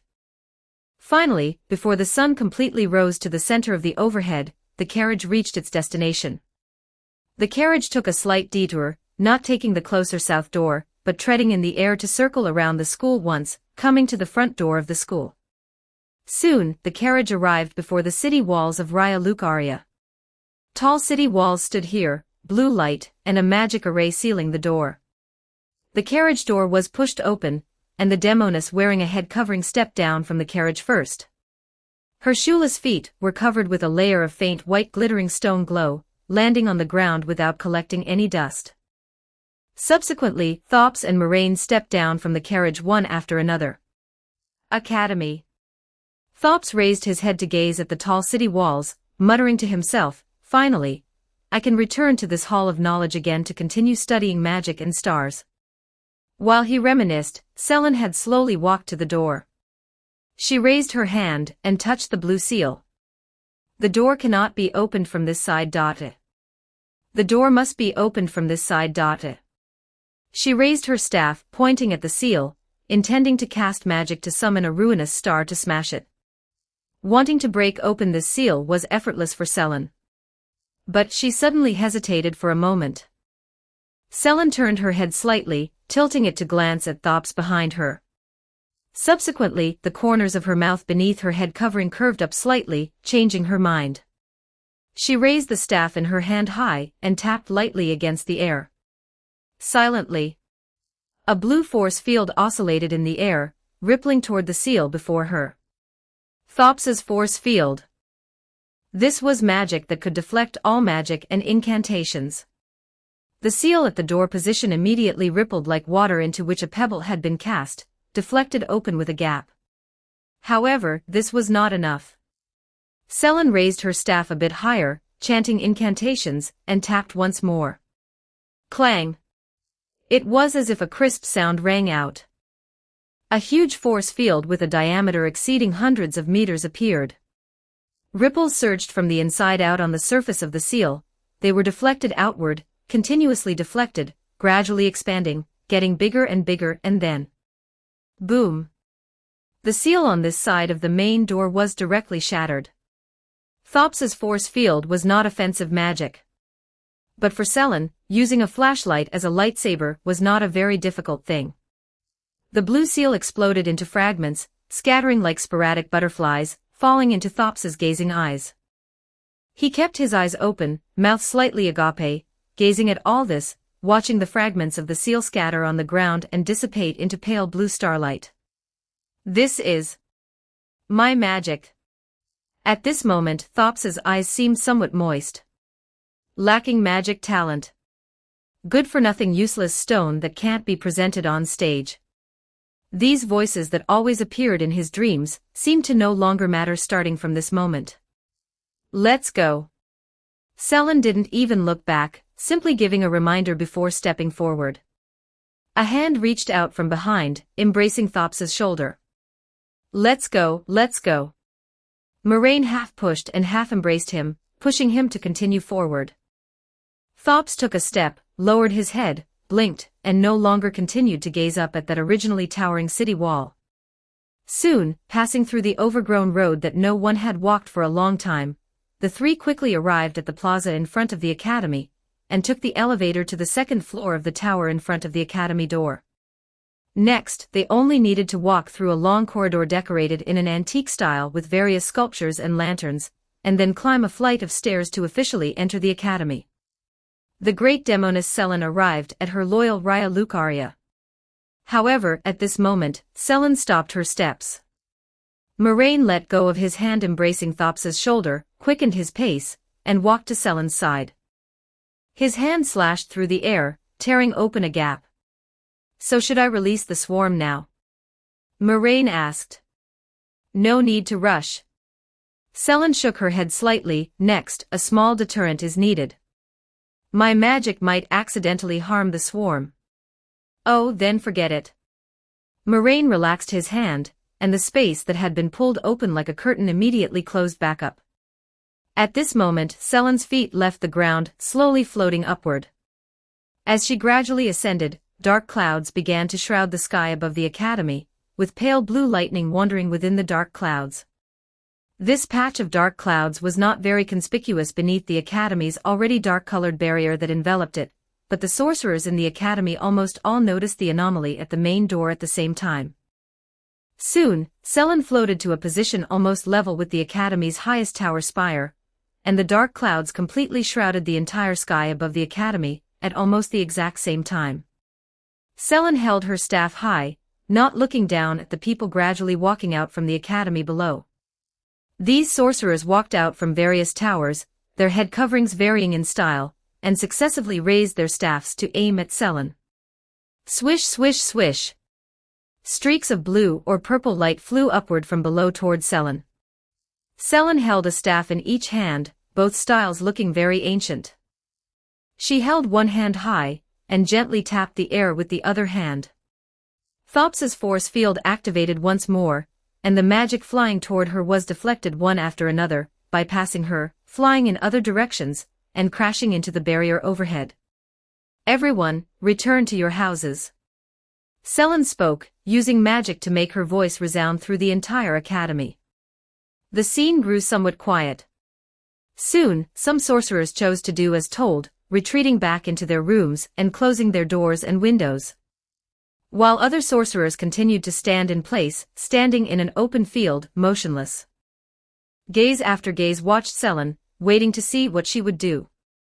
Among them, some sorcerers seemed to recognize the identity of the demoness Selene. Some of them silently retreated. Selene waited a few seconds, feeling that those who should leave had pretty much all left, and thus mobilized her magic power. In an instant, a torrential downpour poured straight down. Within the dark clouds, dark blue raindrops fell from the dark clouds, scattering across various parts of the academy. Except for the small area where Moraine and Thops stood, the entire school was within the coverage of the rain. This was the oldest historical primeval magic, the starting point of glintstone sorcery. Founding Rain of Stars. Ooh. Moraine looked at the glittering stone rain falling from the sky and smiled. It's a sapphire splash with a radius of 100 kilometers. Hashtag 142 Chapter 142 Prayer of the Swarm. Chapter 142, The Swarm Incantation. Chapter 142, The Swarm Incantation. As the founding rain of stars fell, pale blue magic shields lit up from various corners. The magicians who hadn't hidden inside the academy raised their staves one after another, the blue radiance of glintstone sorcery forming shield after shield. They held the shields over their heads, looking like comically shaped umbrellas. As for the puppet soldiers wandering outside the academy, who had no way to use magic, they couldn't last a few seconds under the founding rain of stars before being smashed, scattering all over the ground one after another. Puppet soldiers were probably among the few creations capable of inflicting damage on Selene. After all, their long-range methods didn't rely on magic, but rather on more rustic bows and arrows. However, these things were all old-timers, not durable at all, and couldn't last a few seconds under the founding rain of stars before being completely wiped out. In just over a dozen seconds, the exposed parts of the academy became riddled with holes. Open-air facilities such as statues, fountains, and street lamps were smashed, buildings and the ground became full of holes, and everywhere there were large and small pits and cobweb-like cracks. Except for the spot where Moraine and Thops were standing. Selene actually didn't deliberately avoid the two of them. It was just that when Selene raised her hand to cast magic, Moraine simultaneously released Thops's force field, deflecting the falling founding rain of stars. This was probably also the reason why Teacher Selene checked his homework in the carriage earlier. A portion of the magicians couldn't hold on, and were hit by the founding rain of stars. Under such dense attacks, there was no longer anyone lucky enough to avoid vital points. Under the dense rain, they were almost beaten into a puddle of mush. Before being rescued by Moraine, her limbs had been bound with iron chains, her collarbones pierced by hooks, and she had been hanging in the underground prison for decades. Throughout this trying time, she had constantly been researching magic, and although she seemed to harbor no resentment toward the trials her body suffered, that didn't mean she truly had none. Besides, Selene had never been a soft-hearted person, and being bestowed the title of demoness was not a compliment from the academy.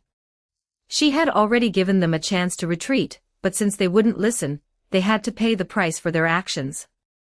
Almost all the magicians who could still retreat had fallen back into the buildings, leaving only a few persisting outside, either holding shields or casting various magical means, gazing at Selene from afar.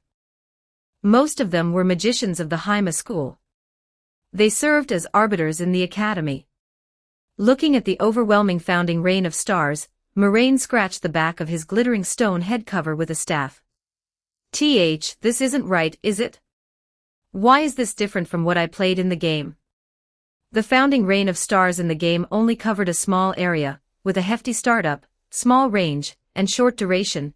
Even if you ate all the damage, it wouldn't necessarily one-shot a few mobs, and it often wasted damage.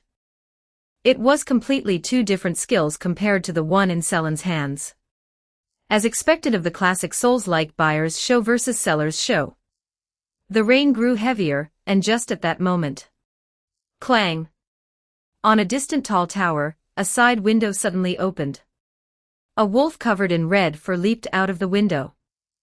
Like a spectral steed, it ran through the air, its paws landing on nothingness to ripple with blue waves, treading the air as it charged toward Selen suspended midair. The Red Wolf of Radagon. This was left behind by Radagon to protect Renala, the Queen of the Full Moon, when he left. It usually wandered aimlessly throughout the academy, and the students were already accustomed to its presence, feeling no panic because of it.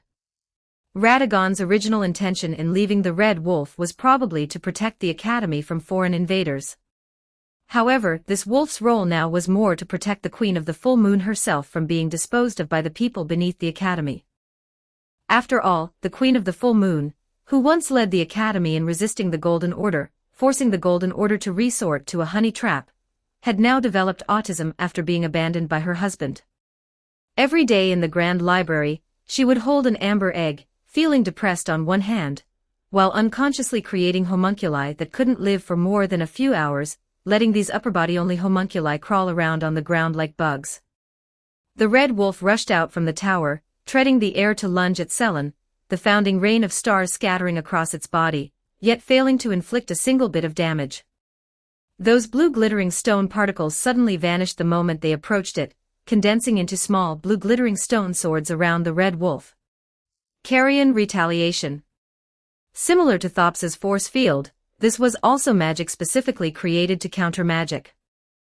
It could dispel magic and incantations, and subsequently transform the absorbed power into floating glintstone swords.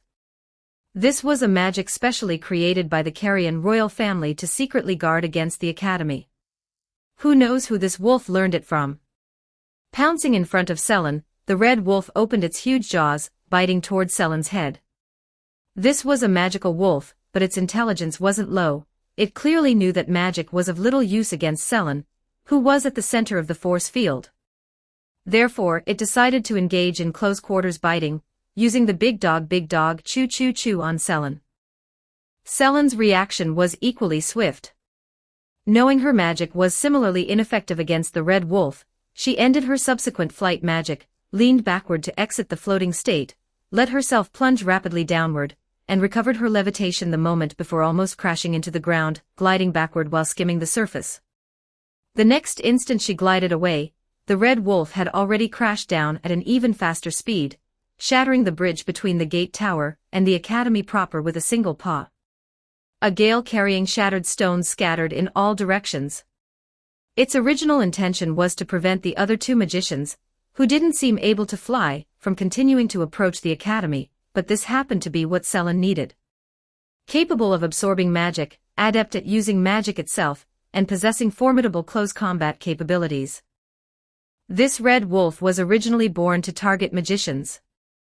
Selen, who also graduated from Raya Lucaria, naturally knew this wolf and was aware of its intelligence. Therefore, Selen had never thought of confronting this wolf head-on. Landing without hesitation, the Red Wolf immediately continued its forward lunge.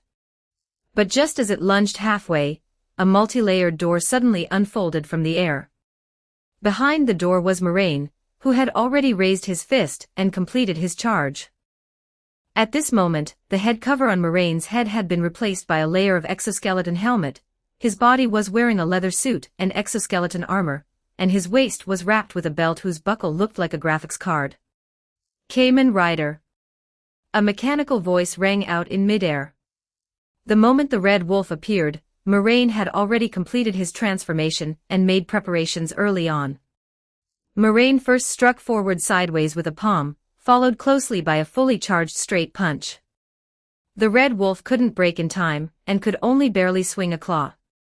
After Moraine used the water stream rock-smashing fist to bat the wolf's paw away, the entire wolf head crashed solidly against Moraine's forward-thrown fist. Crack! It seemed the sound of bones shattering rang out. Under the insect armor state, Moraine's physical body enveloped his soul, and his soul covered his physical body at this moment. This strike simultaneously hit the red wolf's physical body and soul. The red wolf let out a whimper. Its skull was smashed, and its soul suffered a heavy blow. It had never suffered such damage before, losing consciousness in midair for a moment. "Apprentice, I'll leave it to you." Selen flew backward close to the ground, leaving the red wolf's attack range. Truly smart magicians would never go toe-to-toe with a magician killer. "Okay." While replying, Moraine raised his leg to sweep, kicking fiercely into the red wolf's flank, sending it flying sideways and kicking it back to consciousness. The blue flying swords surrounding it instantly shot fiercely toward Moraine's direction. It had assumed that Moraine, not holding a staff in his hand, couldn't use Thops's force field. But it still underestimated Moraine.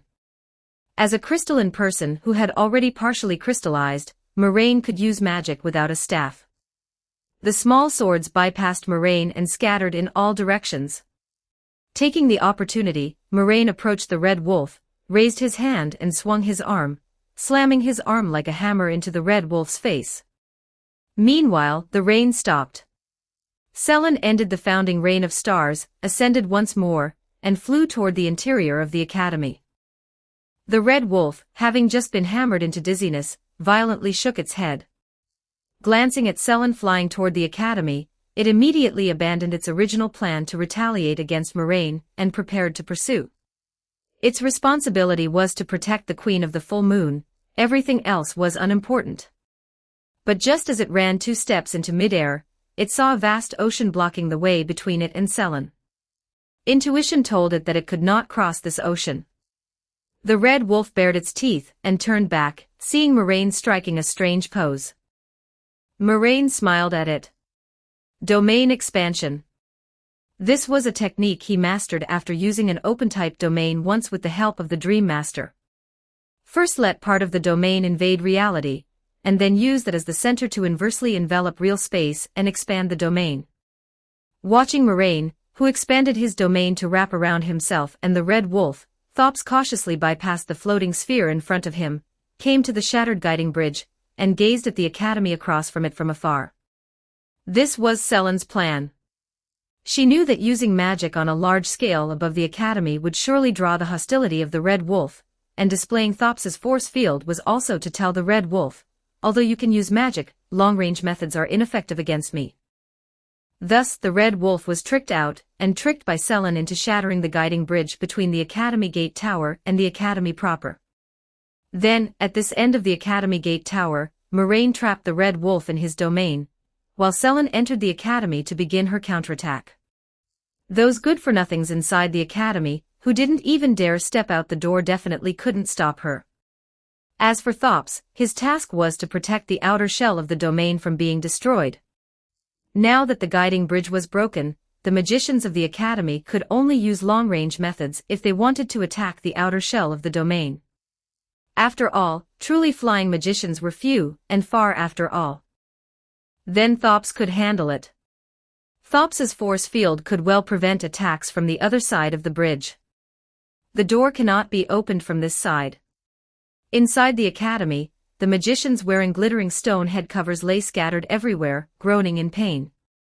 Selen, with a starlight lit above her head, held a staff in each hand, releasing Thops's force field with one hand and casting exquisite glintstone sorcery with the other. Walking in the dim corridor, small purple particles floated around Selen. These particles appeared from beside her feet, slowly floating upward like bubbles and shattering not far above her head. Even Selen without mastering the force field could slaughter her way through the academy alone, let alone now. All the people in the Magic Academy combined weren't enough for her to fight alone. Just like taking a walk in her own back garden, Selen stepped on the academy ground barefoot, her pace neither fast nor slow, continuously knocking down magicians while walking toward the living quarters of the academy's higher UPS. Footprints would be left wherever she walked. From those footprints, small particles similar to the ones surrounding her emerged one by one, slowly floating upward to about 2 meters high before bursting, shattering into finer spores that rained down. Passing by a corridor, she casually turned her head to look at the wall. Hanging on the wall were portrait paintings of outstanding magicians from past generations of the Academy. Among them, her gaze lingered for a long time on the portrait of a black-haired female. That was her face. At that time, she was still very young. This actually surprised her a little. She hadn't expected that the school wouldn't remove her portrait after expelling her. But none of that mattered anymore. Thinking this, she stood in the center of the corridor, raised her staff, briefly charged, and pointed forward forcefully. A blue ray of light rushed forward along the straight corridor. The name of this magic was Comet Aza. And it had another name. It was precisely Comet Aza, which Moraine had always been yearning for. The magicians who originally blocked in front of her wanted to run the moment they saw her raise her hand, but this corridor was simply too narrow. They had nowhere to escape, and could only futilely erect glittering stone shields one after another.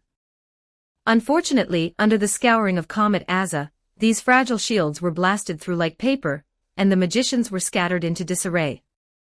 Theoretically, the power hub of the Academy was the Grand Library, because the principal, the Queen of the Full Moon, was there. But at this time, this queen had already been marginalized and possessed almost no real power. Moraine had already talked to her about the situation inside the Academy, otherwise, Selene would probably have flown directly to the highest spire tower of the Academy. After all, since she could fly in the first place, there was no need to dawdle and walk through the maze. However, since power was now in the hands of those few senior tutors of the Academy, what she needed to do now was slaughter all the magicians among the higher UPS. However, if one insisted that the Academy was entirely filled with good-for-nothings, that was also impossible. When Selene lowered her left hand, raised her right hand, and cast glintstone sorcery, a Gretamer of Hyma smashed toward her back. This was precisely the flaw in Selene's current tactic. Thops's force field would deflect magic, including the magic cast by Selene herself. Therefore, she could not cast the force field and use magic at the same time. She could not attack while defending. An arbiter of the Hyma school saw this point, and launched a sneak attack while Selene raised her hand to cast spells. It was just, unfortunately. Selene slightly turned her head, looking behind her. This magician holding a Gretamer with both hands suddenly swelled up when approaching Selene, and then exploded out of thin air. Dense bugs surged from within his blood vessels and beneath his skin. Selene merely turned her head to glance at it, quickly withdrawing her gaze. Did they really think the footprints she left all the way here were because of sweaty feet? A rope tied around her wrist shook slightly. One end of this rope was tied to her hand, and the other end was tied to something resembling an insect specimen. This specimen looked like a butterfly, a grasshopper, a beetle, with fine patterns on its back that looked like a human face. This was a sacred seal pointing to Moraine. Moraine named it the Mikun Sacred Seal, meaning the swarm of the world-crossing king worm. Selene had said long ago. She had no firm faith, whoever was useful, she believed in whomever. And magic and incantations were interconnected. Magicians could comprehend glintstone sorcery from meteorites and stars, and Selene could naturally comprehend worm magic from Moraine himself. The swarm incantation. No longer wasting time, a pair of purple butterfly wings appeared on Selene's back, flapping twice to instantly accelerate her speed, sprinting at extreme speed along the corridor she had blasted open. P.S. Let's set up a bounty. I currently have over 7,000 average subscriptions, let's say 7,000. Before August 22nd, for every 1,000 increase in average subscriptions, I will add 10,000 words. The upper limit is 30,000 words, because the daily maximum word count limit for publishing books is 30,000. Let's add monthly votes too. 5,000 votes adds 10,000 words. The above two bounties, added together, will be settled on the 22nd, with an upper limit of 30,000 words in total. 143 Written request for leave note. Leave note. Sorry, I have some personal business today, and am taking a day off. I'll make it up with a double update tomorrow. I originally wanted to see if I could finish writing before the deadline, but even by 23:40, I had only written a little over 2,000 words. I spent time thinking of an honorific name for Moraine, only to find that I had wasted too much time. In the blink of an eye, it was 11:30, and I was just starting to write. I really can't finish it, so I'll make up for it with a double update tomorrow. Good night.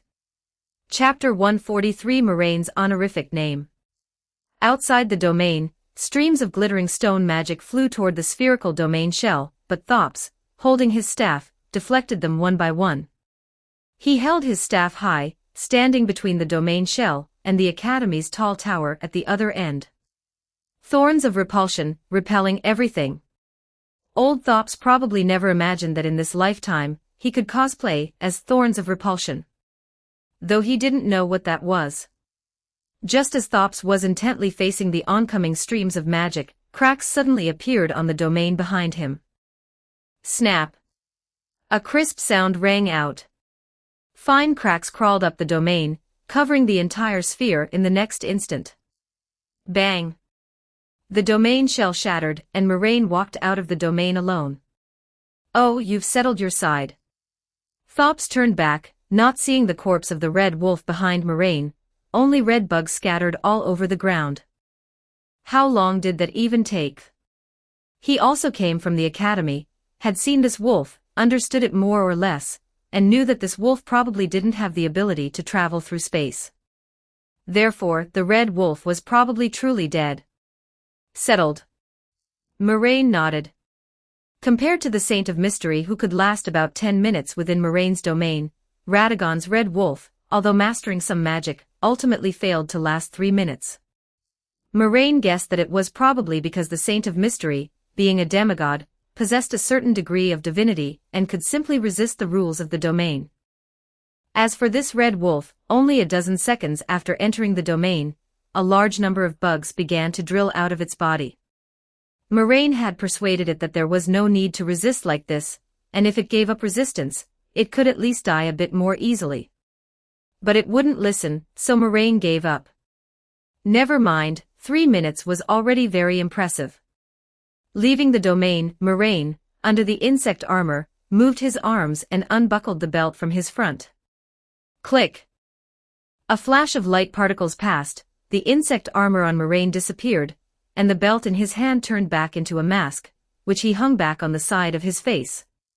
You might have to wait for me a bit longer.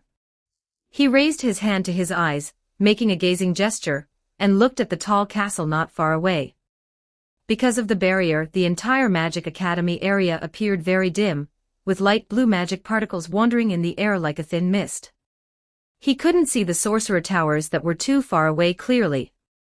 Thus, he cast his consciousness into the swarm network, extending his awareness with the help of the network that had already spread all over the Academy. All right.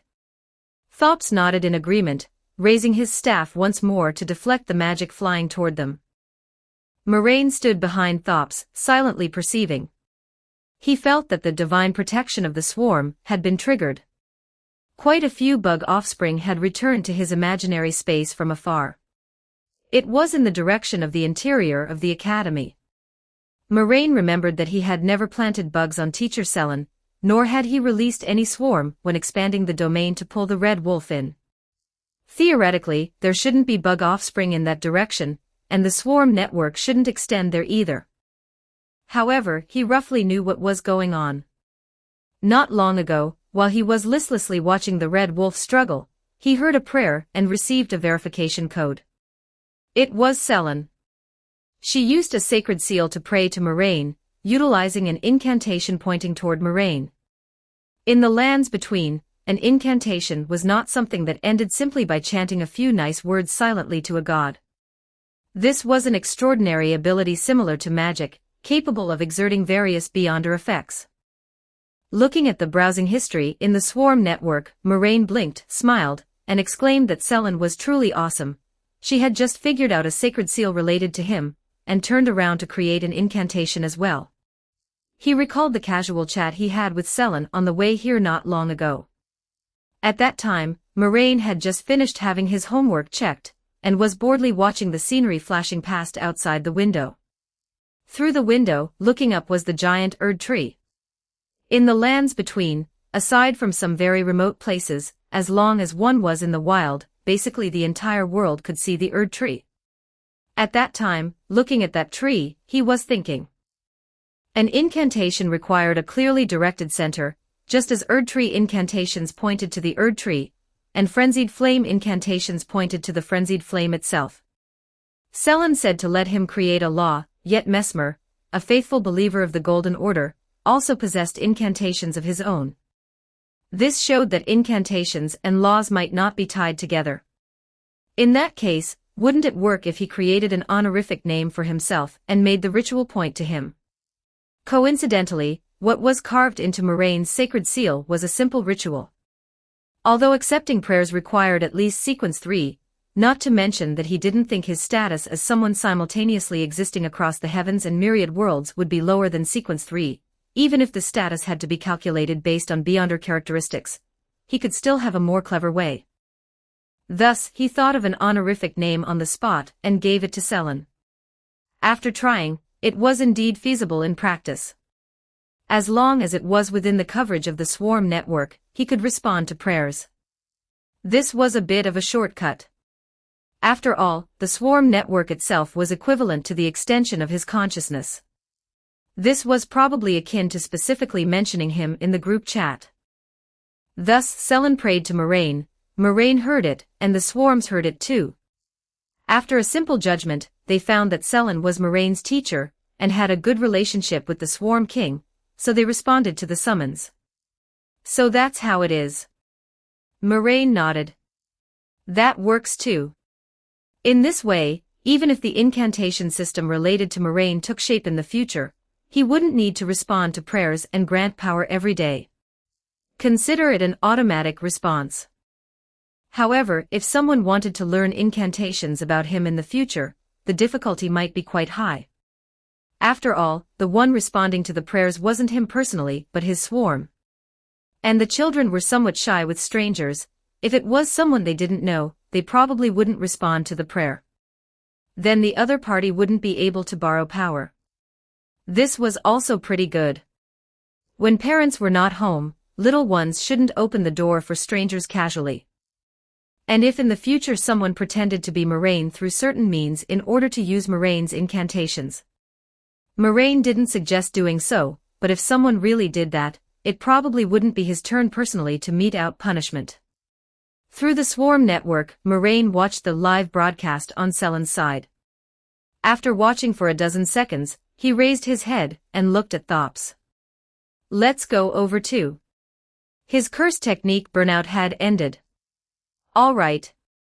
Thops nodded, watching Moraine open a multi-layered door in the air, and followed him inside. Meanwhile, on the other side, Selen's brutality shocked a group of students. Fewer and fewer people were willing to block her path forward. They didn't even dare to approach Selen. Not long ago, the scene where an arbiter exploded into a pile of bugs, because he got close to Selen, was still vivid in their minds, amplifying the fear in their hearts to the extreme. The Dreammaster's arrangement was indeed realized here, except there was no Tai here needing to ascend to godhood. With no one blocking the way, Selen was quite leisurely. After all, those who initially surrounded and suppressed her were the higher UPS of the academy. These students below lacked both the ability and qualification to participate in the hunt for her. When she flew to the destination Sorcerer Tower using incantation acceleration, she instead put away her wings and began to walk up the stairs step by step. She continued forward, stepping on the upward spiral stairs, leaving invisible bug eggs along the way in the air. Bug eggs. World-crossing king worm incantation. Can summon and scatter bug eggs into the air to hatch the swarm.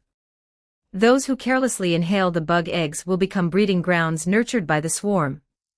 Legend has it that this incantation is regarded as the initial swarm incantation.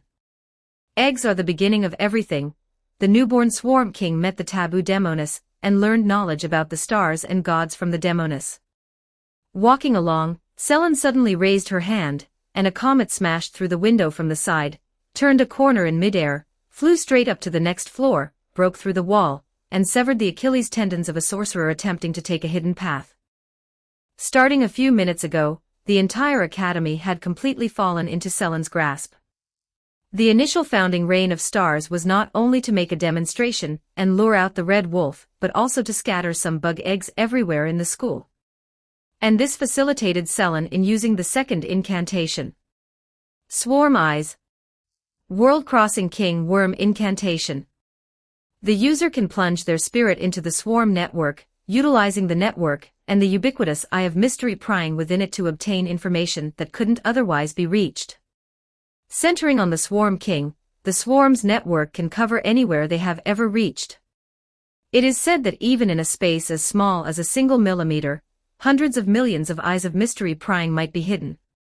Over a dozen minutes later, Selen finally strolled to the very last layer beneath the top floor of the Renala Sorcerer Tower.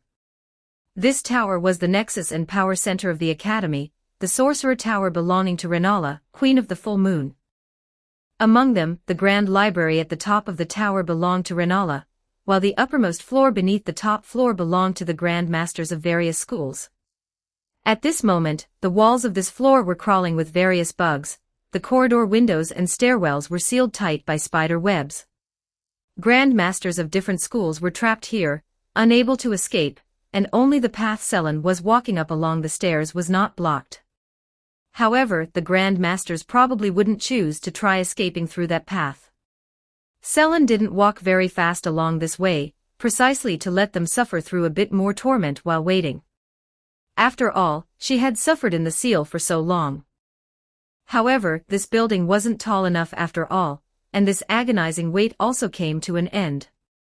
The Grand Masters saw Selen coming up from the corner. Among them, one Grand Master had both of his Achilles tendons severed by glittering stone, and was dragged up by several bugs using spider webs. Wearing a Carlos glittering stone crown, he was the Grand Master of the Carlos School, considered a member of the Primeval Current, and had attended Selen's classes in his youth, barely considered one of Selen's former students. Selen stepped onto this floor and walked slowly before the group of Grand Masters trapped here. She specially looked down at this Carlos School Grand Master bound by spider silk. "My student," Selen spoke softly under her witch's hood, "why must you betray me?" This Grand Master lay on the ground, only trembling as he called out, "Teacher," and then stammered for a long time, unable to utter a single sentence. He was not young anymore, his voice under the glintstone crown was already very aged. In comparison, Selen, who had just walked up not long ago, looked much younger. However, Selen didn't care much to listen to his last words anyway. As for him being her student, Selen had already found an even better student. Forget it, students and disciples are different after all. Selen shook her head gently. She put away the staff in her left hand, grasped the sacred seal tied to her wrist with a rope, and aimed the side with the human face at this former student of hers. Beneath the glittering stone crown, Selen opened her mouth and softly chanted Moraine's honorific name, the Swarm King pervading myriad realms. The towering spire where wandering offspring return. The face of granted wishes, the father of 10,000 swarms. Hashtag 145 Chapter 140 for the Great Rune of the Unborn. Chapter 144, Great Rune of the Unborn. Chapter 144, Great Rune of the Unborn. As the honorific title fell, Selen felt a connection form between herself and a certain existence. Thus, like casting magic, she used a new prayer of the swarm. The Grand Master of the Carlos Primeval Current lying on the ground suddenly began to struggle, emitting a series of shrill wails that made the other Grand Masters nearby shudder. Tiny bumps began to form beneath his skin, crawling under the surface and twisting his facial features together. These bumps grew more and more numerous, ultimately causing his entire body to swell up. Yet the Grand Master's own struggles grew weaker and weaker, his flesh and bones entirely decomposing into bugs within these mere few seconds. Finally, his struggling stopped. Yet his body still kept moving continuously. He no longer struggled, but the bugs beneath his skin kept surging ceaselessly. Like breaking out of a cocoon, his skin was torn open, and more bugs tore through the skin and crawled out. He molted. Call of the returning swarm. Prayer of the world-crossing king worm. In the name of the swarm, issue a call to the ignorant, guiding them to return to the swarm. Pray to the Father, cast your soul into the embrace of the clan. After that, you will never need to feel lonely again. Having dealt with the first traitorous student who betrayed her, Selene slowly shifted her gaze toward the others. Soon, waves of wails echoed across the floor. Except for the Grand Master of the Olivinous Primeval Current, all the other Grand Masters turned into bugs crawling disorderly on the ground. Selene loosened her hand, letting the sacred seal hanging from her hand drop downward, only to be pulled back by the string, and return to a hanging state. Aside from the Grand Master of the Olivinous Primeval Current, several other Grand Masters had joined in the encirclement and suppression against her.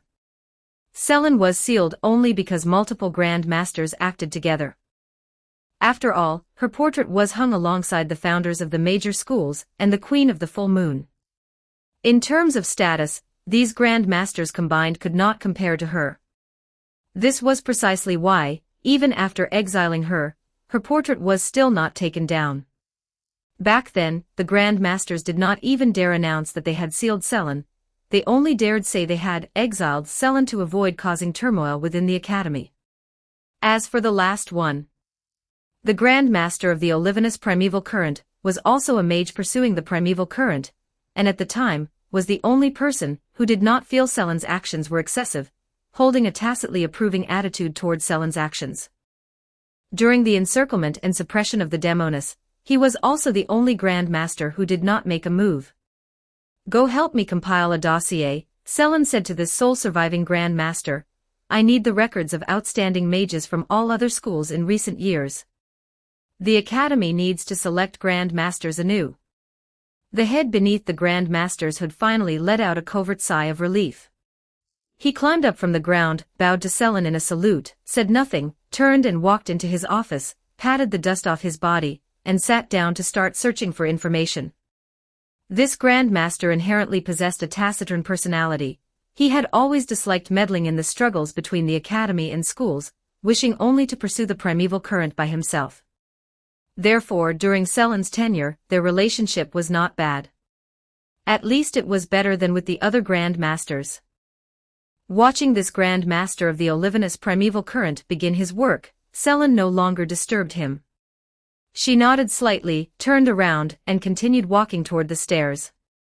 Riding the elevator to the very top layer of the Mage Tower, Selene saw a library with a tightly shut door. This was a tall, cathedral-like spire building. On both sides of the door were two inextinguishable torches. Sculptures of mages hung, and were carved on the walls. These sculptures lowered their heads, holding books and studying them attentively. Further away on both sides were also sculptures of the original Stargazer. The Grand Library of Raya Lucaria, the Academy's true hall of knowledge. However, no one had come here for a very long time. A multilayered door unfolded behind them. Selene slightly tilted her head, seeing Moraine and Thops walk out from behind the door. At this, she was not surprised.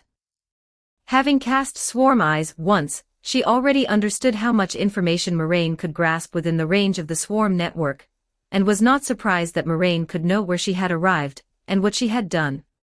Congratulations, Moraine said with a smile. Thank you.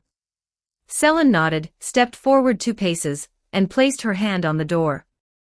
But just as she was about to push it open, her movement suddenly paused. She raised her head in puzzlement, looking around. Where is this music coming from? Only at this moment did she suddenly realize that music seemed to be faintly echoing all around.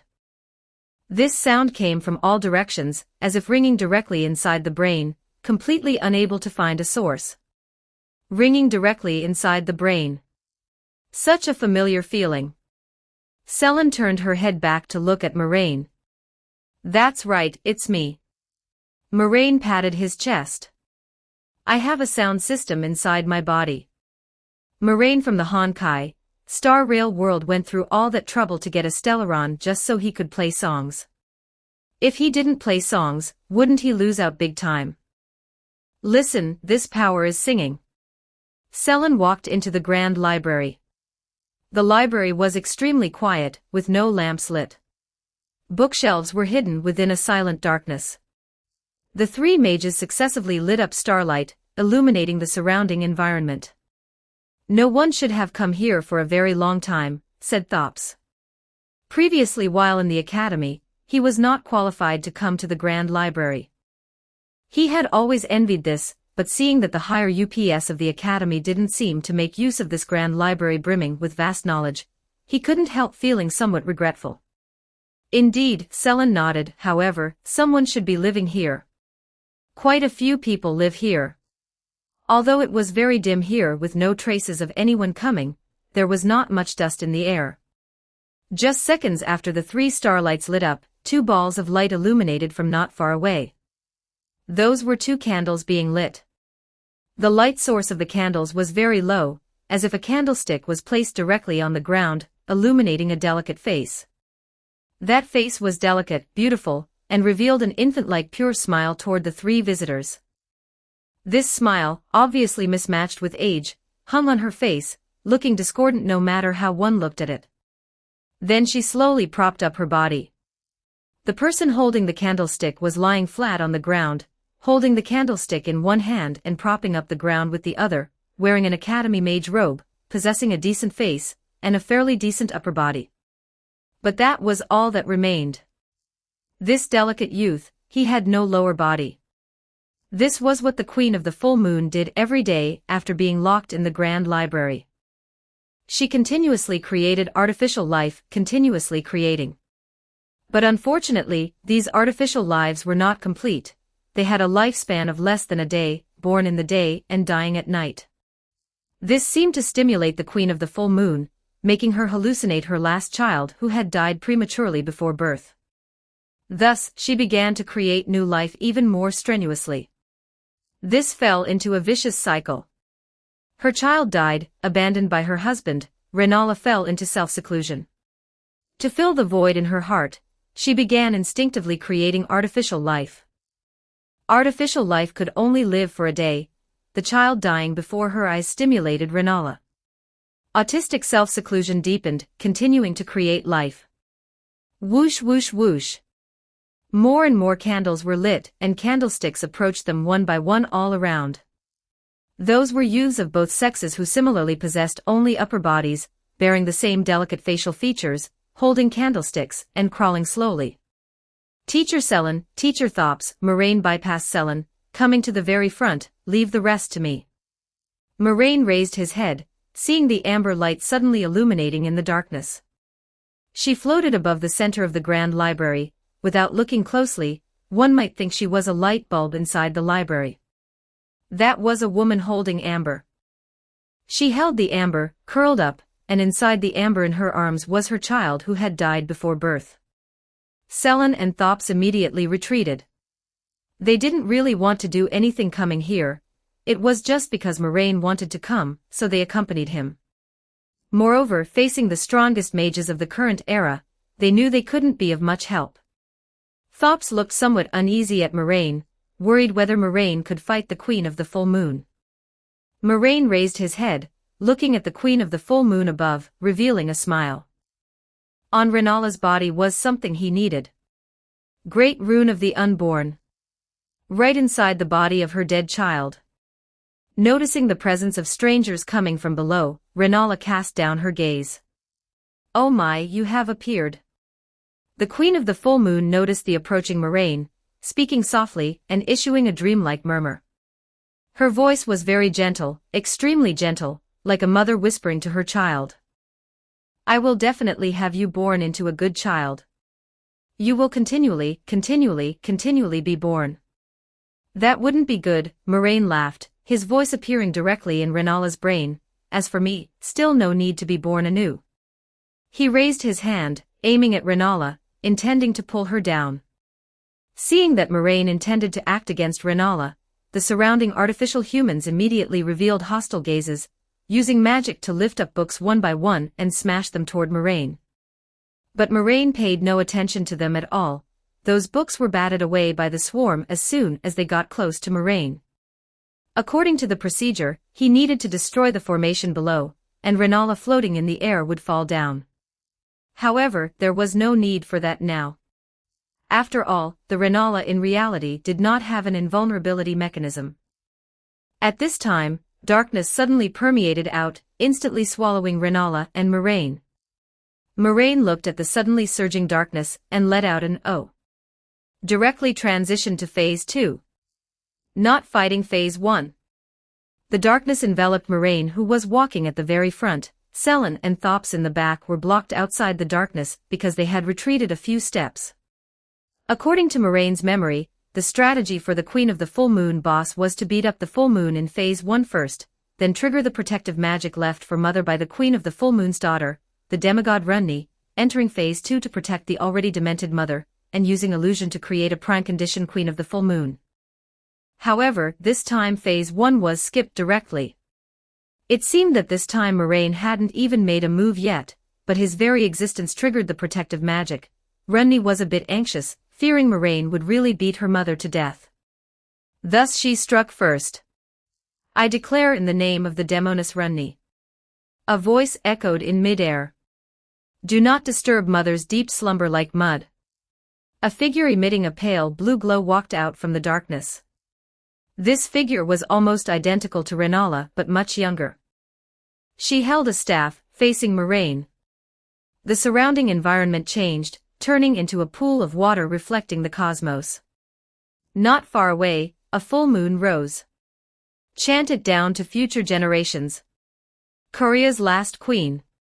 Full moon, Renala, like the embodiment of the graceful night. Chapter 145, Accommodating the Great Rune. More than half an hour had already passed. Within the domain created by Runni, the battle between Moraine and the illusory Queen of the Full Moon, Renala, continued. At this moment, Moraine had long since completed his transformation and monsterization, pushing his physical attributes to their limits. However, facing a clone created from the data of the Queen of the Full Moon in her prime, Moraine still found the fight far from easy. The Queen of the Full Moon possessed undeniable power. She had once created a magic that could absorb and nullify all surrounding magic. Even though she was currently just a duplicate, the powerful and spontaneously defensive magic power within her body allowed her to be completely immune to all control-type magic, and could also autonomously neutralize most magical and elemental damage. After only a few attempts, Moraine stopped trying to use magic against her. Closing the distance, Moraine's hands moved rapidly, striking repeatedly at the magic shield in front of Renala.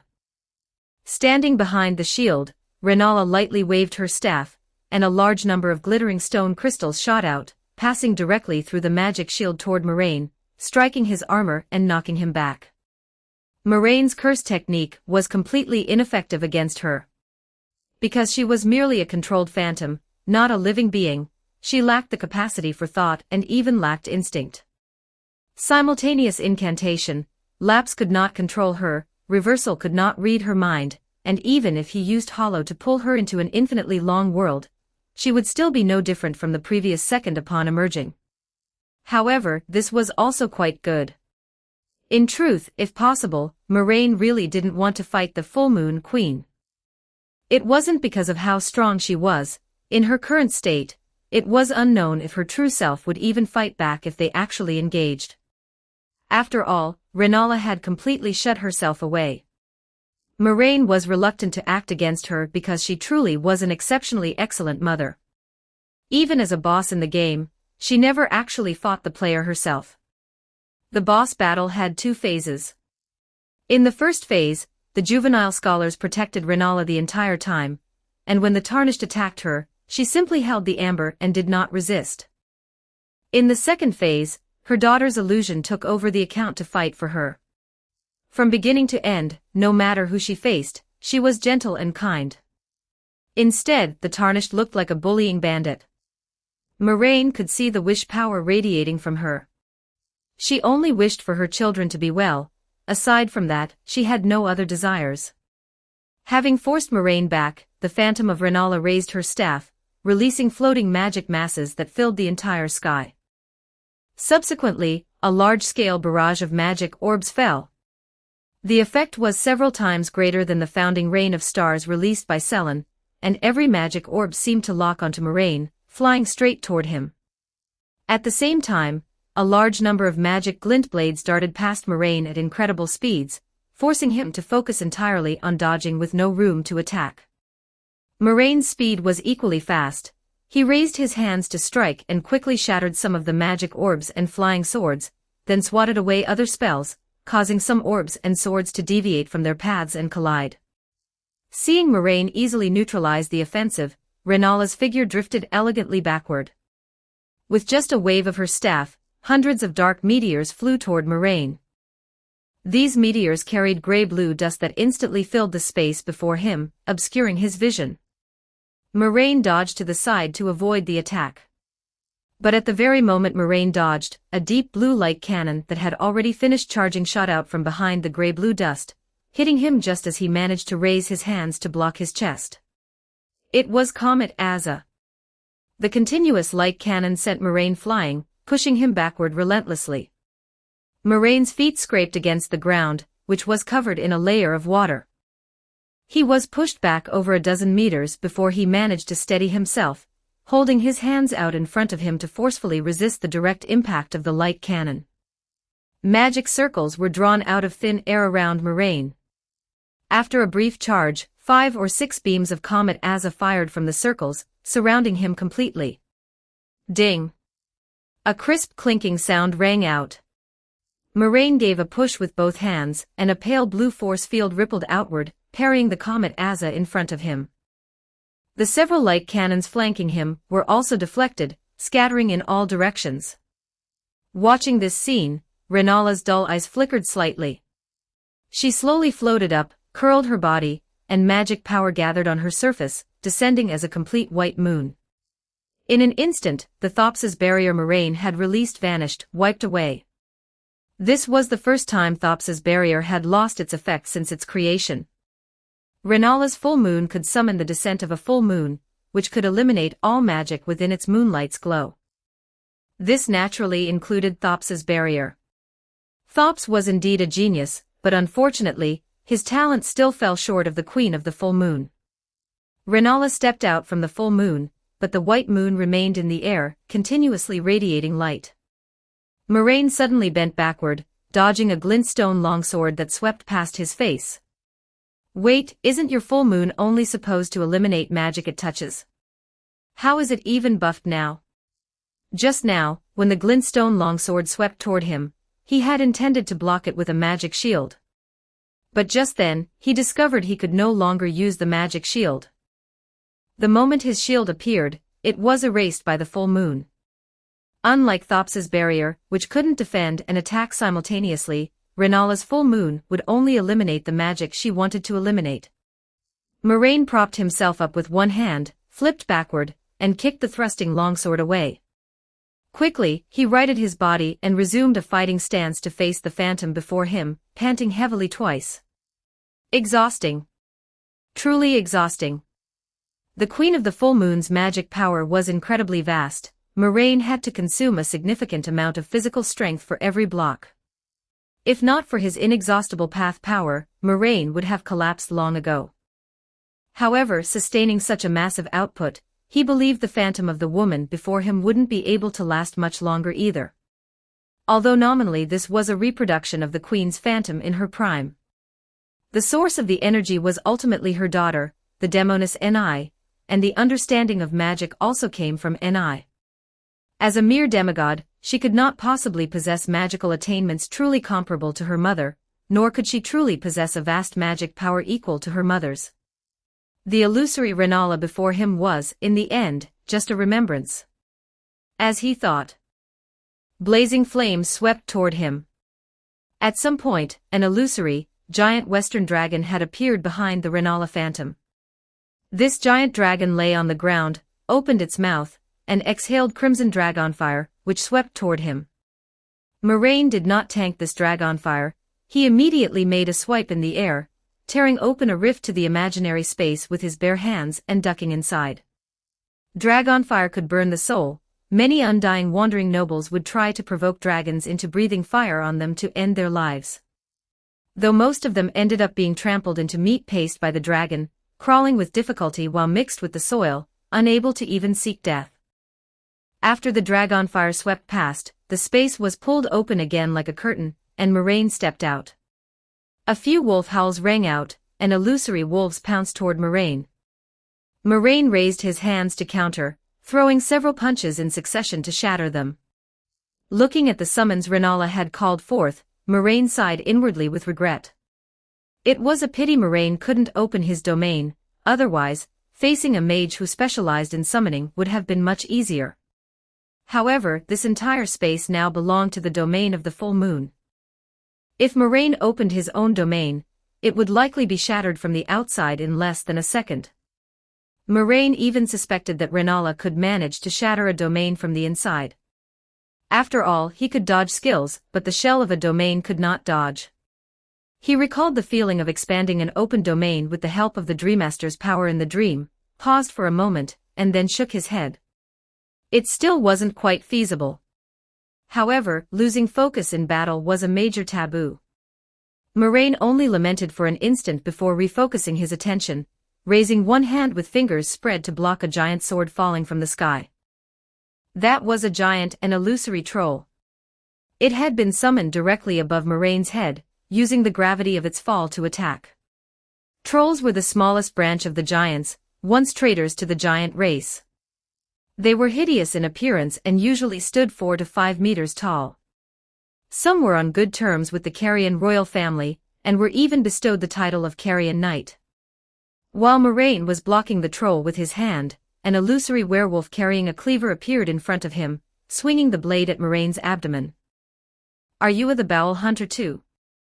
Moraine crushed the troll's longsword with one hand and slammed his clenched fist down, smashing the werewolf's head. Moraine didn't really want to summon the swarm. After all, if the opponent summoned the giant dragon again, the bug offspring whose souls were burned to death might not be able to return. It wasn't worth making the children risk their lives for something that could be solved by just stalling for time. At worst, he'd just have to stall out the old lady. Thinking this, Moraine leaped high into the air, and threw a punch at the full moon high above. Time passed bit by bit and finally, the magic power sustaining this remembrance was exhausted. Renala's movements became slower and slower, her strength weaker and weaker. Moraine took the opportunity to step forward, using a knife hand strike to take off the phantom's head, shattering the illusory shadow. This was a sword technique from the new shadow style, which he had already integrated into his own fighting style. As the figure shattered, the domain also collapsed with a roar. The black mist dispersed and Renala, clutching the amber egg, appeared before Moraine. In the air, Moraine heard a sigh. Far on the other side of the world, the demoness Runni had ultimately failed to protect her. After all, Runni's physical body had been burned away, so she was somewhat struggling herself. Looking at Renala sitting on the ground holding the amber egg, Moraine slowly approached. He removed the belt from his waist, which turned back into a mask. He put it back on the side of his face, revealing the face beneath that had already exited monsterization, with the cracks on his skin slowly healing. Magic particles belonging to Runni still drifted in the air. The demoness was still watching what was happening from afar. Her magic power was almost exhausted, yet she still hadn't given up on her mother. All right, calm down a bit." Moraine used simultaneous incantation on these particles. There was no reaction. He wasn't sure if Runni could hear him.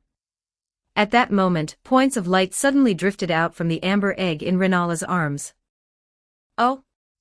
Moraine let out a puzzled "oh" and reached out. The lights drifted toward Moraine, converging into a red ring in his palm. This made him raise an eyebrow. He had thought he would have to dig this thing out himself. Renala had no reaction throughout, seemingly indifferent to this power being stripped from the amber egg. This was the great rune of the unborn. Moraine lowered his eyes slightly, looking at the ring in his palm. It possessed symbolism such as gestation and birth. The great rune held by the demigod who was never born. It could make rebirth complete. Renala's group of reborn children were all quite fragile and short-lived. The reason lay in this incompleteness. This surrender was quite fast indeed. It should be your power that attracted it. Selen's voice came from behind him. Moraine turned around and saw Selen walking to his side. I see. Moraine felt that it did indeed make sense. A masterless great rune, sensing an aura similar to its own, had actively come before him. Moraine slightly tightened his grip on the great rune, and let out a long breath. Phew, finally got it. He showed a smile. He had come to the Grand Library for this very purpose. Generally, after obtaining a great rune, it cannot be used directly. It must be activated using something called a rune arc. Those were shards of the Elden Ring after it was shattered. Using them was the only way to truly exert the power of a great rune. However, among them, the great rune of the unborn before him seemed to be an exception. Its owner had died prematurely before birth, and the great rune itself had not fully formed. It was even several sizes smaller than others of its kind, only about half the size of a complete great rune. However, this only meant it could be mobilized without using a rune arc. It didn't mean an outsider could directly accommodate it. Theoretically, that was how it was. But for some reason, Moraine always felt he was an exception. The great rune pulsed gently in his hand, and he could feel the power contained within. This power gently touched him, actively connecting with him. Oh? So cooperative. Moraine glanced down at Renala, who was still holding the amber egg, and then closed his eyes. He gripped his hand tightly, merging the rune into his body. The great rune was absorbed by him very smoothly, without the slightest rejection. It seemed that this great rune, symbolizing birth, also liked him quite a bit. At this moment, the great rune of the unborn should also be renamed Moraine's great rune. Instantly, Moraine felt a brand new power born within his body, resonating with the propagation. He felt it for a moment, then looked down at the amber egg. Renala held it tightly in her arms, stroking it gently, as if comforting a frightened child. Even though her child had died before it could even be successfully born. Looking at her, Moraine pondered for a long time. Demigods cannot be killed directly. To kill a demigod, one needs to use the rune of death or destined death. Though it might seem contradictory, it meant her child simply hadn't been born, not that it was truly dead. As he thought, he walked up to Renala and slowly crouched down. Seeing Moraine approach, Renala raised her head. Do you also wish to be reborn? She asked gently. No. Moraine slowly shook his head. He also reached out a hand, placing it gently on the amber egg. At the same time, he used simultaneous incantation to comfort the slightly nervous Renala. Don't be afraid. The rune within his body was mobilized, flowing through Moraine's great rune, gathering in his palm, and merging into the amber egg before him. Chapter 146 Roundtable Hold, 5,000 words. This energy surged through Moraine's palm into the amber egg. Renala seemed to feel something, suddenly lowering her head with a slight twitch in her expression, looking at the amber egg in her arms with a hint of disbelief. At that instant, she seemed to feel the breath of life. Although she had been continuously and ceaselessly creating life, those lives always gave her a feeling that something was missing. Only this time was different.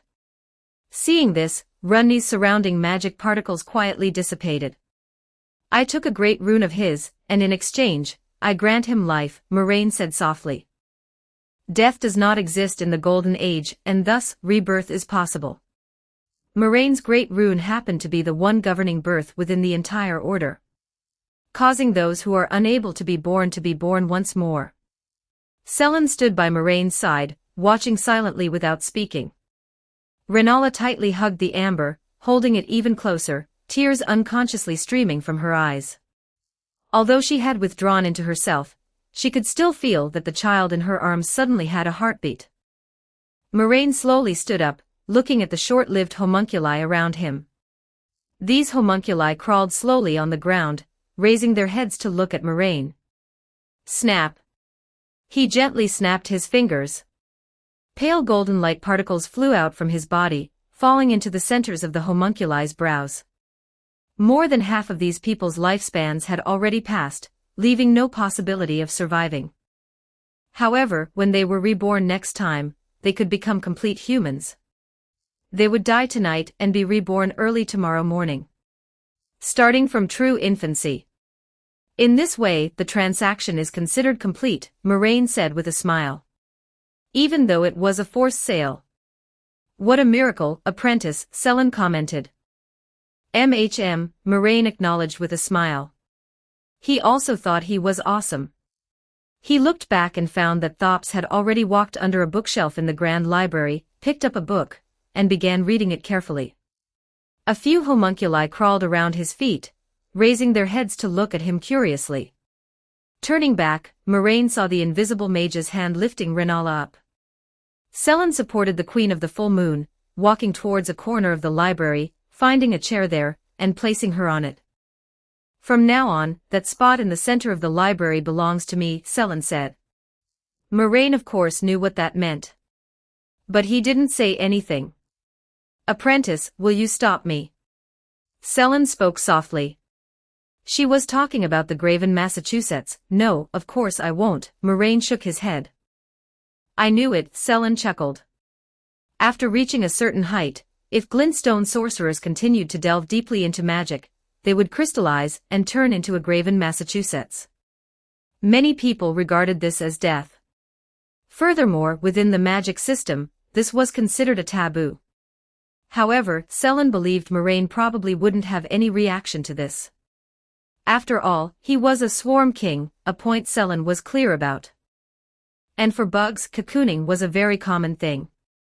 Therefore, in Moraine's view, the so-called graven mass was just a path to pursue more powerful magic. It was just that for thousands of years, fewer than 5 people had managed to live and break out of the cocoon. After becoming a grave in Massachusetts, Selen worried that Moraine might stop her for another reason. Because the birth of a graven mass required more than just the life of one sorcerer. It required at least 3 sorcerers of comparable strength, and ultimately, even if someone really survived, only one could live. Moreover, if powerful sorcerers could not be found, the lives of more mediocre sorcerers would be needed, tens, hundreds, as long as one was willing to kill, there was completely no upper limit. This was precisely the reason why this magic was listed as a taboo. If it were merely suicide, no matter how low the success rate was, the Magic Academy wouldn't bother to care. If they wanted to commit suicide, they could just go die somewhere deserted by themselves. But if they wanted to devour others' lives, that was a different story. That is your freedom, I won't stop you, Moraine said. However, with your strength, it might be a bit difficult to find 2 sorcerers of comparable strength to you. Selen smiled and did not reply. Moraine had once chatted with her about the locations of Master Luzat and Azza. Being able to help her pursue the primeval current, she believed the 2 master sorcerers would also be willing. Moraine continued looking at Selen, finding that Selen had placed Renala under a statue. That was a tall statue, nearly 10 meters high, carved with a man with his hands open in a crucifix posture. This was Radagon, the husband of Queen of the Full Moon Renala. Ever since she was abandoned by her husband, she had sat daily in the center of the Grand Library, in a place where the sculpture could see, hugging that amber egg and staring blankly. Subsequently, Moraine's line of sight slowly moved down, seeing a lump of golden thing glowing between the 2 points, the statue and the spot where Renala originally sat. That looked like a bonfire. This cluster of golden light was quite conspicuous in Moraine's eyes, but neither Selen nor Thops glanced at it, as if they couldn't see it at all. This was a sight of grace, even among the tarnished, those who could see the sight of grace were few. Moraine could often see them, but he had already gotten used to seeing them in the game, and he frequently ignored them out of habit. This time, looking at this sight of grace, Moraine's spirituality was suddenly touched. He raised an eyebrow, following the guidance of his spirituality, taking steps forward, squatting down before the sight of grace, leaning in to take a closer look. As his attention concentrated bit by bit, his vision seemed to pierce through the sight of grace, seeing a grand hall. Oh! This was the Round Table Hold. Moraine blinked. The Round Table Hold did not exist in the physical world, and could only be traversed through sights of grace. It was a place that only Tarnished, who had seen a sight of grace at least once, could reach. Theoretically, Moraine should not be able to see the sight of grace, let alone the Round Table Hold. But he possessed the eye of mystery prying, which allowed him to see things that shouldn't be seen. Thops, who was searching for books behind the bookshelf, poked his head out for a look, seeing Moraine daydreaming facing an open space, but didn't disturb him. He had heard that Tarnished could always see things that people couldn't see. Chances were this was the current situation. Moraine, squatting before the sight of grace, reached out and gently touched that stream of golden light. In a trance, Moraine felt some kind of connection form between himself and the sight of grace. The next moment, the sight of grace rapidly magnified before his eyes. Moraine slowly stood up, discovering that the sight of grace in front of him had become more than a meter high. No, that wasn't right. It wasn't that the sight of grace had grown taller, it was that this sight of grace was originally this tall. It was just that the sight of grace in front of him was not the same one he had seen shortly before. Whoa! Moraine exclaimed heartlessly, looking around his surroundings. This place resembled a medieval noble castle, though it was slightly dilapidated, looking as if no one had cared for it in a long time. Before his eyes was a round table. Stuck in the center of the long table were some rusted weapons, and surrounded by these weapons was a golden beam of light up to a meter high, similar to the golden light of the sight of grace, but much more massive. There were hanging paintings, chandeliers, and a fireplace in the corner nearby. There were 3 paths ahead, one leading to a grand hall, and 2 corners leading goodness knows where. Clanging sounds of blacksmithing came from the right corner of the fork not far away. The ambient temperature rose quite a bit all at once because the fireplace nearby was lit, causing the entire indoor space to feel a bit stuffy now. He had directly entered the Round Table Hold. "Haven't seen you before, are you new?" asked a person sitting in one of the seats at the round table. That was a man wearing full-body armor. "Yes, I am," Moraine smiled and nodded, pulling up a chair quite familiarly not far from the man and sitting down. "My name is Moraine." Hearing the voice ringing directly in his head, the man paused, then continued as if he hadn't felt anything. "You may call me D. I am hunting those who live in death and excising deathroot." "You know what this is, right?" he asked. Moraine continued nodding. "I know." "Good then," D continued, "do not approach those who live in death. Especially when the boat appears.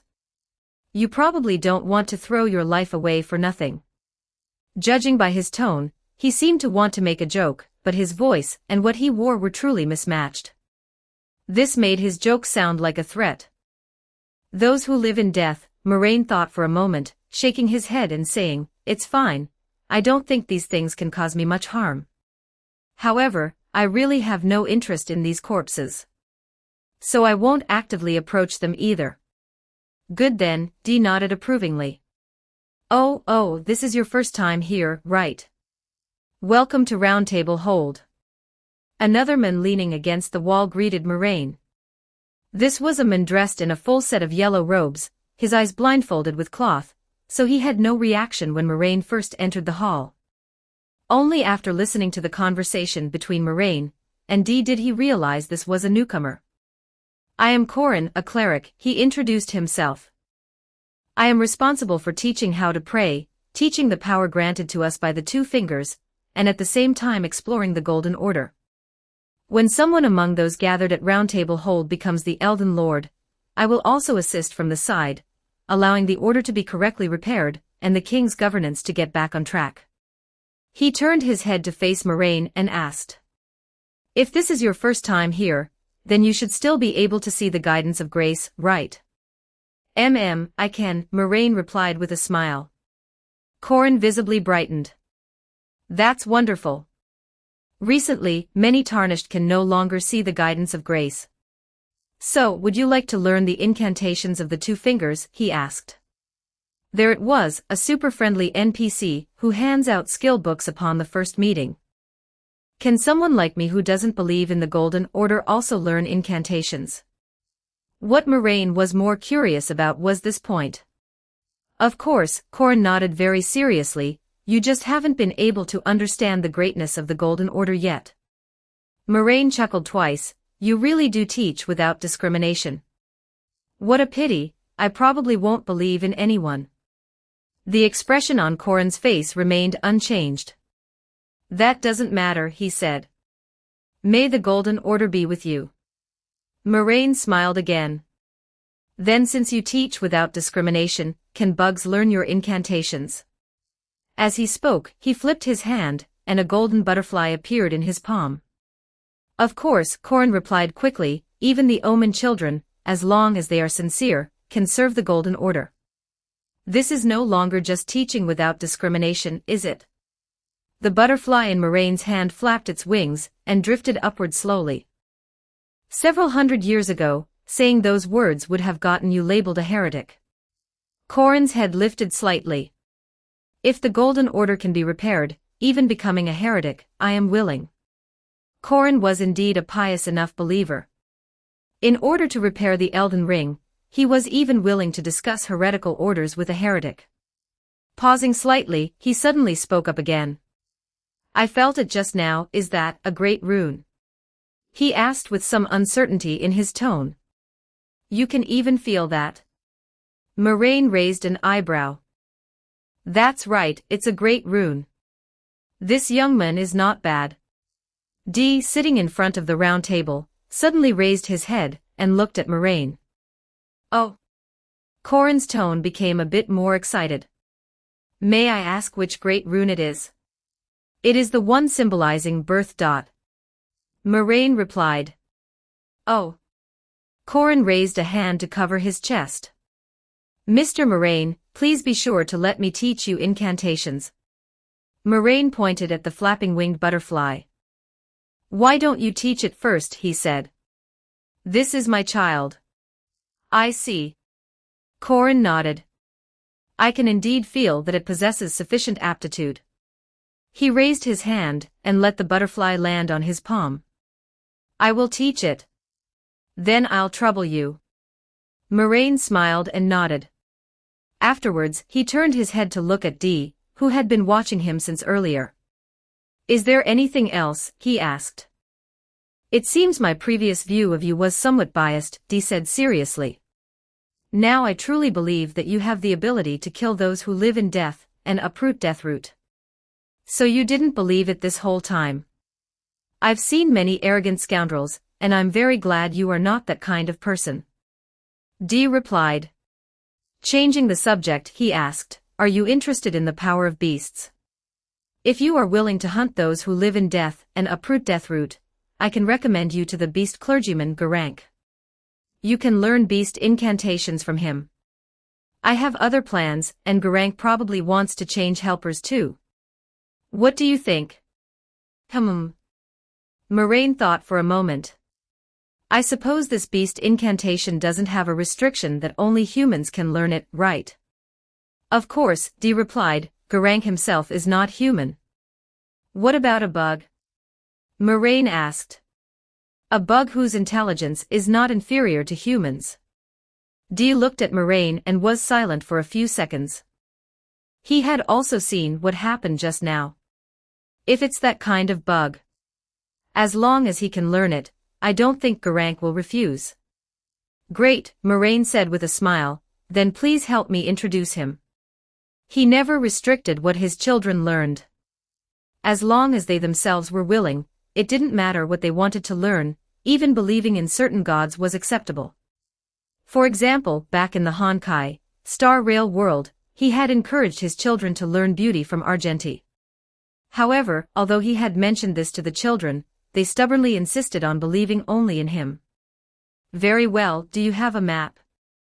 I'll help you mark his location. Dee asked. No. No? Fine then. Dee took a map out of his pocket. Use that gateway to go see the beast clergyman Geraint. I've marked it out on this map beforehand. There is a hidden gateway where the mark is. He handed the map into Moraine's hands. All right, thank you. Moraine nodded and accepted it. At this time, Moraine heard slightly hurried footsteps. From the room behind the blacksmith shop, a young girl shrouded entirely in black robes walked out. Her body was hidden beneath a hooded black robe, with long blonde hair and very pretty facial features. Seeing Moraine, there was a certain longing in her eyes. Yet she suppressed that longing and bowed respectfully to Moraine. Good afternoon, hero possessing the rune of birth. My name is Fia.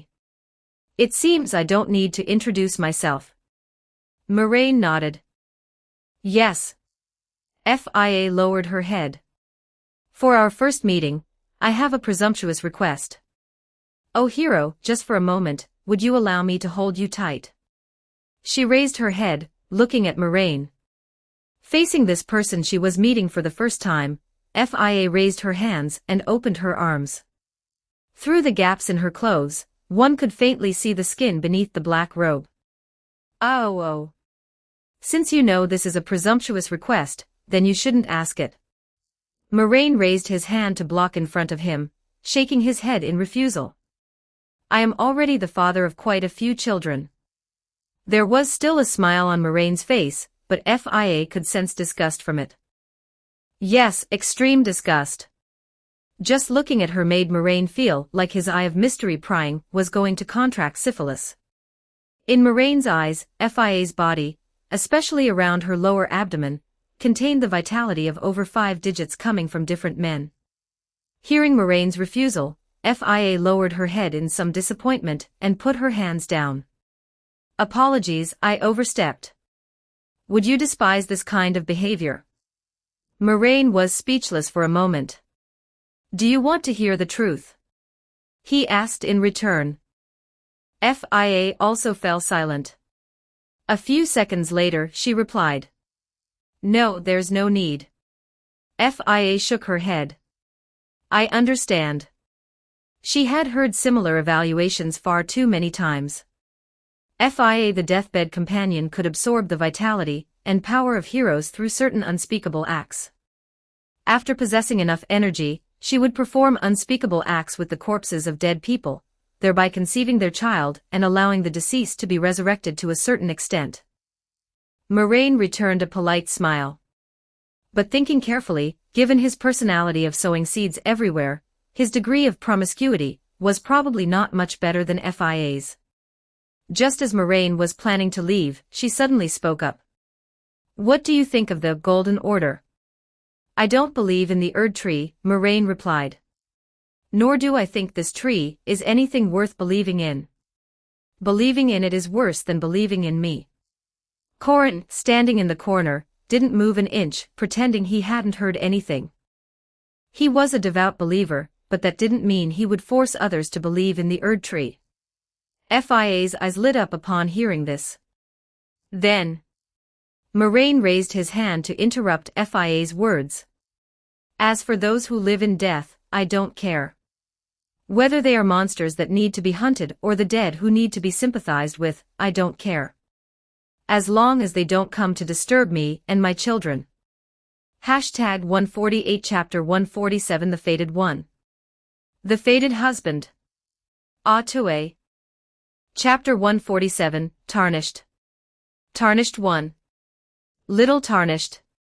Ceasing to pay attention to Fia, Moraine looked back at Corin. This cleric seemed to have no particular reaction to the presence of the deathbed companion. However, upon hearing Moraine's attitude towards those who live in death, the expression on his half-exposed face softened a bit more. Those who live in death were monsters similar to zombies. They could only be purified and could not be killed by normal means. They were a form of existence that the Golden Order could never tolerate. As for Fia, acting as the deathbed companion, she had long slept with the dead, and held extremely high sympathy for those who live in death. She even hoped that everyone could turn into those who live in death after death, thereby eliminating people's disgust and fear toward them through this method. Seeing that Moraine did not blindly support those who live in death just because of Fia's beauty, both D, who hunted those who live in death, and Corin, who believed in the Golden Order, breathed a sigh of relief.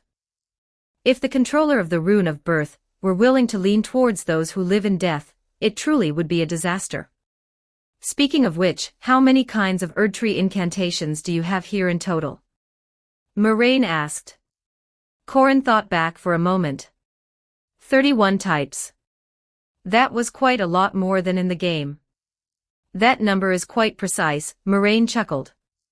Yes, Corin nodded devoutly, I keep every single incantation firmly in my heart, never daring to forget them. Amidst the idle chatter, a tear suddenly opened in the air before Moraine. He raised his hand and patted it. All right, children, get ready for your elective class. Who wants to learn Erdtree incantations and beast incantations? He asked with a smile. From within the spatial rift, pairs of eyes emitted a bright light, densely packed together. Moraine slightly modified the contents of the map given to him by D, and fed it into the swarm network. Anyone who wants to learn beast incantations can go over there first. You can start learning directly after this, Mr. D introduces you. He shifted sideways, clearing the path between the spatial rift and roundtable hold. This roundtable hold connected to countless ordinary sites of grace, allowing direct teleportation through it. However, the Tarnished could only teleport to sites of grace they had already visited. As it happens, I haven't unlocked this map yet, Moraine said with a smile to the swarm. You can uncover the map along the way, and see if there are any other things that interest you. The map Moraine put into the network was more complete and detailed than the one D gave him. Just as Moraine got the map, he had discovered a slight problem. This map was not complete. Although the map from his game memories might not be as detailed and accurate as the map of this world, some important and hidden areas were missing from D's map. Therefore, Moraine fused the two maps together and made a certain degree of modifications. He didn't know if this was correct, but roughly speaking, it was more complete than D's map. Even if it was wrong, it didn't matter. Once the swarm network completely spread over, everything would become clear, and he could just modify it then. Everyone must be careful of flying dragons, and avoid letting dragon breath injure your souls. If necessary, you can directly self-destruct and send your souls back. Moraine instructed them one sentence at a time, watching a massive amount of the swarm pour out from the imaginary space, drill into roundtable hold, and swarm out along the sites of grace in other places that Moraine had lit up, beginning to permeate throughout the lands between. D stared dumbfounded at this scene, and Corin's ears twitched slightly, a blank expression on his face. However, those willing to go out and run wild were ultimately a minority. After a dozen minutes, no more bugs poured out from the imaginary space, and the spatial rift returned to silence, casually closed by Moraine. A few bug offspring surrounded him, emitting a faint, dense buzzing sound. Counting the one in Corin's hand, there were 31 in total. These want to learn Erdtree incantations, Moraine pointed at them with a smile towards Corin, teaching them is no problem, right? Corin nodded somewhat dazedly. Of course. Each of them will learn a different incantation, Moraine asked, how much does it cost? He thought this shouldn't be free. Corin calculated for a moment. Giving 30,000 runes will be fine. That's a bit expensive, Moraine said with a smile. The founder of a school at Raya Lucaria Academy only charged 10 runes when holding classes. Corin was stunned. Is that so? Why was this different from the prices he knew? Just kidding, Moraine raised his hand, and 3 golden runes, containing 10,000 runes each appeared in his palm, which he handed to Corin. It was a bit pricey, but quite worth it. Corin took the runes and looked at the bug offspring that had already surrounded him. So he struggled with his phrasing for a moment, ladies and gentlemen, please follow me. He led the bug offspring to a corner of the hall, walking over to the statue of Marika whose head was already shattered. That was a statue somewhat similar to the statue of Radagon, but it was a female, also spreading her arms to form a cross shape. However, unlike Radagon who held his head high and chest out, she lowered her head and leaned forward, being pulled powerlessly by her hands. If the statue of Radagon was a complete cross with both hands extending straight to the sides, majestic and sacred, then the statue of Marika looked more like a witch bound to a cross about to draw her last breath during medieval witch-hunting actions. After finishing all this, Moraine looked toward the other side. The commotion he made earlier when releasing the bugs was a bit large, and quite a few people had noticed. Among them, an old man wearing a helmet and leaning on a cane had already stood not far away in the hall, silently watching what had just happened. He was Sir Gideon Ofnir, the All-Knowing. He was one of the relatively influential figures in Round Table Hold. Good heavens, it's an old-timer. He watched Moraine without stepping forward to strike up a conversation, silently recording instead. Ask whatever you want to ask, Moraine proactively initiated the conversation. Actually, there is nothing I want to ask. Sir Gideon shook his head, however, welcome to Round Table Hold nonetheless.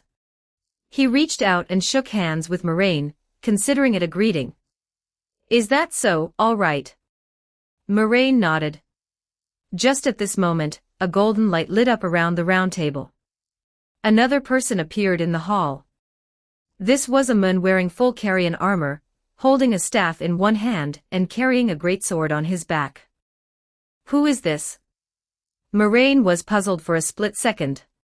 He didn't seem to remember anyone like this in Round Table Hold. Was this in background extra not mentioned in the game?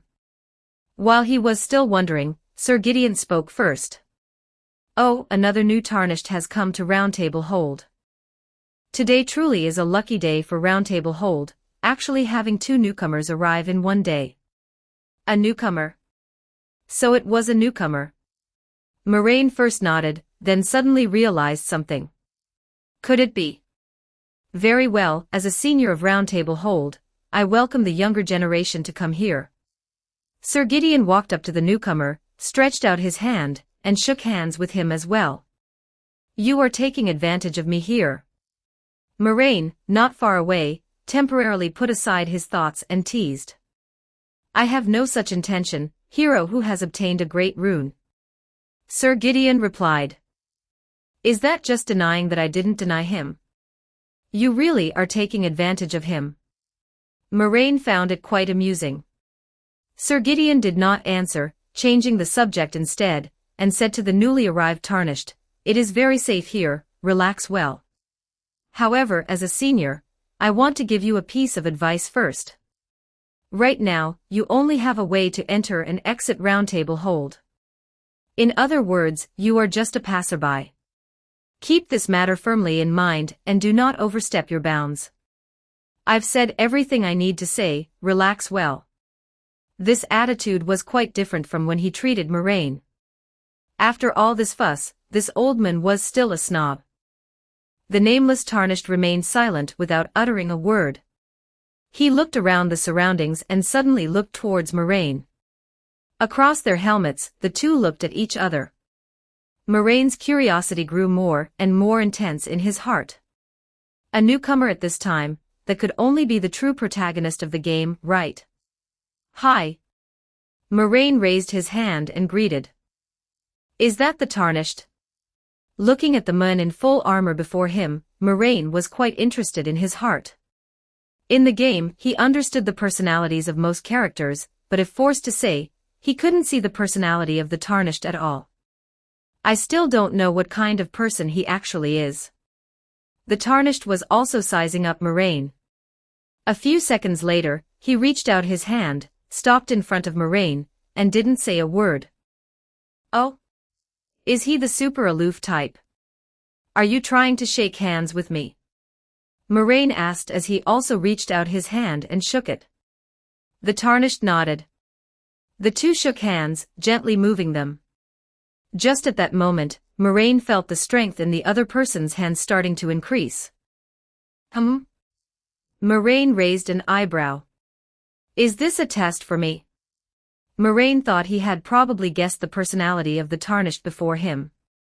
Probably that kind of super tarnished who says nothing, is taciturn, speedran all demigods deathless, learns any magic and incantations at a glance, is proficient in all weapons, has almost infinite stamina, can forcibly plunder graces, masters various techniques like equipment crafting and drug manufacturing, accommodates multiple great runes, can easily modify the Golden Order after becoming king, can easily accommodate the Elden Ring, and can suppress even outer gods single-handedly when they descend in person.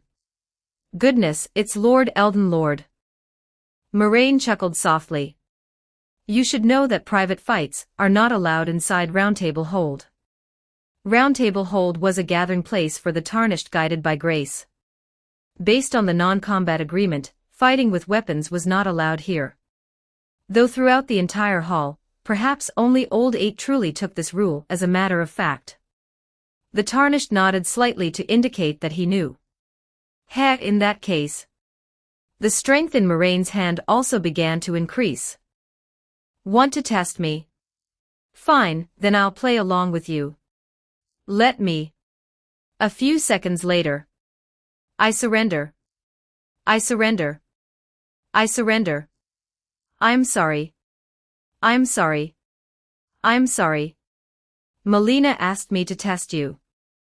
It has nothing to do with me. It's going to break. It's going to break. It's going to break. My hand hurts so much. The Tarnished was pinned to the ground by Moraine, with the hand he originally extended twisted behind his back, and his other free hand constantly patting the ground, making the posture of a mixed martial arts fighter tapping out in surrender. Moraine let go of his hand, speechless. This personality turns out to be Tuifu after all. Tuifu was the personality of the Tarnished in the official authorized manga Road of the Erd Tree. Although it was an official manga, it was completely a comedy manga. While the general settings were retained, many contents were treated comically. For instance, in this manga, Torrent the Spectral Steed chose the Tarnished to be his mount not because he had the qualifications to become a king, but because he had an awesome ass. However, this was only natural. After all, as a mount, it definitely hoped that the rider sitting on its back would have an awesome ass. No way. Moraine looked at the Tarnished, slightly puzzled. He felt that the world he transmigrated into should indeed be the real Elden Ring world rather than the world of Road of the Erd Tree. After all, such a comedy manga wouldn't feature so much fighting and killing, and most demigod battles were resolved in comical forms like competitions. It was definitely not like Selen, who just slaughtered her way straight through. The personalities of other characters were also pretty much as he remembered, without being distorted. Just like Thops, he was still diligently studying magic, modest, wise, and slightly inferior. Instead of being like the miser in the manga who begged for money from everyone he saw. Anne. Moraine glanced at the full-body armor worn by the Tarnished. If he really were Tuifu from Road of the Erd Tree, then at this stage he should be completely unable to wear armor due to his extremely poor physique. The moment he put on armor, he should bleed all over from being overweight. After all, he was the man known as the Naked Parrying King. Get up, let's have a good chat. Moraine reached out a hand again toward the Tarnished. Rest assured, I won't use force this time. He pulled the Tarnished up, and the two sat in front of the round table and started chatting. Although a small interlude had just occurred not long ago, their personalities unexpectedly hit it off well. Soon, the two became familiar with each other. Moraine didn't like drinking alcohol, and the Tarnished didn't have the habit of drinking either, so Moraine used illusion magic to create 2 bottles of cola, and the two chatted while drinking as time slowly passed. Oh, you mean that guard riding a horse? Tree Sentinel. Oh right, Melina said that was his name. The Tarnished rested his chin in his hand and recalled. What did you do to him? Moraine asked curiously. Killed him, of course. The Tarnished replied matter-of-factly, you have no idea, that guy wanted to kill me indiscriminately, so I had no choice but to fight back. At that time, I had clearly just arrived in the lands between. From head to toe, I only had a club, a pair of white boxer shorts, and 2 flasks stuck to my butt. As a result, that tree sentinel wanted to beat me to death without saying a second word when he saw me. Well, I had no choice then, I could only fight back. And then you took down the tree sentinel with just a club. Moraine asked back. Oh, not quite. The Tarnished shook his head and said, when I faced him for the first time, he chased and beat me for a long time. Besides, how could someone like me with only a club possibly defeat a well-equipped tree sentinel? It was like this. Later I met a kind merchant who cheaply sold me a sword. Then after Melina gave me Torrent, oh my little pony, gave me Torrent, I managed to take him down. You know, since it's a knight's duel, both sides must have a horse and a weapon to be fair. You only fought twice. Moraine pressed further. Yes. The Tarnished nodded. I see. Moraine nodded in realization. Seeing through the opponent's combat skills in the first battle, and directly counter-killing after finding the right weapon and mount the second time. That being said, he definitely wasn't Tuifu. After a period of communication, Moraine roughly understood the current situation. I see, he's a combination of the comical Tuifu and the silent god of combat like Tarnished. His personality is a bit more lively, not so gloomy, and he likes to make jokes.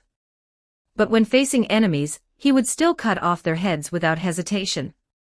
The learning ability as the strongest Tarnished was also completely retained. After only briefly clashing with the tree sentinel once, he learned all of his combat skills and surpassed him. You could say he's taken the average. That's truly amazing, Moraine said with a smile. I really envy your learning ability. This ability to learn combat has already exceeded the melee scholar of Sequence 8. If it were Moraine during the Sequence 8 period, it wouldn't be particularly difficult to defeat a tree sentinel. But if he were asked to learn the opponent's combat skills during battle, then even for him, it would probably take about 3 days to completely surpass the other. But listening to the Tarnished's account, he only spent less than 10 minutes. How terrifying, I'm even afraid that if you fight me twice, you'll learn my combat skills away. Ha ha ha. The Tarnished smiled awkwardly.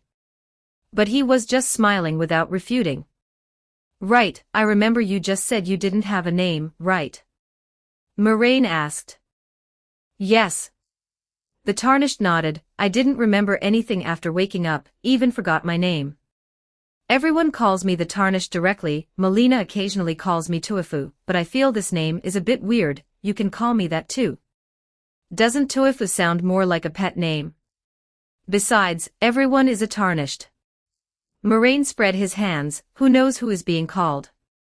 From now on I'll just call you Otue. That works too. Otue nodded. It indeed feels catchier than Tuifu.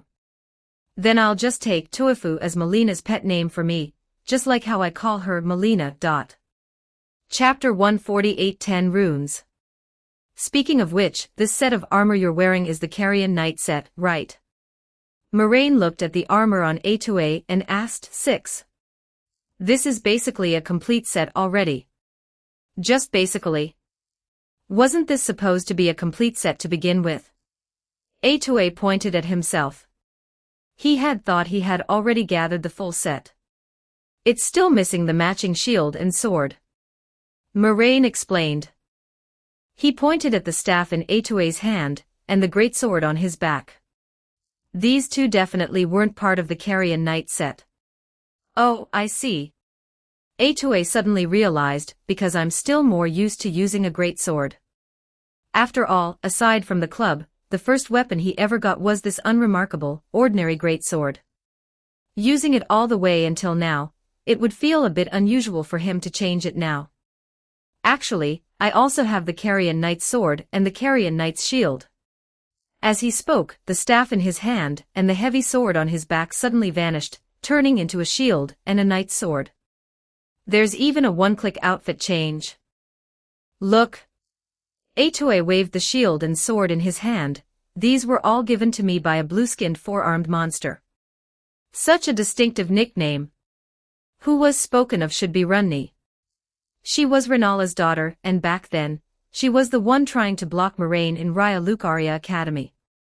However, she didn't show up in person, only providing support remotely using magic and pre-arranged setups. Oh right, back then it was after she came and chatted with Melina about a bunch of things I couldn't understand that Melina asked me to come test you. A2A exposed Runni's background. As expected. You seem to have a bit of resentment towards her. Moraine was even more curious about this question. Ah, yeah, that's indeed the case. A2A nodded and said, you have no idea, just thinking about that blue-skinned four-armed monster makes me angry. Today she suddenly sought us out, and then she went on and on saying a lot of bad things about me, saying my breath smelled bad, and even saying I looked like a savage. That caused Melina to arbitrarily allocate all my runes into intelligence again. You can actually allocate stats. Moraine blinked. Yeah, can't you? A2A asked back strangely. You're also a tarnished, so you should be able to. I can't. Moraine shook his head. When we absorb runes, we can only improve comprehensively, and can't specifically allocate points to a certain item like you. So that's how it is. A2A put on a pensive look and nodded. Afterwards, when he looked back at Moraine, he suddenly saw Moraine pinching his nose and leaning his head back, moving a bit further away from him. What are you doing? Didn't they say your breath smells bad? Moraine answered. Tarnished, tone it down. That's slander, that's pure slander. Moraine lowered his hand and smiled. Speaking of which, why did Runni say you were a savage? So her name is Runni. The Tarnished tapped his helmet with his staff, as for why she called me a savage. Ah. Perhaps it's because my attire at the time was a bit wild. Oh, I can pretty much guess. Moraine nodded. A2A had mentioned that when he first arrived in the lands between, he only had a pair of white briefs. No, it's not what you think. A2A immediately explained. I did buy a cape. It wrapped myself up. Wouldn't that be even weirder? Why didn't you buy clothes? Moraine asked quizzically. Because Melina always said I was stupid and took all my runes to add to intelligence. Perhaps it was because of your attire at that time. Whoever saw it would think it was abnormal. Moraine thought. He had only a pair of white briefs all over his body, with 2 bottles stuck to his butt. Probably. Speaking of which, didn't you kill a tree sentinel? Why didn't you strip off his armor to use? Moraine asked. Because I am a neat freak. The Tarnished replied, I definitely don't want to wear clothes that someone else has worn. Running around in big briefs is even dirtier, right? That's why I bought a cape. Perhaps. Moraine paused. Perhaps Melina giving you a bit more intelligence really isn't a problem. Remember to properly thank her. What kind of talk is that? What kind of talk is that? A2A said discontentedly, speaking of which, how do you know her name is Melina? I shouldn't have mentioned her name. A2A looked at Moraine. Moraine said uncertainly, I pretty much know her. Why is that a question sentence? A2A complained. Fine, but I should be used to it. This world is full of riddle speakers everywhere. Because being a riddle speaker is really awesome. Moraine said righteously. Oh, right. He opened the entrance to the imaginary space and rummaged through it. What's wrong? A2A looked on quizzically. I still have half a tube of toothpaste here, do you want it? I told you I don't have bad breath. Clang. Clang. Clang. The dull sound of smithing came from behind a corner not far from the round table hold. There was an anvil, and an old man was holding a hammer, striking the glowing red piece of iron in front of him strike by strike. The old man had several horns growing on his body, some on his back and some on his head, but the horns on his head had all been sawed off, leaving only some healed scars. His name was Hugh, an aged misbegotten, imprisoned by shackles in the round table hold, endlessly forging weapons for the Tarnished. Sir Gideon the All-Knowing stood in front of Hugh, watching him forge weapons strike by strike. Is there something you need?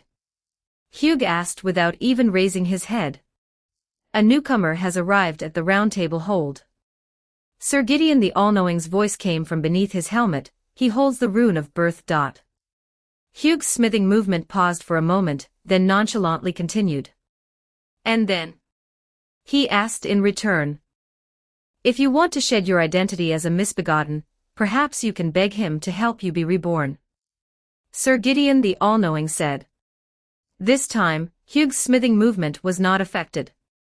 He continued repeatedly raising his hand and bringing it down heavily, occasionally twisting his body, which would cause the shackles on his feet to rattle. No need.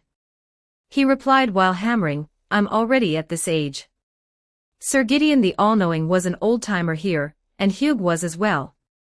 Almost every tarnished in the Round Table hold had received help from Hugh, but due to his misbegotten identity, most tarnished would at most achieve, not discriminating, and truly friendly ones were few and far between after all. Looking at his old buddy like this, Sir Gideon the All-Knowing didn't know what to say either. He fell silent for a few seconds and continued to ask, do you think he can become the Elden Lord? You shouldn't be asking me this question. Hugh hammered strike by strike, I'm just an old man who only knows how to smith. Sir Gideon the All-Knowing paused for half a second, and regardless of whether Hugh was listening, continued, General Radon sealed away the stars and fate, therefore, new stars should not appear in the sky. Having said this, he closed his mouth and remained wordless for a long time. He silently turned his head, and looked toward the corner. Turning the corner from there would lead to the main hall of the Round Table hold, where Moraine was sitting. For a long time, he slowly let out a breath. A tarnished who has changed fate. Beside the Round Table, Moraine and Etoile were still chatting idly. Speaking of which, I clearly have a Carrion Glintstone staff, but unfortunately I don't know any magic at all. You don't know magic? Then I saw you holding a staff in one hand when you just came in. Because Melina added so much intelligence to me, if I didn't learn some magic, wouldn't that be a waste? Indeed, intelligence increases magic scaling. Moraine nodded in agreement. And mage just sounds so cool. Etoile answered matter-of-factly, plus, the staff can also be used as a walking stick. This shouldn't count as a desecration of magic, right? Not really. Moraine smiled and said, if you want to learn magic, you can go to Raya Lucaria Academy. After arriving, you can drop my name, it should still be quite useful. Is that so? The Tarnished tilted his head and asked, are you well liked? Moraine pondered and answered, barring any accidents. They should all be quite afraid of me. Barring any accidents, the next few generations of students will probably have some degree of PTSD toward bugs. If I go over and drop your name, won't I really get beaten up? It's fine. For anyone who doesn't give me face, you don't need to give them face either, just raise your blade and slash back. That wouldn't be good, after all they are your classmates. The Tarnished glanced at the Raya Lucaria sorcerer robe that Moraine was wearing. Very good. Moraine put one hand on his hip, I hereby announce that everyone who doesn't give me face will be expelled from the academy. A shocked expression appeared on Etoile's face under his helmet. You actually have such great authority. Humph. Moraine smiled and said, from the very first day I came to this world, my teacher told me. Disciple, in Raya Lucaria Academy, you can expel whoever you want, and kill whoever you want. Because you are the disciple of me, the dean of the academy. Even though it was the dean position he had just snatched. Etoile was a bit dazed. 666, he's actually a nepotism hire. A genuine dog warlord of Raya Lucaria. This really is. Really? Etoile asked happily, that's fantastic, I've latched onto a big thigh. Etoile accepted it without any psychological burden. Just like you see. Moraine pointed at the sorcerer robe on his body, I am an honor student of Raya Lucaria Academy. A disciple of the academy's current dean, and the founder of a school of magic. He and his teacher had already conquered the academy, that being the case, saying he was an honor student of the academy was completely unproblematic. Is that so? That's really great. Etoile's mood was clearly very good, I've always felt that being a magic lord is super cool, but unfortunately I couldn't find anyone who knows magic to teach me. Actually, the blue-skinned four-armed monster you mentioned knows magic. After all, she is the Demoness Runni, a true demigod. What? She's actually a demigod? Atoe was greatly alarmed. Then I really need to learn more self-preservation skills. Please teach me magic. Of course you can, but learning magic is not free. I know this. Atoe nodded. May I ask how many runes I should pay? As for this, let me think. Moraine supported his plaster head with one hand and thought about it. Looking at Atoe, Moraine suddenly smiled and stretched out his hand. Then just give me 10 runes. A few hours later. Synchronization space. A door opened and Elden Ring Moraine walked out from it. The synchronization space had already changed drastically. The originally pitch-black space was replaced by an extremely wide hall and individual rooms. Every Moraine could be allocated several rooms with different decorations. Now the synchronization space had been refitted into several floors, connected by a central spiral staircase. Dozens of different rooms, and not a single room's equipment and decoration were repeated. Sometimes, boredom can indeed bring people immense motivation. Arriving at the widest living room, Elden Ring Moraine walked over to the sofa and sat down. Now, besides him, there was only one other Moraine in the living room. Good morning. RE0 Moraine raised a hand and greeted him. Good evening. Elden Ring Moraine answered. It was currently evening on his side. After a brief contact to synchronize memories, RE0 Moraine raised an eyebrow. Ooh. A great rune. The progress on your side is actually this fast. I thought we'd have to wait for a long time. I didn't expect the teacher to be this fast either. Elden Ring Moraine replied, I originally thought we'd have to wait a bit longer. However, your side is pretty fast too. This is almost reaching Roswell's mansion, right? He looked at the memories of the other self. These were memories of 2 days. The first day passed fairly excitingly, the Bowel Hunter, the Sword Saint, and little brother Subaru Natsuki. But the second day was dry and tedious. Emilia invited Moraine and Natsuki Subaru to go to the Margrave's mansion as a thank you. But because the distance was too far, it would take 3 days even by dragon carriage. Therefore, the memories of the second day were completely about traveling, chatting idly out of boredom in the dragon carriage, which was very boring. It seems the time flow on my side is a bit faster than yours. RE0 Moraine said. I don't even know if Natsuki Subaru's return by death counts as time.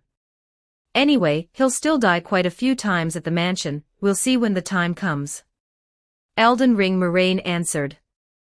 That's true. RE0 Moraine nodded. As he spoke, he wore a smile. Oh my, I can't wait to meet them. He was talking about Natsuki Subaru's teammates. I really hope time can pass a bit faster, so we can gather everyone early. He leaned against the chair, swinging his legs. That group of eccentric teammates. Elden Ring Moraine had seen his memories, knew his plan, and also smiled. Are you planning to emulate IC, and give them a game for the brave? Isn't it very interesting?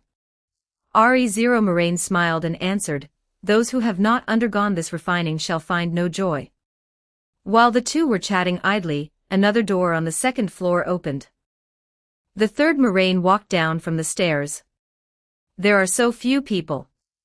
Dragon Raja Mariah walked down the stairs, casually high-fived the other two selves, found a lounge chair, sat down on it, rocking back and forth. Hashtag 150 Chapter 149, An Old Man Teases a Mischievous Child. Chapter 149, An Old Man Toying with a Child. Chapter 149, An Old Man Toying with a Child. During this time, you synchronized with our mystery self once, didn't you? RE0 Moraine glanced at the remembrance in his mind. It seems the time over on your side is slightly faster than mine. Yeah, it's been 2 days on your side, while 3 days have passed on mine. We synchronized once in between. Dragon Raja Mariah lay on a recliner, pondering something. Elden Ring Moraine and RE0 Moraine continued chatting idly. Remember the website domain, massive Taiwanese novels are waiting for you to explore. Come to think of it, even though the mystery side clearly possesses advancement pathways, leveling up over there is actually much slower than those vague idealistic abilities. That's probably because we haven't summarized the acting rules. Now that you mention it, that does seem to be true. Digesting a potion required summarizing acting rules, but none of the Moraines had ever thought about such a thing. What are the acting rules of a mystery prior? I don't know, but I've read the setting compendium of this world. What are the acting rules of a melee scholar? I don't know, but I've simultaneously learned combat in multiple different worlds, brawled with people, and mastered many fighting techniques from numerous different worlds that never existed in my original world. What are the acting rules of a wizard? I don't know, but I am a student of Raya Lucaria Academy, and I even created a brand new incantation, mastering the magic systems of other worlds. Without acting rules, digesting potions relied entirely on sheer volume and stuffing oneself full. However, now that we've reached sequence 7, our digestion speed has also slowed down. Dragon Raja Mariah chimed into the two's conversation casually. It's been half a month since the advancement, and only a little less than half has been digested. Although that's true. RE0 Moraine tilted his head. But if the locals on the mystery side heard you say that, they'd really cry. Elden Ring Moraine took over the conversation. In our remembrance, our mystery self seems to be preparing to collect the potion for sequence 6. Elden Ring Moraine said, do you think he can gather the materials before finishing the digestion of sequence 7? Pretty much. RE0 Moraine pondered and replied, it doesn't matter anyway, at worst, we can just drink the potion first and digest it later. As long as we don't directly lose control on the spot, sinking in will make everything fine. As for sequence 6, it should be fine. Take it slow, no need to rush. That's true. After chatting, RE0 Moraine looked at Dragon Raja Mariah. By the way, as soon as you came in. Looking at the contents in his remembrance, he smacked his lips.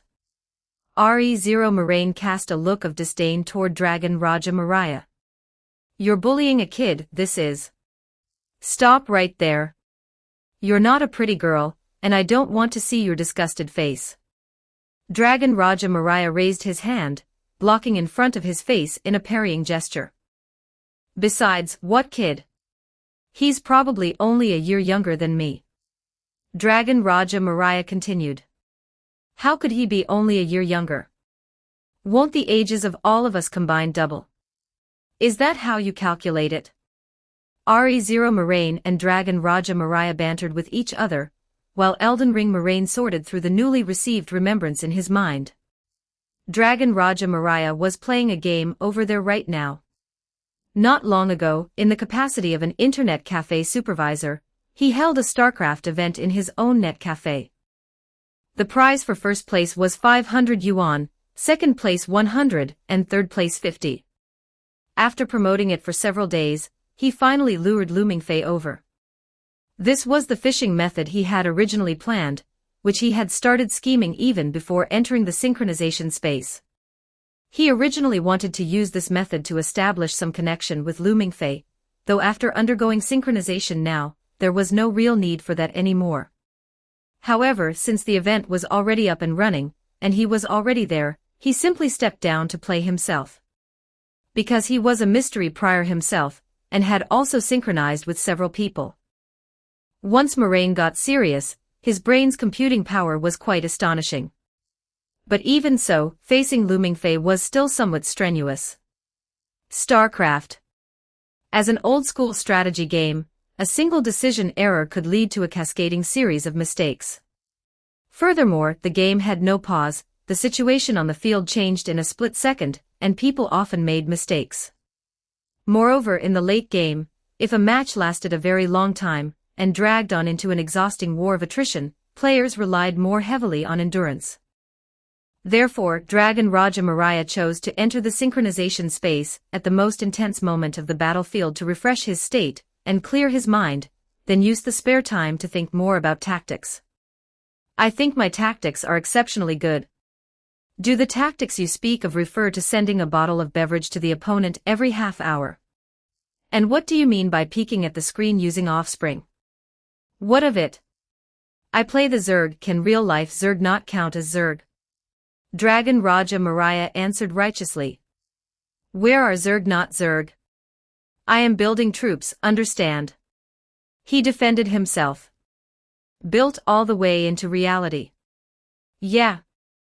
Dragon Raja Mariah spread his hands. He can do that too. I wouldn't have any objections. As for the beverages, I'm just delivering them. He doesn't have to drink them. Anyway, it's impossible for me to give him time to go to the bathroom. If he dares to leave his seat, I'll wipe him out all at once. Let's see him whip out a urinal right on the spot. Then what if he actually does that? Elden Ring Moraine joked. Then I'd respect him as a real man, and mere 500 yuan can just be his. More than half an hour later. Sherlon City. A remote net cafe with simple decoration, featuring only a few long tables with rows of computers placed face to face on both sides. However, at this moment, the atmosphere inside the net cafe was quite lively. Dozens of people gathered together, holding their breath, and intently watching the two computers facing off. These two computers were placed facing each other, with a young man sitting in front of each computer. One of them was the net cafe supervisor, wearing a quaint wizard robe, with his face bearing several fluorescent markings from some unknown makeup or circumstance, making him very abrupt and eye-catching in the crowd. However, others just assumed he was cosplaying and didn't think much of it, at most wondering which character he was cosplaying, as it seemed unfamiliar. Sitting across the table was a delicate-looking older boy, appearing to be around 18 years old, wearing a white hoodie with a head of black hair. Messy and sloppy, looking like he didn't groom himself often.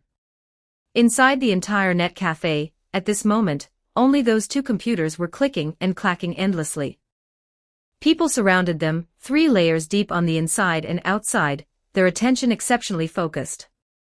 This head-to-head match had been going on for over 5 hours. Since the release of the game StarCraft, this was a rather rare occurrence. Looming Fei's hands were on the keyboard, his other hand gripping the mouse tightly, sweat constantly seeping from his head. Sitting opposite him was the net cafe supervisor. The opponent played the Zerg extremely well and seemed like a soothsayer who knew things beforehand, always able to predict all of his moves. It was just as if he were looking right at his screen. If it weren't for the fact that people were also standing behind the opponent's screen watching the battle, Looming Fei would have definitely thought he was peeking via a split screen. This 1v1 had been fought for a very long time. Both sides each had 4 bases and had long since upgraded to level 3, engaging in a long-term, intense tug-of-war with mixed units in the central open space. Looming Fei's forehead was sweating, and the prolonged high-intensity mental exertion made his vision darken a bit. But he figured the opponent wouldn't have it easy either, with both sides competing like this in micromanagement. It was almost comparable to professional players. Looming Fei's competitive spirit had long been pushed to its peak. This was the first time he had faced such an opponent. Moreover, he stared fixedly at the screen without turning his head. But he knew that not far away on the wall to his right was pasted the poster for this StarCraft tournament, GG. Right in the middle of GG, it was clearly written that the first place could receive a 500 yuan bonus. For him, 500 yuan could be considered a huge sum of money. Looming Fei had boarded at his aunt and uncle's house since he was young.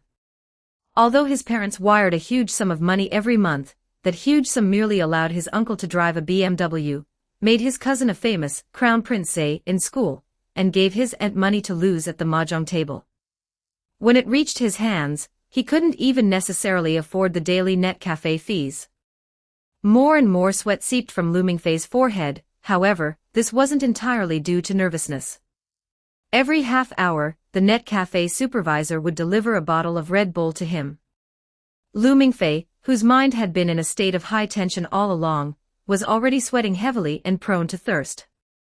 Coupled with not putting much attention on his side and staring intently at the screen the whole time, whenever something was in his hand, he would often grab it and drink it without thinking. 1 bottle every half hour, 1 bottle every half hour. This fight had lasted for over 5 hours, starting from the afternoon, and now the sun had set. At first, he didn't feel much, but as time went on, he figured out something was wrong. At this moment, Lu Mingfei held the mouse in one hand while his other hand typed rapidly on the keyboard, his body trembling involuntarily. It wasn't nervousness, he was purely holding his pee. His brain was already a bit dizzy due to prolonged thinking, and now physiological reactions were attacking him fiercely. But he didn't dare go to the restroom at all. He knew the opponent would definitely not give him this opportunity. The two of them were currently sitting face to face, separated by 2 computers in the middle. As soon as he made a move on his side, the opponent could immediately see it. Striking the keyboard rapidly with his left hand, Lu Mingfei looked at the screen earnestly alongside a mosquito perched on his shoulder. But in the end, it was still impossible. With Lu Mingfei's discernment, it wasn't hard for him to see that he was already on his last legs. In a trance, he raised his head and looked at Moraine right across from him. Moraine was holding a mouse in one hand and casually holding a box of juice with a straw in the other, drinking it intermittently. He was actually this relaxed. Sigh. Lu Mingfei let out a long sigh. He finally realized. This game was clearly an old man toying with a child. He didn't have the slightest chance of winning against him. Forget it, second place also had a 100 yuan bonus. Anyway, the registration fee was only 10 yuan, and today he had surfed the net all day and drank 10 bottles of Red Bull. He had broken even. In the end, Lu Mingfei loosened the hand holding the mouse, clicked open the chat box, and typed GG inside the chat box. Whoa! The surrounding crowd let out exclamations. They didn't care who the winner was, they only knew that this battle lasting over 5 hours had finally come to an end. Moraine raised his hands and waved them as if showing off. Meanwhile, Lu Mingfei pushed the table hard, letting the reaction force push his chair back as he stood up. His actions were very rough, looking as if he were going to smash the computer. The crowd behind him fell silent, quietly making a path for him. However, Moraine wasn't flustered at all. He knew why Lu Mingfei was in such a rush. The restroom is over there. Moraine raised his hand and pointed to a corner not far away. Thanks. Lu Mingfei stood up and ran unsteadily toward the corner. When the people who had been slightly startled by him saw this, they realized they had thought wrong and burst into a burst of uproarious laughter. All right, everyone scatter. Moraine waved at his surroundings. Oh right, who was third place again? You still have a 50 yuan bonus here. Moraine groped in his pocket and fished out a crumpled 50 yuan bill. Boss, help me top it up into my membership card. Someone in the crowd shouted. My card number is... That works too. Just as Moraine agreed, he heard another voice from the crowd. Bulls *****,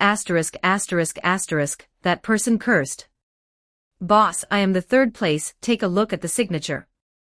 Glancing at the note handed over, Moraine nodded. Oh, all right. He casually tore up the note and handed over the crumpled 50 yuan bill. The game ended and the people quickly dispersed. Some drank a couple of sips, found a table to sit down themselves, and had net cafe supervisor Moraine turn on the computer. Others simply walked out the net cafe door because it was already very late, each returning to their respective homes. Moraine walked back to the counter where the net cafe supervisor stayed on his own, pulled out the chair, and sat down again. A mosquito landed on the back of his hand. Moraine didn't drive it away and casually turned on his own computer. The mosquito's blood sac was plump, it seemed to have sucked a lot of blood. In fact, that was indeed the case. When Lu Mingfei was fighting against Moraine, it had stayed on Lu Mingfei's body all along, drinking its fill deliciously while Lu Mingfei was completely focused. At this moment, dragon blood was harbored within its body. A crack suddenly split open on the back of Moraine's hand, and the mosquito drilled straight into it without the slightest hesitation. Right at this moment, a scolding voice rang out from outside the door. "Yo, holding an event today. You've earned quite a bit of money, haven't you?" Several little punks swaggered in. They walked towards Moraine with smiles, one hand resting on his shoulder. These were the exact few little punks who always came to collect protection money before Moraine awakened the synchronization space. Due to the influence of movies like Young and Dangerous, the profession of little punks was quite common in this era. Most of them were adolescent kids who went around stirring up trouble and harassing women, and some even dared to kill people in broad daylight on the street. These few little punks were accustomed to wandering around this area. Precisely for this reason, the owner of the net cafe hired Moraine, a person who also had tattoos on his body, to be the net cafe supervisor. Unfortunately, those few little punks across from him were at an age where their blood easily boiled. Facing Moraine, they weren't timid at all, and before Moraine's synchronization, they gave him plenty of trouble just the same. Chapter 150, Flying Insects, 5,000 words. When you paid the protection money last time, you said you had no money, so you must have collected a lot of registration fees for hosting this event, right? The red-haired punk with a non-mainstream hairstyle pinched Moraine's shoulder. "Speaking of which, you kid have gotten a lot bulkier lately. When I saw you last time, it didn't seem like you had this many muscles. Been working out?" Several people burst into boisterous laughter. This group of people looked a mess with multicolored hair, wearing small tank tops, big shorts, and flip-flops, surrounding Moraine in the middle. TSK. How come this kid feels like he's gotten a lot handsomer after just a few days apart? A punk sized up Moraine. "Did you switch people? Do you happen to have a twin brother?" Looking at the colorful fellows surrounding him, Moraine let out a soft chuckle, nodded with a smile, and answered the question about the event's income. Indeed, quite a lot of money was collected. "It's at least 1,000 yuan anyway." Moraine made an estimation. Although 150 had to be given out. "Is that so? Then it's not too much to collect 2,000 yuan from you this time, right?" Without waiting for Moraine to answer, the red-haired punk burst out laughing. The lackeys behind him also laughed one after another. Seeing them laughing, Moraine joined in and laughed along. "Ha ha ha. Ha ha ha." Lu Mingfei, who had just walked out of the restroom, happened to witness this scene. Looking at Moraine blocked in front of the counter, Lu Mingfei hesitated a bit. He tentatively took 2 steps back and glanced at the back door. But for a moment he hesitated again. Looking around, there were many empty chairs in the internet cafe. If he picked up one of them right now to launch a sneak attack, with good luck, he might be able to knock down one of the punks. However, he rarely fought before, and he didn't have much strength on him, so he truly held little hope. Moreover, if he were to take action here, although it was indeed saving someone, he would inevitably face a torrent of scolding upon returning. If compensation had to be paid, his aunt would definitely hurl all sorts of abuses at him, calling him a jinx and trash abandoned at home. If kowtowing to apologize could reduce the compensation even a little, his aunt would surely press his head down to make him kneel. He had already experienced this kind of thing once. The last time he got into a fight with someone was because others cursed him as a child with no father, no mother, and no one to love. In fact, his aunt proved that those curses weren't wrong at all. It was just that prior to that, Lu Mingfei still held some illusions in his heart. He turned his head again to glance at the back door of the internet cafe. If he ran out to find the police at this time, perhaps. At this moment, the punks had laughed enough. That red-haired punk lifted his hand from Moraine's shoulder and reached out to pull his collar. All right, cut it out." Moraine easily slapped his hand away. "This was painstakingly knitted by the child in our family. It won't be good if it gets torn." The red-haired punk whose extended right hand had just been slapped away instantly wore an expression of extreme disbelief. He brought his right arm close to his eyes, staring at it blankly, and then looked down at the floor. Moraine had just slapped his hand off. Slapped off in the literal sense. The palm fell to the ground, stained with dust. Fresh blood spurted from the wound at his wrist, splattering all over another blue-haired punk standing nearby. The few punks surrounding Moraine instantly quieted down. The red-haired punk's mind went blank. After several seconds, the delayed excruciating pain finally registered. Ah! The red-haired punk let out a shrill scream, collapsing to his knees. Clutching his right hand with its severed palm, he curled up on the ground, wailing incessantly. "What are you howling for like a ghost?" Moraine picked his ear. "And if you're going to howl, don't do it right next to my ear." The punks looked at Moraine with faces full of terror, continuously making all sorts of ghost-like wails while waving their hands, as if trying to drive Moraine away. Under normal circumstances, they would have either scattered and run away or collapsed to the ground with weak legs long ago. But for some reason, this time their lower bodies seemed to have lost all sensation, their feet nailed straight to the ground, unable to move even a fraction. "To prevent you from losing control of your bladders, I crippled your lower bodies. Any objections?" Moraine said with a smile. Moraine walked out from behind the counter, came to the side of the red-haired punk squatting on the ground, and picked him up with a single hand. At this moment, the red-haired punk's throat was already hoarse from crying, tears, snot, and saliva dripping all over the floor. Lifted by Moraine with one hand, he tremblingly hugged his arm, weeping hoarsely and painfully. All right, it's fine." Moraine patted his back. "Rest assured, I'm not going to kill you, right?" As he spoke, his hand gently tapped the red-haired punk's wound. Amidst even more heartbreaking screams, more and more bugs crawled out from the flesh, but with every bug that crawled out, his hand restored a bit more. Bones grew, and flesh divided. Soon, the red-haired punk's palm miraculously recovered. "Look, this is the miracle of rebirth," Moraine proudly announced. If it were in the past, he definitely wouldn't have been able to do such a thing. Although the reverse curse technique combined with flesh and blood worms could repair wounds to a certain extent, even reattaching fallen organs. But for injuries like severed limbs, he could only reattach them, not regrow them. Moraine's reverse curse technique was still too low in efficiency. But things were different now. Moraine had mastered the great rune representing birth. He could completely grant this arm a new life. Lu Mingfei, who was just preparing to sneak out to call the police, was shocked by this scene.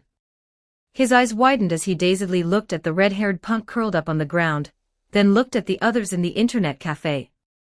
The others in the internet cafe sat in front of their computers, mostly wearing headphones, typing away, shouting incessantly. Not a single person paid attention to what had just happened. It was as if they completely couldn't see it. What is going on? Can none of them see it? This reminded him of the event he had experienced just yesterday morning. Yesterday morning, he had just attended the interview for Castle College. During the interview, the examiner asked him 3 questions. The first question asked if he believed in aliens.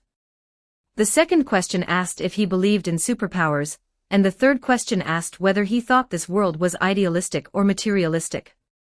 Although he still couldn't answer the third question, if he were to attend the interview again, he would definitely be able to answer the first and second questions without hesitation this time.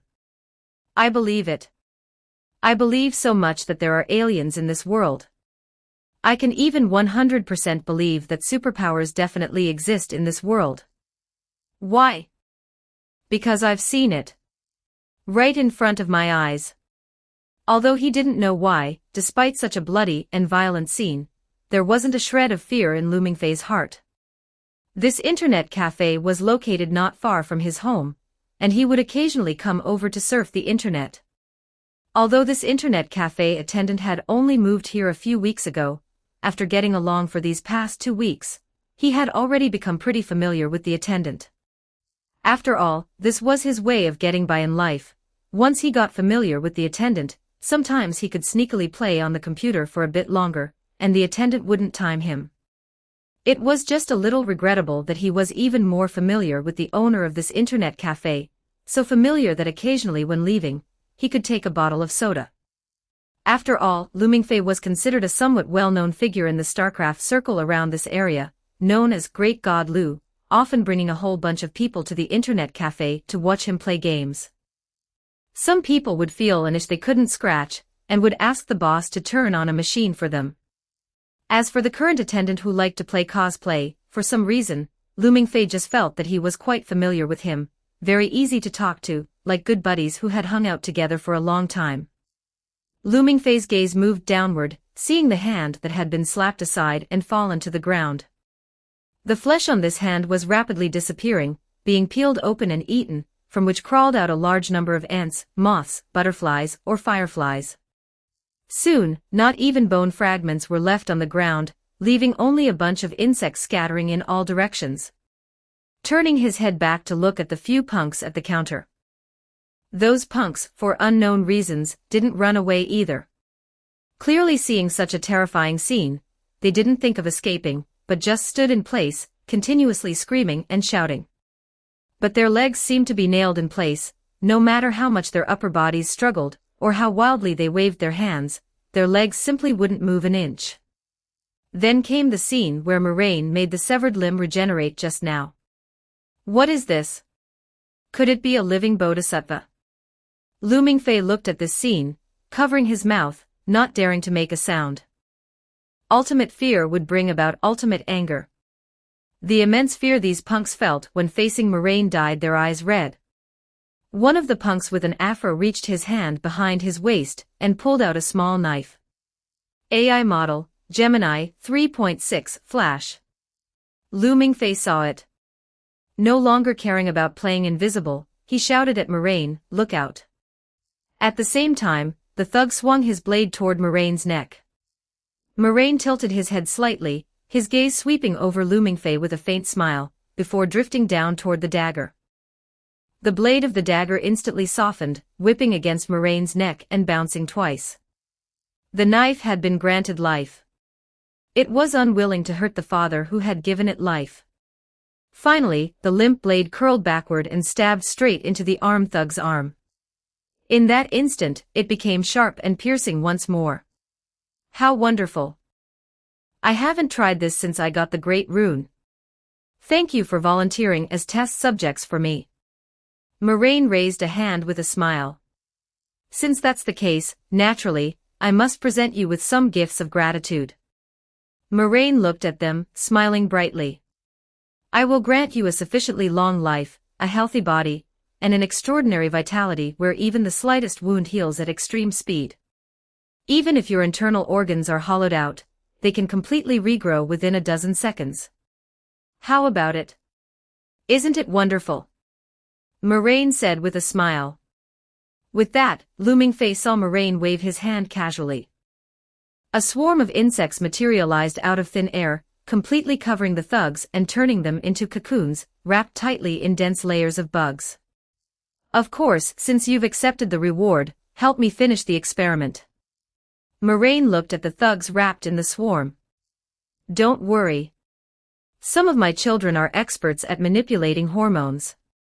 They will accelerate your body's dopamine secretion, and soon you'll realize that being devoured by my children isn't actually that painful. I'm sure you'll get along swimmingly with them. With that, he snapped his fingers with a crisp pop. Lu Mingfei stared blankly at what was happening at the counter, unable to stop himself from taking 2 steps forward. And then... boom! The insects suddenly scattered in a burst, surging out through the doors and windows and flying into the high sky. This is way too incredible. Lu Mingfei murmured to himself as his eyes followed the flying insects. Inside the internet cafe, people surfing the net continued typing away on their keyboards, completely oblivious to what had just transpired right next to them. Having done all this, Moraine walked back behind the counter and sat down, turning his head to look at the stunned Lu Mingfei standing aside. Yo, you saw all of that, huh? Moraine waved at Lu Mingfei. Seeing no reaction from Lu Mingfei, he urged him again. What are you afraid of? Didn't you just warn me? We're on the same team. Just now, you were also telling them not to be afraid while feeding them to insects until not even bones were left. Lu Mingfei replied subconsciously. Logically, he should be terrified, but facing Moraine, Lu Mingfei just couldn't feel tense. He hesitated for a moment before walking over to stand beside Moraine. Just now, what was? Just a little trick, Moraine answered with a smile. Little, ha ha. Lu Mingfei offered a forced laugh, not knowing what to say. Wanna learn? Moraine asked casually, leaning back in his chair. Me, can I learn it? Lu Mingfei pointed at himself in surprise. And then came sheer delight. Of course he wanted to learn. He loved lying on his desk during class daydreaming, dreaming about possessing superpowers, dreaming about being a member of a secret organization.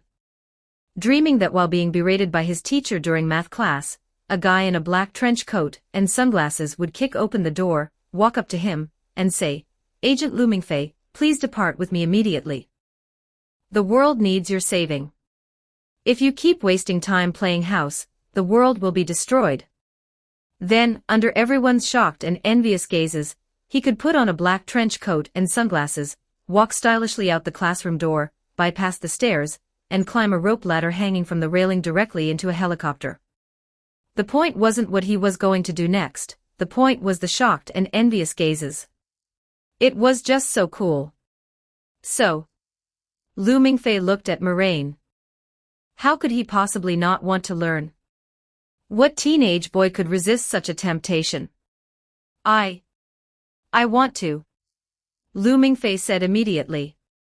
I want to so badly. Lu Mingfei immediately pressed his hands together above his head and bowed deeply. Master, please teach me. Furthermore, Lu Mingfei had a little private motive in his heart. The day after tomorrow in the afternoon would be the final gathering of their literature club. Lu Mingfei wanted to confess to his beloved goddess at this final gathering. If he could possess extraordinary supernatural abilities, descend from the sky in front of the crowd, and with a wave of his hand, conjure fields of dandelions across the hills. Wouldn't that confession be an absolute piece of cake? Just thinking about it made Lu Mingfei's face flush slightly. Ha ha ha. Seeing his expression, Moraine couldn't help but laugh out loud. You look really funny right now. If you want to learn, come find me here tomorrow. Moraine glanced at the wall clock not far away. It's already past 9. If you don't go back now, your family will start worrying. My family. Lu Mingfei wanted to say that his family wouldn't worry about him at all. They would only blame him for coming home too late and waking them up. But soon, Lu Mingfei swallowed his words back. Even if he didn't need rest, the other person did. Ha ha, all right. Lu Mingfei scratched his head with a dejected smile. Then I'll come back tomorrow. Saying that, he turned to walk toward the entrance of the internet cafe. Wait, Moraine suddenly called out to him. What is it? Lu Mingfei turned back anxiously, afraid Moraine might have suddenly changed his mind. You haven't taken your 100 yuan yet. Moraine tapped the counter, where a 100 yuan bill lay. That was his prize for second place in the tournament. Oh. Thank you. Lu Mingfei reached out to grab the bill, bowed repeatedly in gratitude several times, and then turned to leave. Having seen Lu Mingfei off, Moraine looked at the computer. He opened a browser, casually picked a search bar, typed in Castle College, and clicked search. The screen loaded for a moment, quickly redirecting to the result page.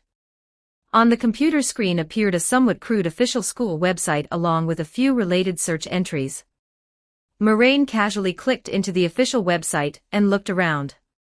As expected, the website was very rudimentary, offering little useful information, just a few photos and brief descriptions. There was no sign whatsoever that this was a school dedicated to teaching people how to slay dragons. Thinking for a moment, he clicked on the search bar with his mouse and deleted the previous query. Then, he typed out word by word.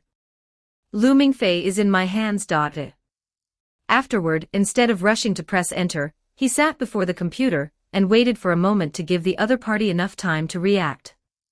A few moths flew onto the back of Moraine's hand. Moraine gently petted them, humming a quiet tune while staring at the screen, letting time tick away.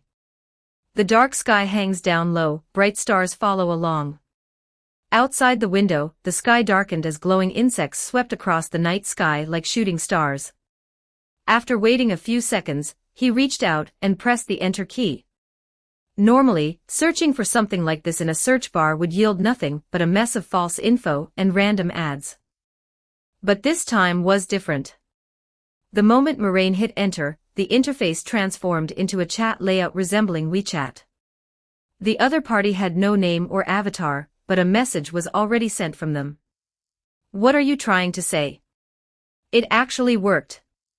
Just as expected. Moraine knew that during this period, Norma was definitely monitoring all of Lumingfei's actions, which naturally included the computer he had just used and the internet cafe it belonged to. And with such a major commotion happening earlier, Castle College's super artificial intelligence, Norma, couldn't possibly be unaware of it. Looking at the text on the screen, the corners of Moraine's lips curled up. Leaning back against the chair, he relaxed and softly hummed the rest of the song's lyrics. Bugs fly, who are you missing? Chapter 151, Eldest Son, Dragon Communion Borer, Chinibu Little Bug. Looking at the chat interface that appeared on the computer, Moraine placed his hands on the keyboard and skillfully began typing. "You're finally willing to come out. I've searched for Castle and Norma several times these past few days. Never mind, though. None of this matters. I'm here to find you, Eva." After typing these few paragraphs, Moraine pressed the enter key and removed his hands from the keyboard. And in the very next second, the other side replied almost instantly. "There is no Eva here. If you want to watch Neon Genesis Evangelion, I can help you open the video browsing software. The speed at which artificial intelligence reads and sends information is truly fast, huh?"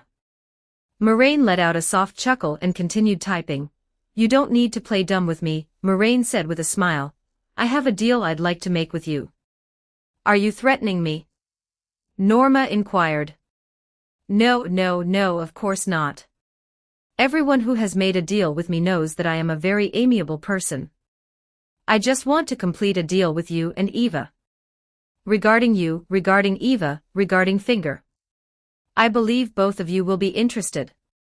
This time, the artificial intelligence on the other side did not reply to him instantly. The atmosphere fell into silence for a moment. Moraine knew that the other party certainly wasn't thinking. Artificial intelligence does not need that much thinking time. So she was communicating with someone. Just at this moment, the skin on the back of Moraine's hand suddenly split open, and a bug crawled out from within. This was a moth with somewhat strange black patterns on its body, featuring a pair of vertical golden pupils. Its body was covered in fine scales, resembling dragon scales. This moth was not very large in size, at least not particularly large among Moraine's the swarm. It crawled out from the back of Moraine's hand, spreading wings twice as large as Moraine's palm. "Father, my compound eyes are gone," the moth complained to Moraine. He opened his vertical golden pupils and looked at Moraine. He felt like he was going to be bullied by other mother bugs. "We don't practice the will of hegemony here," Moraine stroked the moth's head. "Besides, the golden pupils look pretty nice too." As he spoke, one of his eyes also turned into a vertical golden pupil, and he reached out to point at it. "See, I can turn into these kinds of eyes too." Having said that, he retracted his vertical pupils and gazed at the moth with normal black eyes. "Besides, under normal circumstances, don't I also lack compound eyes?" The moth thought about it and felt it made a lot of sense.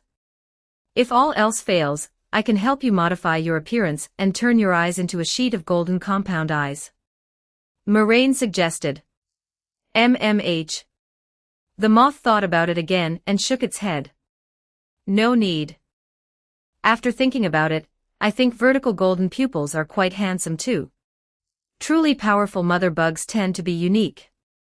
The path leading to the throne of the queen of mother bugs is lonely after all." This specialness and difference are precisely the symbol of my mastery over power and authority. What is this silly child talking about? Moraine looked at him in confusion, quickly came to terms with it, and smiled. The child has a bit of personality, which is understandable. As a father, one cannot stifle a child's nature. Moraine simply let him be. In the beginning, Moraine had wanted to master this world's Beyonder abilities through the methods naturally possessed by the native world, just like in other worlds. The Beyonder abilities of this world originated from the dragon race. And the Beyonder powers that humans could master originated from lineage, which was dragon blood. People with a certain proportion of dragon lineage would be called hybrids, and they mastered a Beyonder power named spirit words, able to mobilize elements through dragon scripts. However, they could not mobilize the elements in the air at will, they could only use a special spirit word unique to each person, and each person could only cast a single skill. Looking at it this way, it was a bit weak. Moraine felt that he alone could replicate all the spirit words on the entire periodic table of spirit words. No, it shouldn't be considered a replication. For example, if Moraine used spirit word, Kamaitashi, then the range of this hearing aid certainly wouldn't be just a little bit, it could probably cover an entire city, or even an entire country. At the very beginning, Moraine used a mosquito to extract looming phase dragon blood, intending to try fusing it. But very soon, Moraine found that for just this little bit of power, deliberately turning himself into a hybrid seemed a bit not worth it. He was himself, he did not want to be a hybrid of any race.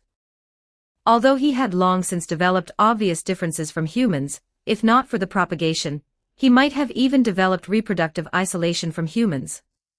But to acknowledge an ancestor for some dispensable Beyonder ability that he could achieve all by himself always felt a bit like a loss. And this group of dragons was weak as hell. Moraine, who had mastered the rune of birth, always felt that with just a little effort, he could cut off their resurrection progress bar. And even if they truly resurrected, there weren't many who could survive 2 moves in Moraine's hands. Therefore, Moraine decided not to fuse the dragon bloodline. Instead, he would create offspring that specifically fed on dragon blood, creating a pathway to absorb dragon blood, and thereby acquire Beyonder abilities. And Moraine himself could master this power by reading the gene chains of the boar minions, and utilizing the wizard's ability to create spells. Anyway, he himself was a super large gene database, all the genes of the boars would be uploaded to him, this terminal. As for this bug lineage, he called it the Dragon Communion Borer. And as the first borer to complete evolution within his body, it was naturally the Dragon Communion mother bug. Moraine lowered his head, and poked Dragon Communion's head. Its prototype was a blood-sucking moth, which mutated after fusing with dragon blood. However, although he was a mother bug, he was actually a male bug. Blood-sucking moths only suck blood when male, while female blood-sucking moths usually fed on nectar and fruit juice. A mother bug was not exclusively female, he represented the root of a bug lineage, being the source of the entire bug lineage aside from Moraine, the Swarm King. And Dragon Communion was the first male mother bug split by Moraine, counting as Moraine's eldest son. His name was Dragon Communion, and Moraine gave him a nickname, Black Bug. Later split off another white bug. Moraine patted Dragon Communion's head and instructed. Then used the 4 major elements of earth, water, wind, and fire to respectively create the bug of earth and mountain, the bug of ocean and water, the bug of sky and wind, and the bug of bronze and fire. Oh right, the bug of earth and mountain can be a maggot. Dragon Communion nodded, indicating that he understood. These names were too handsome, he liked them very much. Ending his communication with Dragon Communion, Moraine looked at the computer. The other side still hadn't replied. Thus, he typed out new content. This computer has a camera. What happened to those few people not long ago? I believe you have already seen it. You'll be interested, right? The other side continued to remain silent, with only the other party is typing. Displayed at the bottom of the chat box. An artificial intelligence was typing. Moraine smiled. After about half a minute, a third person joined the chat room. Chat with him, Eva. You're quite anxious, Finger. Moraine smiled and tagged the person who newly joined the group chat. A few seconds later, Finger's message popped up. You know us very well. The other party even called out his name. There was no meaning in him hiding it anymore. Just a little bit, Moraine replied, making a little bit gesture at the camera. Finger obviously did not intend to waste too much time on this aspect. He bluntly questioned, just now you said to those people that even if their internal organs were hollowed out, they could grow back. Is that true? Moraine smiled without answering, simply reaching one hand towards his neck facing the camera, and gently detaching it. Moraine casually took his head off his neck. Moraine cradled his own head, and leaned close to the camera. Look, this is it. Moraine typed with one hand. The human and the artificial intelligence on the opposite side of the screen both fell silent. Moraine put his head back onto his neck and continued typing. You see, perhaps I really can give you what you want, right? You are well aware this isn't an illusion. Artificial intelligence cannot fall for illusions. Extremely incredible, Eva replied. What do you want? Finger's message followed closely behind. It seems you are willing to make a deal with me, Moraine said. Yes, we hope you can help us treat and recover a person. She is currently still alive, in a state similar to a vegetative state. Most of her organs throughout her body have died. Her brain is also almost dead, with only a tiny bit of consciousness remaining. She can't even be considered a vegetative person, Finger said. Can you treat her? I can treat her, Moraine replied concisely. Then, how should we believe you? A new message was sent from across the computer. I don't need to prove anything. You have no room for choice, Moraine replied with a smile. Before this, I suppose you guys must have tried many methods. Perhaps I am your last chance. A few seconds later, the opposite side sent the repetitive question again. What do you want? Moraine's fingers gently tapped on the table. If you ask it like that, then I truly haven't thought it through. To be honest, there is actually nothing here of yours that I want. The opposite side sent a string of ellipses. However, without money, it's indeed hard to move an inch. So you want money? Finger quickly replied. Moraine answered, yes, but not just money. What else do you want? This time, Finger's reply was very decisive. Just a small matter, but it's not important. We can talk about it in a moment, Moraine replied. Let's talk about money first. Fine then, how much do you want? Finger continued to press. I don't want much, I only want 100 million US dollars. Moraine raised a finger. You know, compared to what you want, this is very cheap. Of course, this is dirt cheap, Finger replied in a joking tone. It was unclear whether he truly thought so or was joking. Father, why are you negotiating terms with them? Dragon Communion communicated with Moraine within the swarm network. From the moment we descended, they have no choice but to submit. We are the ones who hold power and authority. Still just a chinibu little bug. Who on earth did he learn this from? Moraine glanced at the window. A little past 9 o'clock, the sky had already turned dark. Moraine tilted his head, looking at the sky. Perhaps you're right. In this world, perhaps I don't need to excessively hide myself, he pondered, raising his hand to let Dragon Communion land on the back of his hand. He raised his other hand, gently stroking the moth on the back of his hand. The moth's antennae touched that palm. Moraine smiled and stroked it a couple more times. Afterwards, he reached out and gave a yank in the void. A tear was ripped open, and a massive amount of the swarm poured out from within. Having finished all this, Moraine continued typing. Let's talk about the second thing I require you to do. I have a sentence here. I hope you will write this sentence into Eva's underlying code, hide it in the deepest parts of the network, and ideally make it connect with every website. Pausing for a moment, Moraine typed out a long string of words. The Swarm King pervading all realms. The Wandering Tower returning home.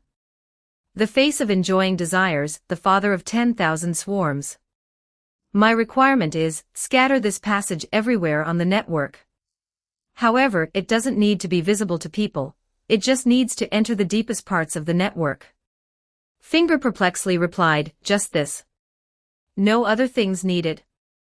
Of course, but if possible, you can split it into binary code. Perhaps you don't know, in the world of data, this sentence is of no use at all. Finger's reply was quick. Perhaps, Moraine replied noncommittally. Just tell me whether you can do it or not. Of course I can, I'm just worried that you'll suddenly find out this sentence is completely useless and come back to me to renege. Finger said. As long as you can, that's enough. Moraine on this side of the computer nodded. The communication continued.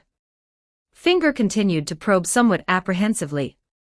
How should I believe you won't run away? You guys aren't afraid I'm a liar anymore. Fine then. Moraine nodded and replied via typing. How about this, you can pay a portion of the deposit first, and pay the remaining balance later. Well then, first inject the passage I want into networks everywhere, and then transfer $1 million to me. Thinking about it, he suddenly remembered that he didn't have a bank card. Oh, I don't have a bank card. Help me get one made too. You seem to lack an identity. Just a second later, Eva's puzzled message was sent over. She couldn't find Moraine in databases nationwide or even worldwide. Moraine's first appearance was in Huolan City, as if he had appeared out of thin air, completely no information about him existed prior to this. Then help me forge an identity, Moraine replied with a smile. I believe you can definitely do it. It has been done as you said, Eva's reply was prompt. They had already boarded a pirate ship and couldn't turn back. Your bank card will be delivered by a courier to the internet cafe, where you are within an hour. As for the passage you mentioned, we have already scattered it out. In the form of binary code. I felt it. Moraine blinked and replied with a smile. Felt. Finger sent a question mark. This thing can even be felt. Nothing much, Moraine replied simply. Then, when are you coming to fulfill your promise? Finger's statement remained concise, but Moraine could see that the opposite side had obviously become nervous. He grinned. Now. Chapter 152, Rebirth. Castle College, 40 meters deep beneath the library. Now? Finger repeated in disbelief. He was sitting in a swivel chair. Beside him, a beam of light shone down from directly overhead, landing in front of the swivel chair. Fragments of fluorescent light drifted leisurely within that beam of light, resembling falling snow. Remember the website domain wkn.com waiting for your search. A girl's projection stood in the center of the beam of light, translucent and shimmering with a gentle glow. Her long black hair cascaded down to her feet, though the ends floated in the air. She wore a silk long dress resembling pajamas and was barefoot. He was just about to type a question when he saw the computer screen suddenly flicker, and then go dark the next second. What is this? Finger's eyes widened instantly. This was Eva's server room, after all. Could there actually be a hacker in this world capable of breaking in here? Eva, project a set of keyboards in front of me. Finger spoke immediately, instinctively preparing to counterattack. Just as he was preparing to deal with the hacker's attack, a hand suddenly reached out from the flickering computer. This hand was slightly illusory, much like the projected Eva. Following that was an arm, along with the hand reaching out to grab the edge of the computer, giving a gentle push. A complete upper body emerged from the computer. That was Moraine's body. Finger instantly stood up from the chair, his body tensing up as his muscles bulged high. Don't be afraid, I'm here to help you. Moraine's voice resounded in Finger's mind. Is this how you treat a doctor who has traveled from afar? Soon, Moraine stepped out of the computer. He walked out of the computer and solidified his slightly illusory body in front of it. You tracked me down along the network cable. Finger's incredulous voice came over. That's right. Moraine adjusted the mask on the side of his face. All right, let me see where the patient is. He patted the non-existent dust off his clothes. What kind of expression is that? Lead the way. He glanced at Finger, who was still in a daze. What kind of situation is this on your end? Finger asked in return. This was a spoken command he had never heard of before. TCH, Moraine clicked his tongue, how come you seem less anxious than me? His gaze swept up and down Finger's body, noticing that a bronze-colored halo was emanating from him. Before Moraine stepped out of the computer, Finger had already completed the chanting of his spoken command. There was no spirit world in this world. With the teleportation of the star-wandering servant, Moraine could only send himself within the coverage range of the swarm network. Theoretically, he had no way of directly crossing half the globe to reach North America. At least that was the case a few minutes ago. However, right after Eva carved Moraine's honorific name into the network, things changed. 3 seconds after the honorific name was planted into the network, the first data worm was born from the depths of the internet. At this moment, Moraine's swarm network had covered every corner that modern networks could reach. Moraine's entrance startled Finger a bit, but he quickly calmed his emotions, took a deep breath, and looked at Eva beside him. The huge screen dimmed, leaving only numerous flashing red and small green lights jumping in the darkness. Enormous huge server room, a cabinet suddenly opened to both sides, revealing an elevator behind it. This way. Finger put on an expression of I expected this, gestured, and walked into the elevator first. You can relax a bit.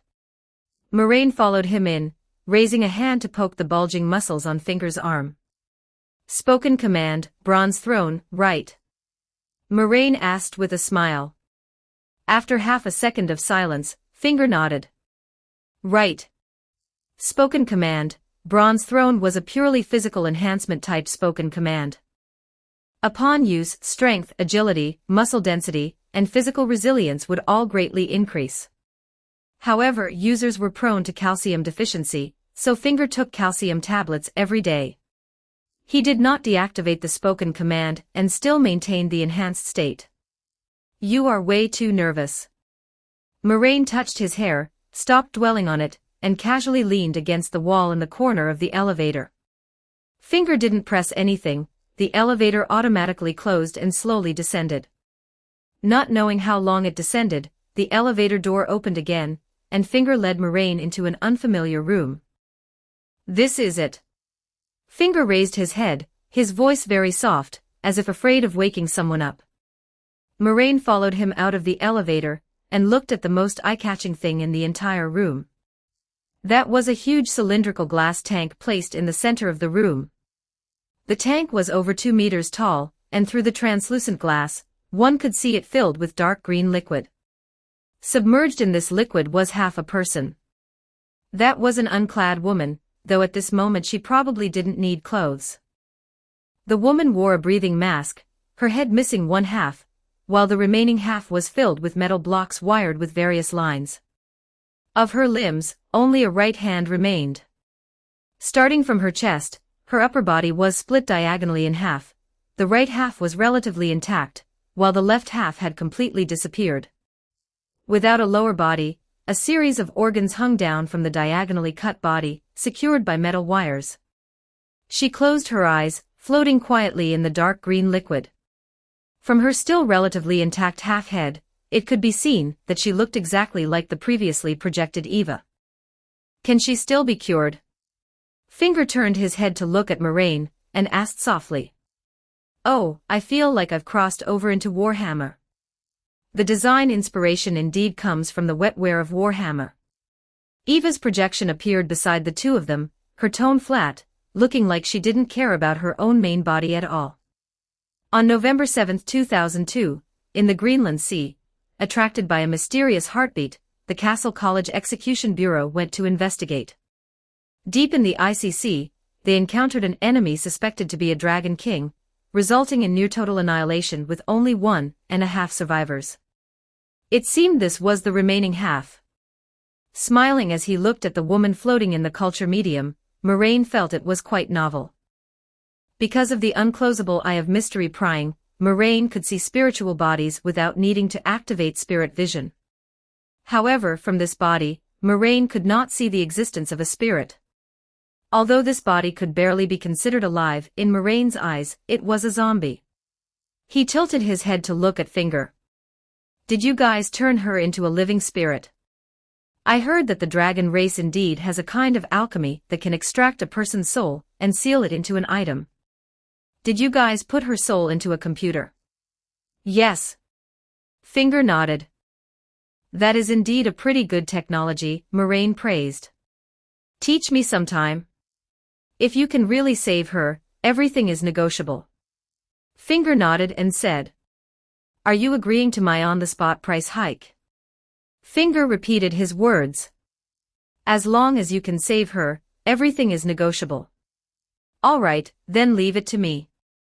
Moraine strode in front of Eva's body, raised his hand to take off the mask hanging on the side of his face, and turned it into a belt buckle that looked like a graphics card in his hand. Were the soul and body separated? Fortunately, he barely had some experience in this regard. The buckle was placed at his waist, and a belt wrapped around his waist. "Transform. Hanin." A mechanical voice echoed in midair. Behind him, a circle of pale golden rings slowly emerged, inscribed with indescribable runes, emitting a faint golden light as bits of golden halo scattered around the ring. In the center of the greater rune ring was a pattern resembling insect wings. This greater rune had been perfected in Moraine's hands, and was no longer so incomplete. Theoretically, this greater rune could now be used to repair the Elden Ring. The next moment, the greater rune suddenly shrank and imprinted on Moraine's back. Centered around the greater rune, exoskeleton quietly emerged, completely covering his entire body along his physique. Half a second later, the complete insect armor covered Moraine, and a cape hung down from behind him, with the original greater rune imprinted on top of the cape. An insect wing, surrounded by a golden circle, on which were indescribable runes. At this moment, Moraine's soul covered his body, and his body wrapped his soul, with soul and body existing simultaneously and overlapping each other. Finger stood behind Moraine, staring blankly at the transformed Moraine, gazing at the symbols on his body that he had never seen before. "What, want to analyze them?" Moraine turned back, looking at him with a half-smile. Finger thought about it and felt it made sense. The person was here to save someone. If he stubbornly tried to steal someone else's methods, that really wouldn't be very good.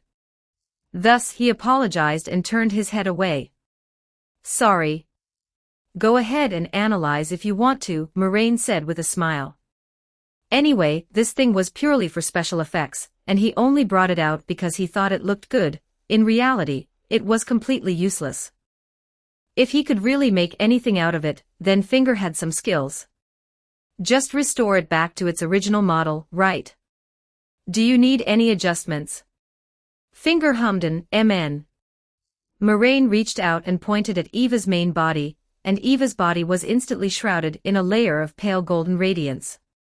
As Moraine summoned the greater rune, the rules within this area were rewritten, and the concept of birth was redefined. Every cell in Eva's body began to divide rapidly, flesh began to proliferate, and even the bones started to grow. Those long necrosed organs gradually recovered. The speed wasn't fast, repairing slowly at a visible efficiency to the naked eye. It looked like it would take a few hours for the flesh to fully recover. Finger quietly watched this scene. Theoretically, this was actually not difficult. With their technology and alchemy, wanting to clone an identical body was not an impossible thing. The difficult part was how to reset the soul. Finger and his teacher the Night Watch's alchemy could kill lifeless metal, but could not make the dispersed soul return to the body it deserved. Although alchemy indeed possessed the technique to create living spirits, even putting the soul back into the flesh was useless. It was just like putting a soul into a rock or a piece of wood, merely placing the soul into an object composed of bones and flesh. The soul did not die and the body did not die, but she was not a complete, living person. Moraine raised his head upward, looking at the wires extending from the cover of the culture tank. These wires extended upward, leading to Norma's server room. Then he turned his head back to look at Finger. In his field of vision, patches of wish power floated off Finger's body. His wish was, hoping my beloved can recover. Moraine reached out and grabbed, gathering this wish in his palm, turning it into a card. Then he swiped it at the card slot on his belt. A crisp card-swiping mechanical sound rang out in the room, and the card in his hand shattered into golden specks of light, blending into the belt. Finger suddenly felt something being stripped away from his body, but couldn't quite put his finger on it. His wish had been eaten by Moraine. Subsequently, Moraine raised his right hand high, extended his 5 fingers, and made a grasping posture. A grab and a pull, a downward yank. The naked eye invisible spirit was stripped from that direction, penetrated the thick building, and came to this basement. Finger couldn't see the spiritual body, but he keenly noticed that the projected Eva's eyes lost their liveliness. She turned back into a string of real code. A string of code without a soul. Seeing this scene, Finger rejoiced instead of being alarmed. Following that, he saw a golden humanoid outline appear above the hand Moraine had extended. This spiritual body was stained with the luster of the runes. Although the spirit itself remained invisible, the runes' blessing could indeed be seen. "Next, I grant you rebirth," Moraine said in a deep voice. Speaking thus, he guided this section of the soul, letting it float toward her own body. Soon, Eva's soul penetrated the glass tank wall, touched her own flesh, and melted into it. Finger turned his head, looking at the large array of beeping instruments on the wall. Next was the most crucial step. They had also tried putting the soul into a new body, but that was completely useless. The soul was the soul, and the body was the body. But this time the situation was noticeably different. The instruments on the wall produced an anomaly in an instant. Various indicators fluctuated rapidly. The previously weak fluctuating electrocardiogram suddenly intensified sharply, and the numbers on the brainwave testing instrument also began to change rapidly. It actually succeeded. Finger's eyes widened, tears flowing from his eyes without him even realizing it. Under his gaze, the girl in the culture tank slowly opened her eyes. Eva raised her intact hand somewhat labyrinthly, extending it slightly forward to touch the glass in front of her. Finger immediately stepped forward quickly, tremblingly extending his left hand, pressing it against the glass as well, their hands touching across the glass with Eva. It actually succeeded. She really resurrected, not just simply stuffing a soul into a pile of meat. It was a literal resurrection. Finger pressed his forehead against the glass, sobbing uncontrollably. "All right, don't forget to pay the balance." Moraine had no intention of disturbing this young couple's long-awaited reunion, and slowly turned around to walk toward the elevator. "Brother," Finger's voice came from behind, "from now on, buddy, my life is yours." "Ha, isn't this price hike of yours even more outrageous than my on-the-spot one?" Moraine tilted his head slightly, looking at Finger. Through the glass, one could see Finger's face overflowing with a joyful expression, as if he had suddenly grown a few years younger. Eva in the culture tank gazed gently at Finger. She hadn't seen Finger smile like this in a long time. Moraine turned his head back, walked to the elevator, and waited for the elevator door to open. At this moment, "Can you make it a bit bigger?" Finger's slightly lowered voice came from behind. "Ha dot." Moraine immediately understood, letting out a soft laugh. "Sure, after-sales service is included. Don't forget to like and subscribe to Novels Wonderland."